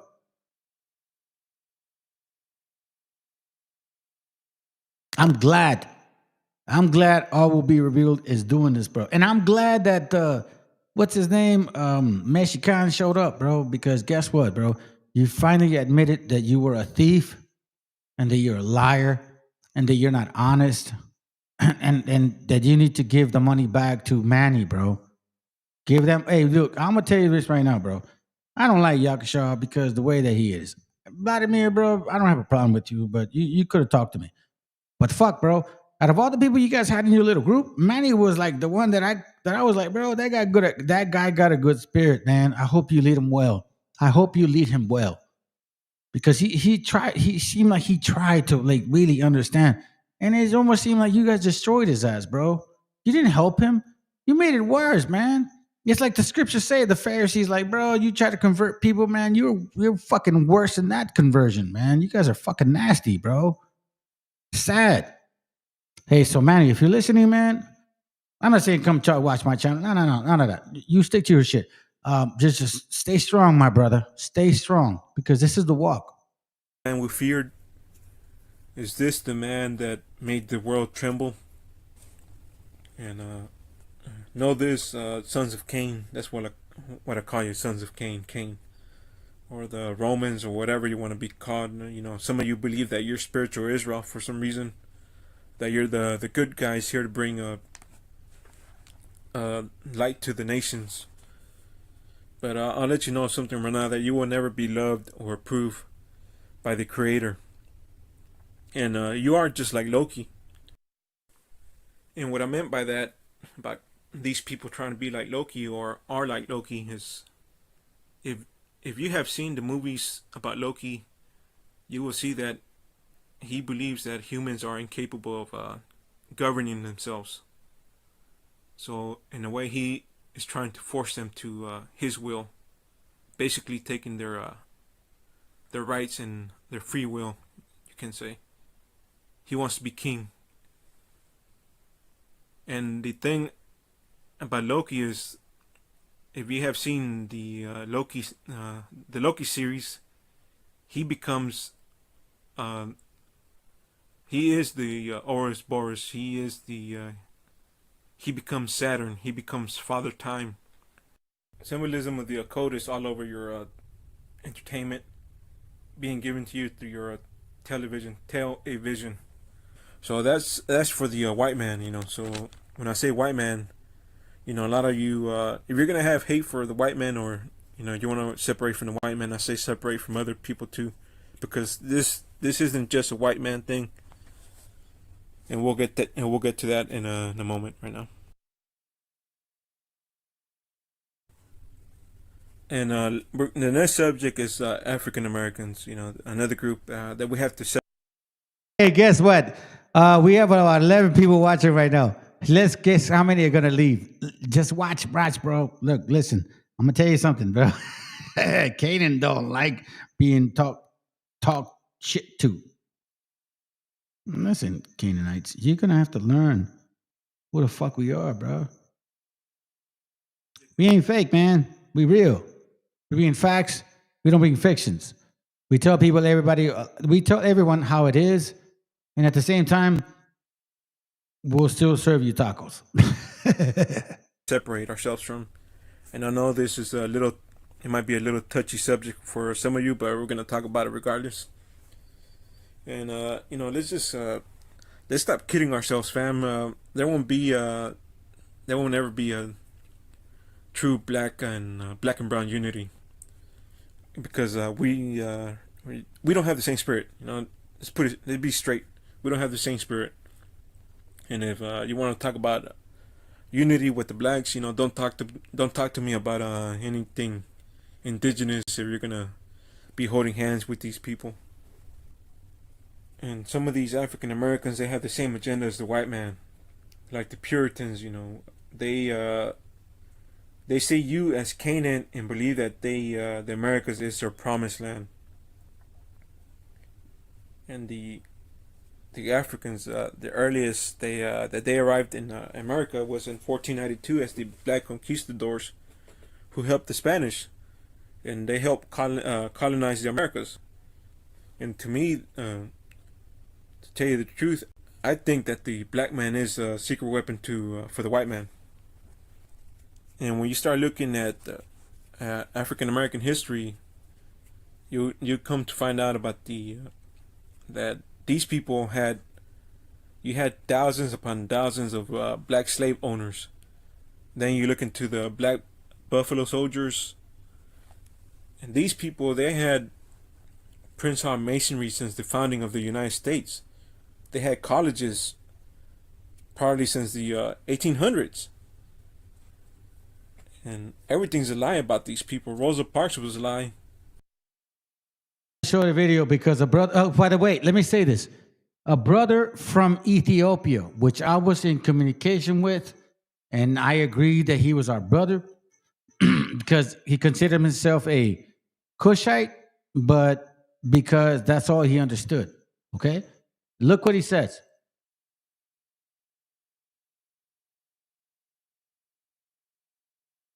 American OG bringing you that hidden truth, because LeBron James and Jesse Jackson will not give it to you like this, you see.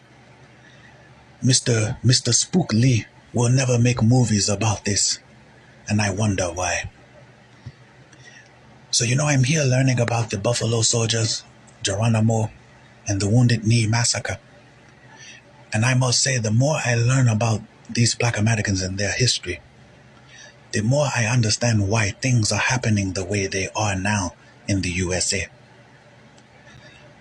Just look at the type of things these people were doing to the Native Americans, all the while crying about, you know, the Black Wall Street Massacre, the Rosewood Massacre, boo-hoo-hoo, you know. But look at the nonsense they were doing to the Native Americans. They will not tell you that these Black Americans massacred over 200 innocent men, women, and children for absolutely no reason. And they are here proud afterwards. To make matters even worse, you know, these Black Americans have the nerve to claim to be the Native Americans. in year Hey, 2023. hold on. We showed a video earlier, but from the dude, what's his name, the IUIC guy, right? He's like, you're supposed to worship the Negro because the Negro suffered everything that we didn't suffer before. He's like, hey, he went through the dog spit his legs and shit, and fucking everybody did all kinds of shit to him and shit, and that's why you guys should fucking galore to Negroes, because like apparently they were the first ones to suffer, and then we find out that you motherfuckers never suffered like that.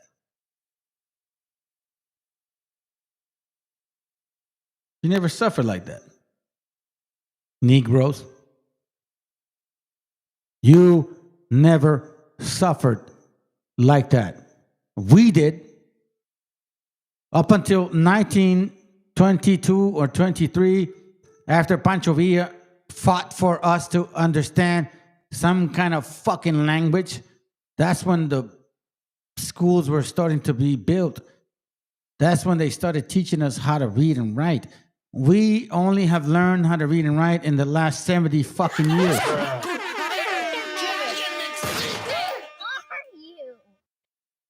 We have nothing in common with you. You've been slavers like them since the fucking get-go. And I will never forget this shit. And as long as I have the chance to fucking voice my shit, I'm going to continue to do it. I'm going to continue to do it. Because guess what? I'm going to tell you something right now. And I love the fact that this brother said this shit right here, man. Because you want to know something?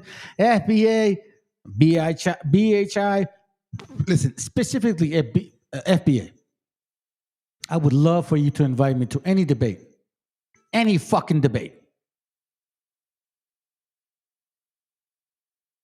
Sakari, GMS, IUIC, ISUPK. Matter of fact, ISUPK's leader came to my channel one time about 6 months ago. What's his name? General Yohana. Yeah, he came to my channel.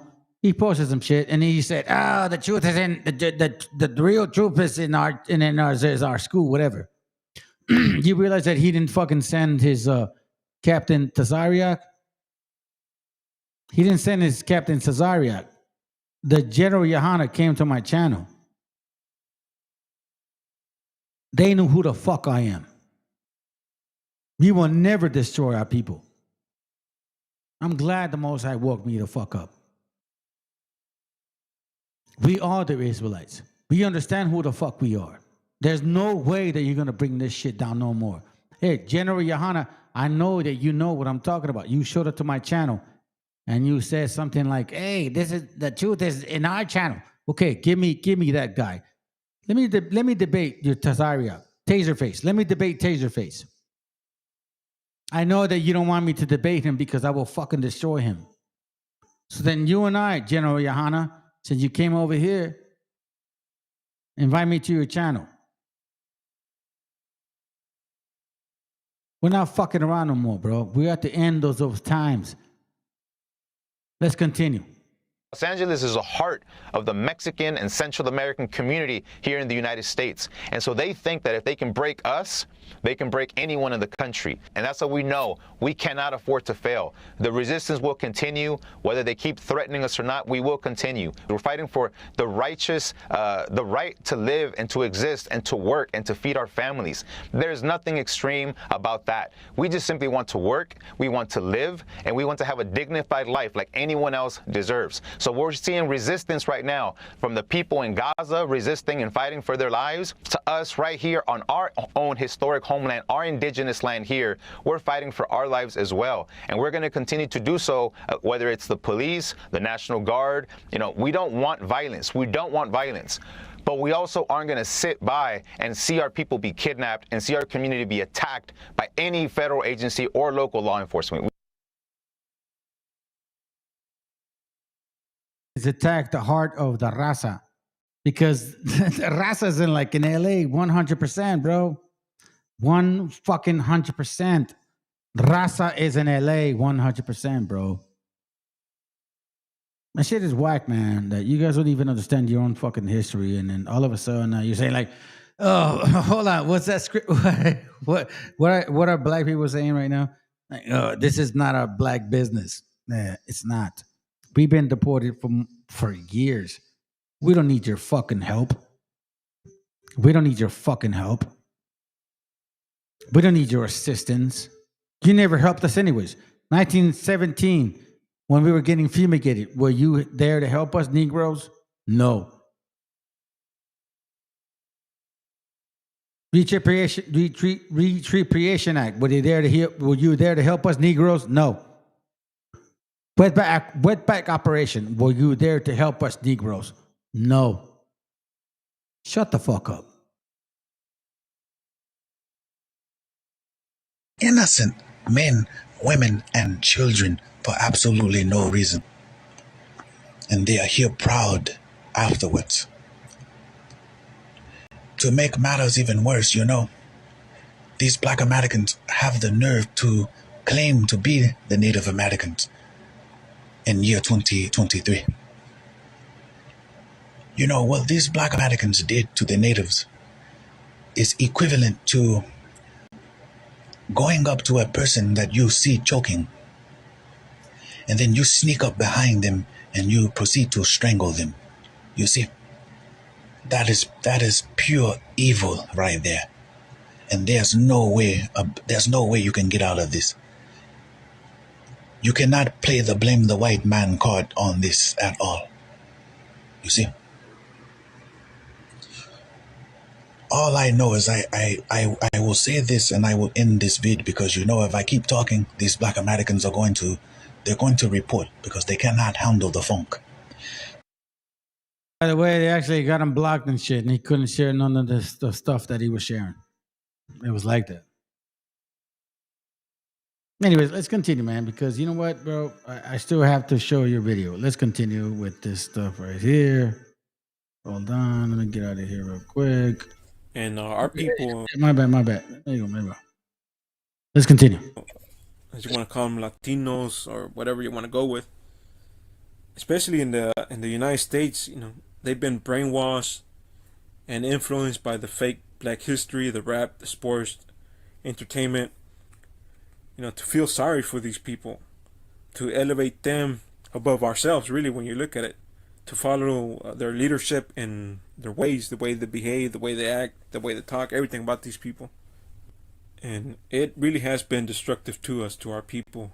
And now we are demoralized following these people, be it white or black. And is that racist? Have everything that I said so far, is that racist? I mean, I want y'all to comment and let me know if that was racist, because you're a racist, bro. I'll say this: good. No, good. If it's racist, good. Fuck y'all. Because I bet it wasn't racist when I was talking shit about the white man, huh? Right? And I'll let you know this: I'm against both these people, the whites and the blacks, because to me they are the Masonic board, and we need to stop playing this black and white game. Question for you, African Americans that claim. Let me say something beautiful to our sisters that are here. This is why I say,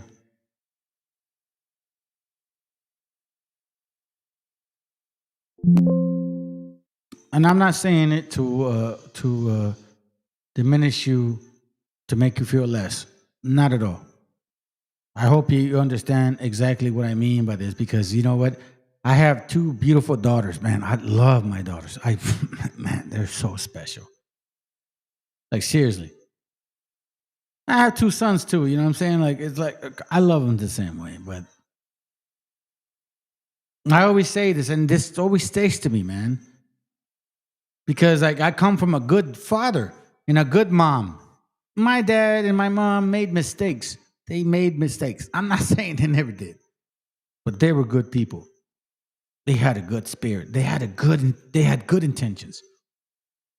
Sirach 26:14 says, "A silent and loving woman is a gift of the Lord, and there is nothing so much more worth as a world mind instructed. So you sisters that have been here, you know what I'm saying? You make some comments and shit. You say stuff like that. Like, for example, I believe that we can overcome one day. I believe that the Most High will be on our side. You know, that's exactly what the spiritual good woman says. Like, I just, you know, we don't want to fight, right? Of course we don't want to fight. We don't want to fight. We don't want to fight. But if I'm protecting my gente, we have to fight. So that's what I say. Like, don't ever forget, because everybody wants to come after our women. Like, I don't give a fuck who you are. That's why when you believe in BHI and Christianity, none of them understand that, you know what? You will never recreate what we are. You can never fake who we are. You mix with our people because you thought that you would continue to be living long, but you don't understand that you don't have the spirit, nor the actual soul, nor the DNA to even fucking survive. Sirach 26:14, a silent woman and a loving, a silent with a loving woman is a gift of the Lord. And there's nothing so much worth as a mind well instructed. The only way that a mind is well instructed is if you have good leadership. So when I say it to you, is that create the leadership. Or maybe you have the good leadership. Because the way that you say what you say, I believe that maybe it's something in your father that might have said what you said and said, you know what, I believe that, Dad.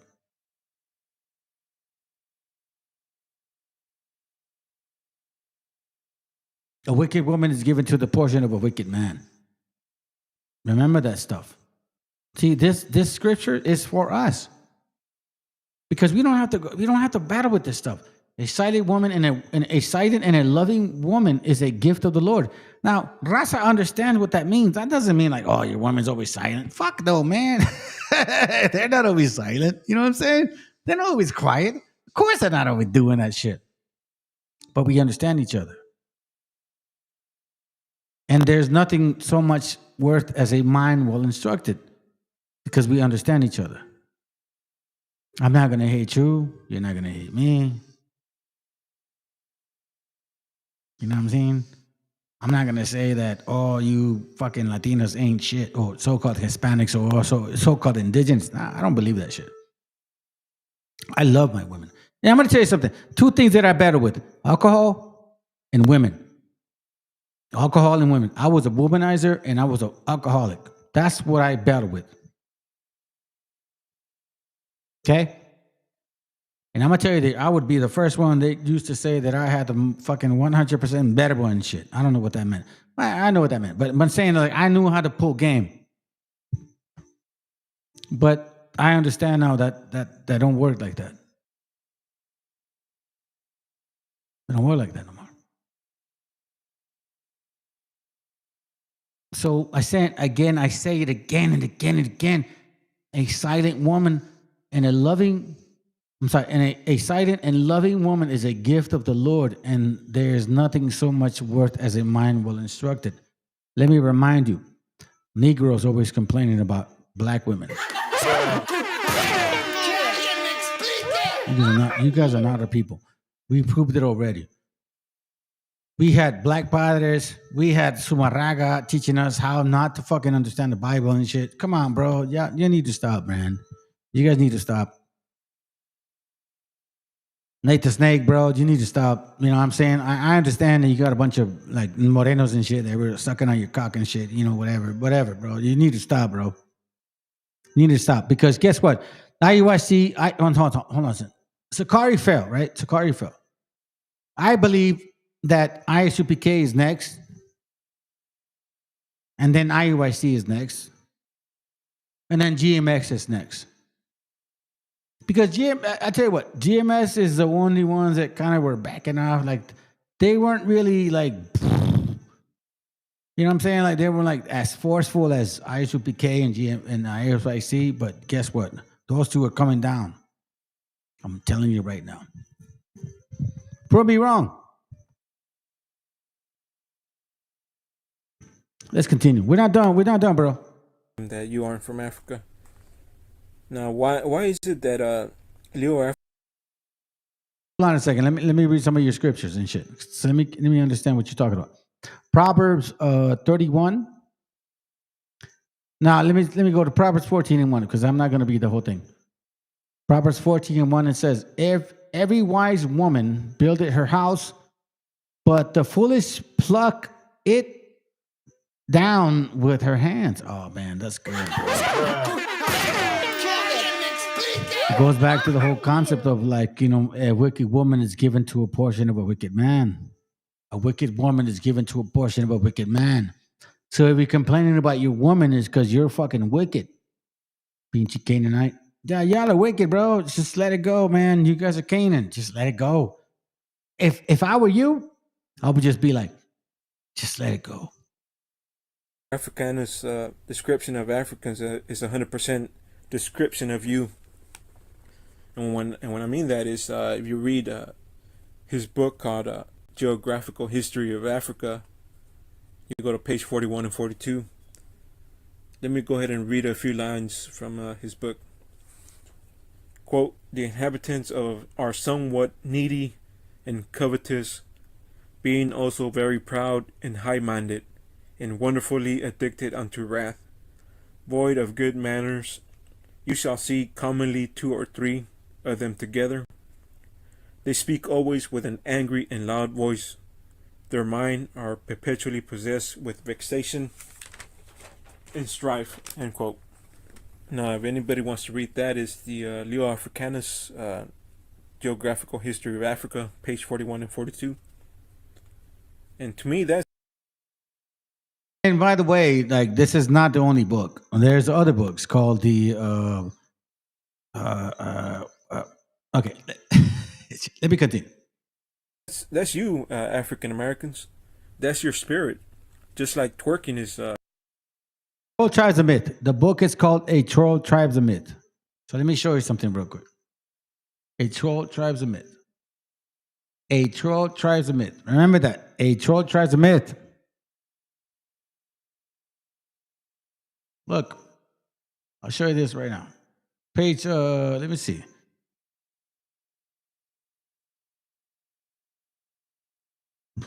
Right there. So now we know that Nate the Snake would always show this picture.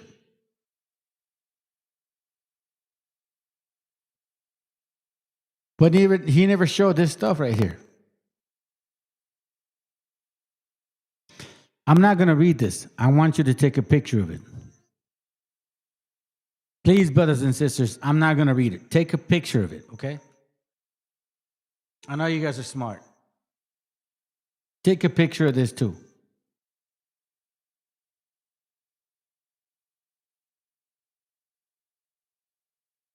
Take a picture of this as well.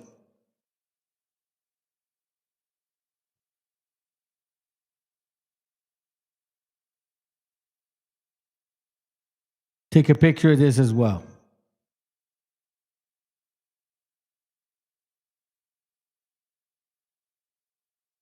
Take a picture of this as well.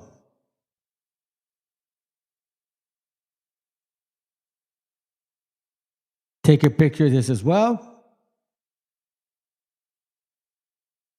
And this too. Sometimes I don't have to read shit. Sometimes it's just so fucking obvious, man. We've been lied to for so fucking long. We let these people tell us like who the fuck we were, making it seem like we were so fucking evil. Or hold on a second. What did they call us? Murderers, spicks, and wetbacks. When I came in 1984, I was very proud of who I was. And when I came here, they reminded me, bro, they called me a fucking beaner. The moment I went into my school, the first year, and it wasn't a white dude, bro. It wasn't like just random people. They were I remember walking into my first grade, was it fourth grade? Because I was walking in, and there were some people sitting by the bench. I don't know what the fuck was going on, bro. And they're like, hey, there goes that beaner. In the 3rd grade. And you know who was sitting in that table? Black, white, and some other fucking kids. I don't know who said that. So I say, fuck you. I don't trust you. I trust my people. I trust my people with the struggle, with the emotional understanding, with the fact that they love their moms, their dads, and they say to themselves, fuck birthdays. The day that I die, that's the day that I want to be remembered. It's what you do. Twerking when you look into twerking, it's an African tradition called, going back to centuries, called Mapuka, Mapouka. And that's in your spirit. And now, now you have people twerking all over the world. You got grannies twerking, you got children twerking. Even in China, you have people twerking. When you go into the Red Note app, you see all these Chinese women twerking as well. It has demoralized the world. So that's your spirit, and and I'm tired of feeling sorry for you people all the time. I'm tired of you people trying to always shame guilt us, trying to cause division within our people, because we don't kiss up to you. Especially now, you're taking advantage of what's happening now in the United States. So, those days are coming to an end too. All your little tactics and all your fuckery against our people, it's coming to an end. And you like to point out the racism and colorism within the Latino community, as you call it. But you're just as bad, or even worse, when it comes to the real Africans and within your own community as well. Oh, that's right. You're not Africans, right? Yeah, that's right. And I say real Africans because you African Americans are a new being. As you like to call us, Spaniards and mixed mutts.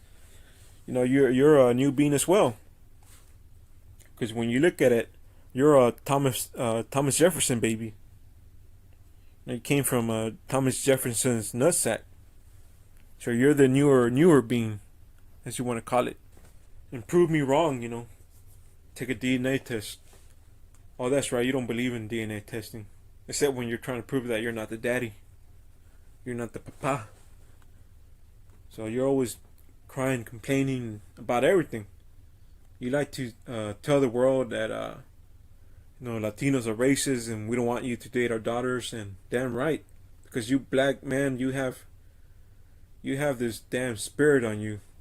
That you don't even love or respect your own women. What makes you think you're going to respect our daughters? From the BHIs, the Kevin Samuel types, that Myron guy from Fresh and Fit, the Red Pill type guys. You guys are always talking shit about black women all the time. So keep blaming the black woman all you want. But it's in your spirit, Mr. Black Man. That's who you are. And this is true because any woman who isn't black that marries onto you, they start picking up your own behavior. It's that behavior. So it's you, Mr. Black Man. It's not the black woman. Let's go ahead and finish this off. And we don't need you, Mr. Black Man, Mr. Black people. We don't need you. You don't need us. And I'll leave it at that. And let me go back to this false flag. And I wanted to say this because people, they know, I guess you could say they feel, they see something, even if you're religious or not, they know that something is coming, they feel that something is wrong. And whether you're spiritual or not, religious or not. And let me just finish saying this. I really believe that America will be invaded. You are going to see a massive, and I mean massive foreign invasion, like never anything seen in the history of mankind, come down on the United States of America. And I'm telling you right now, to my people, walk away. Don't be part of this. Don't defend this goddamn satanic country. Let the white man and let the black man fight for it, because they did bring it over here. This is their system. You know, as the some of these BHI out of their own mouths, they say that they ruled Europe, and if they did, it was under the same system. They came here in 1492 and they colonized the Americas together, and that's what it is. That's how it went. And now everything that has happened, everything's being exposed, the veil is being removed. You know, you are going to see war, hell, like you've never seen before. And troops are coming here, foreign troops en masse. And I mean, you probably can't imagine it right now, but it's going to happen. It's going to happen. And yeah, that's all I have to say. And you know, just get right with your people, I guess I could say that. Hey, This hold isn't. on. He goes, that's all I have to say after he scared everybody and shit. Like, hey, freaking, gee, I'll be real, though. It's crazy. Let me share something with you guys before we finish it off. Hold on a second. I ain't gonna go do a shit right here. I want to share with these pictures that a brother sent to me, man. He thought it was very special. Look. He sent that stuff to me. I don't know. I don't know. But this is important. Read this right here. Matter of fact, hold on. Let me make it smaller. So, the legendary badass warrior in the 1500s, Machupe warrior Galvanido had both hands cut off as a punishment for defying the Spaniards.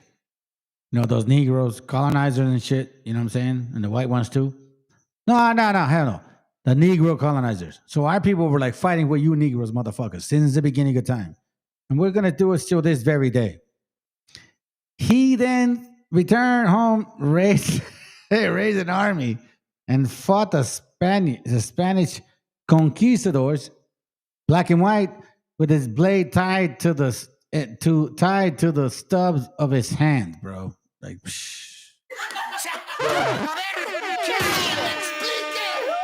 you bastards. I know that it's very difficult for you guys to understand what the fuck that means. Let me see if you got any more. Okay, sounds good. Let me say this right here. Hold on a second real quick. Hold on. What are the plans that I have?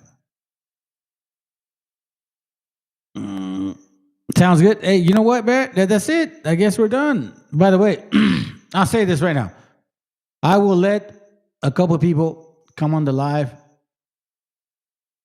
If you guys want to talk about a little bit of what we learned. If anybody wants to say some shit and, you know, show like appreciation or remind our people like, hey man, we need to stay strong in the Lord, or maybe we can just, you know.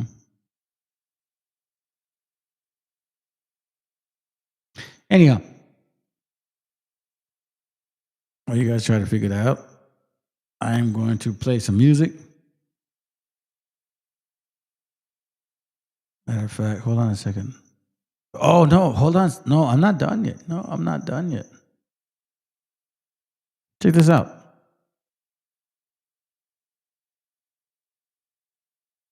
Check this out.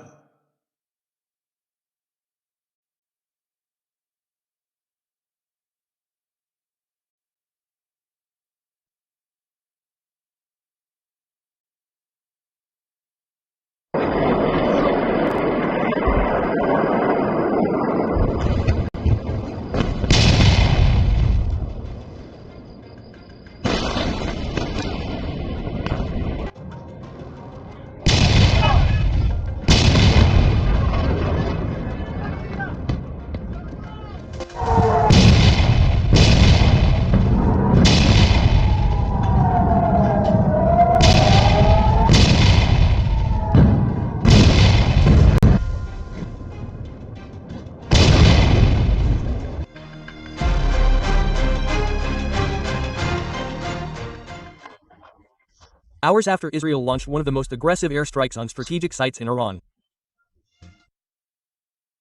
So yeah, listen, family, I'm just gonna say to you, like, man, you guys can start protecting your family, collect your money, make sure that the banks or wherever you have money saved in the banks, like maybe you need to start pulling it out. I don't know, bro. I'm not one to say that shit to you because you know apparently people listen to me. You need to really check what the fuck's going on. Let's continue. The world wondered how Tehran would respond. It didn't take long to get the answer. That night, Israel's air defense system was forced to work beyond its limits. From western Iran, hundreds of missiles and drones were launched simultaneously towards the heart of Israel. Tel Aviv, a city that has long been considered a symbol of economic strength and stability, became one of the main targets that surprised not only the number of projectiles fired, but also the speed and scale of the coordinated attacks. The radar signal was full, in just a matter of minutes. Thousands of civilians rushed to shelters. What happened that night not only shook Israel, but also sent a sharp message to the world. This conflict has entered a new phase.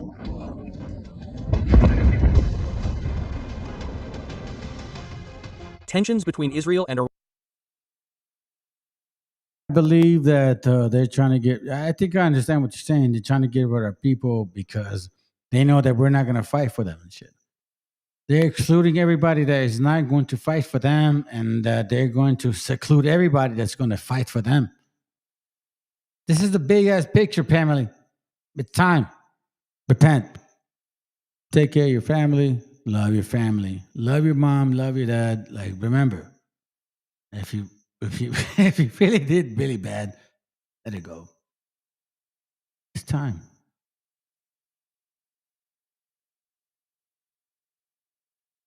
Let's continue. Iran are nothing new.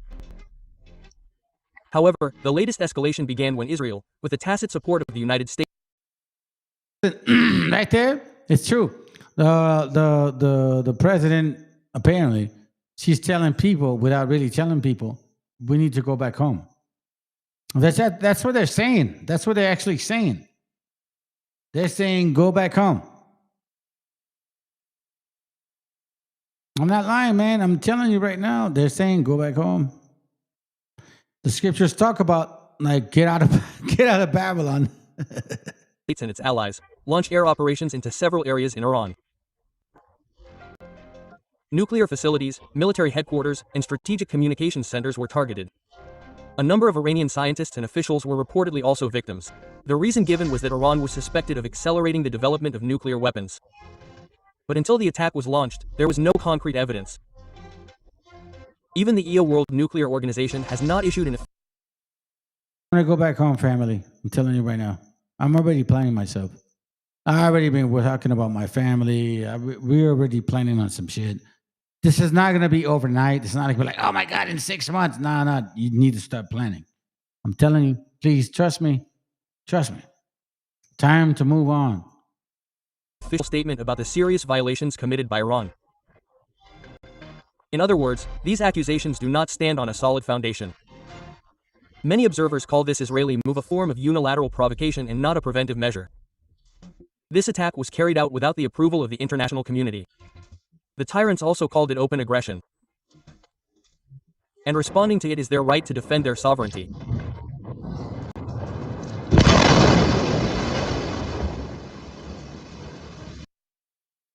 Why I believe that what this is going on is because of this right here. So in case you guys don't understand, because this is what I do, bro. I always teach facts. Okay.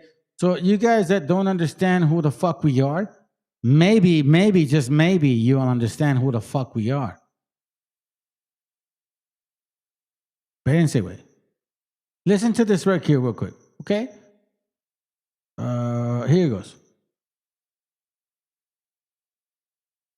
Es un criminal sionista, lo digo abiertamente, él apoyó a Trump y es íntimo de Netanyahu. Entonces, cuando llegó Netanyahu a Dallas, Texas, que había un grupo de judíos o israelíes, no sé cómo se diga ya eso, le decían, oye, ¿por qué persigues tanto a los palestinos? Y les dice, los palestinos son para nosotros los israelíes lo que los mexicanos son para ustedes en Estados Unidos.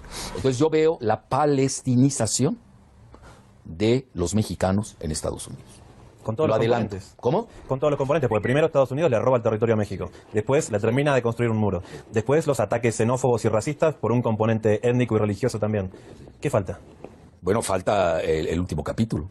Vamos a empezar a ver, hay que tenerlo en el escenario, una gran discriminación sobre los mexicanos. Eso a mí me queda muy claro.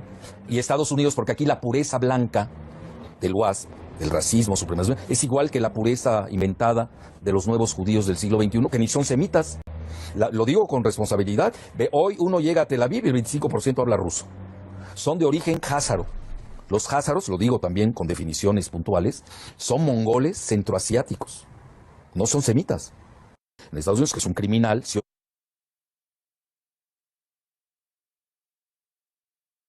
These names and family stories have been killed. These names and family stories have been killed. We even do this. I just lost it. I don't want to be politically correct. No, every human matters. Alice in Bethlehem matters. Yasmin, every single girl that is being killed, Maryam that is still surviving, and every day I check her father's Instagram to make sure that Maryam and her father and her brother are still alive and giving us that feed from Gaza. These people are not only equal. I'm done with being politically correct. We are more important. We are the indigenous people. These are the indigenous people. These are the Semites of the world. These are the people who are directly and genetically related to Jesus Christ. The ones that are being massacred by people coming from Poland and most recently from Brazil, from the United States of America. These people are invading Palestine, this holy land, and killing the indigenous people. And if you want to talk about racism, and if you want to talk about superiority and supremacy, I think people who have survived 76 years of all kinds of persecution, they are way more important than myself, George, and anybody who's been entitled and have dual passports and have been, spoiled all their lives. They are.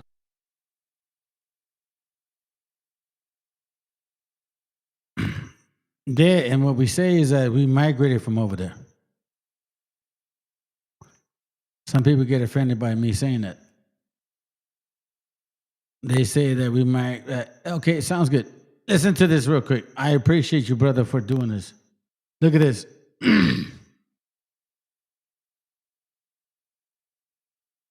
It's nice.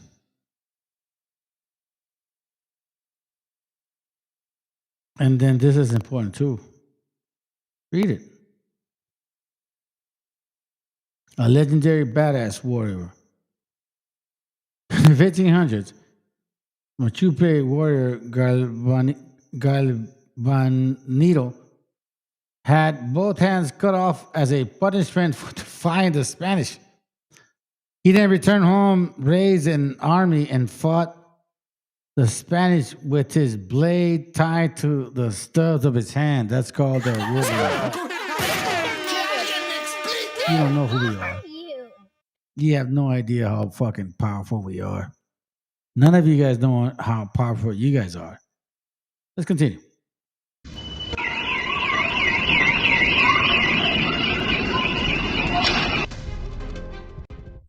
More than 150 ballistic missiles including Shab-3 and Sejal were launched from Iran towards Israel.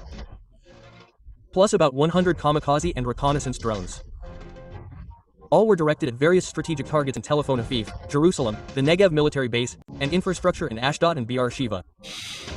According to preliminary reports from the field, dozens of missiles managed to penetrate the Iron Dome defense and hit several cities.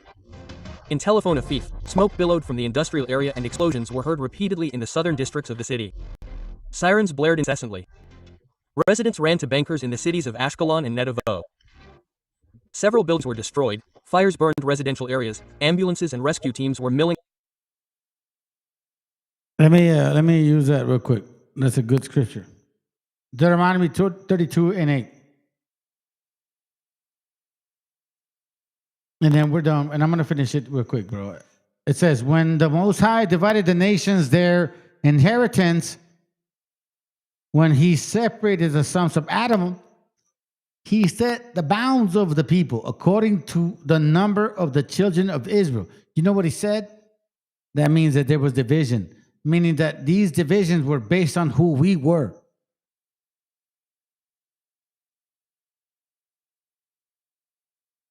You guys are going to find out who the fuck we are pretty soon. Pretty fucking soon. I know that BHR is like, hey, listen, Hispanics are fucking Issachars. You guys are donkeys and shit. Shut the fuck up. You Canaanites, bro. Wisdom of Solomon 1 and 4. For into a malicious soul, wisdom shall not enter. Hold on a second.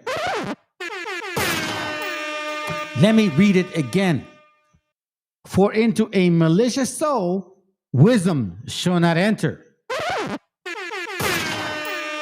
Nor dwell in the body that is subject unto sin.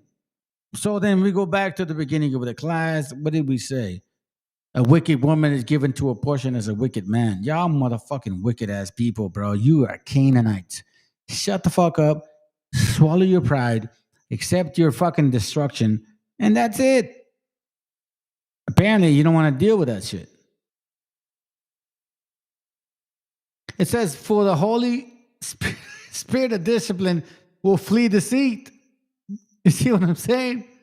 Eventually, it's going to get rid of you, motherfuckers. Hey, listen, BHI, come on, bro. Stop lying, bro. Like, you came to a video like, you're supposed to worship a black man because he was going to the first day. Bro, that motherfucker didn't go to nothing. He had slaves. He had slaves just like the white man, bro. That's sad, man. That's just so sad and shit. And it's just so fucking sad that you guys gave up your booty and shit. You literally gave up your booty. It's like in jail. You gave up the booty in jail because the black man loves that shit. Black man loves the booty in jail. And you gave up the booty outside of jail.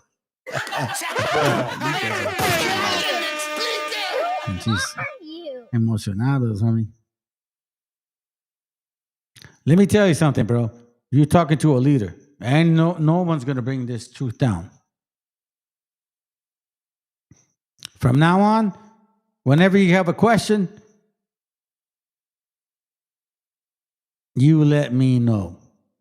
BHI, ISUPK, General Johanna, you came to my channel and you never said it to your people. GMS, Sakari, all you guys have a welcoming environment in this channel. Prove me wrong. I'm calling you out. If you're the real Israelites, guess what? If we're the same people, guess what? I will fucking teach it. Show up. Shut up. Around the streets. Meanwhile, in Jerusalem, the series of explosions and bright lights in the night sky showed how intense the air battle was.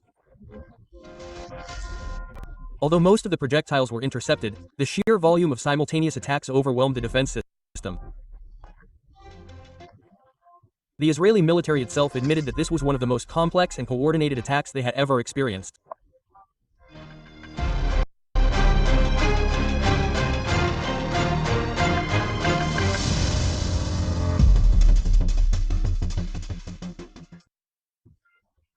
In an effort to respond to this attack, Israel deployed all its best air defense systems from Iron Dome, David's Sling to Arrow Trig.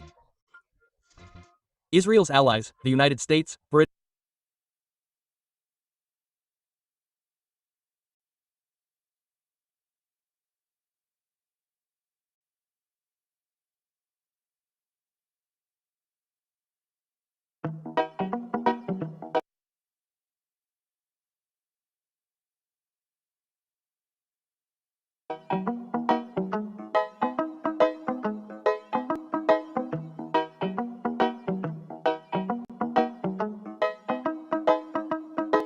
Quiero pensar, pero no puedo, no. El ruido en la ciudad está consumiendo, Quieren pensar, sin ni siquiera estar al mando. Tanta publicidad subliminal te está matando. Les cuesta decidir por sí mismos cuál es su mando. Publican sonrisas con el corazón llorando. Quieren brillar, pero sin tener que valerse de tener sus ideas propias. Los veo a todos igual, solo son la réplica de la imitación de una triste copia. Obedece, la vida es un suspiro y envejeces. Te dejas distraer por estupideces y pierdes el eje. Te duele por dentro, entonces te creces, pero aceptas mucho menos de lo que mereces. ¿Y quién te ha dicho a ti que no puedes pensar sobre lo que decís, sobre cómo actuar? Lucha por ser feliz sin a nadie dañar y solo así podrás brillar. ¿Y quién te ha dicho a ti que no puedes pensar sobre lo que decís, sobre cómo actuar? Lucha por ser feliz sin a nadie dañar y solo así podrás brillar. Conserva tu juicio y tu intuición, más activos que el que lucha por lo suyo y no se rinde. Yo ya sé bien cuál es mi misión, y es contarte que el mal por su propio pie pronto se extingue. No caigas bajo su control, pues por la televisión es normal que mal lo pinte. Tú mantente firme en conexión con la fuente de creación, vivirás siempre de fin de. Dios abre los ojos, dime lo que ves. A tus propios hijos matándose por billetes. Niños mueren cada 2 por 3. Pa' unos es bendición, con otros por su causa pequen. Y yo que intento ser un ser crístico, voy bendiciendo hasta los diablos. Piensan que es cierto el mensaje típico. Dicen que invento lo del engaño, y mientras lucho contra mis errores, demonios escucho, me ofrecen soluciones, pero sé que hay un ángel que quiere que mejore. Me dice haz un trabajo interno antes de que lo ignores, antes que otra vez llores y se llenen los mares de pena y de dolores, ya que en mi mente no caben. La paz no va en un sobre, somos algo importante. Nunca te revelaste y por eso no lo sabes. ¿Y quién te ha dicho a ti que no puedes pensar sobre lo que decís, sobre cómo actuar? Lucha por ser feliz sin a nadie dañar y solo así podrás brillar.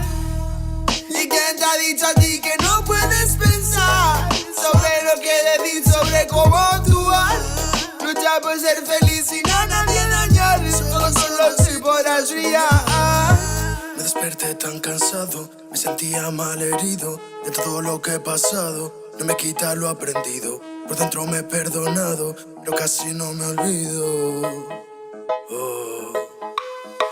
Me desperté tan cansado, me sentía mal herido de todo lo que he pasado. No me quita lo aprendido, por dentro me he perdonado, pero casi no me olvido. No. Todos repiten lo que dice el referente. Discursos vacíos lejos de ser coherentes. De lo que no sabes será mejor que no inventes. Que investigues y no te dejes lavar la mente. ¿Y quién te ha dicho a ti que no puedes pensar sobre lo que decís, sobre cómo actuar? Lucha por ser feliz sin a nadie dañar y solo así podrás brillar. ¿Y quién te ha dicho a ti que no puedes pensar sobre lo que decís, sobre cómo actuar? Lucha por ser feliz sin a nadie dañar y solo así podrás brillar. Pero no puedo, no. El ruido en la ciudad está consumiendo. Cuando miras a otro lado, los fantasmas del pasado no se detendrán hasta verte derrumbado. Peores lo hemos pasado. Andaba a golpes con la tristeza, me aportó riqueza, me otorgó sabiduría, pues se dibujaba en todas mis piezas. Yo con alegría le daba color después. La aguja sigue girando, tiempo parece burlar de mí. Dijo que sanaría esperando, pero creo que la espina aún sigue ahí.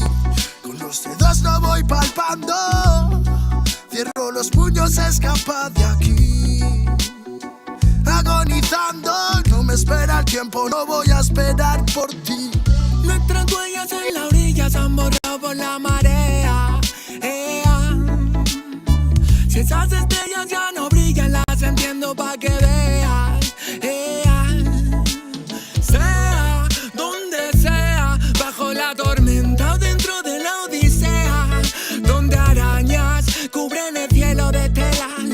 aviones nadan y los barcos vuelan. Ey, aunque parezca que va bien, no sabes bien si va mal. Besos que pueden doler, ojos que pueden matar. Tengo mi alma en el almacén encerrada, mi corazón está en huelga, mis sentimientos en ámbar. Gente, Calamala dijo que estaría presente. Fallaron como nunca, se fueron para siempre. Millones de razones para vengarme, pero a veces duele más actuar indiferente. Como no quieren ver ahogados, tenemos branquias y cerrados los bronquios como la mente de un guardia. Yo soy la montaña y vine con la cordillera. Más cojones que tu ganga tiene una madre soltera. Tú cúbrete si suena mi tu. A mí la tengo soldado fumando de su palulú. Y un conjuro de grimorio me lo salva del velorio. Pa' tener pila valorio, se matan vestidos de emporio. Y yo no quiero una pistola, estoy soñando de la vida que quería, me llega a tiempo. Desde que yo la vi sola, loco ando. Vino a verme cuando el sol se estaba poniendo. Y se dejó una pluma y se perdió en la bruma. Nunca se despidió de mí, ey. Nunca se despidió de mí, ey. Vivo en un mundo que parece roto y sé que no, porque todo es perfecto y lo debo plasmar. Me fumo un trocolor tras otro y lo veo todo otro color. Me siento libre porque vuelvo a conectar. Mi gente sufre y no lo puedo evitar, más que dándole consejos siempre desde la humildad. Es su camino hacia la fraternidad. Solo puedo que enseñarles a respetar y amar. Con esta bendición, como no voy a aprovechar los códigos que llegan, los tenemos que aceptar. Si me reencarné fue para ayudar y no para malgastar mi tiempo en beneficio del mal. En la unión nace la fuerza y eso nos hace juntar las ganas que siempre tuvimos para iluminar a la gente que se le ocurra y la malla armonizar. Vinimos para dar fuego a la que no nos va a quemar. Arda y por dentro la llama, no puedo contener la ras. Churruscao el corazón, el armazón no puede llegar a pesarme más. Si abro la boca, tu tumba al suelo, me muelo a diario y sobrado de gas. Escupo ristas perfectas, paladas de versos eternos, no mueren jamás. Cuando acabe mi condena, me vi muy solo y perdido. Cada vez más negra la flema, más elegante el problema, pero planté cara a todos mis enemigos. Recuperé las ganas, las fuerzas y el garbo. Dedico requiems a mis diablos, que aquí estoy vivo de milagro. Delicadas flores crecieron entre los cardos. Me dicen bien, es más delgado que de costumbre. Será de tanto que he bailado en el alambre, que a tanta pena es mejor no ponerle nombre. Llevamos la música en vena, nuestra sangre.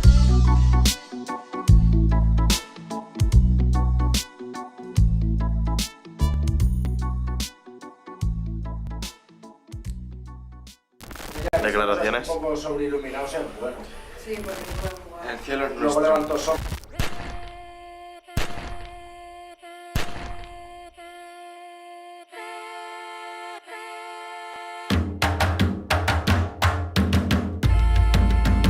Estamos aquí, oye, que estamos aquí. Mírame, estamos aquí. Desde hace rato, cuando ustedes llegaron, ya estaban las huellas de nuestros zapatos. Se robaron hasta la comida de gato y todavía se están lamiendo el plato. Bien encabronados con estos ingratos. Hoy le doy duro a los tambores hasta que me acusen de maltrato. Si no entiendes el dato, pues te lo tiro en cumbia, bossa nova, tango o vallenato. A lo Calaboy y bambú, bien frontú, con sangre caliente como Timbuktu. Estamos dentro del menú. Tupac se llama Tupac por Tupac Amaru del Perú. América no es solo USA, papá. Esto es desde Tierra del Fuego hasta Canadá. Hay que ser bien bruto, bien hueco. Es como decir que África es solo Marruecos. Estos canallas se les olvidó que el calendario que usan se lo inventaron los mayas con la Valdivia precolombina. Desde hace tiempo, este continente camina, pero ni con toda la marina pueden sacar de la vitrina la peste campesina. Esto va para el capataz de la empresa. El machete no es solo para cortar caña, también es para cortar cabeza. Aquí estamos, siempre estamos, no nos fuimos, no nos vamos. Aquí estamos pa' que te recuerde. Si quieres mi machete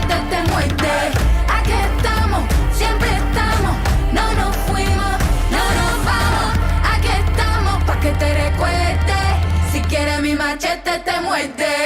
Si quieres mi machete te muerde. Si quieres mi machete te muerde.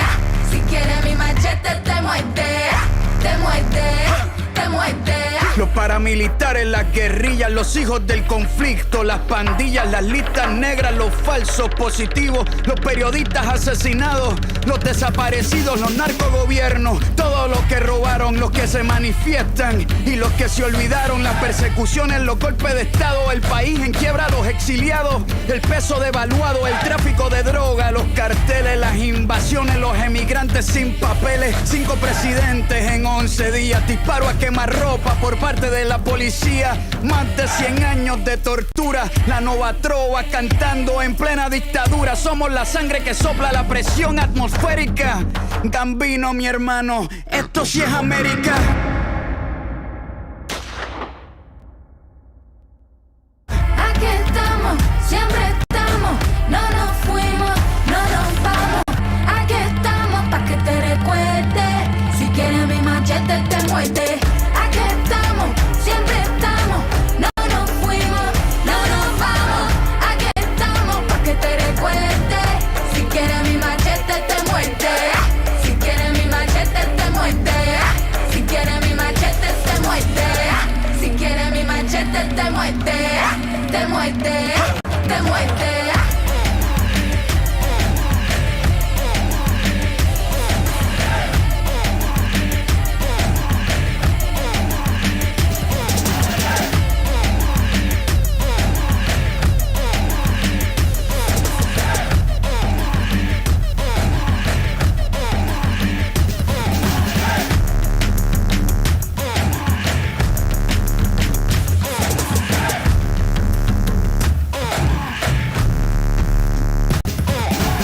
Mi gente, por ahí andan las noticias que según quieren deportar a toda la raza trabajadora y les hicimos este corrido, compa Kevin. Para que le pongan oído, dice más o menos así, compadre. Años tengo trabajando de este lado, buscando el mentado sueño americano. Los gringos aquí ya no nos quieren, que según les estorbamos. Se menciona mucho en los noticieros, traen muchos mitotes esos del gobierno. Resulta ya quieren deportarme, en eso no estamos de acuerdo. Resulta que por ser inmigrante mi valor es insignificante. Si supieran lo que batallamos para salir adelante. Ya con día salimos a chambear, no creo que a nadie le hagamos mal. Ya quisiera verlos trabajando como lo hace este ilegal. ¿Y qué culpa tenemos nosotros los inmigrantes por querer buscar nuestros sueños? ¡Ánimo, mi gente! Y no se me rajen. Y así suena lo de la norte, compa Jesús Méndez. Puro elegante récord, mi viejo. ¡Ay, ay, ay!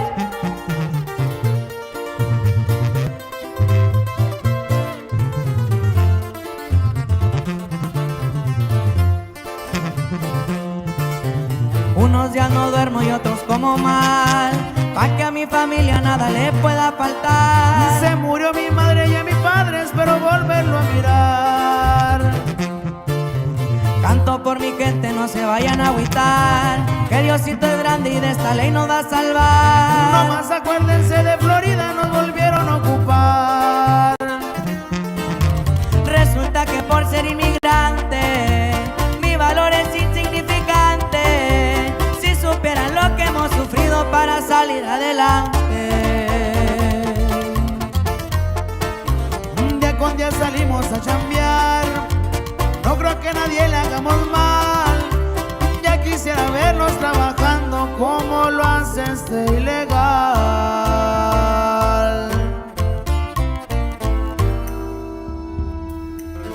Me está diciendo Claudia Shemo ya utayu. Shabete ya comera javeni que no pocayu tita pero vemos que ac. De donde soy no nos rajamos, cualquier tierra la trabajamos. El sacrificio jamás es en vano, que hasta el espacio hemos llegado. Where we are from no nos rajamos, and paisano, hermano, amigo, soy mexicano. Y cambiamos de lugar, no de bandera. Verde, blanco y rojo lo llevo en las venas. Como el águila volamos sin fronteras. Rompemos la malla que separa tierras. Y nacimos con legado de grandeza.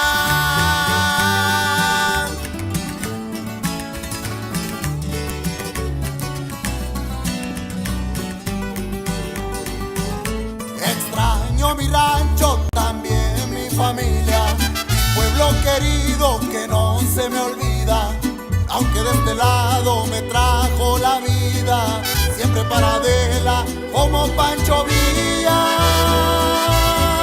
Y cambiamos de lugar, no de bandera, verde, blanco, rojo lo llevo en las venas, como el águila volamos sin fronteras, rompemos la malla que separa tierras y nacimos con legado de grandeza.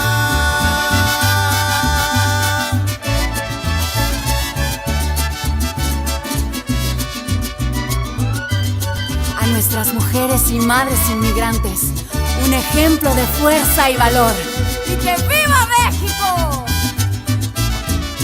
Y aunque el acta diga americano, hay en puro mexicano.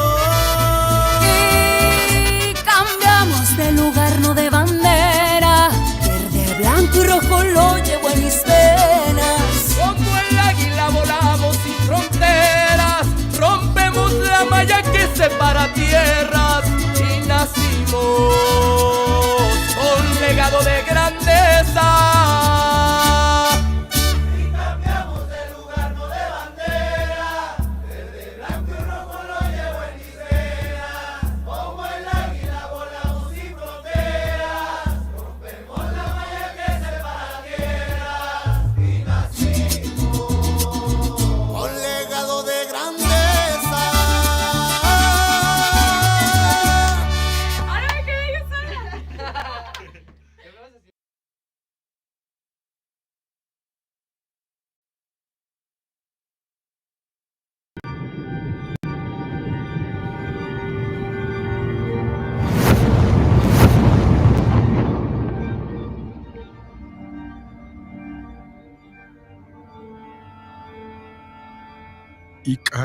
Ical, hijo, abre los ojos,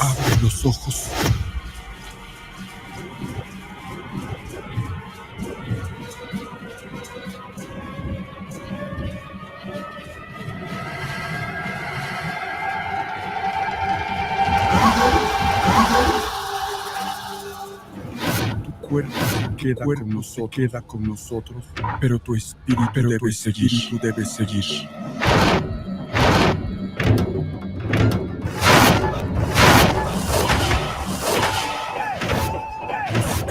Busca la luz. Aléjate de las sombras. Deja que nuestro dolor sea tu fuerza.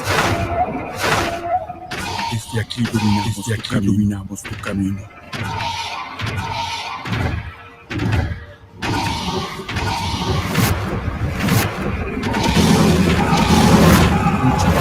Lucha como nosotros, la pena tan grande.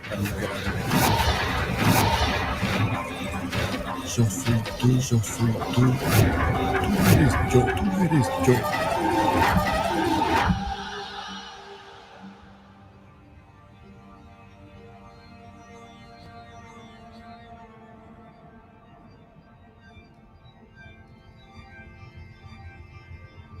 La muerte que hoy nos separa, mañana volverá a unirnos. Eres libre, hijo.